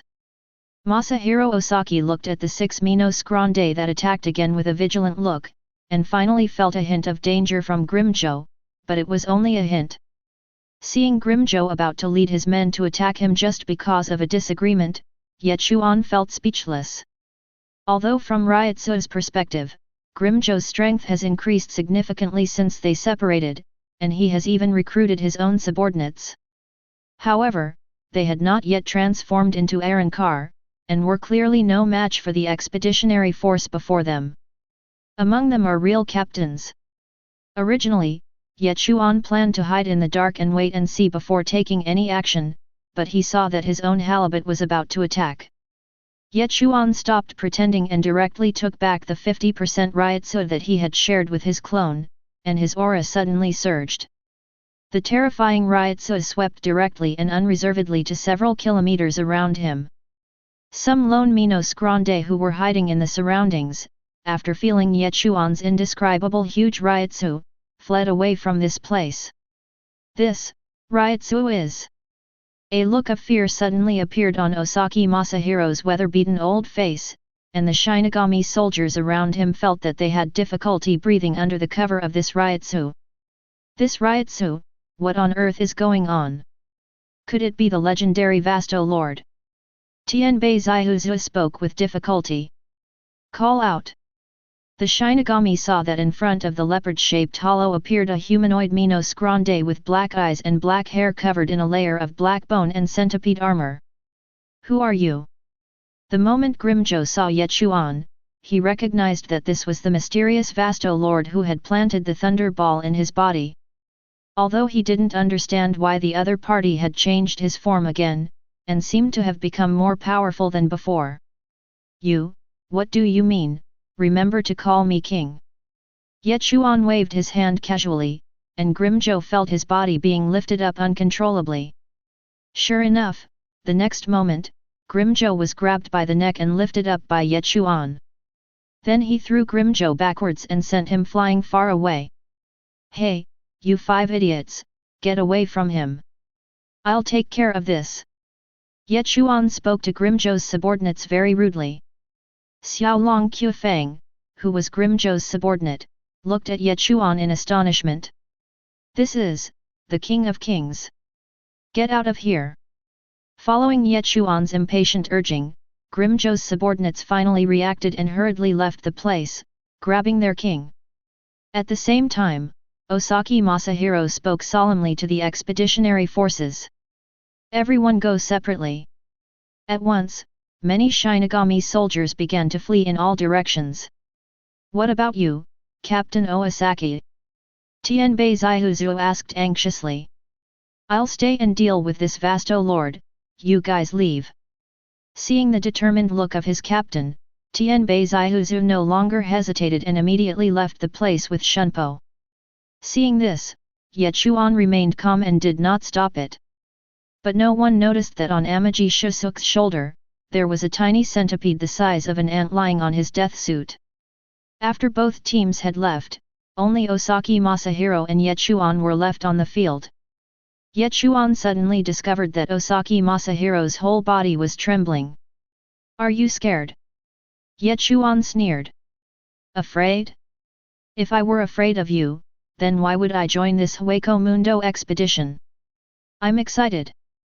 I'm excited that I can finally kill Vasto Lord with my own hands. My entire family was killed by the Hollows. That's why I gave up my high position in the Soul Society and came to join the Hueco Mundo expedition. What could possibly please me more than killing a Vasto Lord with my own hands?" As he spoke, a blush appeared on Osaki Masahiro's sallow old face. Seeing that the old man was getting more and more excited, Ye Chuan was too lazy to listen anymore and just said lightly, "Idiot!" Ye Chuan became impatient and fired a blank bullet. So fast! Masahiro Osaki narrowly avoided this extremely fast virtual bullet. Looking at Ye Chuan standing on the tree trunk in front of him, Osaki Masahiro knew that this Minos Grande in front of him was probably an extremely powerful one among the Vasto Lords, and his eyes froze when he noticed the Zanpakuto wrapped in a simple wooden scabbard on Ye Chuan's waist. He immediately stopped holding back, pulled out the sealed state in his hand, waved it forward, and muttered, "Bankai Thousand Illusions Shuttle." The sealed state began to shatter, and after a flash of colorful light, it turned into 1,000 shattered lenses. Each lens carried Osaki Masahiro's Ryutsu. As Osaki Masahiro clenched his fist, densely packed shattered lenses shining with colorful light rushed towards Ye Chuan. "Oh, this is Bankai. Speaking of which, this is Ye Chuan's first time fighting a Shinigami who controls Bankai." Seeing the lens coming towards him like a violent storm, Ye Chuan's expression did not change at all. He still stretched out a finger and pointed it forward. A black and red Zero took shape in an instant and collided directly with the lenses in the sky. Boom! Zero blew away all the lenses in the sky, and the scattered fragments blew all the giant trees around the forest where the two were into powder. The aftermath of Ye Chuan's Zero shot caused Masahiro Osaki to bleed from his mouth and nose. Ahem, why does this hollow have such a strong Ryutsu? But it was not the time to sigh, as Osaki Masahiro waved his hand and the scattered lenses gathered together again, turning into a hexagonal prism emitting colorful light, reflecting the colorful light towards Ye Chuan. Chapter 57. The huge hexagonal prism shining with colorful light illuminates the dark sky here. Interesting. Looking at the colorful beams of light all over the sky, rushing towards him like a tide, Ye Chuan did not dodge, but just stood there and looked at the huge hexagonal prism in the air with interest. At the moment when the colorful beam of light was about to shine on Ye Chuan's body, endless dark golden lightning surged out from his body. Thunder armor. This type of lightning armor is naturally a new move that was created after Ye Chuan was promoted to Aegis and his control over his lightning ability reached a new level. Sizzle. In an instant, dark golden lightning covered Ye Chuan's body, merging with the pale centipede armor that already existed on his body, turning into a lightning armor shining with dark golden lightning. Endless thunder surged out from the thunder armor, blocking out the vast colorful light. Osaki Masahiro's own killer move below could not defeat Ye Chuan. He immediately let out a long roar, and then the indigo ryotsu around his body completely erupted. At the same time, the huge hexagonal prism floating in the air suddenly shone brightly. But he was still blocked by the lightning power emitted by the thunder armor and could not move forward at all. Ye Chuan just stood there without moving at all, relying solely on the subtle lightning power passively emitted by the thunder armor to resist it all. On the other hand, Osaki Masahiro raised the power of Bankai to the highest point, and then desperately squeezed out his own ryotsu, hoping to kill Ye Chuan with it. Die! I saw Masahiro Osaki roaring with a ferocious look on his face, with beads of sweat rolling down his forehead. It was obvious that using this move was extremely stressful for him. Ha! Different from Osaki Masahiro's hysteria, Ye Chuan, who was standing on a tree branch, yawned out of boredom and just stood there and fought. He let the opponent fight for 10 minutes, but he couldn't even break his defense. Is this the only level of a so-called captain-level Shinigami? Ye Chuan saw that Osaki Masahiro couldn't come up with anything that would impress him. So he decided not to continue playing. He directly pulled out the Zanpakuto from his waist, and wiped his hand on the blade. A dark golden lightning attached to the blade. Then he held the knife in one hand and slashed fiercely at the huge hexagonal prism floating in the air. Crash! With one slash, the huge hexagonal prism was split in two. But before it was over, the lightning force attached to the slash exploded again, shattering the hexagonal prism to pieces. Puff! As the hexagonal prism was shattered by Ye Chuan's knife, Osaki Masahiro, who was already bleeding from his mouth and nose, spit out a large mouthful of blood, and then blood came out of all his orifices, and he looked like a bloody man. Apparently, the hexagonal prism that Bankai transformed into was shattered, which also affected him. That's a Zanpakuto in your hand. I can't believe you're a hollow, yet you're trying to imitate a Shinigami and pick up a Zanpakuto. That's ridiculous. No matter how much you imitate, you're just a hollow. You'll never be a Shinigami. Ha ha ha ha. After confirming that what Ye Chuan had in his hand was indeed Zanpakuto, Osaki Masahiro actually began to mock Ye Chuan. However, facing Osaki Masahiro's sarcasm, Ye Chuan remained calm and did not take it seriously. The loser barks. Then he raised his hand and fired a hollow bullet, blasting Osaki Masahiro, who was unable to move because his Bankai was destroyed, away. Although Osaki Masahiro tried his best to dodge, one of his legs was still broken by the hollow bullet. Call out! After taking a look at Osaki Masahiro who was crawling on the ground, Ye Chuan turned around and came directly to Osaki Masahiro. Seeing his miserable appearance crawling at his feet like a wild dog, Ye Chuan sneered. Why, are Shinigami some noble creature? Are hollows some lowly creature? Put aside your pitiful pride. Besides, I've already been a Shinigami. Just as Ye Chuan was chatting with Masahiro Osaki, who had been lying on the ground, suddenly curled up his lips and revealed a strange smile. He slammed his hands to the ground. Broken mirror kill. All the hexagonal prism fragments that were originally scattered all over the ground flew into the air and bombarded Ye Chuan. However, in just a flash of lightning, Ye Chuan disappeared from the spot. This is exactly the lightning and thunder that is the product of Ye Chuan combining his own thunder power with the thunder. Its speed can reach more than 4 times that of the thunder. Impossible. Seeing that Ye Chuan had left the strangulation range of the broken mirror kill at a speed beyond his comprehension, Osaki Masahiro's face was full of disbelief. After a brief moment of shock, Osaki Masahiro clasped his hands together, and the dust-like fragments gathered together again, forming a hexagonal prism. The only difference from before is that this huge hexagonal prism is now full of cracks, and the mirror surface is full of potholes and gaps, as if it was barely glued together with glue. Obviously, Ye Chuan's previous knife attack had caused permanent and irreversible damage to Osaki Masahiro's Bankai. Faced with Osaki Masahiro's series of impromptu counterattacks, Ye Chuan just shook his head slightly. A trapped beast will still fight. Yetuan immediately sheathed his sword, then clenched his right fist tightly with dark golden lightning lingering around his fist. He turned around and rushed to the tattered hexagonal prism, punching it. Crash! With a series of crisp sounds, the already shattered hexagonal prism instantly turned into a large amount of glowing powder, which drifted away with the wind. As the hexagonal prism completely turned into rain of light and dissipated like smoke, Osaki Masahiro spat out another mouthful of blood, and his breath became extremely weak. Even so, he did not feel the slightest bit of cowardice.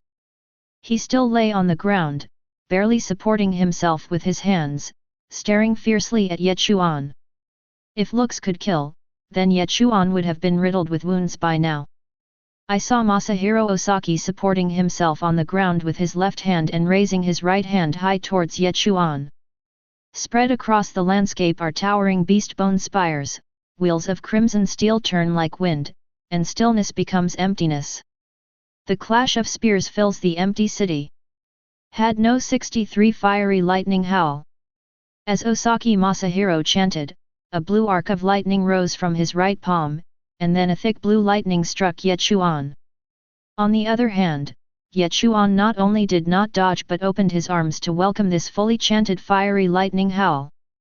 As a result, this thunder power, like a river converging into the sea, directly gathered on Ye Chuan's body surface and was directly absorbed by him.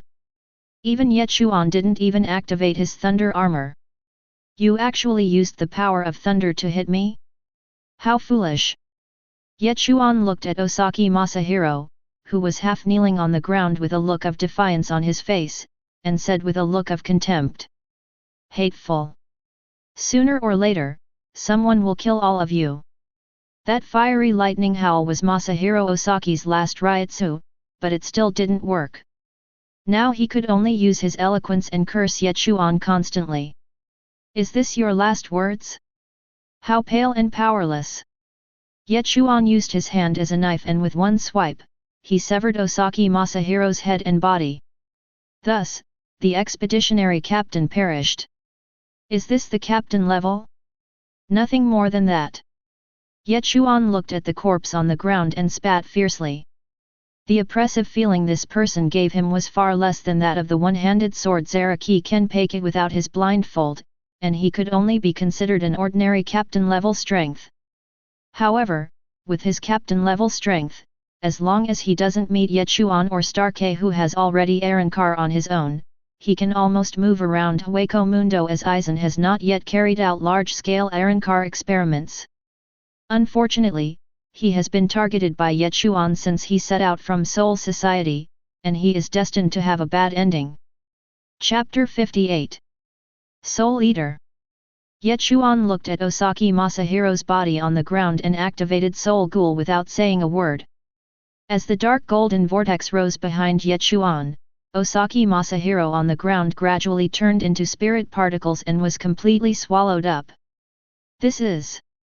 After completely devouring Osaki Masahiro, Ito Makoto discovered that although his ryutsu had increased, the increase was not significant. However, what made Ye Chuan happy was not the increase in ryutsu, but the changes in the depths of his soul. Ye Chuan even seemed a little dazed for a moment, as if the mask on his face had loosened a little. Surprised to discover his own transformation, Ye Chuan immediately showed an expression of ecstasy. Maybe I just need to devour enough Shinigami with Soul Eater, and then I can Arrancar on my own like Starkey did. With this surprising discovery, Ye Chuan felt refreshed all over and let out a long roar of excitement. Makoto Ito naturally has no psychological burden about devouring Shinigami. He has been reborn as a hollow, so what's wrong with swallowing some souls? The fact that he did not devour the souls of ordinary people in this world makes him a role model of morality. After all, devouring souls is the instinct of the void. As for Ye Chuan having a Shinigami clone, he can essentially be considered a Shinigami. What is the relationship between Minos Grande Ye Chuan and Shinigami Makoto Ito? In the Minos Grande forest, inside a tree hole, Tianbei Zaihuzu looked at the 12 spots of light in the palm of his right hand in disbelief. The brightest point of light dimmed instantly and then disappeared without a trace. Soon, it completely lost its brightness. Captain Osaki is dead. He never imagined that their expedition team had not yet made any progress when the captain encountered the mysterious Minos Grande and was killed. Hiding in the tree hole, Tianbei Zaihuzu recalled Ye Chuan's terrifying Ryutsu and was shocked. I must become stronger, stronger than that Minos Grande, stronger than anyone else. Only then can I get revenge.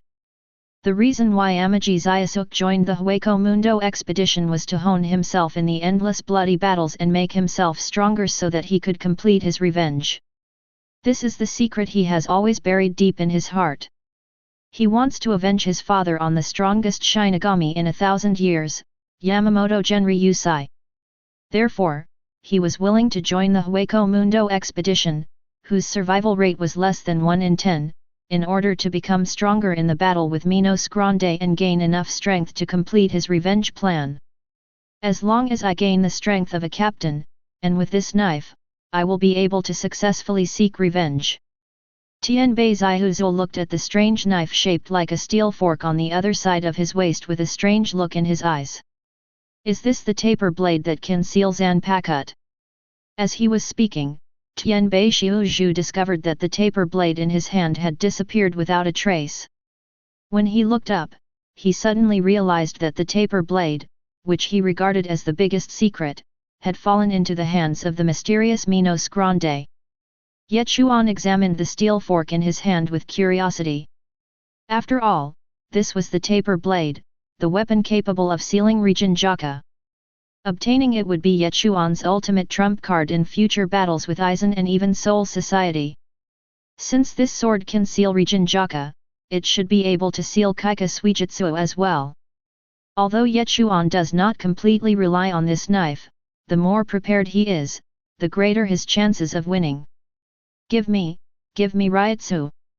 Ye Chuan, who was holding the Mo Yao sword, seemed to hear the sword calling him, and it actually asked Ye Chuan to input Ryutsu into the sword. Is this knife alive? The taper knife gave Ye Chuan the feeling that it was not a knife at all, but rather a living thing. Therefore, Ye Chuan did not tolerate him and immediately a lightning arc flashed in his palm, and he severely ravaged the Mo Yao knife that looked like a steel fork. The knife instantly became quiet and no longer made any sound. You have to let me teach you a lesson before you behave yourself, right? What nonsense are you talking about? Tianbei Shiuzhu, who was standing by, was completely shocked. The secret deep in his heart was revealed so easily, how could he not panic? He immediately drew the Zanpakuto from his waist and rushed towards Ye Chuan with a roar. Cut it off, thunder fire! The Zanpakuto in his hand instantly transformed into a long sword with a hooked end, and wisps of flames were swirling around it. Tianbei Zaihuzu rushed towards Ye Chuan with a crazy look on his face, holding Lai Huo.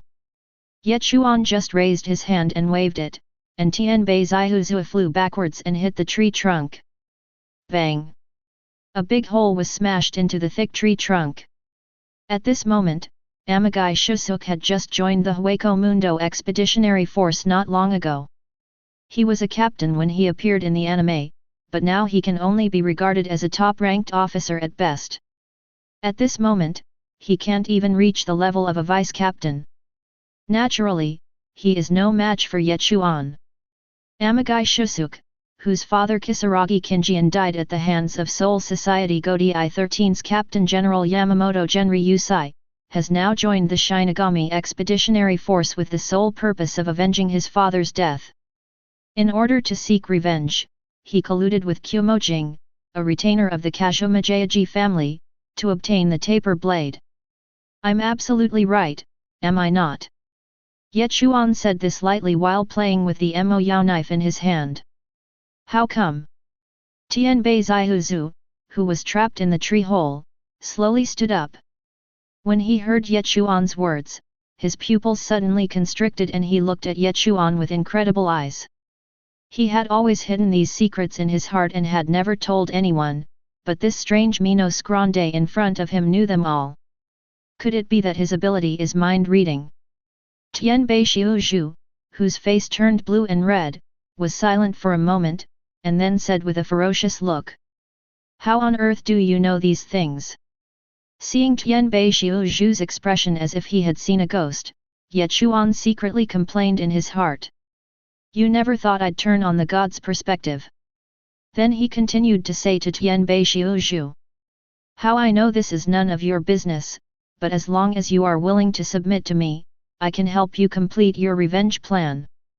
How about it? Submit to you. Hearing Ye Chuan's words, Tianbei Xiuzhu was stunned. He naturally hated Yamamoto Genryusai, who killed his father Kisaragi Kinjian, but he never thought that as a Shinigami, he would use the power of Hollow to complete his revenge. What? You're still unwilling to give up your so-called dignity as a Shinigami? You don't want to use the power of Minos Grande to achieve your revenge? Ye Chuan looked at him with a half-smile, as if nothing could be hidden from his eyes. Amagai Shusuk remained silent.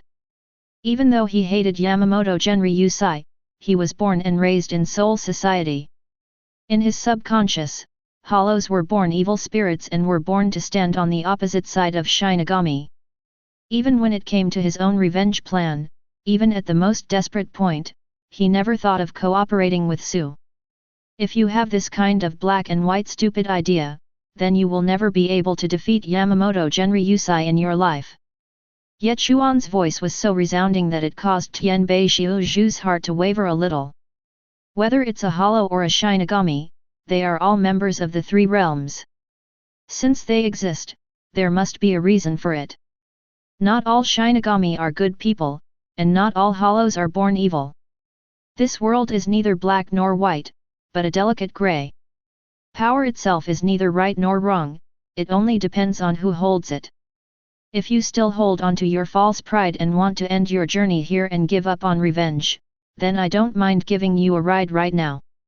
As he spoke, dark golden arcs of lightning surged on Ye Chuan's right hand, as if Tianbei Xiuzhu would be beheaded if he didn't surrender in the next moment.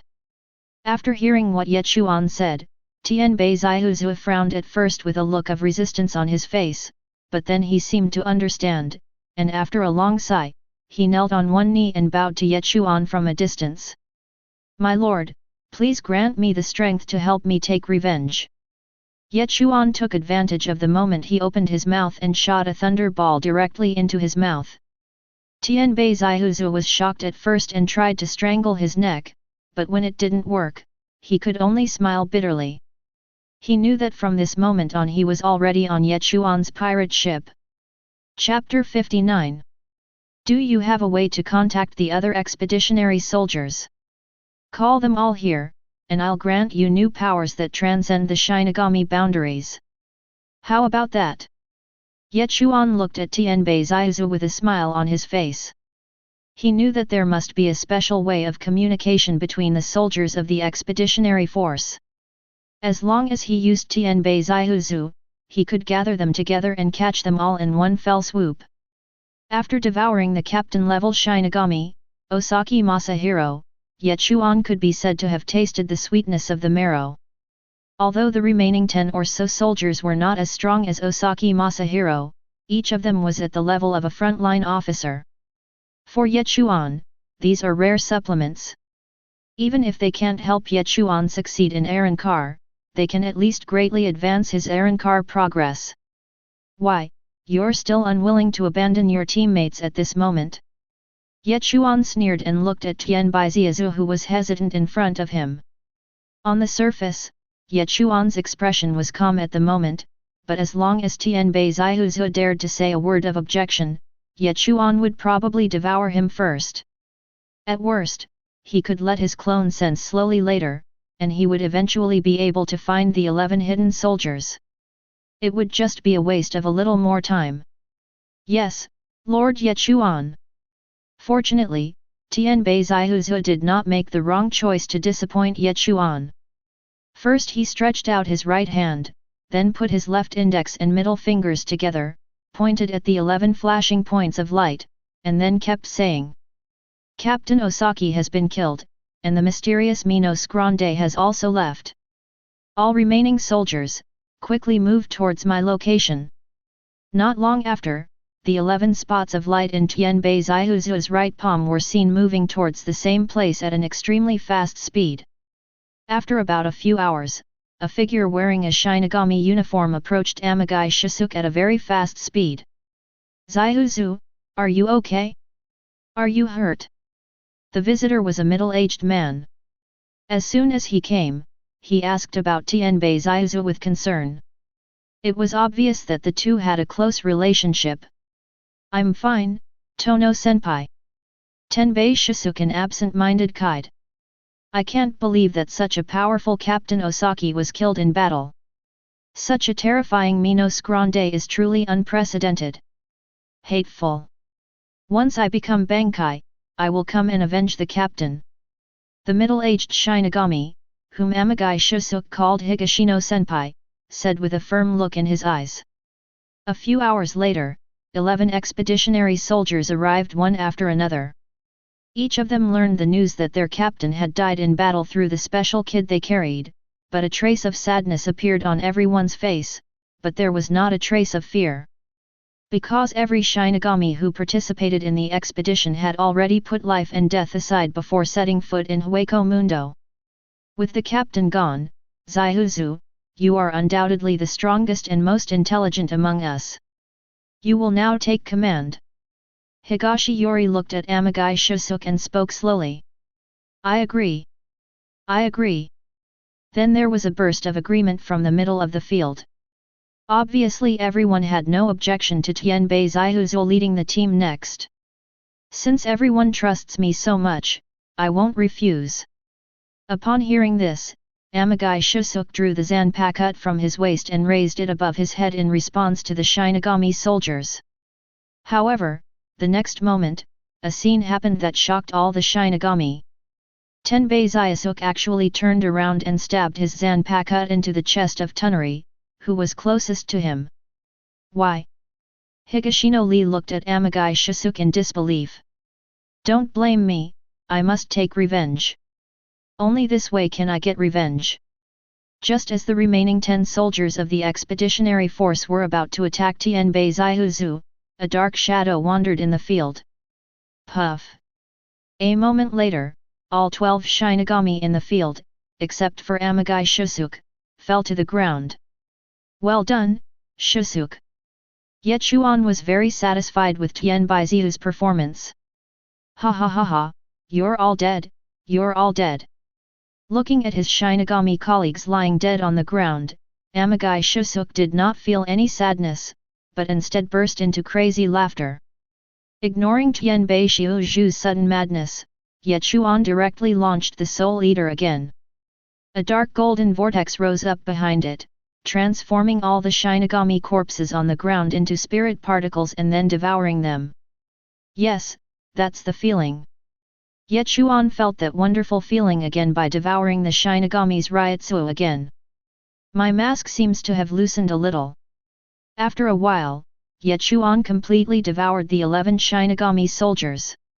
At this moment, he clearly felt that he had taken another big step forward in Arrancar's progress. Feeling the amazing changes in his body, Ye Chuan immediately felt better and looked at Tianbei Zaihuzu beside him.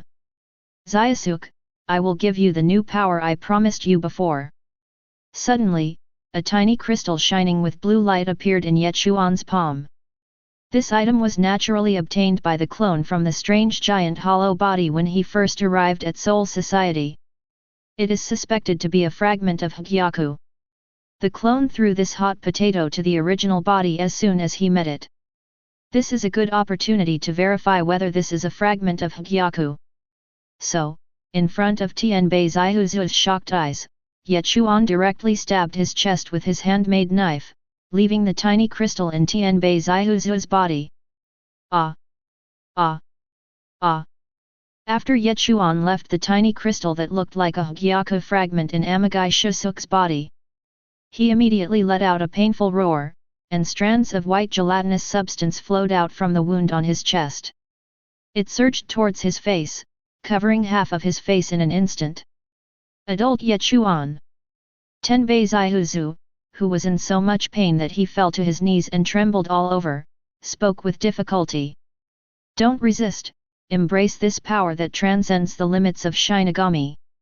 Soon, Tianbei Zaihuzu's whole body was completely wrapped in this white bone layer, forming an oval sphere. Like a giant egg. Crack! A crack suddenly appeared on the eggshell-shaped bone layer, and then the crack began to expand.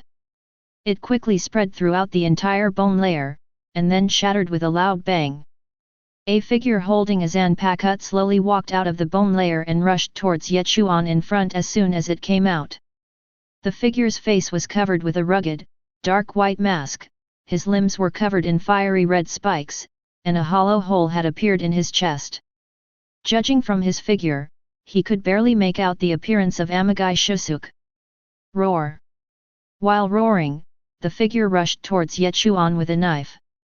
Ye Chuan's eyes lit up and he murmured to himself. It actually worked. Chapter 60. Originally, he was just giving it a try. Even if he failed, at most he would die as an assistant, which was no big deal. After all, the most important taper knife to Ye Chuan was already in his hands. Without Tianbeiziu's help, he could recruit other people to be his tool to wield the knife. But unexpectedly, with his random operations, the hollow experiment actually succeeded. As expected of an Aizen product, this is an absolute masterpiece. Roar! After being hollowed, Tianbei Xiuzhu lost his mind and rushed towards Ye Chuan like a madman, slashing forward with his knife. At this moment, he had lost all his composure, like a wild beast out of control, madly spitting out his fangs at Ye Chuan. Ryutsu has a certain increase in speed and even strength, but it has lost the most important rationality, leaving only the instinct of a beast. Facing Tianbei Zaihuzu's continuous slashing, Ye Chuan did not draw his sword, but used his hands as a sword to block his attack. With his current strength as a chief official, even if he was hollowed out, it would be difficult for him to be a match for Ye Chuan. Therefore, Ye Chuan just dealt with it casually and beat hollow Tianbei so hard that he was unable to resist.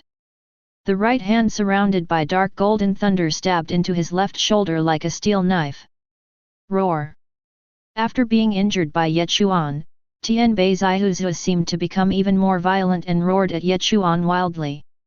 Ye Chuan looked at Tianbei's left shoulder which was pierced and bleeding profusely and shook his head in disappointment. Not even high-speed regeneration. It seems that although the hollow was successful this time, its power is not comparable to Kurosaki Ichigo's hollow, and I'm afraid it can't even be compared to Tosen's hollow. At most, they are on par with the Masked Legion. After teasing Tianbei Zaihuzu for a while, who had lost her mind, Ye Chuan lost interest. Snap! With a snap of Ye Chuan's fingers, the lightning ball originally hidden in Tianbei Zaihuzu's body began to emit strands of lightning from his body, shocking Tianbei, who was going crazy on the spot, so that he could not move. Ye Chuan stepped forward and snapped his fingers, breaking the mask on his face. Then, the mask on the originally crazy hollow Tianbei's face and the fiery red spikes on his limbs disappeared in an instant, and the hollow hole in his chest also disappeared in an instant. Bang! After regaining his human form, Amagai Zaihuzu collapsed to the ground due to exhaustion. It was not until half a day later that he woke up. But as soon as he woke up, he found a knife shaped like a steel fork flying towards him, and Tianbei Zaihuzu quickly reached out to catch it. I'll return this Mo Yao knife to you for now. You should practice hard here. If you want to be my qualified subordinate, you must at least have the strength of a captain. As he spoke, Ye Chuan had disappeared from the spot. Only Tianbei Zaihuzu was left with tattered clothes, half kneeling on the spot, stunned on the spot, looking at the Mo Yao knife that was lost and found in his hand, and recalled the surge of power when he was hollow before. Hollow. At this moment, Tianbei Xiuzhu's eyes were bright and his expression was excited. He knew that Lord Ye Chuan did not lie to him and really gave him the power to surpass the limits of Shinigami. Ha ha ha ha! With the blessing of this power, I will definitely be able to. Of course. At the outermost edge of the Hueco Mundo Desert, Ye Chuan casually opened the black cavity. Ito Makoto took a look at the main body and then jumped high into it. Ye Chuan's Shinigami clone originally had the opportunity to come to Hueco Mundo because he accepted the mission of garrisoning in the present world. Now he has been in Hueco Mundo for almost a month. Now that Haribal has been successfully subdued and the taper blade has been found, and Ye Chuan has even made some progress on the path of Arrancar, the Avatar's journey has been completed, and it's naturally time for him to return to the mortal world. Although the messenger machine didn't show any abnormalities, which meant that the Soul Society hadn't noticed him leaving his post and coming to Hueco Mundo, he couldn't be too arrogant.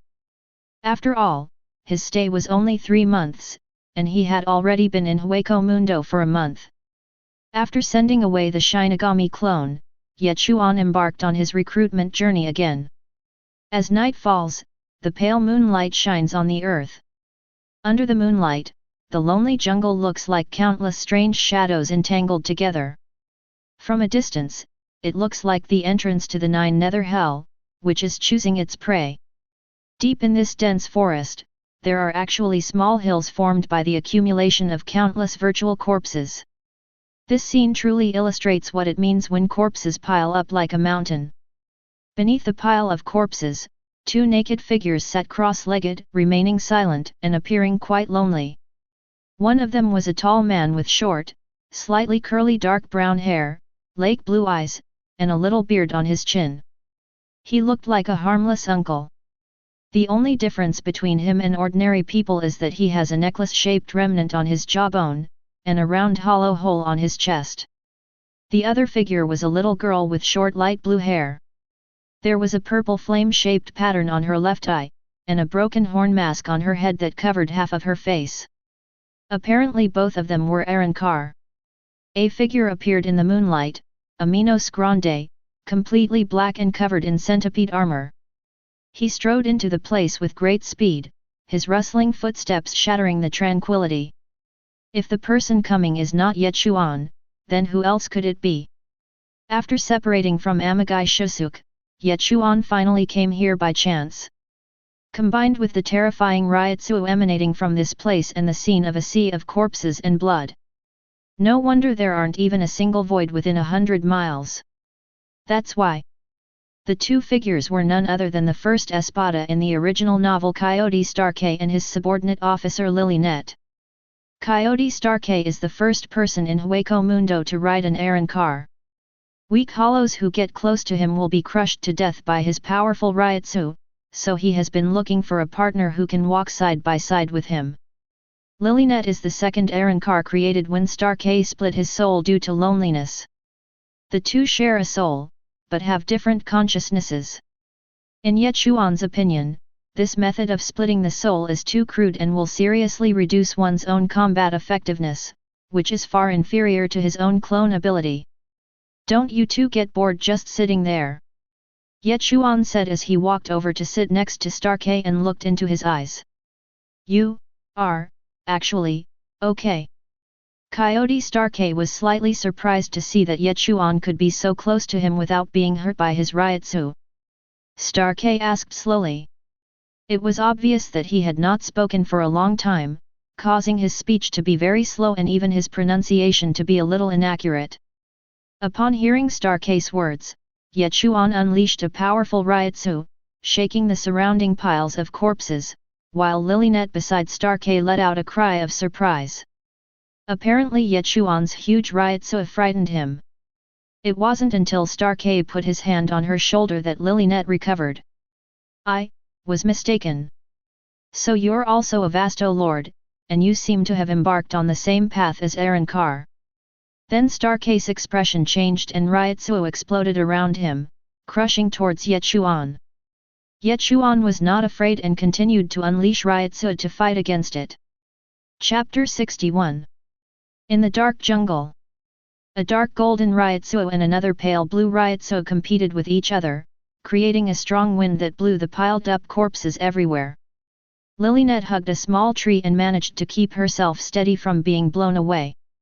Then, Ye Chuan and Starkey put away their Ryotsu in tacit understanding. At this moment, Stark's eyes looking at him were no longer so indifferent, but instead showed a sense of intimacy. Ye Chuan was secretly shocked. Ever since he was promoted to Ajichas, his Ryutsu had made a qualitative leap. With only 30% of his Ryutsu, his clone was able to leap from vice-captain level to captain level. What's more, at this moment he has devoured all the soldiers in the expedition except Amagai Shusuke. Even though most of the Shinigami's Ryutsu are used to promote his Aaron-carization, it is still a strong increase to his Ryutsu. His Shinigami clone had seen Kiraku many times, and according to his estimation, Kiraku's Ryutsu at full power was comparable to his current level, or even slightly inferior.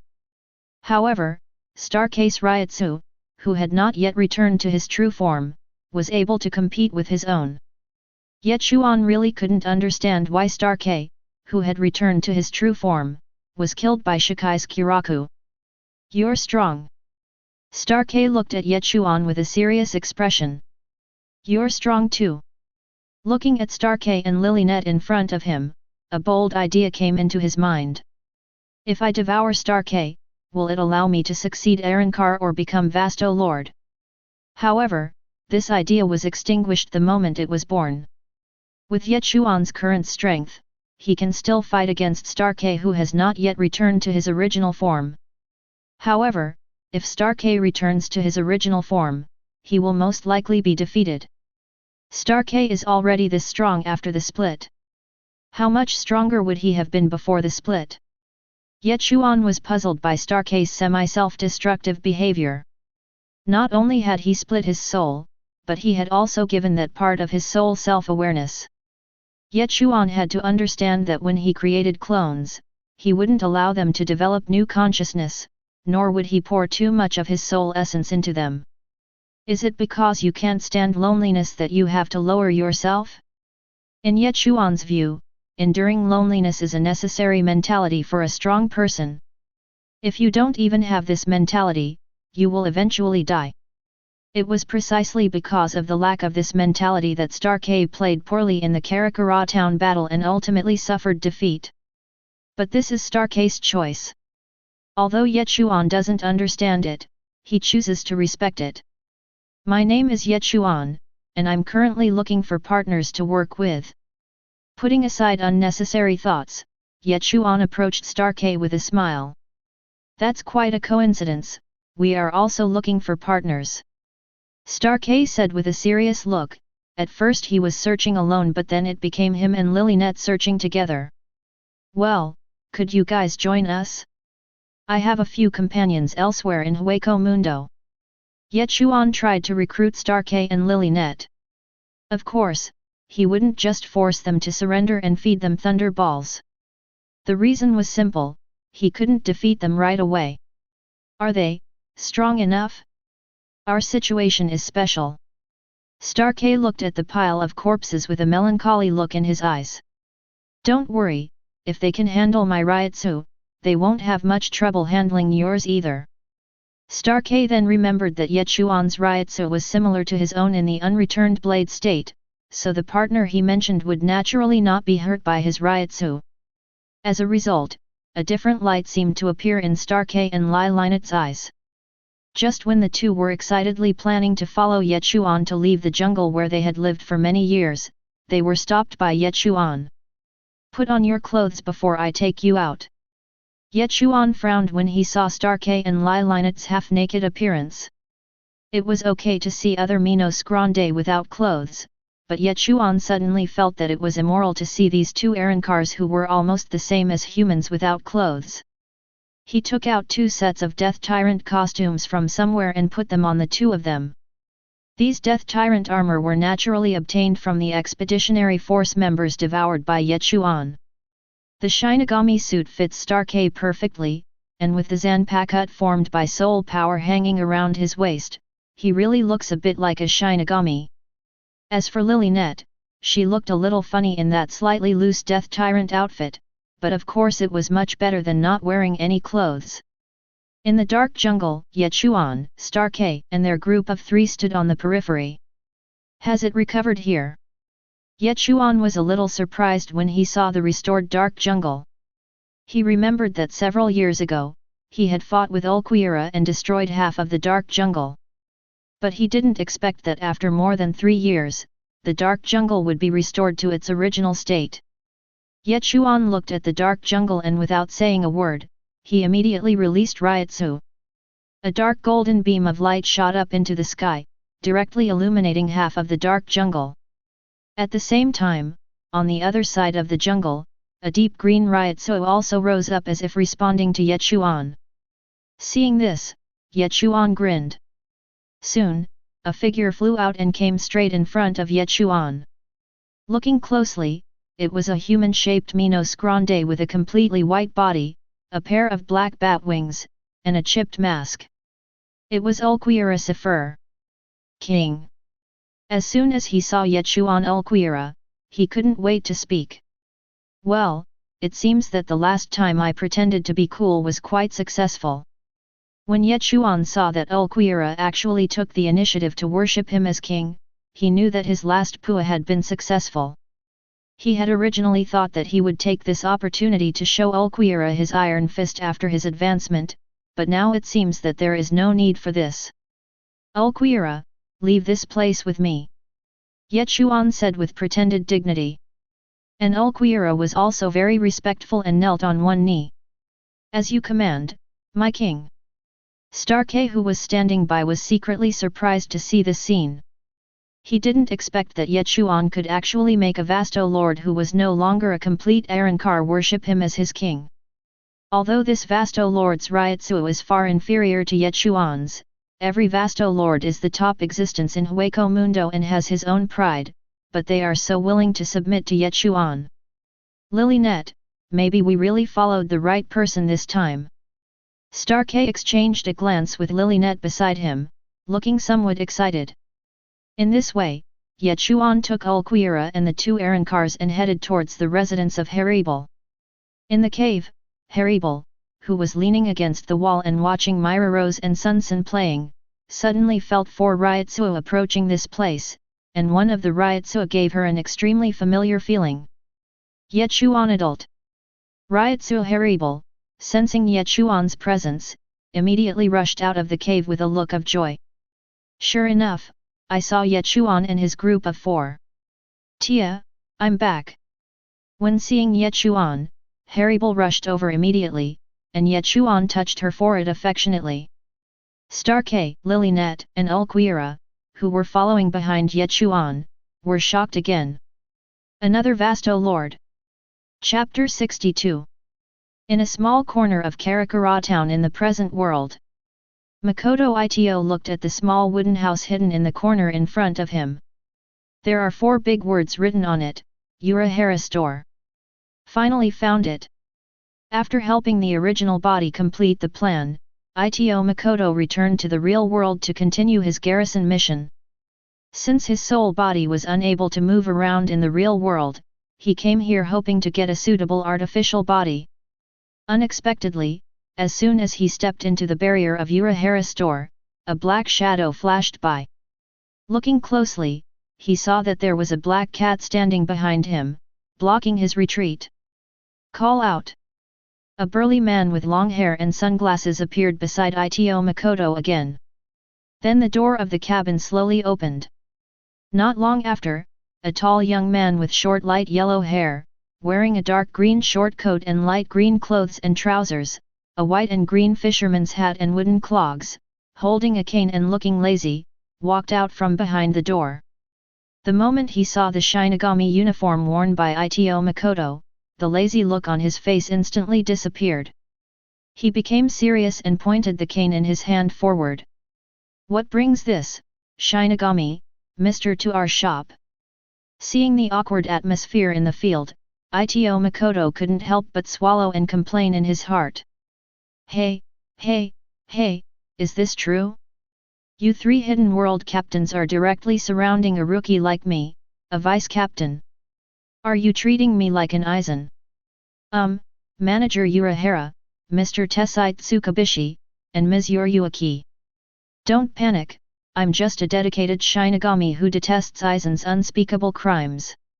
I'm here now just to share important information with you 3. Ito Makoto looked at the three people with alert expressions, with a smile on his face. Aizen-suk. The atmosphere became tense instantly when the three people heard the name, especially Yoryuki in cat form behind him, who jumped directly onto Ito Makoto's right shoulder. Kid, tell me what important information about Aizen is. Ito Makoto looked around and said helplessly. Wouldn't you three invite me in to sit down? A moment later, Ito Makoto sat at the small table, holding a mouthful of hot tea and took a few sips. At the same time, he looked around curiously, and couldn't help but sigh in his heart. Urahara Kisuk is indeed Soul Society's technical master. The Urahara shop may look small from the outside, but it actually has a lot going for it. Hey, kid, tell me what information you have quickly. I don't have much patience. The black cat Yoryuki jumped onto the table, staring at Ito Makoto with its two cat eyes. After drinking a cup of hot tea, Ito Makoto suddenly felt relaxed all over, and even his own spiritual particles increased slightly. As expected of Urahara store, there are so many good things. Mr. Urahara, I want you to make me a prosthetic body. Seeing that Ito Makoto looked like a seasoned man, Tessai Tsukabishi and Yoryuki were already unhappy, only Urahara Kisuk was still looking at Ito Makoto with a smile. Boy, were you sent by Aizen to deliberately entertain us? Yoryuki asked, a little annoyed. Seeing that the atmosphere in the field was a little subtle, he slowly spoke. Ms. Yoryuki, you can't eat hot tofu in a hurry. I only learned by chance that Aizen's Zanpakuto Kaika Suijutsu isn't actually a water type, as he claimed, but an illusion type. Its effect is complete hypnosis. He used this method to frame you, leading to your imprisonment by Central 46. As he spoke, Ito Makoto looked up at Urahara Kisuk and Tessai Tsukabishi. I'm sure you two are well aware of this ability. Hey, kid, is this what you came here for? Can you tell us something we don't know? Yoryuki said unhappily.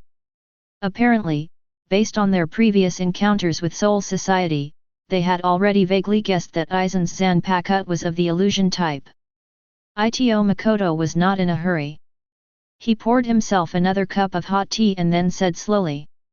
Once you're hit by Kaika Suijutsu's complete hypnosis, you'll be permanently subject to it. The only way to be immune is to touch Kaika Suijutsu's blade before complete hypnosis activates. Upon hearing this, the two people and the cat in the field immediately froze in expression. These are just your one-sided statements. They are completely unreliable. I have reason to suspect that you were sent by Aizen to confuse us. There was some hesitation in Yoryuki's tone, but it was obvious that his attitude and expression were much more relaxed than before. Ito Makoto spread his hands. I have no way of proving what I said is true. Whether you believe it or not is a matter of opinion. I see. Thank you for the information, Mr. Ito. If you would like to make a prosthetic body, please come here. I need to measure your height and measurements and collect some spirit particles. In this way, Ito Makoto followed Urahara Kisuk's guidance and came to an empty room.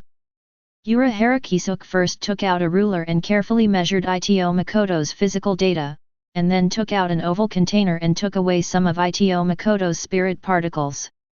Okay, Mr. Ito, just come and get the fake corpse tomorrow. Seeing that his goal had been achieved, Makoto Ito said goodbye to the two people and the cat and left Urahara's store. Is he trustworthy? Tessai Tsukabishi looked at Ito Makoto's departing back and spoke slowly while standing at the door of Urahara's store. I'm not sure about the rest, but he shouldn't be someone sent by Aizen, otherwise we would have been surrounded by Soul Society's pursuers by now. Urahara Kisuk said as he adjusted his bucket hat. Hanetacho, night. Makoto Ito sat bored on the roof of the Yuhua welfare home, looking at the stars in the sky and the bright lights and nightlife in the city below, and fell into deep memories. Every time he saw this scene in the present world, it always gave him a wonderful feeling of returning to his previous life. At this moment, Xiao Yinchenj was falling asleep with a group of orphans from the welfare home. Ever since Jinzhou Keigo had his ryotsu sealed by Ito Makoto using Kid, he has not been targeted by hollows anymore. However, the Kid left by Makoto Ito can only last for half a year at most. Once that time is up and his ryotsu starts to leak, he will still become the target of public criticism. Jinzhou, who is also a Soul King candidate like Kurosaki Ichigo, has a very high ceiling and may become Ito Makoto's trump card, so he must be trained well. It is impossible for Makoto Ito to reinforce Kid every 6 months, so Makoto Ito plans to use the remaining 2 months to teach him some self-protection methods. The next day, Urahara Shoten. Mr. Ito, is this artificial body suitable for you? Urahara Kisuk held a folding fan in front of his mouth and looked at Ito Makoto wearing a prosthetic body in front of him with a smile. Makoto Ito waved his hand and took a few steps, but his movements were still a little stiff. It was obvious that he was not used to this body, making him look like a fake person. Bang!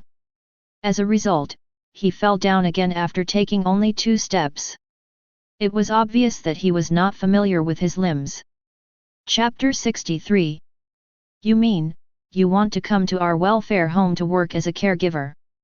Kitayama Tsubaki looked at the tall and straight young man with bright eyes and a kind look in his eyes, her tone full of disbelief. She really couldn't imagine that a young man who was studying at a national university would come to their welfare home to apply for a caregiver. After all, the people in welfare homes are either elderly or children. The work is very hard and the salary is not high. Usually only older people will apply to be caregivers. This young man is naturally Ito Makoto. The reason why Kitayama Tsubaki feels this way is because Ito Makoto used a memory modifier to implant other people's memories into her mind. You want to use your vacation to gain work experience, right? Kitayama Tsubaki had an expression that said, I see through you. Seeing this, Ito Makoto also showed a surprised expression. Please, Mrs. Kitayama. A moment later, Kitayama Tsubaki brought Ito Makoto to a room full of children, similar to a playground, and introduced them to everyone. Children, this big brother is the caregiver who will accompany you from now on. Just call him Brother Ito. Following Kitayama Tsubaki's introduction, most of the children came out of the amusement facilities and greeted Ito Makoto enthusiastically. Hello, Ito brother. Hello, Ito brother. At this moment, Jinzhou Keigo, who was hiding in the corner, looked up boredly, but was surprised to find that the new caregiver was Ito Makoto who had saved him before. At a glance, I found that Ito Makoto was smiling at me. At night, Okamoto Hamburger Shop. Makoto Ito and Keigo Jinzhou each ordered a signature beef burger and devoured it in the restaurant.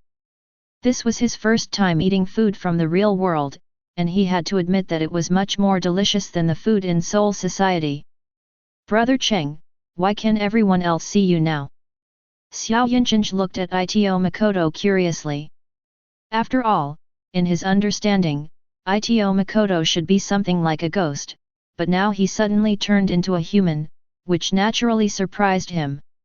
This is called an artificial body. After I put it on, I can be seen by ordinary humans and eat the same food as ordinary people. Ito Makoto explained as he ate the beef burger in big mouthfuls, feeling the juicy texture bursting in his mouth. Soon both of them finished eating. Makoto Ito put the advance salary on the table and then left with Xiao Yinchenj. When Okamoto Eka came out to clear the table, she found that the money on the table was doubled, so she hurriedly took the money and chased after him. Guest, you paid too much. However, when Okamoto Eka opened the shop door and chased out, the two people were no longer there. Well. At this moment, Ito Makoto had already brought Jinzhou Keigo to an abandoned unfinished building. Ito Makoto waved his hand and a red fire cannon took shape in his palm. He suspended the red fire cannon in the air as a lamp. In an instant, the originally dark corridor was illuminated. Xiao Yinchenj on the side was looking at the red fire cannon floating in the air with great interest. Want to learn? I'll teach you. Bang. After receiving Jinjo Keigo's slightly excited answer, Ito Makoto's artificial body fell backwards with a muffled sound. Then Ito Makoto's Shinigami soul rushed out of the artificial corpse and walked in front of Xiao Yinchenj. The prerequisite for learning Kid is to become a Shinigami first. The next moment, Ito Makoto was in front of Xiao Jinjo, and in front of his shocked eyes, he pulled out the Zanpakuto from his waist and stabbed it directly into his chest. Brother Cheng, what's going on? Just as Xiao Yinchenj opened his eyes wide and looked at the Zanpakuto inserted into his chest with disbelief, he suddenly felt dizzy. Suddenly, a figure that looked exactly like Xiao Yinchenj emerged from his body. It was his soul body. The soul body was first seen wearing a pure white robe, which then gradually turned black from the chest until it finally turned pure black, like a tailor-made death tyrant suit. Naturally, Ito Makoto shared a bit of his Ryutsu with Jinjo Keigo, which gave him a Shinigami-like appearance. Of course, it is only a small part of Ryutsu, less than 1% of Ito Makoto's total Ryutsu. The loss of this Ryutsu is nothing to Ito Makoto. As long as he returns to Soul Society, he will naturally recover quickly in the Soul Society's environment with abundant spiritual particles. But this little bit of Ryutsu, which is insignificant to Ito Makoto, is enough for Xiao Jinjo to start his Shinigami journey. In Ito Makoto's perception, Jinjo Keigo's spiritual veins changed from white to red. According to the original plot time, Jinjo Keigo is indeed the same Soul King candidate as Kurosaki Ichigo when he encounters him nearly 100 years later, possessing Shinigami, Hollow, and Fullbring, all in one. But at this moment, Jinjo Keigo is still just an ordinary person with the power of Hollow and fragments of the Soul King's power, and does not yet possess the power of Shinigami. If the plot develops normally, Jinjo Keigo will definitely awaken the power of Shinigami in future events and become the first-generation Shinigami agent. But Ito Makoto didn't want to wait, he chose to follow the example of Rukia Kukaki and directly give him the power of Shinigami to help him grow early. This is not over yet. Makoto Ito took out a standard sealed state from behind and handed it to Jinjo Keigo. This sealed state also came from the Hueco Mundo expedition. Jinjo Keigo is not a regular Shinigami and has no chance to go to Seirai to choose a sealed state, so Ito Makoto can only randomly assign him one to use. Within the next month, I will teach you some kid and slashing techniques. How much you can learn is up to you. The soul of Xiao Yinchenj on the side looked at the sealed state in his hand curiously. Now I'm a ghost like Makoto. Hearing what Xiao Yinchenj said, Ito Makoto rubbed his forehead helplessly. I'm a Shinigami, not a ghost. Then he put away his playful expression and said in a serious tone. I can't stay by your side forever, so you'd better learn more. Otherwise, if someone comes looking for you again in the future, you won't know how you died. Facing Ito Makoto's stern face and fierce tone, the 7-year-old Jinjo Keigo did not cry. Instead, Kide said with a firm expression. I know, Makoto-kun, let's get started. A look of determination that was inconsistent with his age appeared on his little face.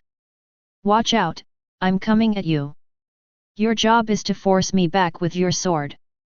Ito Makoto chuckled and rushed out, stretching out his right hand like a large clam to grab the thin Jinjo Keigo. Just like that, Jinjo Keigo was picked up by him with one hand like a chick. Makoto Ito let him down in dissatisfaction. Why don't you draw your sword, kid?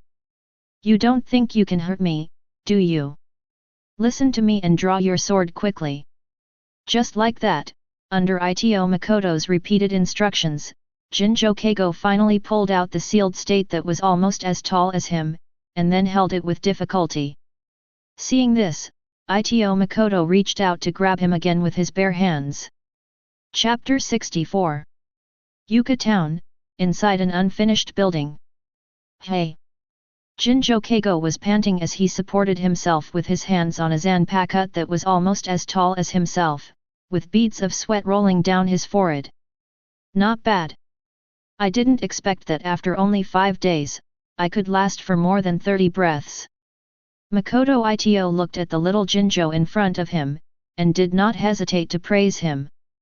Ito Makoto really didn't expect that Jinjo Keigo, who was only 7 years old, would be able to hold his pursuit for more than 30 breaths after just a few days of being afraid to draw his sword at the beginning.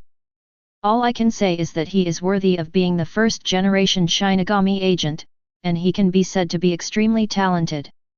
If he was born in Soul Society, he would definitely have the qualities to be a captain. Looking at the little boy in front of him who was holding a knife and breathing heavily, Ito Makoto couldn't help but sigh.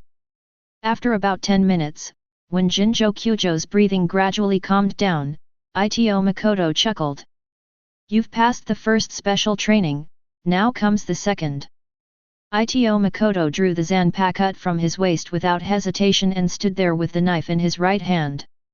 Jinjo Keigo looked at the blade emitting cold light in Ito Makoto's hand, and suddenly a bad premonition arose in his heart. Second item. Xiao Yinjinj spoke slowly, looked at Ito Makoto's hand holding the knife and couldn't help swallowing. I don't think that's necessary, is it? Brother Cheng. The little boy's timid words came. Hearing this, Ito Makoto sneered. Is that not necessary? I hope you'll tell it the same thing when you're being chased by a hollow. Bang! Ito Makoto ignored this and swung forward with the back of his sword. With just this one blow, Jinjo Keigo was sent flying, crashing into the wall behind him. The back of the blade struck his chest, and the heavy force made his throat feel sweet. A trickle of blood oozed from the corner of his mouth, and Jinjo Keigo then realized that his brother Makoto was not joking with him. Ahem, that hurts. Ah! Jinjo Keigo coughed up blood foam and squatted on the ground crying. He really couldn't understand why Cheng Ji, who had always been very gentle to him, would be so fierce. Seeing 7-year-old Jinjo breaking down and crying, Ito Makoto's heart remained calm. The constant fighting in Hueco Mundo for many years had made his heart as hard and cold as solid ice. Ito Makoto just smiled coldly at the crying little boy opposite him. Get up, pick up your sword and fight me, next time I will use the blade. Ignoring Jinjo Keigo's objection, Ito Makoto swung the knife with one hand. Seeing that the blade light, which was almost at its ultimate level, was about to cut off his foot in the next moment, the little boy retracted his foot at the critical moment. Facing Ito Makoto's impending attack, Jinjo Keigo didn't bother to wipe the tears from his face. He could only pull out the Zanpakuto, which was almost as tall as him, and desperately resist. Clang! The result is predictable. After fighting with Ito Makoto, Jinjo Keigo flew backwards again. However, seeing this scene, Ito Makoto did not blame him. Instead, he had a barely noticeable smile on his face. It was obvious that he had put all his energy into the battle with Jinjo Keigo, otherwise, with his strength at the level of a strong vice-captain, a 7-year-old child would not be able to block his sword.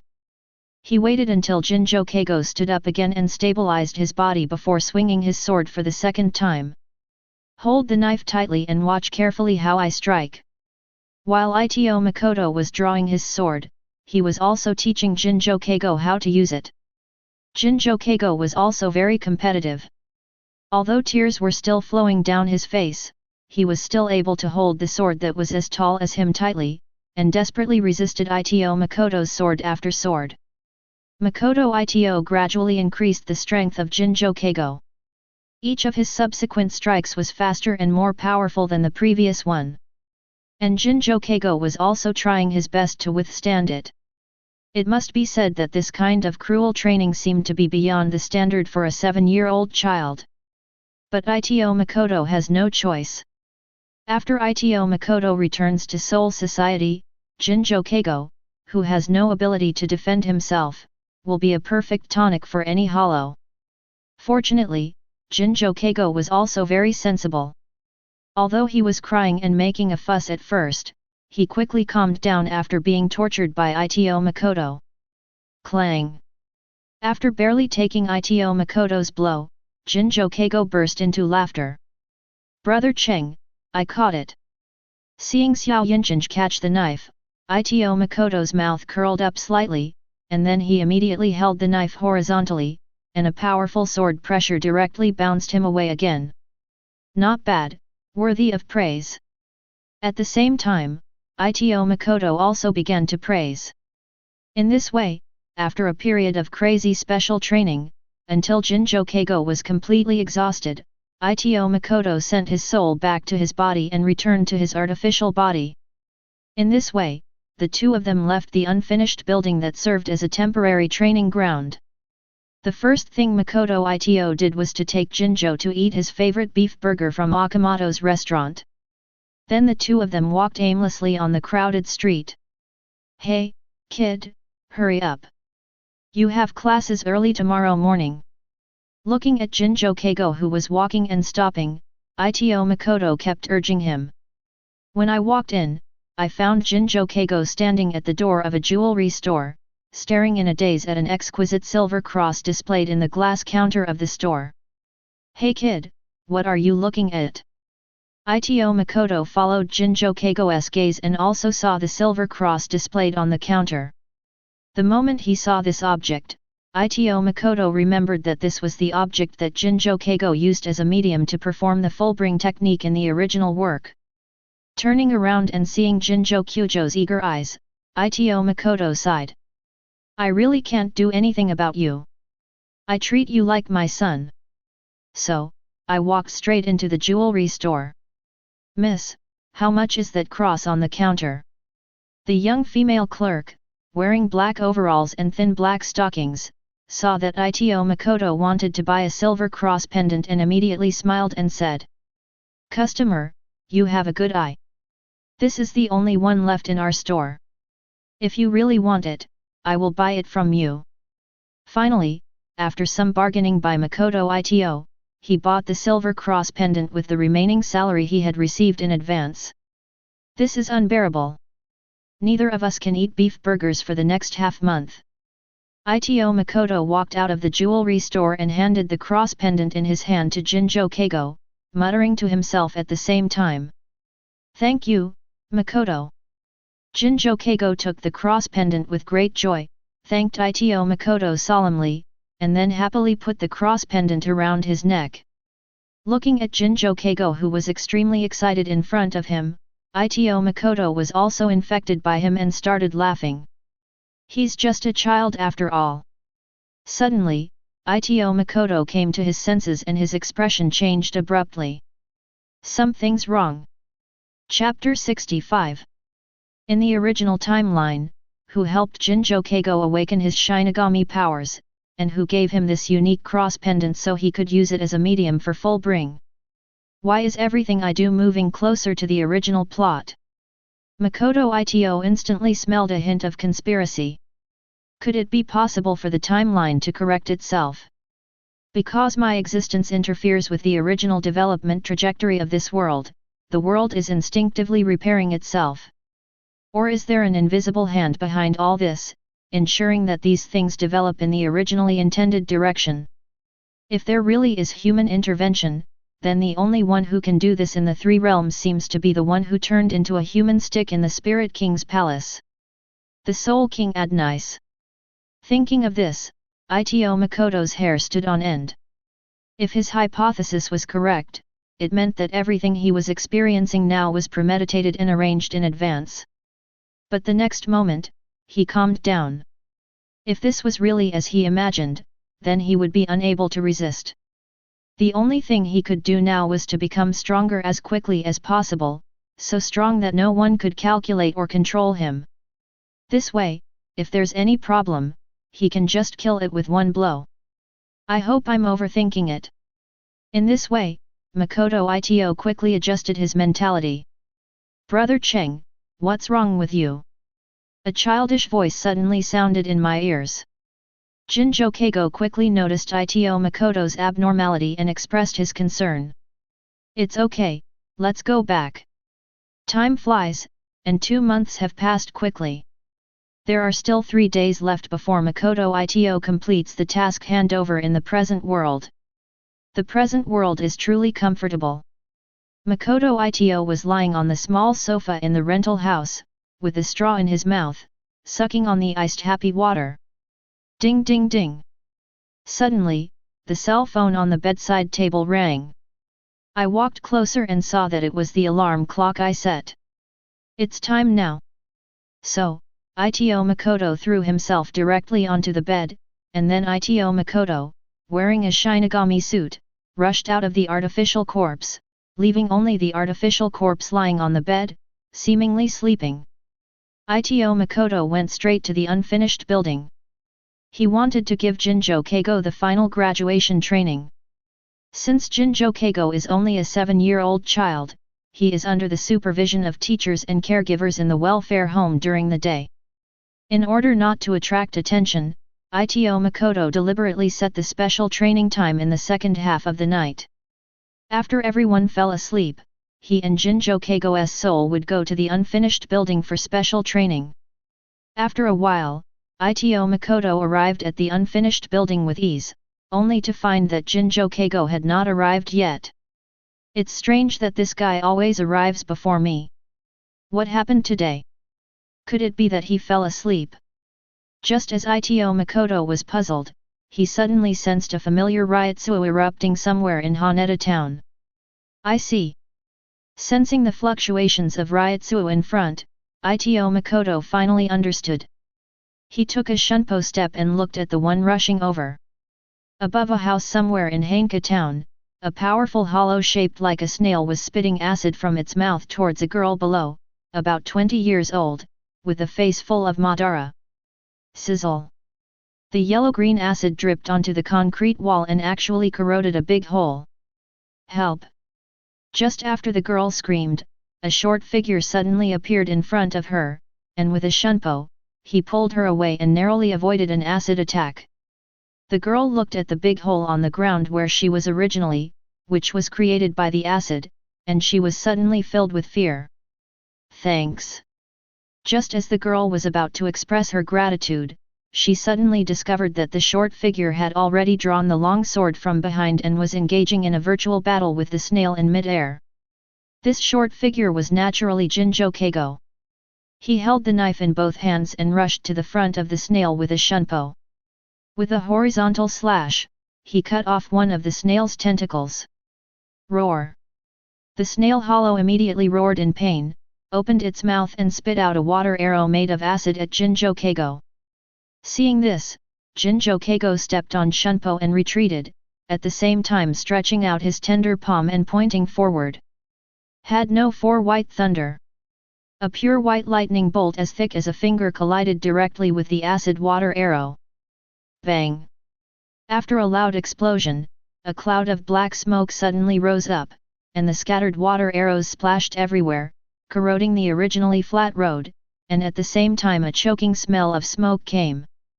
Xiao Yinchenj stared at the snail hollow with eyes as sharp as knives. He tapped shunpo with his feet and got close to its face. With both hands, he tightly grasped the Zanpakuto, which was almost as tall as him, and penetrated the mask on the snail hollow's face and inserted it into his forehead. Roar! Snail Su let out an unwilling roar.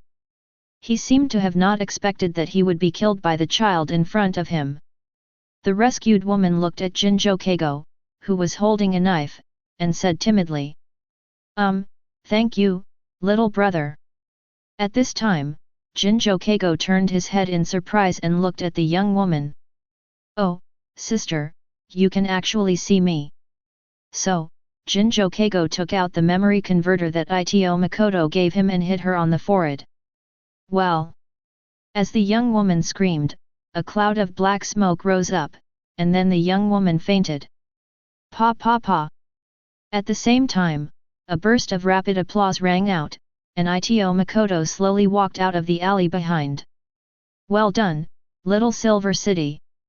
As for Ito Makoto's shunpo, he naturally arrived a long time ago. The reason why he didn't take action yet was because he wanted to see how Jinjo Keigo had grown after his special training for nearly 2 months. Practice has proved that his special training is still very useful. Brother Cheng, you're so cunning, you've already arrived but you didn't come out to help. Jinjo Keigo pouted and looked at Ito Makoto, who was looking calm and composed beside him with dissatisfaction. Ito Makoto smiled faintly and ignored Jinjo Keigo's complaints. But the next moment, what happened shocked Ito Makoto beyond words. Jinjo Keigo rubbed his hands together and walked to the side of the unconscious young woman. He squeezed his hands together and a spot of light emitting dazzling white light was pulled out from the woman's body. At the same time, Xiao Yinchenj said to the young woman lying on the ground in a childish tone. Without this little light, you won't be targeted by the hollow anymore. At this time, Ito Makoto rushed to Jinjo Keigo and took the small white dot emitting white light in his hand to examine it carefully. This is Chapter 66. Fragments of the Spirit King's Power. Apparently, this unconscious young woman is also the carrier of the Soul King fragment, which is why she can see Jinjo Keigo in his soul state. There are only 2 situations in which ordinary people in the real world can see souls and nothingness. One is that they are born with Ryutsu, which is above the 9th level of spiritual power and have the talent to become Shinigami. The second is to possess the Soul King fragments. Such people have the ability to master the Fullbring.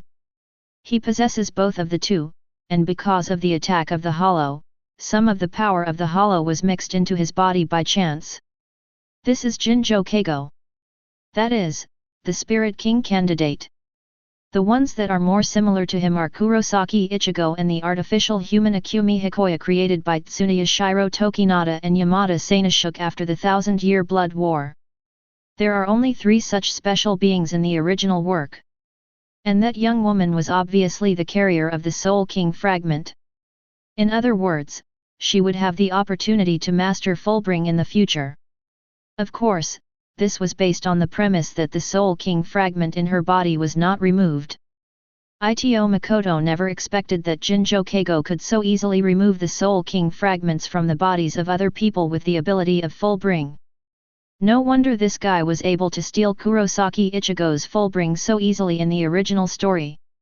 When Aizen was in Soul Society removing the Soul King fragments from Matsumoto Ranjaku's body, he needed the help of special props. One mistake even damaged Matsumoto Ranjaku's soul essence, so that she would never be able to master Bankai. As a result, this boy Jinjo Keigo grabbed the Soul King fragment with his bare hands without hurting or killing anyone. As expected, Spirit King candidates cannot be judged by common sense. Ito Makoto carefully examined this tiny Soul King fragment, and gradually his face showed ecstasy. This was extremely similar to the unstable Hagyaku fragment he had obtained by chance before, but the white light it emitted was much more stable and softer than that of the Hagyaku fragment. Perhaps Aizen-suk and Uraharaki-suk used the power of the Soul King as a reference to create Hagyaku. Does Cheng need this little white light? Jinjo Keigo looked at Ito Makoto's delighted expression and asked directly. I need it, I really need it. Ito Makoto was extremely excited when he looked at the Soul King fragment in his hand. Ha ha ha, it's true that after searching high and low for something, I finally found it without any effort. Just as Jinjo Keigo was talking to Ito Makoto, a hideous mouth suddenly opened in the void somewhere in Yuka town, and a black cavity opened. A figure walked out from it. The person had black eyes and black hair, and was wearing pale armor in the shape of a centipede. The armor was covered with dark golden lines, and the mask on his cheek was covered with mysterious patterns. The person who came was Ye Chuan. Ye Chuan activated the invisibility ability that came with his breath-concealing technique in the black cavity in advance, and came into the world silently. It transformed into an invisible lightning, and with a flash of thunder, it directly crossed half of Yehua town, came to the clone, and took away the Spirit King fragment in his hand. The whole process was done in one go, and Jinjo Keigo didn't notice anything unusual. At the same time, a small part of the centipede armor on Ye Chuan's chest began to fall off and fell into Ito Makoto's hands, turning into a small white centipede, but with some dark golden lines on its body. The moment the small centipede fell off, Ye Chuan's centipede breastplate squirmed and returned to its original shape in an instant. A moment later, Ye Chuan opened the black chamber again and returned to Hueco Mundo with the Soul King fragment, while Ito Makoto handed the small centipede in his hand to Jinjo Keigo. Carry this centipede with you from now on. It can remind you where there are people with small white spots in their bodies. This way, you can help more people with small white spots in their bodies avoid being invaded by the void. Remember, find these people, remove the white spots from their bodies, and then feed them to this little centipede. This way, those people can become ordinary people without suffering any harm. Also, don't let other Shinigami find you. In their eyes, you're an alien, and if you're discovered, you'll most likely be eliminated. And the most crucial point is, even if you are discovered by other Shinigami, you must not reveal my existence to them. Do you understand? Seeing Ito Makoto's seriousness, Jinjo Keigo also said quite seriously. I understand, Brother Cheng, don't worry, I will do everything you ask me to do. Jinjo Keigo looked at the small centipede in his hand, which looked very similar to a hollow. He did not feel any fear at all and calmly placed the small centipede on his shoulder. He felt in his heart that his brother Cheng would never deceive him. Therefore, even though he could see that the little centipede was a hollow one, he didn't care much. At the same time, he also keenly felt that Cheng Ji might be leaving, and perhaps he would not see him again for many years, or perhaps he would never see him again. Perhaps he saw the little boy's worry, and Ito Makoto said soothingly. Don't worry, we're only separated for a short time. In the near future, you'll be fighting alongside me. During this time, you must become stronger. Tell it anything you want, I'll know everything. Ito Makoto pointed at the small centipede on Jinjo Keigo's shoulder and said slowly. This is not a lie. This little centipede is also a clone created by Ye Chuan.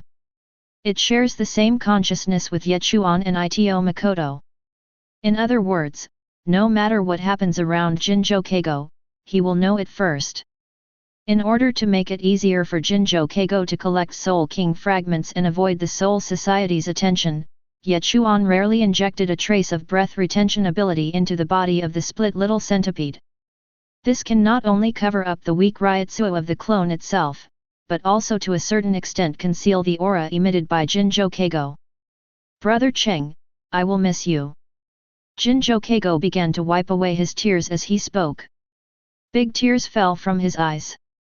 Since he was sent to the orphanage, apart from the director who would occasionally show concern for him, no one had treated him as well as Ito Makoto. He felt the long-lost warmth of home in Makoto Ito. When he found out that Ito Makoto was leaving, he burst into tears. Seeing this, Ito Makoto had no choice but to step forward, rub his head and whispered. Keigo is a man, and a man doesn't cry easily. Even though he would become a wanted criminal of Soul Society and the leader of the Fullbringer organization Skyushin in the future, he was still just a 7-year-old child. Therefore, Ito Makoto had no choice but to comfort him. Then, will we meet again? Jinjo Keigo said while sobbing. Of course. After comforting Jinjo, Ito Makoto waved his hand, signaling him to go back to the welfare home to sleep. Due to his outstanding performance in killing the snail hollow just now, Ito Makoto directly judged that he had passed his assessment. He also unexpectedly gained a diligent Soul King fragment collector. From now on, Ye Chuan only needs to hide behind the scenes and regularly harvest the Soul King fragments in the little centipede's body. Does this count as child labor? A strange thought suddenly lingered in Ito Makoto's mind. Chapter 67. In a secluded cave in Hueco Mundo, Ye Chuan looked at the Soul King fragment in his hand, which was shining with pure white light. Eat it! Eat it! A voice kept ringing in Ye Chuan's mind, telling him to swallow the Spirit King fragment directly. I won't eat it. Ye Chuan roared. Soul Eater! A dark golden vortex rose up behind him and aimed at the Spirit King fragment. Ye Chuan did not adopt the conventional method of swallowing the Soul King fragments, but chose to use Soul Eater to completely absorb them and transform them into his own power. At first, the fragment was very stubborn, but under the terrifying suction of Ye Chuan's soul-eating power, it finally turned into a pure white spirit particle and was slowly swallowed by the vortex. As soon as this special spirit particle entered his body, Ye Chuan felt as if he was wrapped in a warm stream of water, and strands of white light were constantly flowing around him. What a strange feeling! This feeling is as wonderful as putting Ye Chuan back into his mother's body and being nurtured again. Ye Chuan noticed a strange change in himself. This is... He discovered that although the increase in his ryotsu was small, the hollow on his chest and the mask on his face had actually shrunk. Could it be that because I long for Arankar, the spirit particles transformed from the Soul King fragments are subtly promoting my Arankarization? And it's a true, autonomous Arankar, unlike the forced Arankar of the Hgyaku. He remembered that in the original work, the mask on Starcase's face and the hollow hole on his chest were much smaller than those of the other espadas. Would it be the most perfect Arankar if the hollow and the mask were completely hidden, becoming indistinguishable from an ordinary person? Thinking of this, Ye Chuan couldn't help but feel fascinated and began to look forward to what he would look like after swallowing enough Spirit King fragments. And Ye Chuan had a hunch that as long as he got 3 more Spirit King fragments as big as the previous ones, he would definitely be able to succeed. 3 days later, in the present-day Yucca town, a resignation letter appeared on the office desk of the Yucca Welfare Institute. Before leaving, Makoto Ito treated the crybaby Jinzhou to another hamburger and then returned to Seoul Society. Xiao Yinchenj looked at the artificial body of Ito Makoto lying on the ground of the unfinished building. I think it's not a big deal to let Makoto Ito's body be left exposed in the wilderness. So, they found a piece of empty land in the wasteland behind the orphanage and buried Ito Makoto's body. Makoto Ito, who saw this scene through the centipede clone, suddenly twitched his mouth. 13th Squad Reception Room. Ito 4. You must have had a great time in the real world these past 3 months. Facing Makoto Ito and Renzaburo Izawa who came to take over, they showed an expression that said I understand you. Makoto Ito was quite helpless about this and could only respond with a smile. After completing the task, Ito Makoto walked straight to the 11th Squadron's barracks. When he was about to approach the 11th Squadron's barracks, he saw a slim figure standing by the wall. When he saw that it was Ito Makoto, he immediately strode forward. Ito, sir, you're back. So it's you, Captain Tamura. What's wrong? Seeing that the person coming was Tiankan Yao, who was in the same class as him, Ito Makoto looked at the tall beauty in front of him, wearing a pair of round-framed glasses and a teardrop mole at the corner of her eye, and couldn't help but think in his heart. I don't provoke you. Why do you always come to me? You know, I bear that man's name. Thinking of this, when Ito Makoto looked at Tamura Yao's slim figure, a wicked smile appeared at the corner of his mouth. Lord Ito, I wanted to ask you, how to get a response from your Zanpakuto. You successfully communicated with your Zanpakuto during your time at the Shin Spiritual Arts Academy. Tamura Yao already had a good impression of Ito Makoto, and after Ito Makoto saved her life on the night of the test, she became even more infatuated with him. Every time after finishing the team affairs, she wanted to find a reason to come to the 11th Division. Not long ago, she learned that Ito Makoto had accepted the task of guarding the present world, and she was sad for a long time. Now she learned that Ito Makoto would hand over the task and return to the team today, so she rushed to the 11th Division and got stuck on the way. Captain Tamura, haste makes waste when communicating with your own Zanpakuto. Take your time. Upon hearing this, Tian Kun Yao's eyes immediately dimmed. But the next moment, Ito Makoto changed the subject. However, I have mastered Shikai after all, so I can provide you with some guidance in some aspects.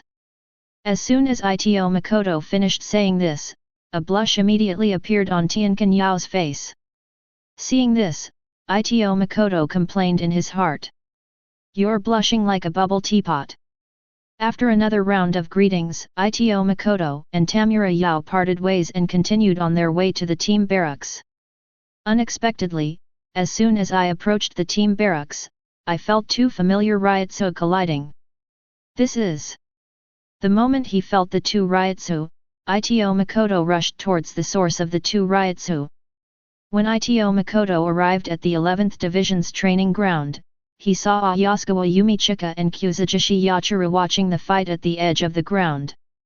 Hey, Ito-chan, long time no see. You're back, Cheng. The moment they saw Ito Makoto, they greeted him. Long time no see, Vice Captain and Yumishika-senpai.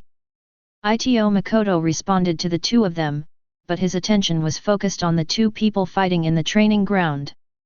A man in the field wore an eye patch over his right eye, had a burly figure and combed his hair, and held a Zanpakuto with many holes in his hand.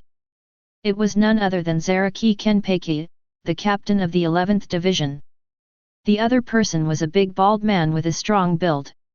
He was Madarame Ikeku, the third commander of the 11th Division who had been in seclusion for many days.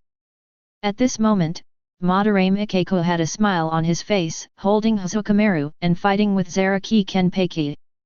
Both sides had many wounds of varying depths on their bodies, but it seemed that Madarame Ikeku's wound was much more serious.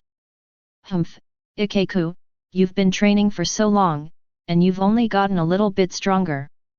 Your progress isn't even as great as little Ito's. Kenpeki held the sword in one hand and swung it casually, knocking Hazukameru, who was split into three and attacked from the side, away, and then said nonchalantly. Hey, Captain, don't underestimate me. I'm going to surprise you. In one corner, there is Kaide with a smile on his face. Makoto Ito looked at Madarame Ikeku's confident expression in the audience. Ikeku-senpai is so confident, could it be? Ikeku grinned and rushed towards Zaraki Kenpeki, and the Hazukameru in his hand turned into a spear again and stabbed towards Zaraki Kenpeki's chest. Zaraki Kenpeki, seeing the fierce incoming shot, didn't dodge but grinned grimly. He seized the opportunity with his right hand, then used his left hand, holding the knife, to chop down Hazukameru in two. He then casually threw it away. Bang! Hazukameru's spearhead rolled to the ground. Hey, is this all you've improved? Zaraki Kenpeki looked at Madarame Ikeku in front of him with dissatisfaction, as if he was dissatisfied with the combat power displayed after a period of training. However, despite Zaraki Kenpeki's dissatisfaction, Madarame Ikeku still picked up the broken Hazukameru from the ground with confidence, and then grinned at Zaraki. Hey, Captain, don't blink next time. Madarame Ikeku picked up the broken Hazukameru from the ground and roughly put the two broken parts together. Wait a minute.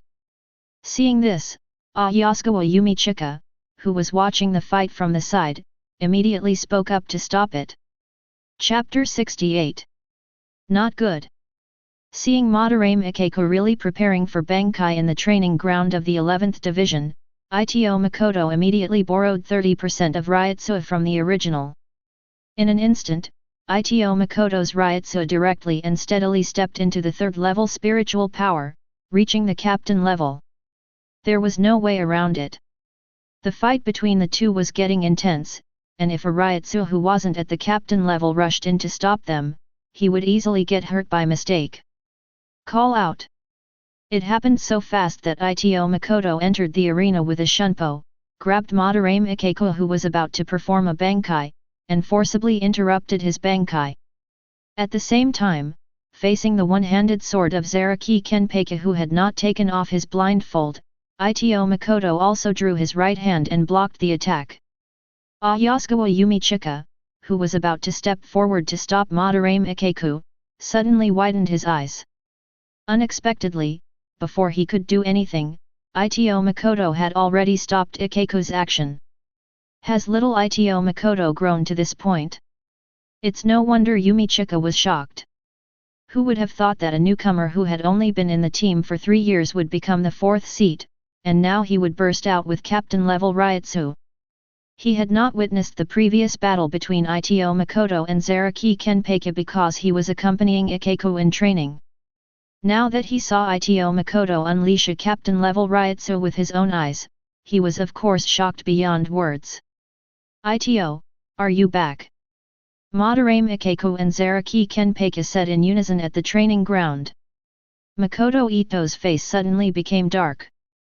It was obvious that the two of them were too engrossed in the previous battle and did not notice Makoto Ito, who had been watching from the audience for a long time.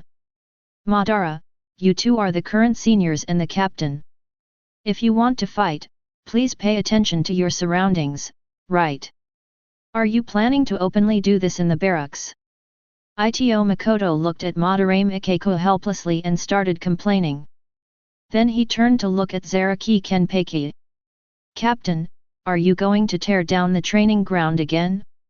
If so, you should ask Kojiro for funding yourself next time. Facing Ito Makoto's sudden accountability, Madarame Ikeko apologized repeatedly. I'm sorry, Ito-chan, I was inconsiderate. Cut. Zaraki Kenpeki on the side snorted with a proud look on his face, then turned his head and looked into the distance. Well. Makoto Ito took out a small kin from his pocket with a painful look on his face. This was the barrier capsule he bought from Akon, a soldier in the 12th Division and Deputy Director of the Technology Development Bureau. A simple barrier can be formed. This barrier can be broken with a poke from the outside, but breaking it from the inside would be difficult even for a captain-level being. However, this barrier can only exist for 15 minutes. Ito Makoto threw the kin into the center of the training ground, and a light blue barrier instantly enveloped the entire training ground with the training ground as the center. You can start fighting now. The time is 15 minutes. Be careful not to break the barrier. By the way, remember to reimburse my team fees for the money you spent on these capsules. Ito Makoto knew that they would not stop until they had a fight today, so he had no choice but to take out the barrier capsule he had prepared long ago. This would prevent them from fighting too fiercely and destroying the buildings within the 11th Squadron. Another purpose is to use this barrier to isolate the aura and prevent the outside world from discovering that Madarame Ikeko has mastered Bankai. After all, his wish has always been to die in battle at the hands of Zaraki Kenpeki. Hey, you're quite thoughtful. Madarame Ikeko and Zaraki Kenpeki laughed heartily at the sight of the barrier rising in the center of the arena. Ito Makoto tactfully retreated to the edge of the barrier to watch the battle about to begin. Outside the barrier, Ayasukawa Yumichika and Kuzujishi Yachiru stared at the battlefield enclosed by the barrier. Ah, little Ito is so cunning, he completely lost sight of the battle situation. In the field, Madarame Ikeko put the broken Hazukimaru together again, and in an instant an invisible hurricane burst out from the crack of Hazukimaru. Banks Raimon Hazukimaru. Madarame Ikeko's Ryutsu began to surge, initially strengthening from the vice-captain level to the level of a strong vice-captain, even Ito Makoto. However, this process did not stop, continuing to increase until it reached the threshold of 3rd-level spiritual power. The hurricane dissipated, revealing Madarame Ikeko and his Bankai. Madarame Ikeko held a giant axe in each hand, and on his back was an even larger axe with a dragon-shaped groove carved into it. The 3 axes were linked together by iron chains, and the connection between the giant axes and the handles was covered with red tassels. FK, that's so cool. Although Ito Makoto had seen Raimon Hazukimaru many times in his previous life after reading the original novel, it was still not as shocking as seeing it in person. I have to admit that Raimon Hazukimaru is indeed a bit lame, but he is really handsome. Ito Makoto looked at the Raimon Hazukimaru, known as the weakest Bankai, with great interest. How can this Bankai be so weak? Isn't this an incomplete Bankai like Renji at the beginning? After thinking about it, Ito Makoto suddenly felt that this possibility was very high. After all, before Renji became the vice-captain of the 6th Division, he had been taught by Ikeiko in the 11th Division. It is very likely that Ikeiko's way of understanding Bankai was wrong, and as a result, he also led Renji astray. Fortunately, in the 1000-year Blood War arc, Renji studied in the Soul King Palace and finally mastered the true name of Bankai. "Hey, this is my Bankai, how's it going? Captain, and Ito-chan." On the field, Madarame Ikeiko excitedly showed off his newly mastered Bankai to Zaraki Kenpeki and Ito Makoto. "Tisk, so fancy." Zaraki Kenpeki complained with disdain. And Ito Makoto pretended to be surprised and said, "Is this Ikeiko-senpai's Bankai? That's amazing. There is no way. As a junior, if the senior asks for emotional value, he must give enough." Madarame Ikeiko seemed very satisfied with Ito Makoto's reaction and said with an excited smile, "Captain, you will pay the price for underestimating me." He then put down the axe blades on both sides, began to hold the axe blades behind him and then started to rotate. Zaraki Kenpeki on the side did not attack, but just waited by the side with a knife. While waiting, I was picking my ears out of boredom. "What the hell, are you ready, Bankai?" As Raimon Hazukimaru continued to spin in Madarame Ikeiko's hands, the dragon engraved on the center axe blade began to slowly be infused with red Ryutsu. As the dragon pattern filled up more and more, Madarame Ikeiko's Ryutsu began to increase again. After 30 seconds, the dragon-shaped groove was finally filled with red Ryutsu. At the moment the dragon-shaped groove was filled, Madarame Ikeiko's Ryutsu also reached its peak. But from Ito Makoto's perspective, the peak of his Ryutsu was only stable at the level of 3rd grade spiritual power, which was even weaker than Ito Makoto's after he borrowed 30% of his Ryutsu from his original body. "Is this all I get when my Ryutsu is fully charged?" Feeling Madarame Ikeiko's Ryutsu, Ito Makoto calculated in his heart and found that Madarame Ikeiko at this moment was not even as good as the expedition captain who was killed by his original body in Hueco Mundo, not to mention Zaraki Kenpeki. Chapter 69. Madarame Ikeiko didn't stop his actions until the dragon-shaped groove on the axe blade was completely filled, and attacked Zaraki Kenpeki with the captain-level Ryutsu. Zaraki Kenpeki on the side did not hesitate and directly removed the eye patch on his right eye. In an instant, a mighty golden Ryutsu shot straight up into the sky, entangled with another red Ryutsu, and shook the barrier continuously. Makoto Ito, who was watching the game from the side, felt a headache. All the demons and monsters, all the gods and saints, will turn to dust and be annihilated. The secret of God annihilation, 4 Directions Realm. The next moment, a grey-black square barrier with a length and width of more than 10 meters opened within the original barrier, isolating Zaraki Kenpeki's soaring Ryutsu. This is the final secret of Shikai, the 4 Directions Realm, which Ito Makoto has just mastered. Its function is to create a square barrier, in which the speed and strength of Ito Makoto himself and the beings he allows will be increased to a certain extent. The speed and strength of the enemy's Ryutsu will be suppressed, and the degree of suppression depends on the strength of the enemy's Ryutsu. Ordinary soldiers will find it extremely difficult to move in this barrier, but when facing an enemy with a Ryutsu similar to their own, the opponent's strength and speed can be reduced by 30%. The suppression effect on those with higher Ryutsu will be lower, but this effect will increase as Ito Makoto's Ryutsu increases. The force of the shockwaves from the God of Annihilation will be doubled within this barrier. And this barrier is centered on Ito Makoto and will move as Ito Makoto moves. The current 4-sided boundary was performed by Ito Makoto with the strength of a captain after he borrowed 30% of his original body's Ryutsu. The strength and speed of ordinary captains would be weakened by 30% as long as they were in this barrier. As the 4-sided world opened, the collision between the two powerful Ryutsu was instantly controlled within a certain range. Clang! A loud sound of collision was heard. If Ito Makoto had not opened the 4 directions boundary in time, the outer barrier would have been shattered by the airwave caused by this shocking blow. Madarame Ikeko's powerful attack was caught by Zaraki Kenpeki with a single-handed sword after he took off his blindfold. Is that all the strength? Seeing his full-strength attack after Bankai being so easily caught by Zaraki Kenpeki, Madarame Ikeko was shocked at first, but then he smiled carefreely. Hey, you're worthy of being the captain. I knew you'd be hard to deal with.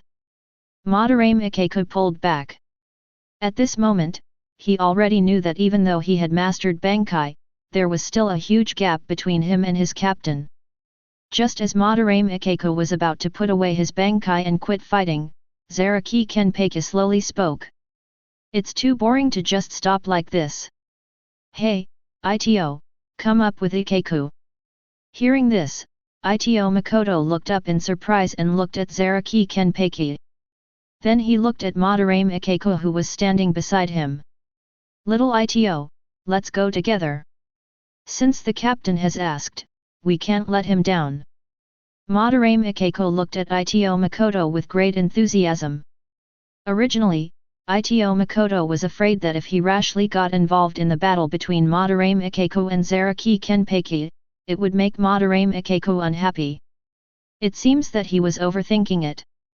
So, the original Ito Makoto directly changed from a spectator to a participant, and rushed into the training ground with high fighting spirit to fight against Zaraki Kenpeki together with Madarame Ikeko. Annihilation God style, shock. Wow! A familiar shock force came, and Zaraki Kenpeki didn't take it seriously at first. However, this time the shock force was far more powerful than before, and it displaced Zaraki Kenpeki's internal organs. This caused him to spit out a large mouthful of blood, and even the shallow scars left by the previous fight with Madarame Ikeko were torn open and bleeding. Captain Zaraki, be careful. The vibration force in my four-sided world is doubled. With Ito Makoto joining the fight, he naturally applied the four-square realm bonus to Madarame Ikeko and himself, and placed restrictions on Zaraki Kenpeki. Madarame Ikeko's speed and strength instantly increased by about 30%. Zaraki Kenpeki clearly felt that his speed and strength seemed to be limited to a certain extent. Just as Zaraki Kenpeki was being tortured by the shockwaves and squatting on the ground vomiting blood, Madarame Ikeko raised Raimon Hazukimaru and slashed at him again. Ha ha ha ha! Happy! Zaraki Kenpeki struggled to raise his left hand and blocked the attacking Raimon Hazukimaru with a knife. Ah! With his loud roar, Zaraki Kenpeki's Ryutsu surged again, and actually forcibly reduced Ito Makoto's shock force a lot, and his internal organs that were displaced by the shock instantly began to reset themselves. And as his own muscles moved, the wound that was originally bleeding was forcibly stopped bleeding. I knew it. After seeing Zaraki Kenpeki's terrifying Ryutsu burst out, he easily restored his internal organs and stopped the bleeding from his wounds. Makoto Ito was no longer surprised. After all, Zaraki Kenpeki exuded a kind of numerical beauty from head to toe. Zaraki Kenpeki alone is already like this. With his current strength, he couldn't even imagine how high Aizensuke and Kurosaki Ichigo's stats would be. At the moment when Zaraki Kenpeki's Ryutsu was about to begin, Ito Makoto didn't give him a chance and threw the Annihilation God directly out. He then grabbed the ever-growing chain at the Annihilation God's tail. The God of Annihilation, carrying the power of shock, was thrown out by Ito Makoto. At the same time, Madarame Ikeko also jumped high, raised Raimon Hazukimaru and chopped it down on the head. Clang! So, Zaraki Kenpeki raised his left hand holding the knife to block this extremely powerful axe, and his right hand directly grabbed the God of Annihilation that was about to pierce through his chest. Without caring about the increased shock force caused by touching the blade and the palm cut by the blade, he pulled Ito Makoto over with a sudden pull. FK. Feeling a huge force passing through the Annihilation God throughout his body, Ito Makoto didn't expect that even with the help of the Four Directions realm, he still lost to Zaraki in terms of strength. So, he took advantage of the situation and came close to Zaraki Kenpeki. After coming close to Zaraki, he pointed with his left hand. Had no 4 white thunder. When he got close, a white lightning bolt went straight to Zaraki Kenpaki's chest. On the other hand, Zaraki raised his sword to meet Raimon Hazukimaru's attack, but he turned his body sideways. The white lightning directly passed by his arm, leaving a bloody mark on Zaraki Kenpaki's arm. While Zaraki Kenpaki was dodging the white thunder, Ito Makoto also successfully stabilized his body by supporting himself with his hands. With the help of the speed enhanced by the 4 directions world, he performed a shunpo and came behind Zaraki Kenpaki. He slashed directly at his back with a knife. Zaraki Kenpaki held the knife horizontally behind him to block the knife, and turned around to fight with Ito Makoto. Even with the added power of the 4 directions realm, the sword fight with Kenpaki who took off his blindfold still made Ito Makoto's hands numb. Madarame Ikeku, who was standing by, saw this and distanced himself from Zaraki Kenpaki again, turning Raimon Hazukimaru again, intending to push its power to ultimate. Humph, still want to accumulate strength. As soon as he finished speaking, Zaraki Kenpaki flashed and followed, interrupting Raimon Hazukimaru's charging process. The third style of the God of Annihilation, Mustard Net. A small black dot appeared on the blade of the God of Annihilation, and then the small black dot split instantly, quickly turning into a large black net that caught Zaraki Kenpaki from behind. As the net tightened, Zaraki's body was covered with blood marks. At the same time, Madarame Ikeku's Raimon Hazukimaru also finished charging, and slashed down with the power to collapse mountains and split the earth. Just as the axe blade was about to hit Zaraki Kenpaki in the net, Zaraki Kenpaki changed the way he held the sword. He changed from holding the sword with one hand at the beginning to holding it with both hands, and then swung it violently. Bang!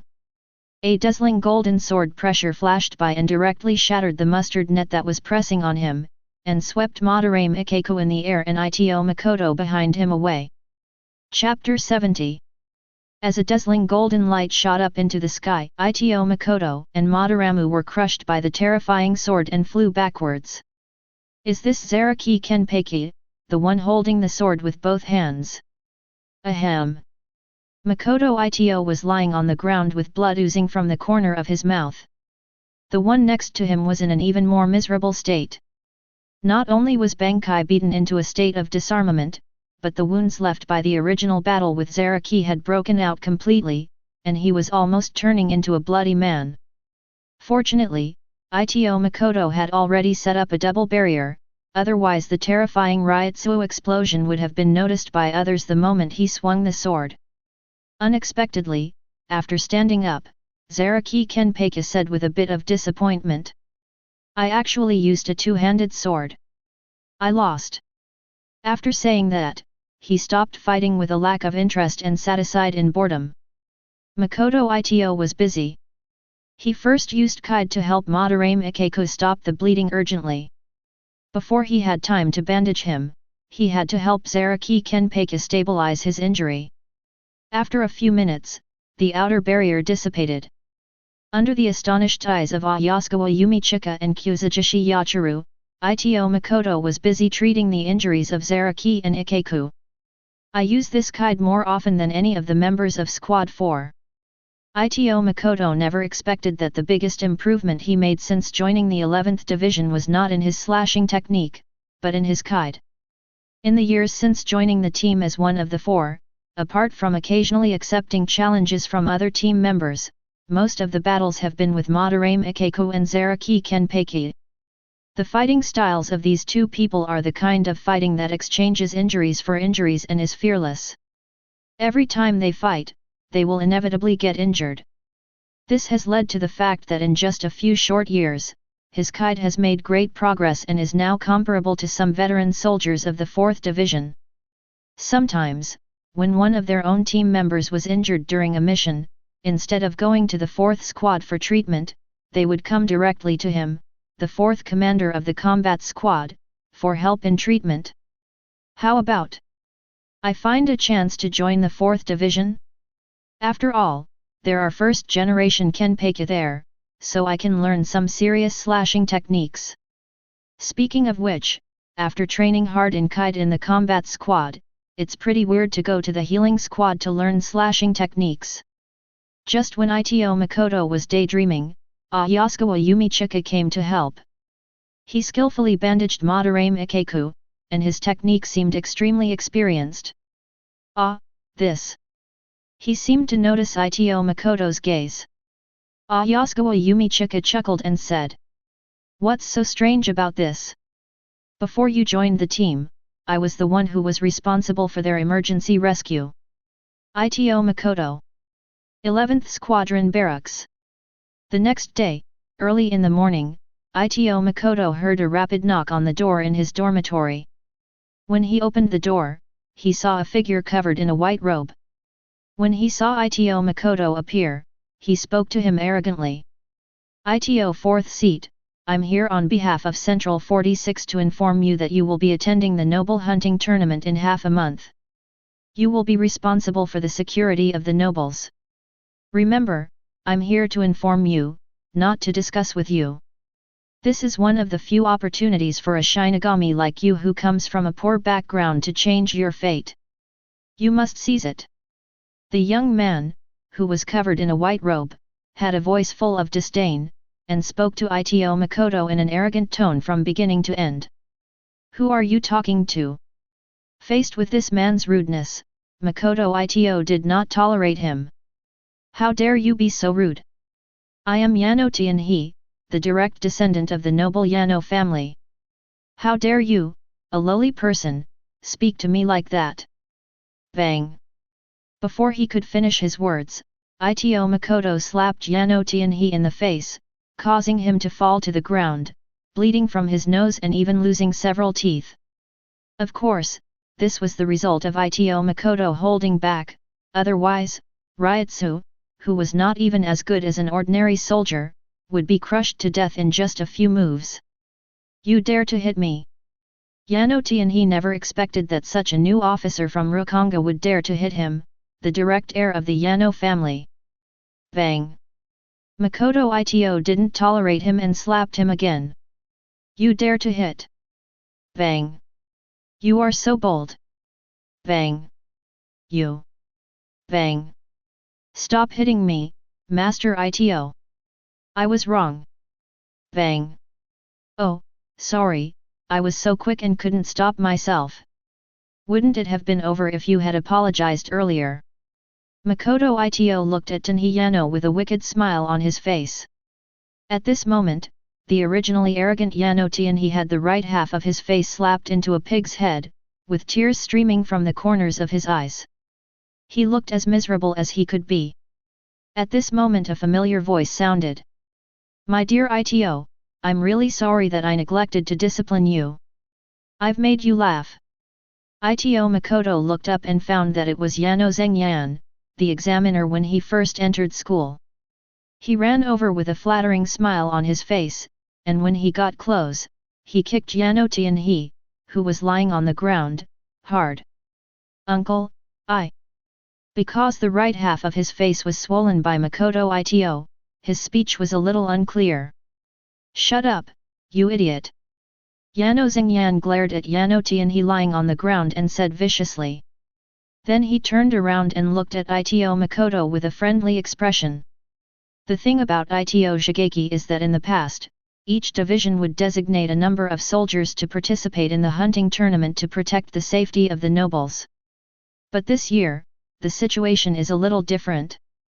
The Kashoma Jayaji family, through the 46th chamber, has designated you to participate in the hunting tournament. The Kashomi Aji family's status in Seoul society is second only to the four great families, so... Yano Zengyan hesitated to speak, and Ito Makoto could understand what he meant, muttering to himself. "Syadala family? Interesting, I haven't even come looking for you yet, but you're looking for me first." Ito Makoto came back to his senses and took a look at Yano Zengyan, who looked expectant. He then spoke slowly. "Don't worry, Yano-senpai, since this is a mission issued by Central 46, as a member of Seoul Society, I will definitely comply. Hearing this, Yano Xingyan nodded, then picked up Yano Tianhe, who was lying on the ground like a dead dog, and left quickly. Uncle, you must avenge me. That untouchable actually dared to hit me. When no one was around, Yano Tianhe complained to Yano Xingyan. Angry, Yano Xingyan raised his left hand to hit him, but when he saw the right side of his face swollen like a pig's head, he felt a little reluctant. But after thinking it was not enough to vent his anger, he changed to his right hand and slapped him hard, which finally relieved his anger. You idiot, could you please stop causing trouble for me? I asked you to convey Central 40SIXS orders, and this is how you did it. You had to offend a front row officer, a high potential admiral who's destined to become captain. I asked you to come here to win them over, or at least to establish good relationships, not to offend them. You're a piece of shit. Yano Xingyan became more and more angry as he spoke, so he kicked him twice more. You graduated 30 years earlier than others. They have already reached the 4th seat, but you haven't even mastered Shikai. From today on, you will return to the family and practice in seclusion. You are not allowed to leave the family until you have mastered Shikai. Yano Xingyan looked at this disappointing nephew and shook his head uncontrollably. He knew that this useless nephew was no longer suitable to be Yano's future successor. At the same time, Yano Xingyan also secretly regretted that if he had known that Ito Makoto could be so talented that he could be admitted to the team and be ranked 4th, he would have pulled him to his side no matter what. Alas, ever since you passed away, the Yano family has been in decline. Now they have become lower-class nobles, and no one among the younger generation can take on the responsibility. Taking another look at Yano Tianhe's dead look, Yano Xingyan suddenly became furious and cursed. Get out of here! Chapter 71 Rukonga West District, Suburbs. A tall girl with twin tails, wearing a Shinigami costume, was holding a Zanpakuto and looking breathlessly at the young man in front of her. Hey! Beads of sweat covered Tiankan Yao's delicate face. It was obvious that she was very tired after being trained by Ito Makoto. Yao, stop and rest for a while, Zanpakuto is not that easy to communicate with. Ito Makoto looked at the slim girl in front of him and gave advice. Tiankan Yao bit her red lips lightly, and a hint of stubbornness appeared on her fair little face. Chinjun, I can still hold on, please continue. Seeing this, Ito Makoto sneered and said. Then I'm going to get serious next, so you better be careful. So, Ito Makoto, holding the scabbard, rushed forward with a shunpo, and pointed the scabbard directly at Tiankan Yao's chest and abdomen. Tiankan Yao hurriedly raised his sealed state to block. Bang! Ito Makoto casually struck with the scabbard, and the sealed state in Tamura Yao's hand fell out of his hand. So strong! The gap between me and Cheng Jun is so huge. Tamura Yao didn't expect that Ito Makoto's attack rhythm at this time was completely different from before. With just one strike with the scabbard, she let Zanpakuto slip out of her hand. Tiankan Yao looked at the young man with bright eyes and a strong sense of frustration rose in his heart. How can a weak person like me walk side by side with Cheng Jun? Thinking of this, Tiankan Yao gritted his teeth, then rolled over, retrieved the sealed state that was knocked away, and picked it up. Ah! With a cry, Tiankan Yao attacked Ito Makoto again. Yao, aren't you giving up yet? Looking at Tamura Yao who was rushing towards him with her body full of flaws, Ito Makoto just moved the scabbard forward a little and pointed it at her lower abdomen. Ah! Tiankan Yao screamed in pain, covered his stomach, and fell to his knees on the grass. Due to the severe pain in her lower abdomen, Tiankan Yao opened her mouth wide, tears and saliva flowed all over the floor. Seeing her curled up on the ground holding her stomach in pain, Ito Makoto chose to watch coldly. After all, it was she who asked Ito Makoto to help her with special training so that she could master Shikai as soon as possible. It just so happened that the aristocratic hunting tournament was still a few days away, so he used his free time to help her practice. However, Ito Makoto didn't know how to quickly master Shikai, all he knew was how to fight. So all he could do was fight a big battle with Tian Kun Yao. Soon, Tian Kun Yao began to struggle to get up again. Makoto-kun, let's continue. Seeing such a stubborn Tamura Yao, Ito Makoto twisted his neck and grinned. Yao, I'm starting to like you a little bit. Looking at Tian Kun Yao staggering towards her with a sealed state in her hand, Ito Makoto chuckled and clamped her blade with just 2 fingers. Are you planning to trim my nails with such a weak knife, Yao? Clang! Ito Makoto flicked the blade with his index finger, and Tamura Yao felt a huge force coming and flew backwards. Tian Kun Yao was blown away by this huge force and rolled several times on the grass. Even the headband that tied her pigtails was knocked off, and her black hair was scattered. It looks very messy, but it also has a unique beauty. Ahem. The dust on the grass made it difficult for him to breathe and he started coughing violently. But she quickly got up again, with disheveled hair and a knife in hand, and attacked again. Ito Makoto was still sitting on the lawn calmly, raising the scabbard in his hand and directly sheathing Tamura Yao's sealed state. Then he snapped his fingers and hit Tian Kun Yao's chest, and a soft touch came. Tian Kun Yao was knocked away again by this finger. Oh, I underestimated you. Feeling the soft touch, Ito Makoto couldn't help but look up to Tamura Yao. He originally thought that she was tall and thin wrapped in a death suit, and didn't have much material. It's rare for a slender branch to bear such abundant fruit. When Tian Kun Yao realized that he had been penalized, his face was flushed. Why are you blushing? Keep coming.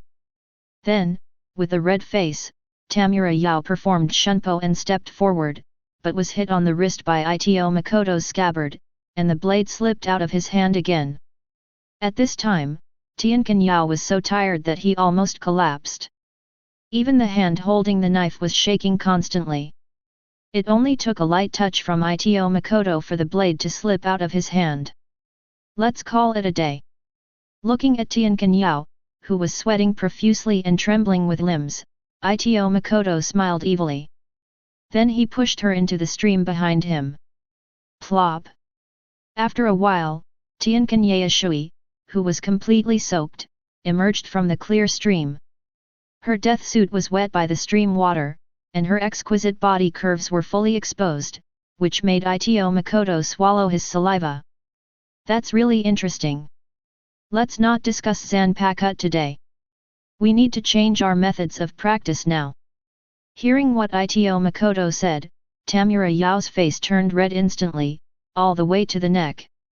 Cheng Jun, but this is in the wilderness. I'd better go to my bedroom.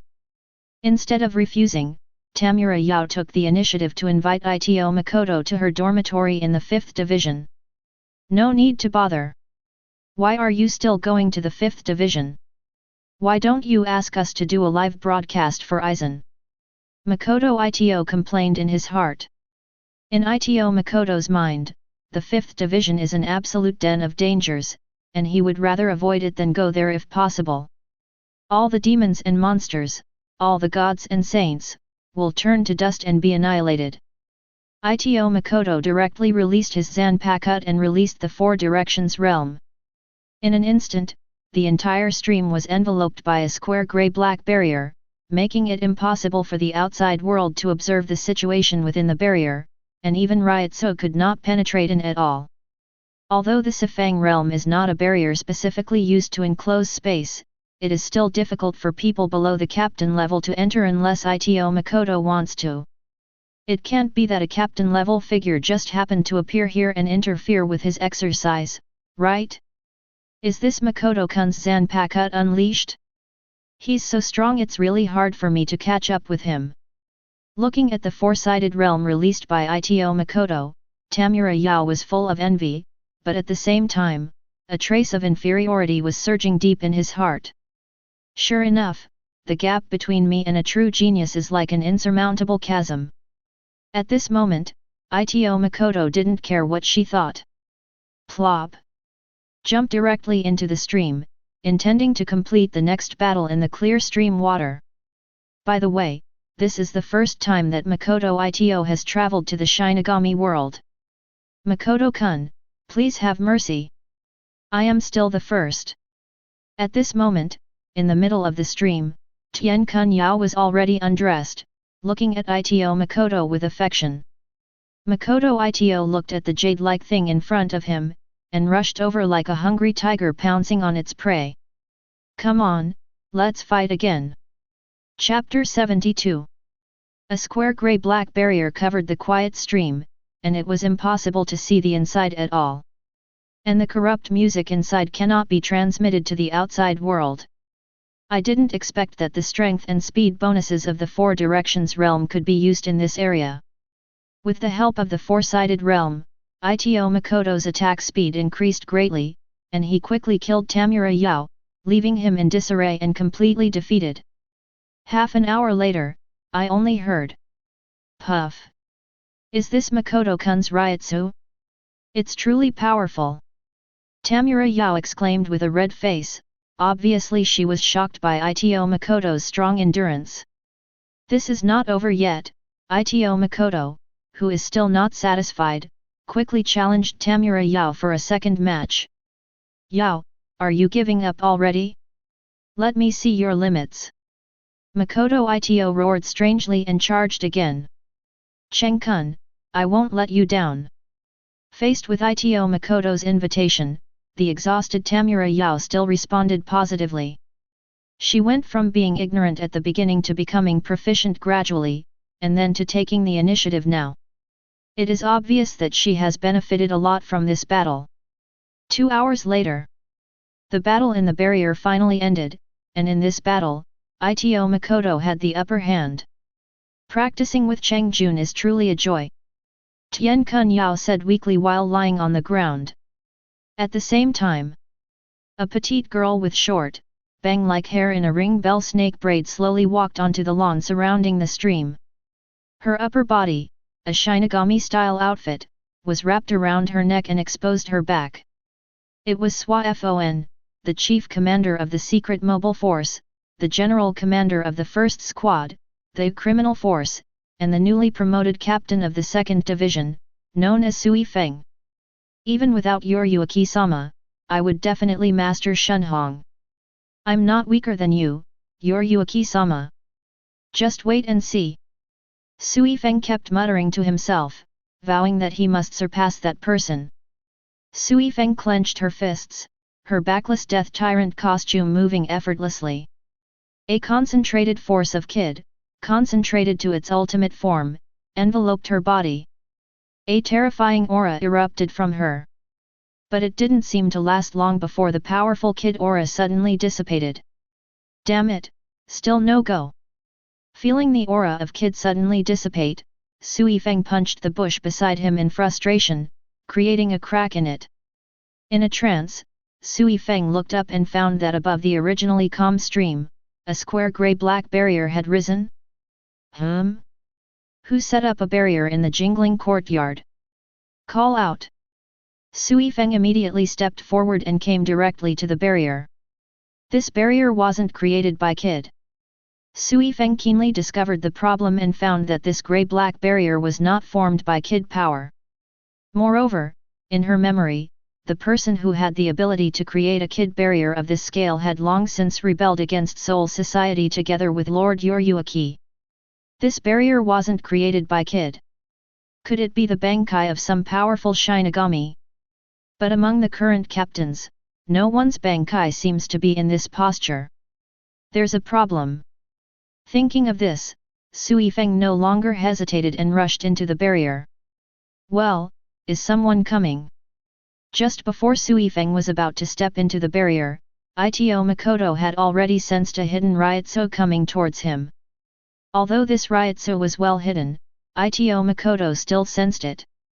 The moment Sui Feng touched the barrier, Ito Makoto already knew through the barrier's feedback that the person coming was a captain-level figure with 3rd-level spiritual power. Not long after, he saw the person coming, Ito Makoto, and then he suddenly realized. You are, Captain Sui Feng. Ito Makoto secretly cursed his bad luck. He didn't expect that there would be a captain-level figure to interfere with his training, but fortunately the training was over. Are you Ito, the 4th officer of the 11th Division? What are you two doing here, sneaking around and looking disheveled? Sui Feng looked at the disheveled Ito Makoto and Tian Kunyao. Although she didn't know Tian Kunyao, she knew Ito Makoto. Seeing Sui Feng's timid appearance, Ito Makoto just burst out laughing. Ha ha ha, what are you doing? Of course I'm practicing. Captain Sui Feng, are you joining us too? When Tian Kunyao heard what Ito Makoto said, she opened her mouth wide. She didn't expect that Ito Makoto would dare to tease Sui Feng, a member of the nobility and captain of the 2nd team, so boldly. He is definitely a big shot in Seoul society. Shameless. Hearing that Ito Makoto dared to tease him in such a frivolous way, Sui Feng's face turned slightly red at first and then he began to look at Ito Makoto with an angry expression. Central 46 prohibits all Shinigami from releasing Bankai within the Seireiti. Why did you violate the ban and open Bankai privately? To the bank. Sui Feng's words left Ito Makoto bewildered, and it took him a while to react. It was clear that Sui Feng mistook the 4 Directions realm for his Bankai. Captain Sui Feng, make no mistake, this barrier is just my Shikai. After a brief explanation, Ito Makoto waved his hand to disperse the 4 Directions and signaled Tamura Yao to leave quickly, leaving the situation here to him.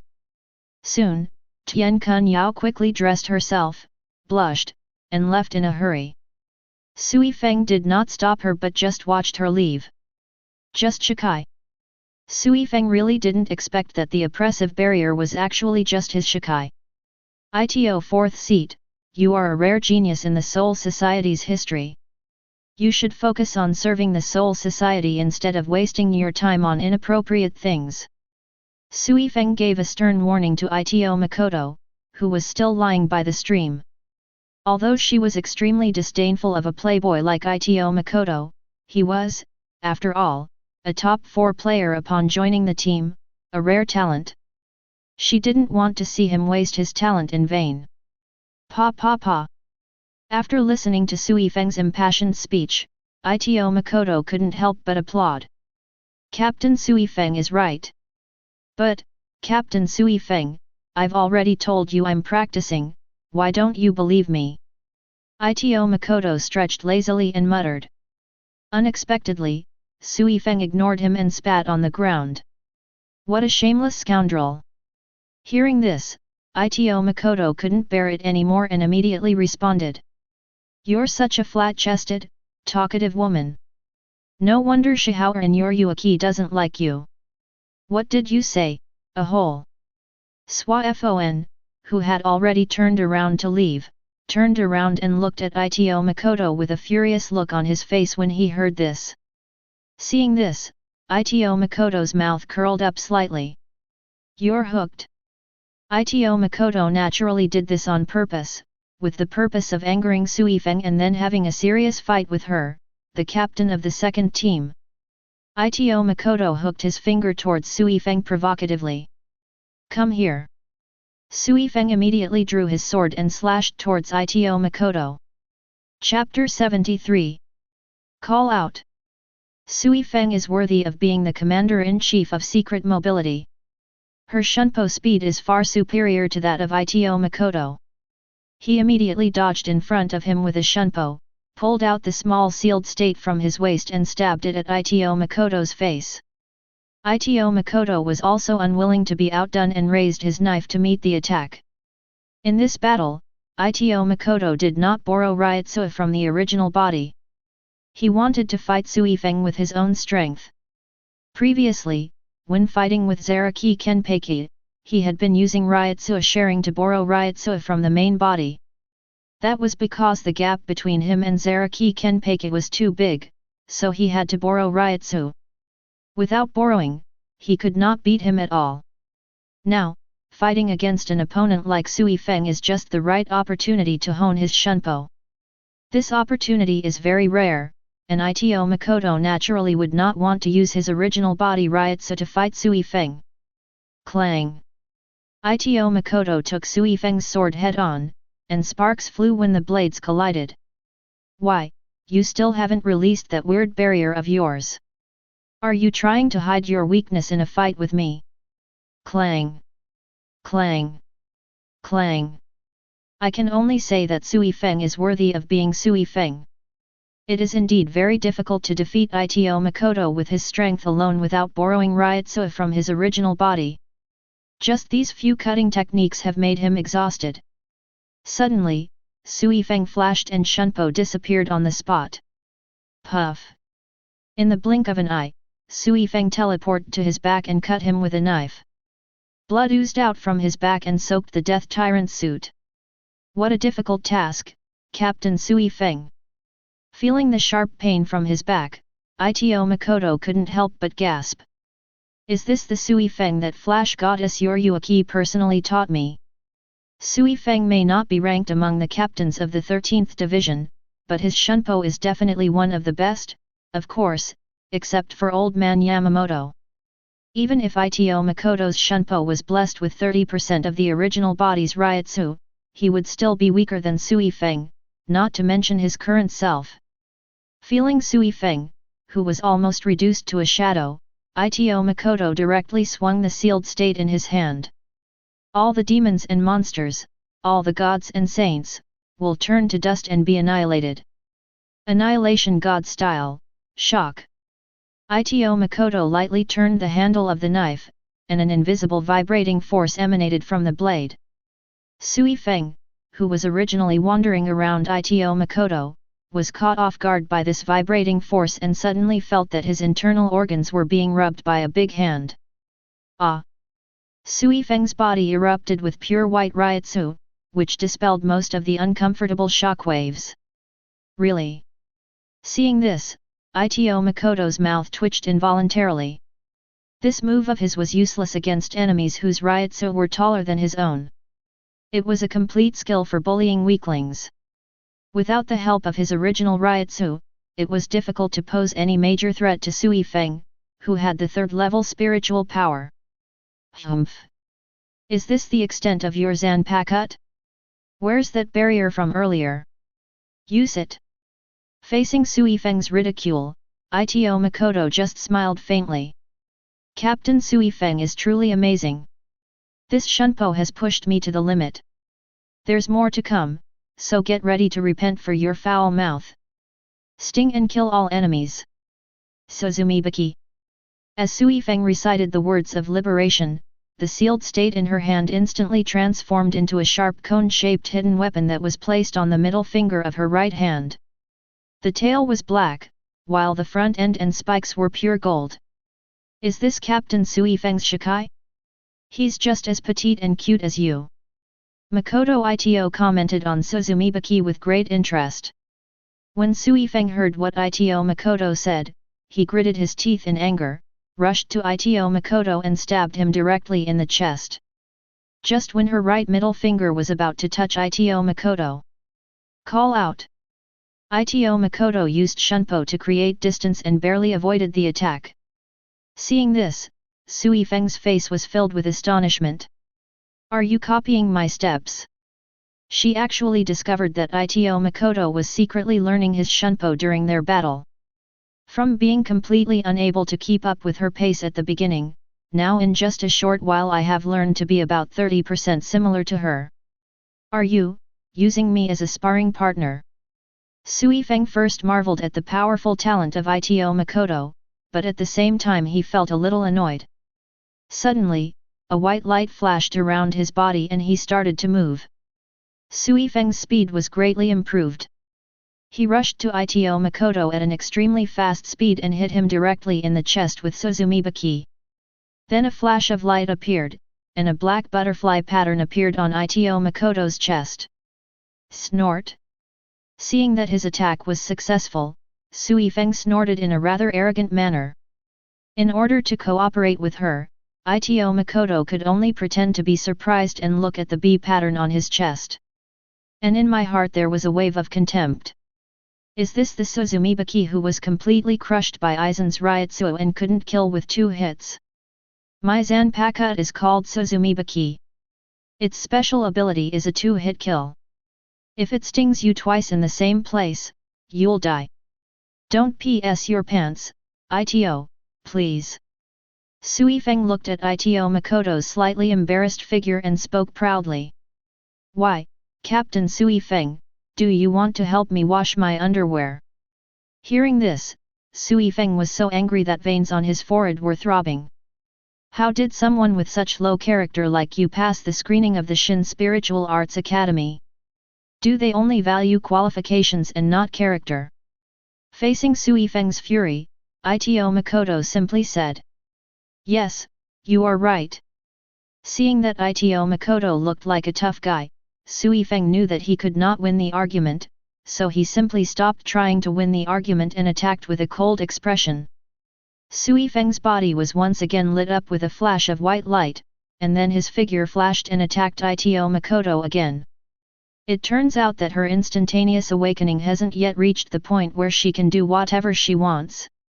However, Ito Makoto discovered that each time Sui Feng's instant coaxing lasted a very short time, only less than a second, and then had to be activated again. After realizing this, Ito Makoto immediately tapped Shunpo with his feet to meet Sui Feng's attack and fought with him. Clang!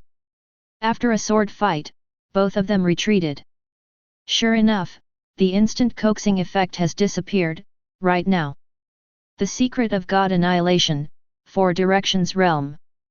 Ito Makoto waved the Annihilation God in his hand, and a grey-black barrier took shape instantly, covering Ito Makoto, Sui Feng, and everyone within a 10-meter radius around them. The moment Sui Feng was enveloped by the barrier, he felt that his speed and strength were restricted.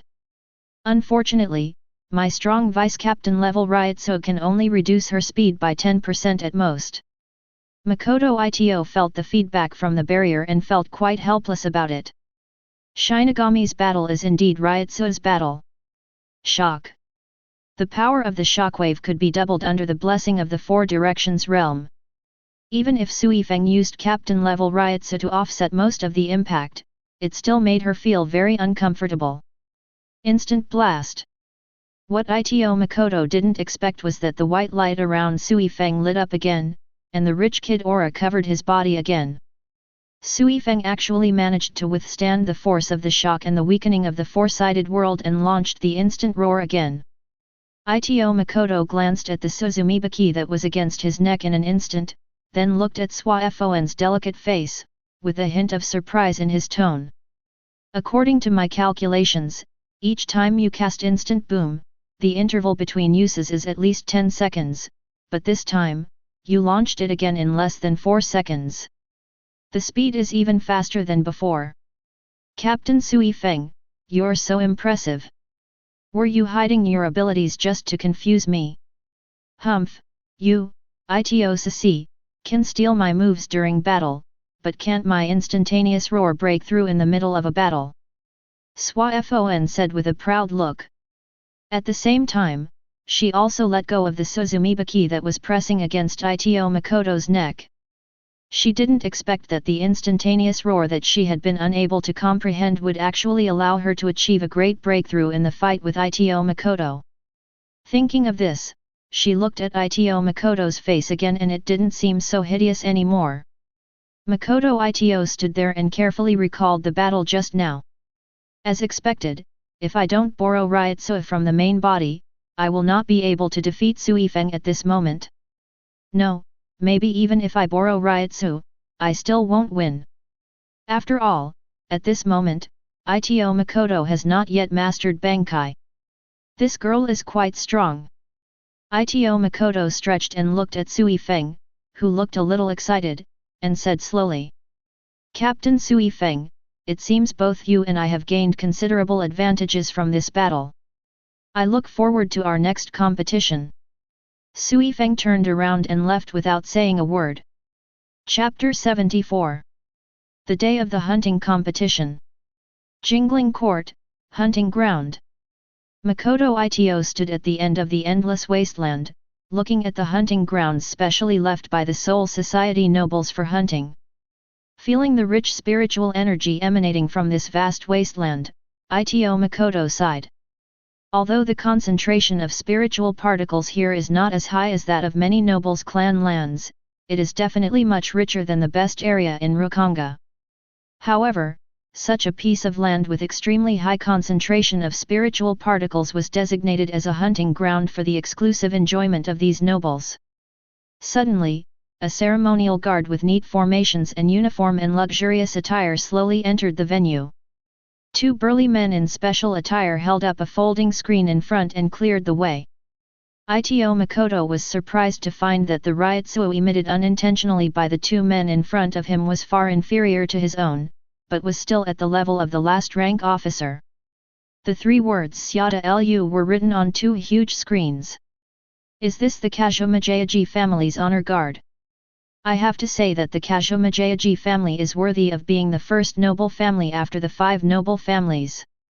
Their ceremony is really grand, and they even have a Shinigami of the chief officer level as a member of the Guard of Honor. Dong dong. The honor guard consisted of hundreds of people, and each member's steps were completely synchronized, causing the ground to tremble slightly. It was obvious that they had all undergone long rehearsals. Behind the ceremonial guard was a tall sedan chair with a pearl curtain carried by 8 people, in which sat a human figure. Due to the curtain covering the special kid, Ito Makoto could not see the specific appearance of the person in the sedan chair, but based on her graceful posture, it should be a young woman. After the Kashomajayaji family entered, a series of other nobles also came in. Some of them came in sedan chairs like the Kashomajayaji family, a small number came on foot, and the majority came in carriages. Maybe it should be called a virtual car. Because the vehicles coming were not horses at all, but a group of empty beasts. These nobles used special bakud as chains to pass through the hollows and enslave these hollows as livestock. Ito Makoto looked around and found that these hollows were all powerful hollows or giant hollows, none of which reached Jillian's level of Minos Grande. These voids have one thing in common, that is, there is a black chain mark engraved on their masks. Many nobles arrived one after another. In the crowd, Ito Makoto also saw the old man Yano Zengyan, with a young girl beside him. Ito 4th seat, you're here so early. A Shinigami wearing a Shinigami costume and with short dark blue hair came up and greeted Ito Makoto with a smile. Vice Captain Yamada, have you also been recruited to participate in this hunting tournament? The purple-haired man in front of him shook his head after hearing what Ito Makoto said. No, I took the initiative to apply to participate. I'm the vice captain of the 4th division, and I possess the most skilled kite in all of Godi I-13, save for Captain Anohana. Therefore, they're happy to let me take charge of the security, medical care, and aftermath of the entire hunting tournament. The Shinigami currently communicating with Ito Makoto is none other than the current vice captain of Division 4, Yamada Sanashuk. He is also the older brother of Yamada Hanadaru in the original story. He and Ito Makoto have met several times before, having briefly collaborated on a mission to suppress the hollows, so they are quite familiar with each other. I didn't expect Vice Captain Yamada to be so concerned about the affairs of the nobility. Is he planning to marry into a noble family? Ito Makoto looked at Yamada Sanashuk and joked. That was your own idea, Ito Shiki. I have been receiving financial support from the Tsuneya Shiro family, one of the 5 great noble families. A certain lord in the Tsuneya Shiro family was particularly interested in this hunting tournament, so he sent me to take a look. After hearing what Yamada Sanashuk said, Ito Makoto suddenly realized that this event called the Noble Hunting Tournament did not seem to have anyone from the 5 nobles participating, and he immediately asked. Isn't this a noble hunting competition? Why aren't any of the 5 great nobles here? As soon as Ito Makoto finished speaking, Yamada Sanashuk looked up at Ito Makoto, with a hint of surprise in his eyes. You do not know? Makoto Ito was a little confused. Should I know? Then Yamada Sanashug's expression changed and he realized that although Ito Makoto was already the 4th seat in the 11th division, he had actually been in the team for less than 4 years and had not experienced the previous Noble Hunting Conference. It was normal that he did not know the specific matters. The so-called Noble Hunting Tournament is a social event held by the Kashomajayaji family, the first noble family below the 5 great nobles, to win over the downtrodden lower nobles in order to replace the already declining Shiba family and become one of the 5 great nobles. Truly powerful nobles will not attend this hunting tournament. The Kashomajayaji family has repeatedly proposed to Central 46 that the Shiba family be stripped of their title as one of the 5 great nobles and replaced by the Kashomajayaji family, but these proposals have been rejected by the other 4 great nobles. Therefore, it is naturally even more impossible for the 5 nobles to send people to participate in this hunting competition. Yamada Sanashug told the story to Ito Makoto. So that's what happened. There are so many twists and turns between these damn nobles. No wonder why Wakka's Stern Cross Knights were able to defeat Soul Society so easily. It turns out these people were focusing all their energy on fighting among themselves. Just as Ito Makoto was making malicious speculations, a white-haired old man with a monocle on his face approached Ito Makoto. Ito Sishi, I am Yunjing, a retainer of the Kashomajayaji family. The head of our Kashomajayaji family invites you. Hearing this, Ito Makoto looked up at the sedan chair in the back of the ceremonial guard. At the same time, the slender figure behind the pearl curtain also looked in Ito Makoto's direction. Oh, it seems that Ito Sixi will marry into the nobility before me. I'd like to congratulate you right here. Yamada Sanashug's joking words came from behind. Ito 4, please. Yunjing bowed and made a gesture of invitation to Ito Makoto. The head of the Kashomajayaji family is looking for me. Ito Makoto immediately became suspicious. Originally, his participation in this noble hunting conference was ordered by the Kashomajayaji family through Central 46, and now the head of the Kashomajayaji family came to him again. Why are the Kashomajayaji family always targeting me, the 4th seat of the 11th division from Rukanga? Forget it, it's a blessing, not a disaster. If it's a disaster, you can't avoid it. Ito Makoto simply stopped thinking about it and followed Yunjing to the gorgeous sedan chair behind the guard of honor. Master Ito, please come up and have a chat. An ethereal voice sounded, coming from the gorgeous sedan chair. Call out. The next moment, Ito Makoto jumped onto the carriage with a shunpo and pushed aside the bead curtain with his hand. What came into view was a beautiful woman wearing gorgeous clothes and a sakura flower headdress. This woman had silver hair like a waterfall, skin as white as snow, and a pair of light purple eyes that seemed to be filled with colorful clouds. She was like a goddess on the snowy mountains, giving people an aura of being untouchable. Every gesture and movement is full of grace and elegance. At that moment, even Makoto Ito, who had watched countless movies in his previous life, was stunned for a moment. Am I beautiful? The woman in the sedan looked at Ito Makoto and spoke softly, her voice melodious and ethereal. It's okay. Makoto Ito sat down in the carriage and crossed his legs. Seeing this, the old man Yunjing below immediately said. Master Ito, please refrain from any act of usurpation. No problem. The white-haired woman spoke softly. Chapter 75. Ito 4th seat. I've long heard of your great name. The white-haired woman looked at Ito Makoto, and there seemed to be ripples in her light purple pupils. I never thought that a commoner Shinigami from Rukanga would be so concerned about me by the head of the dignified Kashomajayaji family. It's truly terrifying. Although Ito Makoto's tone was rather exaggerated, his facial expression remained calm, as if he was explaining something insignificant. With Ito Makoto's current strength as a strong vice-captain, with the help of his main body, Ryutsu, his strength could soar to captain level. In the Seireitei, apart from the top captains and Aizen's faction, he really didn't fear anyone. In other words, with his current strength, as long as he didn't mess around with the wrong people, he could still run rampant in Soul Society. Obviously, the Kazumi Aji family wasn't one of them. Captains who didn't have aristocratic backgrounds and had to make a living in Soul Society with their families might be wary of the power of the Kazumi family, but this wasn't a problem for Ito Makoto, who was alone. If the Kazumi Aji family really wants to harm him, the worst that can happen is that he will just kill this girl, rebel against the Soul Society, and run to the real world to hang out with Urahara Kisuke, so that he can still improve the strength of this clone. If it really doesn't work, let the original body take back this clone in advance and create another Shinigami clone. By then, who will still remember who Ito Makoto is? Seeing Ito Makoto's expression that said keep away from strangers, the elegant woman was not angry.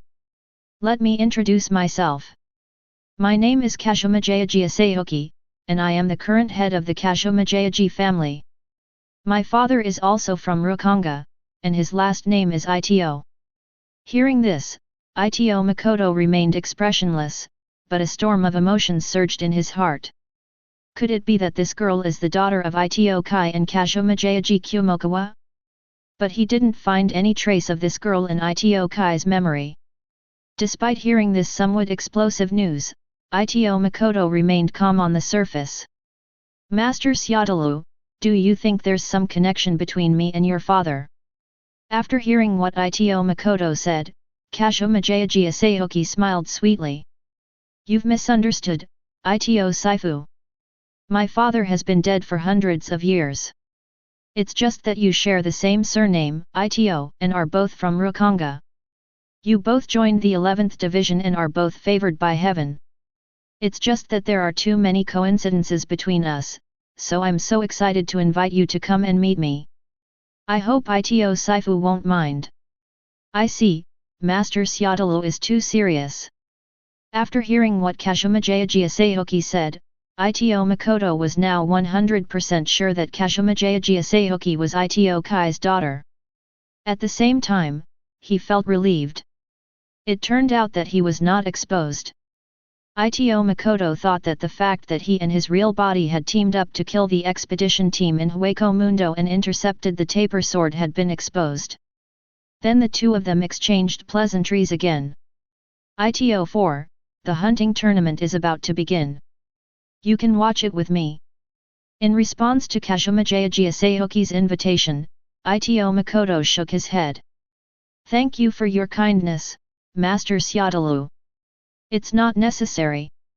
Then he quickly left the chariot and returned to the Shinigami who were responsible for guarding him.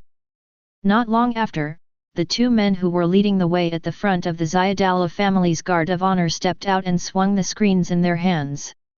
The attic and courtyard painted on the screens flew out from the screens in an instant. Boom boom! Accompanied by a series of loud noises. The originally empty land was suddenly filled with courtyards. Many nobles chose their own courtyards to sit in, and the Kazumi family naturally entered the attic in the center. Makoto Ito, who was standing by, couldn't help but be surprised when he saw the scene in front of him. Obviously, those two screens must be some kind of kid noble phantasm. After all the nobles were seated, Kyumwa, a retainer of the Kazumi family, walked to the highest point of the attic and spoke slowly. I am Yunjing, a retainer of the Kazumi family. This hunting tournament. The voice of Yunjing Liadeng was obviously not loud, but it spread throughout the huge hunting ground. It was obviously also blessed by Kid S magic. As Yunjing announced the start of the hunting competition, several figures in white robes appeared and unveiled a huge scroll. Throwing the scroll into the air, it immediately turned into a stream of light and landed on the vast wasteland, transforming into hundreds of steel portals of equal size and shape resembling prison doors. Makoto Ito discovered through the portal that all the prisoners inside were hollows, but they were all powerful hollows and giant hollows, not Minos Grande of Jillian's level. Moreover, the masks of these hollows have black chain marks on them, just like the beast-shaped hollows that are used as mounts. Moreover, the ryotsuo of these hollows with chain marks on their masks is suppressed to less than 1/3 of the original.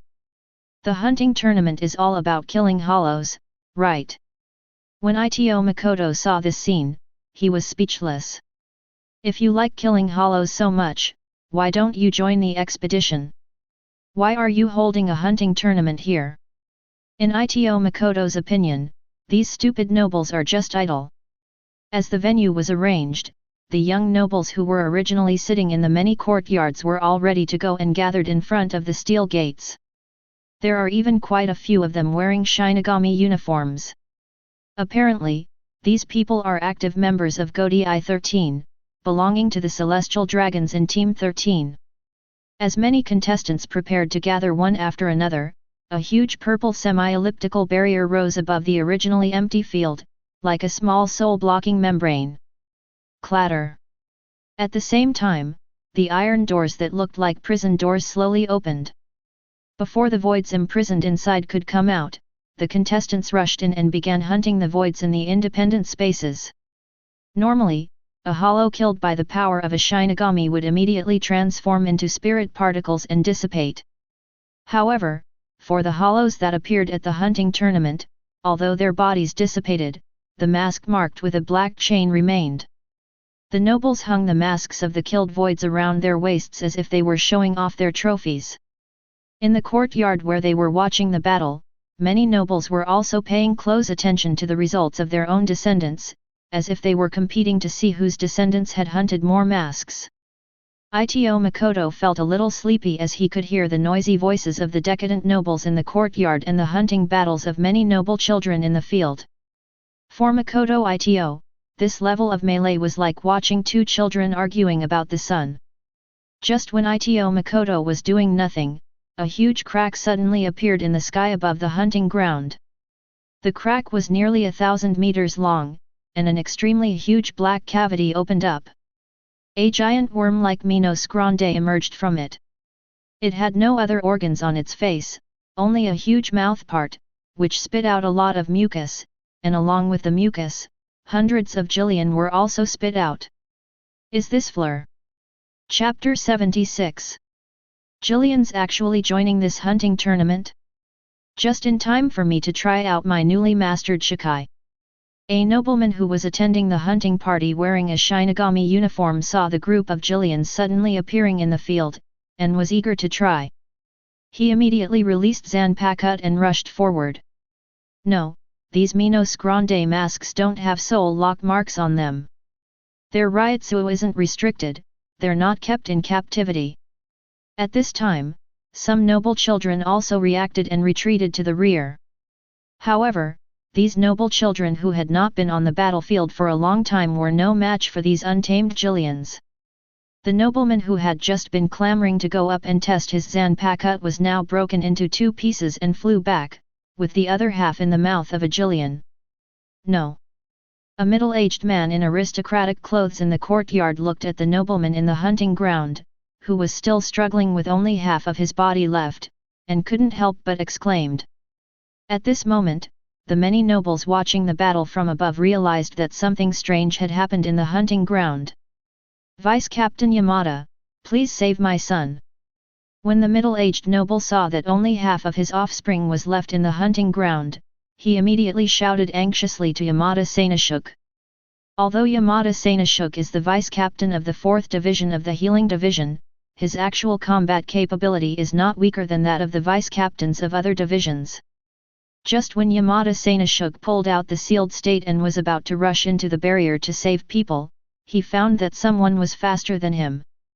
Makoto Ito has already rushed into the hunting ground and started hacking at Jillian in front of him. In the attic far away, Xiaodaluk Yungsu's face showed no trace of panic. She continued to calmly observe the chaotic scene in the hunting grounds. Only when she saw Ito Makoto rushing into the hunting ground did a hint of astonishment appear on her beautiful face. Then, the woman took off her gorgeous clothes that symbolized the head of the Kazumadera family, revealing the death tyrant suit she was wearing underneath. She rushed into the barrier with a shunpo, still shouting. Ito 4th seat, I'm here to help you. But what no one noticed was that the moment this woman entered the barrier, a talisman in her hand quietly floated towards the barrier. Seeing this, Yamada Sanashuk also led a group of Shinigami soldiers who were originally guarding the periphery, intending to enter the barrier to hunt down these suddenly appearing Jillian groups. But when they approached the barrier, they found that they could not break through it from the outside. Had number 31, red fire cannon. Had number 33, blue fire falling. Had no tur. Yamada Sanashuk and a group of Shinigami team members used had to attack the barrier, but these attacks were like a drop in the ocean and did not cause any waves. After Kazumi Aji Asayoki entered the barrier, it became difficult to enter from the outside. Moreover, the entire barrier has been obscured by a fog, and the situation inside can no longer be seen clearly from the outside. This hunting tournament is organized by the 5th Division. Hurry and call Captain Aizen. Yamada Sanashuk pointed to a Shinigami soldier beside him and said anxiously, while secretly regretting in his heart. If I had known, I wouldn't have agreed to let Tsuneyashiro Tokinata get involved in this mess. In the barrier, Ito Makoto found that there were too many Jillians blocking his way. In order to save time, he simply swung his sword horizontally. All the demons and monsters, all the gods and saints, will turn to dust and be annihilated. The secret of God annihilation, 4 directions realm. In an instant, a huge grey-black square barrier almost overlapped with the giant barrier that originally covered the hunting ground for several kilometers. The moment they were enveloped by the barrier, hundreds of Jillians were restricted in their movements and became extremely slow. Annihilation God style, shock. Ito Makoto swung his blade and unleashed a shockwave. Due to the vast scope of the 4-sided realm, the power of the shockwave was inevitably reduced. Furthermore, Ito Makoto didn't want to expose his captain-level strength too early, so he didn't borrow Ryutsui from the main body for the time being. Therefore, his shock force only caused hundreds of Jillians to suffer unbearable pain and temporarily lost all their ability to move within the barrier. But it's enough. Without these annoying Jillian blocking his way, Ito Makoto went straight to the last of the dozens of steel portals. He felt a huge Ryutsui in that door, a Ryutsui belonging to the hollow. Makoto Ito turned into a shadow and rushed in.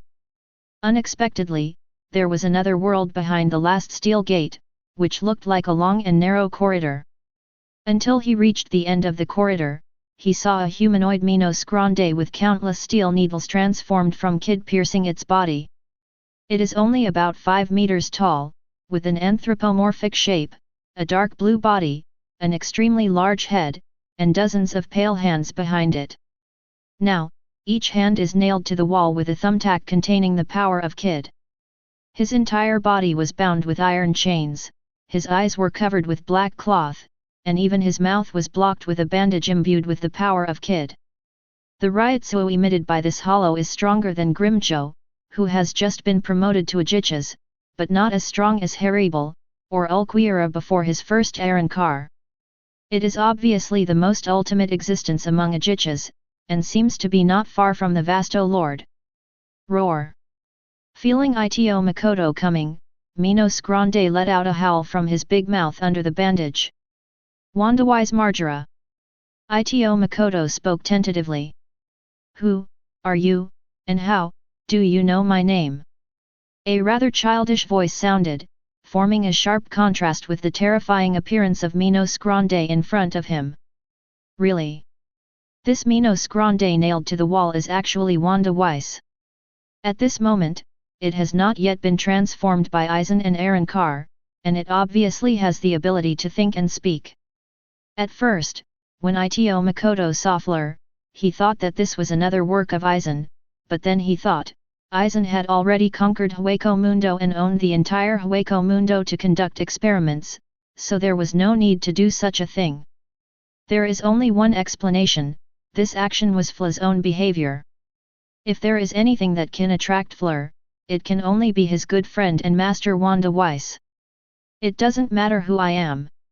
What matters is that I can rescue you. Don't resist later, just follow me. Good. After receiving Wanda Weiss's affirmative answer, Ito Makoto chopped off the kid chains that bound him with a few strokes and removed the bandages on his face. Roar! Unexpectedly, the moment the seal was released, Wanda Weiss jumped back and yelled at Ito Makoto. A beast is a beast. Facing Wanda Weiss's sudden counterattack, Ito Makoto borrowed 30% of his original Ryutsu without any hesitation, and his strength soared to the captain level. Coupled with the amplifying effect of the Four Directions realm, Ito Makoto placed the God of Annihilation directly on Wanda Weiss's neck at a speed that Wanda Weiss could not understand. Either you be quiet and I'll take you back to Hueco Mundo, or I'll send you to hell right now. Your choice. After some friendly persuasion from Makoto Ito, Wanda Weiss finally calmed down. Outside the steel portal, Kazumi Oji Asahoki did not kill any of the Jillians controlled by Ito Makoto's shock force, but strolled leisurely in the barrier. Seattle, boss, save me. The nobleman who was bitten into two pieces was still standing strong. He looked at Seattle Kyungsoo who was slowly walking towards him and asked for help as if he saw a savior. Okay, hold on, Sasakura, I'm coming to get you. I saw Kazumi Oji moving slowly with light snow lotus steps towards Sasakura, who was left with only half of his body. Puff! The next moment, a long silver-white sword with a slender blade covered with strange patterns suddenly appeared in Kazumi Asahoki's hand, and then fiercely stabbed into Sasakura's chest. Hula! You! There was a sucking sound coming from the blade, and a moment later, only half of Sasakura's body was left with half of the tattered Shinigami suit. After devouring Sasakura, Kazumi Asahoki gently stroked the strange silver-white long sword in her hand, and a hideous and morbid smile appeared on her beautiful face. Don't worry, baby. There's so much real blood here for you to devour. I'll make sure you have enough to eat today. Chapter 77. Seattle Kyungsoo wandered around the hunting ground like a ghost, constantly harvesting the lives of those noble children who were left alone. At the same time, he was also constantly looking around at the Jillians who were unable to move due to the dual effects of the weakening of the Four Realms and the shock force. Is this Ito Makoto's Zanpakuto ability? How interesting! You are, Kazumi Oji, the head. There were several noble young men who were moving in a group in front. When they saw Seattle Kyungsoo approaching slowly, they were overjoyed. Master Seattle, what's going on with this barrier? It's different from what we said before. I can't get out at all. The young man in the lead said anxiously. Don't panic, everyone. I'll open the barrier and let you go. Seattle Kyungsoo giggled and then swung the silver-white long sword in her hand. In an instant, countless liquid mercury-like substances emanated from the blade, instantly covering the surrounding space of hundreds of meters. In the area covered by mercury, whether it was the nobles participating in the trial or Jillian who was originally confined to the spot and unable to move, even the tiny pebbles disturbed by the wind and waves all stopped strangely. Seattle Kyungsoo strolled leisurely in front of those noble young men, who seemed to be unable to move as if they were paused, but the expressions on their faces were frozen at that moment, and inserted the silver-white long sword into their chests one by one. It seemed that countless buds of flesh surged from the handle of the sword. He devoured all the Ryutsu and flesh from these noble children. After devouring all these people, the silver-white long sword covered with flesh granulations instantly became quiet, and all the flesh granulations returned to the handle. There's plenty of real blood here, enjoy it slowly, baby. Seattle Kyungsoo licked her lips and gently stroked the blade. At this moment, blood seemed to be surging in her light purple pupils. At the same time, Ito Makoto was fighting a fierce battle with Wanda Weiss who had escaped from the trap. In fact, it was guiding him all the way out of the steel portal and heading towards the black cavity rift where Fleur was. Master Seattle, please let me go. I won't say anything nonsense. At this moment, Seattle Kyungsoo was holding a silver-white long sword with a strange mercury all over her body. She was chasing a petite girl wearing a Shinigami costume in front of her like a cat playing with a mouse. At this moment, the hunting team that originally had more than 100 people had been killed by Counterattacking, leaving only the girl in front of him. Poor little Qunhui, stop struggling and just donate your true blood to provide nutrients for my baby. There was a hint of madness on the delicate face of Kashomidaji Asayoki, and the girl she was chasing was the girl who had been with Yano Xingyan before. At this moment, she was like a frightened little beast, turning her head from time to time to look at Xiaodaluk who was slowly approaching from behind her. Unfortunately, all her struggles were in vain. She was soon caught up by the mercury-like thing and swallowed up completely, leaving only a set of death tyrant suit falling from mid-air. Just as Kashomidaji Asayoki was fighting these noble sons, she happened to bump into Wanda Weiss and Ito Makoto, who rushed out of the steel gate. Roar! As soon as Wanda Weiss saw Xiaodaluk, she began to howl wildly, and dozens of huge white hands behind her attacked the woman. Xiaodaluk did not panic when she saw this scene. She just waved the silver-white longsword in her hand, and the mercury in the sky directly enveloped it. The moment Wanda Weiss's dozens of palms were about to touch the mercury, they began to slow down until they were completely still.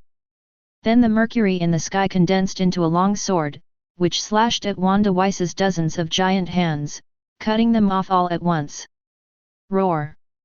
Wanda Weiss screamed in pain, and then the broken part began to wriggle. The severed arm was quickly fully restored under the effect of high-speed regeneration, but Wanda Weiss's Ryutsu was weaker than before. Is this the ability to stop time? After seeing the brief confrontation between Kashomidaji Asayoki and Wanda Weiss, Ito Makoto roughly guessed the ability of the strange mercury. Kashomidaji Asayoki's Ryutsu was originally only at the vice-captain level similar to Ito Makoto, but when she manipulated the sword, she strangely emitted captain-level Ryutsu, which was even slightly stronger than Ito Makoto, who borrowed 30% of the Ryutsu from the original body.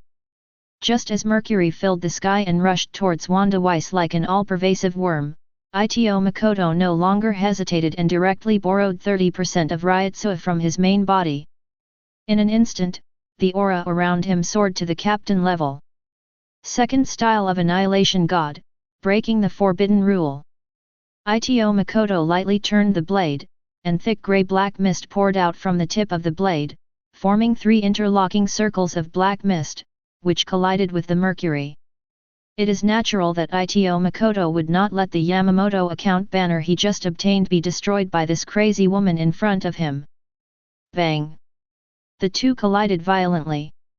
The surrounding Jillians, who had been intimidated and unable to move, were pulverized by the aftermath of the clash between the two captain-level warriors.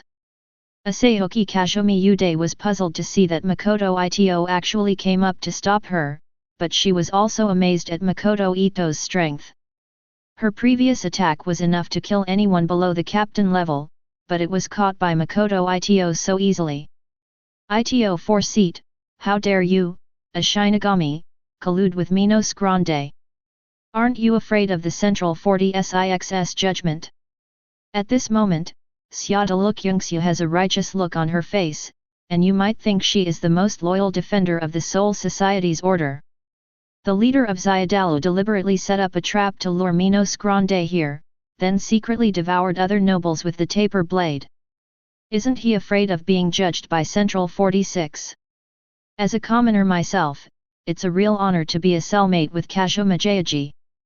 Upon hearing this, Xiaodaluk, who had originally looked righteous, was startled at first, and then she covered her mouth and laughed sweetly. I didn't expect that the ITO4 knew so much about my Kashomidaji family. They even knew about the taper blade. Makoto Ito took this opportunity to lift Wanda Weiss up suddenly and then threw her to Fleur in mid-air. Fleur then spit out a beam of light from its huge mouthparts, sucking Wanda Weiss in, and Wanda Weiss slowly rose into the air. Then Wanda Weiss and Fleur disappeared into the black cavity together, and the black cavity closed a moment later. When Wanda Weiss and Fleur finally passed through the black cavity and returned to Hueco Mundo, as soon as they landed, they found that a human-shaped Minos Grande with black eyes and black hair was already waiting for them at their landing point. Let me introduce myself. My name is Ye Chuan. From today on, I will be your king. Chapter 78. Oh, ITO4 is so mean, just letting that Ajichas go.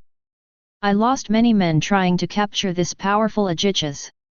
I even planned to use him as a scapegoat for killing the nobles. Xiaodaluk looked in the direction where Wanda Weiss and Fleur left, her tone full of regret. Oh, so Kashomiyaji admits that you deliberately imprisoned this Ajichas and then leaked his aura to lure his companions to rescue you, and then took advantage of the chaos to kill the other nobles. Ito Makoto looked at Kashomi no Jiaseoki with a smile. Ito fourth seat, why don't I understand what you're saying? Could it be that, during the hunting tournament, an unknown Minos Grande suddenly broke in, resulting in the deaths of all the nobles participating in the hunting tournament? Then, the head of the Kashomiyaji family, Kashomiyaji Asaoki, teamed up with the 4th seat of the 11th division, Ito Makoto, to kill all the invading Minos Grande and avenge the deaths of those nobles. Ha ha ha, what do you think of my proposal, Ito Sishi? As he was speaking, the strange silver-white taper knife in Kashomi no Asaoki's hand began to squirm, and countless mercury turned into tentacles that emerged from the ground and pierced Ito Makoto. However, just when Kashomi no Jiaseoki curled up the corners of her mouth and thought she had succeeded, she found that the pierced Ito Makoto was just a shadow. The real Ito Makoto had already appeared behind her with a shunpo and slashed with a knife. At the same time, she felt a shock force spreading throughout her body, and she suddenly felt numb all over, and her movements were hindered to a certain extent. At the same time, the mercury surrounding her began to vibrate as well. Ripples like water ripples appeared on its surface. These mercury actually shared most of my shock force with her. Makoto Ito was dumbfounded. He didn't expect that these strange mercury could even withstand his shock force. This was the first time he encountered such a situation. In addition, the Ryutsu currently unleashed by Kashomiyaji Asaoki is not weaker than that of Ito Makoto, who has borrowed 30% of his original Ryutsu, and it is even stronger. Therefore, the effect of shock force is very small. Because Ito Makoto needs to maintain this square boundary that stretches for several kilometers at all times to block the outside world's view. Therefore, the consumption of Ryutsu is very great, so he must fight quickly and decisively. Fortunately, the inherent suppression and amplification effects of the Four Directions realm were not diminished by the barrier's excessive size. Kashomi Oji Asaoki's strength, speed, and Ryutsu were suppressed by 30%. On the other hand, Ito Makoto's speed and strength were significantly amplified. Therefore, even with her captain-level Ryutsu acquired through the taper blade, she was still outmatched by Ito Makoto.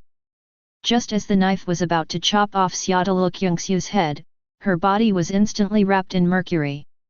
Seeing this, Ito Makoto immediately pulled back. According to his previous observations, as long as one is within a foot of these mercury-like things, he will be affected by them, as if time has been paused. Had no 54 waste flame. Ito Makoto pointed his finger, and a disc-shaped flame flew out from his fingertips and attacked Kashomi no Mizuki. As a result, the mercury around her surged again and turned into a shield, completely blocking the head. I never thought that even after all my painstaking efforts to have my taper blade devour the true blood of so many nobles to gain its power, I still couldn't defeat you.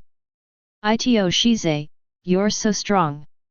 You're such a heartthrob. From behind the mercury transformed from the shield, Xiaodaluk Yungsu's voice could be heard faintly. Doesn't the taper blade devour the host's Ryutsu? Why did you use the taper blade to kill so many members of the nobility? As the fight went on, Ito Makoto and Kashomiyaji Asaoki started chatting like old friends. I didn't expect that Makoto-kun knew so much about my Kashomiyaji family. But my taper blade is quite special. Besides consuming the host's Ryutsu, it also likes to consume the true blood of nobles.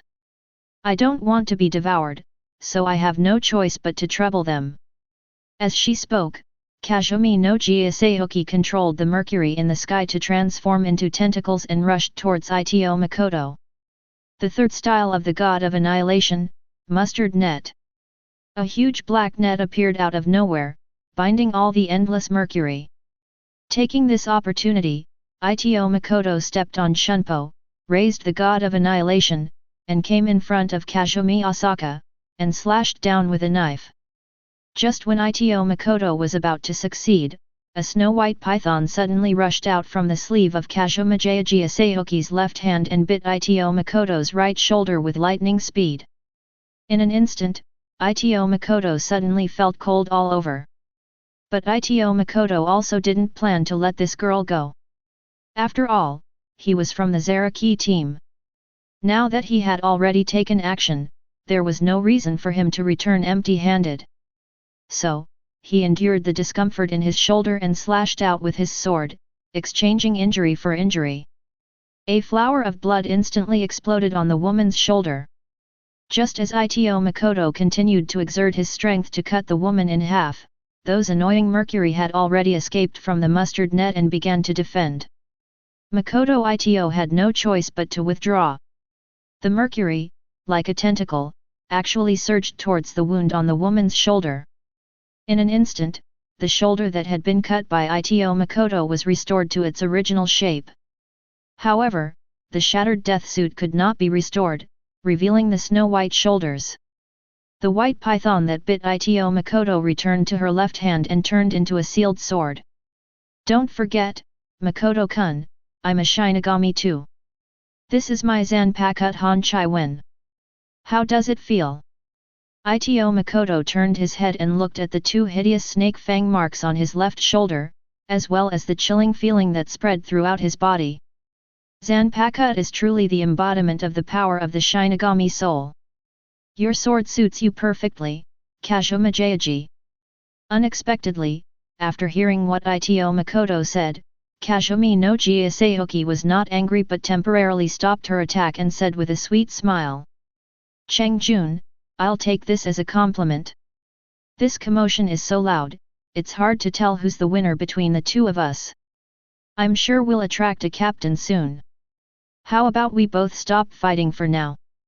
After saying this, Kazumi Jiasehoki actually put away both Zanpakuto and Moyadao, and walked straight to Ito Makoto, ignoring the annihilation god that Ito Makoto had placed on her neck. Just like that, she let the god of annihilation cut her snow-white, slender neck, and trickles of blood flowed back along the blade and dripped onto the back of Ito Makoto's hand. "Don't be nervous, Chinjun. I'm helping you detoxify." Xiaodalukyungshu ignored the bleeding wound on her neck and just walked straight towards him. Then she stood on tiptoe, and in front of Ito Makoto's astonished gaze, she kissed Ito Makoto on the right shoulder that was bitten by her Zanpakuto. "What on earth are you doing, you crazy woman? Anyone injured by my cold chi kiss will be infected with the cold poison. Although you, Cheng Jun, can slowly heal yourself with the help of your captain-level Ryutsu, it will take an extremely long time. My own saliva is the only antidote to this cold poison." As soon as Kazuma Jiasehoki finished speaking, Ito Makoto felt that the coldness that permeated his body instantly dissipated. After his body returned to normal, Ito Makoto immediately used Shunpo to distance himself from the woman. He didn't want to provoke such a femme fatale at all. Crash! Countless mercury flowed out from Xiaodalukyungshu's cuffs and rushed to her neck. The wound that was originally bleeding profusely healed instantly. "Cheng Jun, can you tell me how you learned the secret of the Moyao knife?" Asahoki Kazuma Jiaji looked into Ito Makoto's eyes and asked affectionately. Ito Makoto was not confused by her appearance and just said lightly, "You guess." Chapter 79. Outside the barrier, only a group of nobles were left in the courtyard, feeling anxious and frustrated. "Hey, what's going on with Kyunghwa?" The noble who had previously witnessed his offspring being bitten off by Jillian was now grabbing Yunjing's collar and lifting him up. "This event was hosted by your Kazumi family. How could such an outrageous accident happen? Ever since your family head went in, we haven't been able to see what's going on inside. What the hell are you, the Kazumi family, up to? This middle-aged noble was hysterically venting his anger at Yunjing, a retainer of the Kazumi family. Say Sakura-kun, calm down. The head of the family is also trapped in this barrier. We, the Kazumi family, are more anxious than you. Yunjing said with a serious expression and righteous words.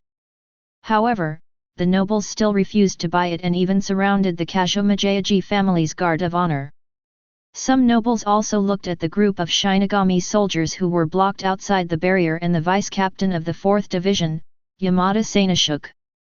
You bunch of useless Shinigami, are you even capable of this? Why can't you even open a barrier? Upon hearing this, Yamada Sanashuk immediately looked in the direction of the voice. After the noble who spoke met Yamada Sanashuk's cold eyes, he fell silent instantly. Suddenly a voice came from a distance. Captain Aizen is here. The Shinigami soldiers turned around and saw a tall man with medium-length hair, black-framed glasses, a very elegant and easy-going look, and a captain's Haori, walking towards this place on Shunpo. It was none other than the captain of the 5th Division, Aizen Suk. He murmured as he looked at the huge barrier that stretched for several kilometers in the hunting ground in front of him. Interesting. But the next moment, a look of anxiety suddenly appeared on Aizen Suk's elegant and easy-going face. Everyone, this barrier is extremely difficult to break. Please join forces with me. So in the eyes of everyone outside the barrier, it looked like the Shinigami soldiers and Aizen had to work together to break the barrier with great difficulty. But the reality hidden beneath the illusory appearance was that Aizen calmly looked at the double barrier before him and pointed directly. Had no 4 white thunder. A pure white lightning bolt as thick as a bowl shot out, like a divine sword that created the world, and shot towards the huge barrier that stretched for several kilometers. The double barrier that had left many Shinigami soldiers helpless was directly penetrated by Aizen's white lightning. Crash! The moment the barrier was broken, a huge explosion sounded from the crack in the barrier, and a huge spirit particle storm raised a cloud of dust. Soon, the smoke and dust cleared, revealing the vast hunting grounds to be empty except for 2 figures supporting each other, Ito Makoto and Kazumi Ojiaseoki. Both were covered in blood, looking as if they had just been through a brutal battle. Boss! Seeing the appearance of Kazumaru Asakagzu, Yunjing, and a group of servants of the Kazumaru family rushed over. Master Xiaodalu, where are our people? Everyone! Xiaodalu Kyungsu's voice was filled with sorrow, but before the nobles could ask her any detailed questions, Xiaodalu Kyungsu fell headfirst onto the servants who came to greet her. Seeing this, Ito Makoto, who was standing by, also hurriedly imitated Kazuma Jiaseoki and fell down.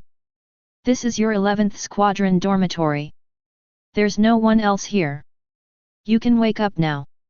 The voice of Yamada Sanashuk came faintly to Ito Makoto's ears. So, he opened his eyes tentatively. As a result, I saw Yamada Sanashuk's smiling face. All right, Ito Shiki, stop pretending. I've checked all the wounds on your body. There are many, but they're all superficial. You probably cut them yourself. The only serious wound is on your right shoulder, but that has already been treated by an extremely experienced guide. You cured this yourself, didn't you? Kite is quite good at it. I didn't expect that crazy woman Xiaodalu Kyungsu didn't kill you. I'm really surprised.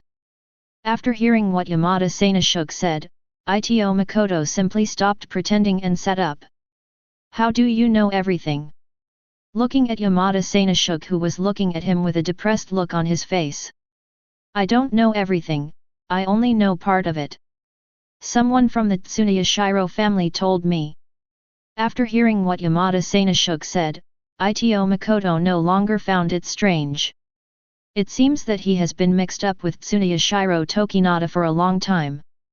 It is reasonable that the Tsuneyashiro family, who control the great spiritual book corridor, knows everything about the Kashomajayaji family. Now that we're awake, let's get ready to go.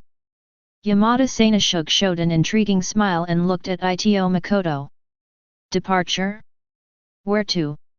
Where else can I go? Of course I'll go to Central 46 for trial. Nearly 100 nobles died in this incident. You, me, and the Shinigami soldiers responsible for the protection will be sent to Central 46 for questioning. Yamada Sanashuk told the story while packing his medical kit. What about Seattle Kyungsyu? After hearing what Ito Makoto said, Yamada Sanashuk paused while packing his things and gave Ito Makoto a strange look. The head of Kashomiyaji is the 11th ranked sage in Central 46. She's the only one who judges others, and no one else can judge her. 11 sages? Ah! After hearing this, Ito Makoto finally understood why in the original storyline, the Kashomajayaji family, which was the first noble family after the 5 noble families, fell into the control of the retainer Kyumhwa. So don't worry, this incident itself was caused by this crazy woman. And most of the nobles who died were poor minor nobles. I'm sure she'll try to make this matter less of a big deal for the sake of herself and the Zayadala family. So we're just going through the motions, giving a minor punishment and a major warning. Soon, Yamada Sanashuk packed up his medical box, turned around and looked at Ito Makoto with a serious expression. Speaking of which, I do have a personal matter that I'd like to trouble Ito 4th seat with. Yamada Sanashuk's tone was very sincere, and he even bowed to Ito Makoto as he spoke. I'm leaving Godi 13 and moving to Noble Street to take up the position of General Agent of Mao Sheakuan. I'd like to ask Ito-kun to take over my position as Vice Captain of the 4th Division. Ito-kun's kite is so proficient that you are qualified to be the Vice Captain of the 4th Division. Besides, you're from the 11th Division, so you're quite strong. You'll definitely be able to please Captain Anohana in the future. Please, Ito-kun. While speaking, Yamada Sanashuk bowed to him again. Damn it, I just love bowing these days. Makoto Ito secretly complained in his heart. Kide said seriously. Vice Captain Yamada, we're all guilty right now. Let's wait until we're interrogated by Central 46 first. Chapter 80. Central 46, Underground Meeting Room. In the dim conference hall, a beam of light suddenly shone on Ito Makoto's face. Makoto Ito looked around and found that he was in the center of the conference hall. Around him were seats numbered from 1 to 46, which were divided into 3 layers and formed a circle. Is this the legendary Central 46? The so-called Central 46, composed of 40 sages and 6 judges, is the highest judicial body of Seoul society. These members are usually nobles or elders, holding extremely high status and influence. Furthermore, Central 46 has immense power, being able to mobilize Godi 13, the secret mobile force, the Kid Group, and all other Shinigami groups except the Zero Squad. At this moment, Ito Makoto discovered that the sages in seats 1 to 10 above his head were not present, while seats 11 to 46 opposite were all full. So, in the eyes of the top 10 sages, the death of nearly 100 impoverished nobles is nothing. 4th seat of the 11th Division, Ito Makoto. In an instant, a majestic voice came from behind the screen with the number 17 written on it. You failed to provide adequate protection during the hunting tournament, resulting in the deaths of nearly 100 talented young nobles. I was originally expelled from Godi 13 and would never be employed again, but considering your meritorious service in protecting the head of Kashomaderu, I will grant you a lighter sentence. At this moment, Sage number 17 stopped talking. A female voice sounded from behind the screen number 11. Therefore, I hereby deduct your salary for 300 years. From now on, no matter what position you hold within Godi 13, you will receive no salary for 300 years. Although the voice was deliberately thickened, Ito Makoto knew it was Kashomajayaji Asahoki as soon as he heard it. When he heard this woman's verdict on him, Ito Makoto's mouth twitched. Ito Makoto glanced at the screen number 11 intentionally or unintentionally. Although the screen was covered with a special kid, making it unclear, he seemed to see Kashomajayaji Asayoki casting a mocking look at him. Okay. Originally, he thought that Syatalokyungsyu would take this opportunity to frame him for colluding with Minos Grande. Unexpectedly, what Yamada Sanashuk predicted was right, and the big thing was turned into a small thing. As for exposing Syatalokyungsyu's wanton slaughter of lower-ranking nobles to feed Mo Yadao, Ito Makoto suddenly thought of that sentence. Who in the hall is suing me? Soon, Ito Makoto walked out of the underground meeting room of Central 46 and turned his head to look at Yamada Sanashuk, who was waiting for trial. Yamada Sanashuk, your dereliction of duty has resulted in the deaths of nearly 100 members of the nobility. I hereby sentence you to be expelled from Godi I-13 and never to be employed again. At the same time that Central 46 was trying Ito Makoto and Yamada Sanashuk, in the video room of the Great Spirit Book Corridor under the underground meeting room, the captain of the 5th Division, Aizen, and the captain of the 3rd Division, Ichimaru Jin, were openly watching the situation at the hunting ground that day. But even in the video hall of the Great Spirit Book Corridor, people could see what happened in the barrier. They only saw the scene where Minos Grande Fleur released a beam of light that directly penetrated the barrier and rescued Wanda Weiss. Oh my, this Minos Grande is really interesting. Its ability can easily pass through the barrier. I wonder if it can deal with the soul-blocking membrane of the Tranquil Spirit Court. If possible, it can be a way out for us. On the side, Ichimaru-jin said with a smile while narrowing his eyes. Aizen stared at the screen in the void in front of him and observed it carefully. For a moment, his eyes seemed to be fixed on Ito Makoto, who came out of the barrier. Yin, guess what happened in this barrier? Aizen used his middle finger to adjust the black-framed glasses on his cheek, his expression still as calm and composed. Captain Aizen is really good at giving people problems. My guess is that the Kashomi family is playing with something dangerous like the taper blade again. Ichimaru-jin shrugged the lazy kite. Aizen did not show any anger towards Ichimaru-jin's nonchalant attitude. Just a faint smile. The so-called Mo Yao knife is nothing more than an external object. Strength is the result of seeking within to the limit, and then taking measures to surpass that limit. This is the true meaning of the strong becoming stronger. What the Kashomajayaji family has been pursuing for hundreds of years is putting the cart before the horse. Those who think they are the rule makers and powerful individuals are nothing more than larger ants, in my opinion. Central 46, which also adheres to the same theory, is just a bunch of dead bones in the grave. This decayed and dilapidated soul society is such a pity. After listening to Aizen's long speech, Ichimaru-jin smiled as usual and said, "Oh my, Captain Aizen always speaks so philosophically." After leaving the underground meeting hall of Central 46, Ito Makoto headed straight for the 11th Division's barracks. Thanks to the Kashomajayaji family's efforts, the hunting ground disaster had come to an end. As for the so-called punishment of deducting his salary for 300 years, Ito Makoto didn't take it seriously at all. Not to mention how long he could work in Soul Society, the person who set the disciplinary rules for him would definitely not live to see that day. Just as Ito Makoto was approaching the 11th Squadron's barracks, he saw an unexpected person. He was an old man with messy hair and a haggard figure. Seeing the person in front of him, Ito Makoto sighed helplessly. "Hey, Yano-senpai, why are you doing this?" This person was none other than Zeng Yano. The last time Ito Makoto saw him was half a month ago. At that time, he was still a spirited old man, but now he has become so miserable in such a short time. "Ito Sishi, you were also inside the barrier at that time. I only want to ask how my poor granddaughter Chia died." Looking at Yano Zengyan, who was now almost crazy, Ito Makoto was silent for a short time and then slowly spoke. "Didn't the Zayadala family already tell you how your granddaughter died?" "She died in a disaster." Ito Makoto spoke in a calm tone, but he emphasized the three words Kashomajayaji.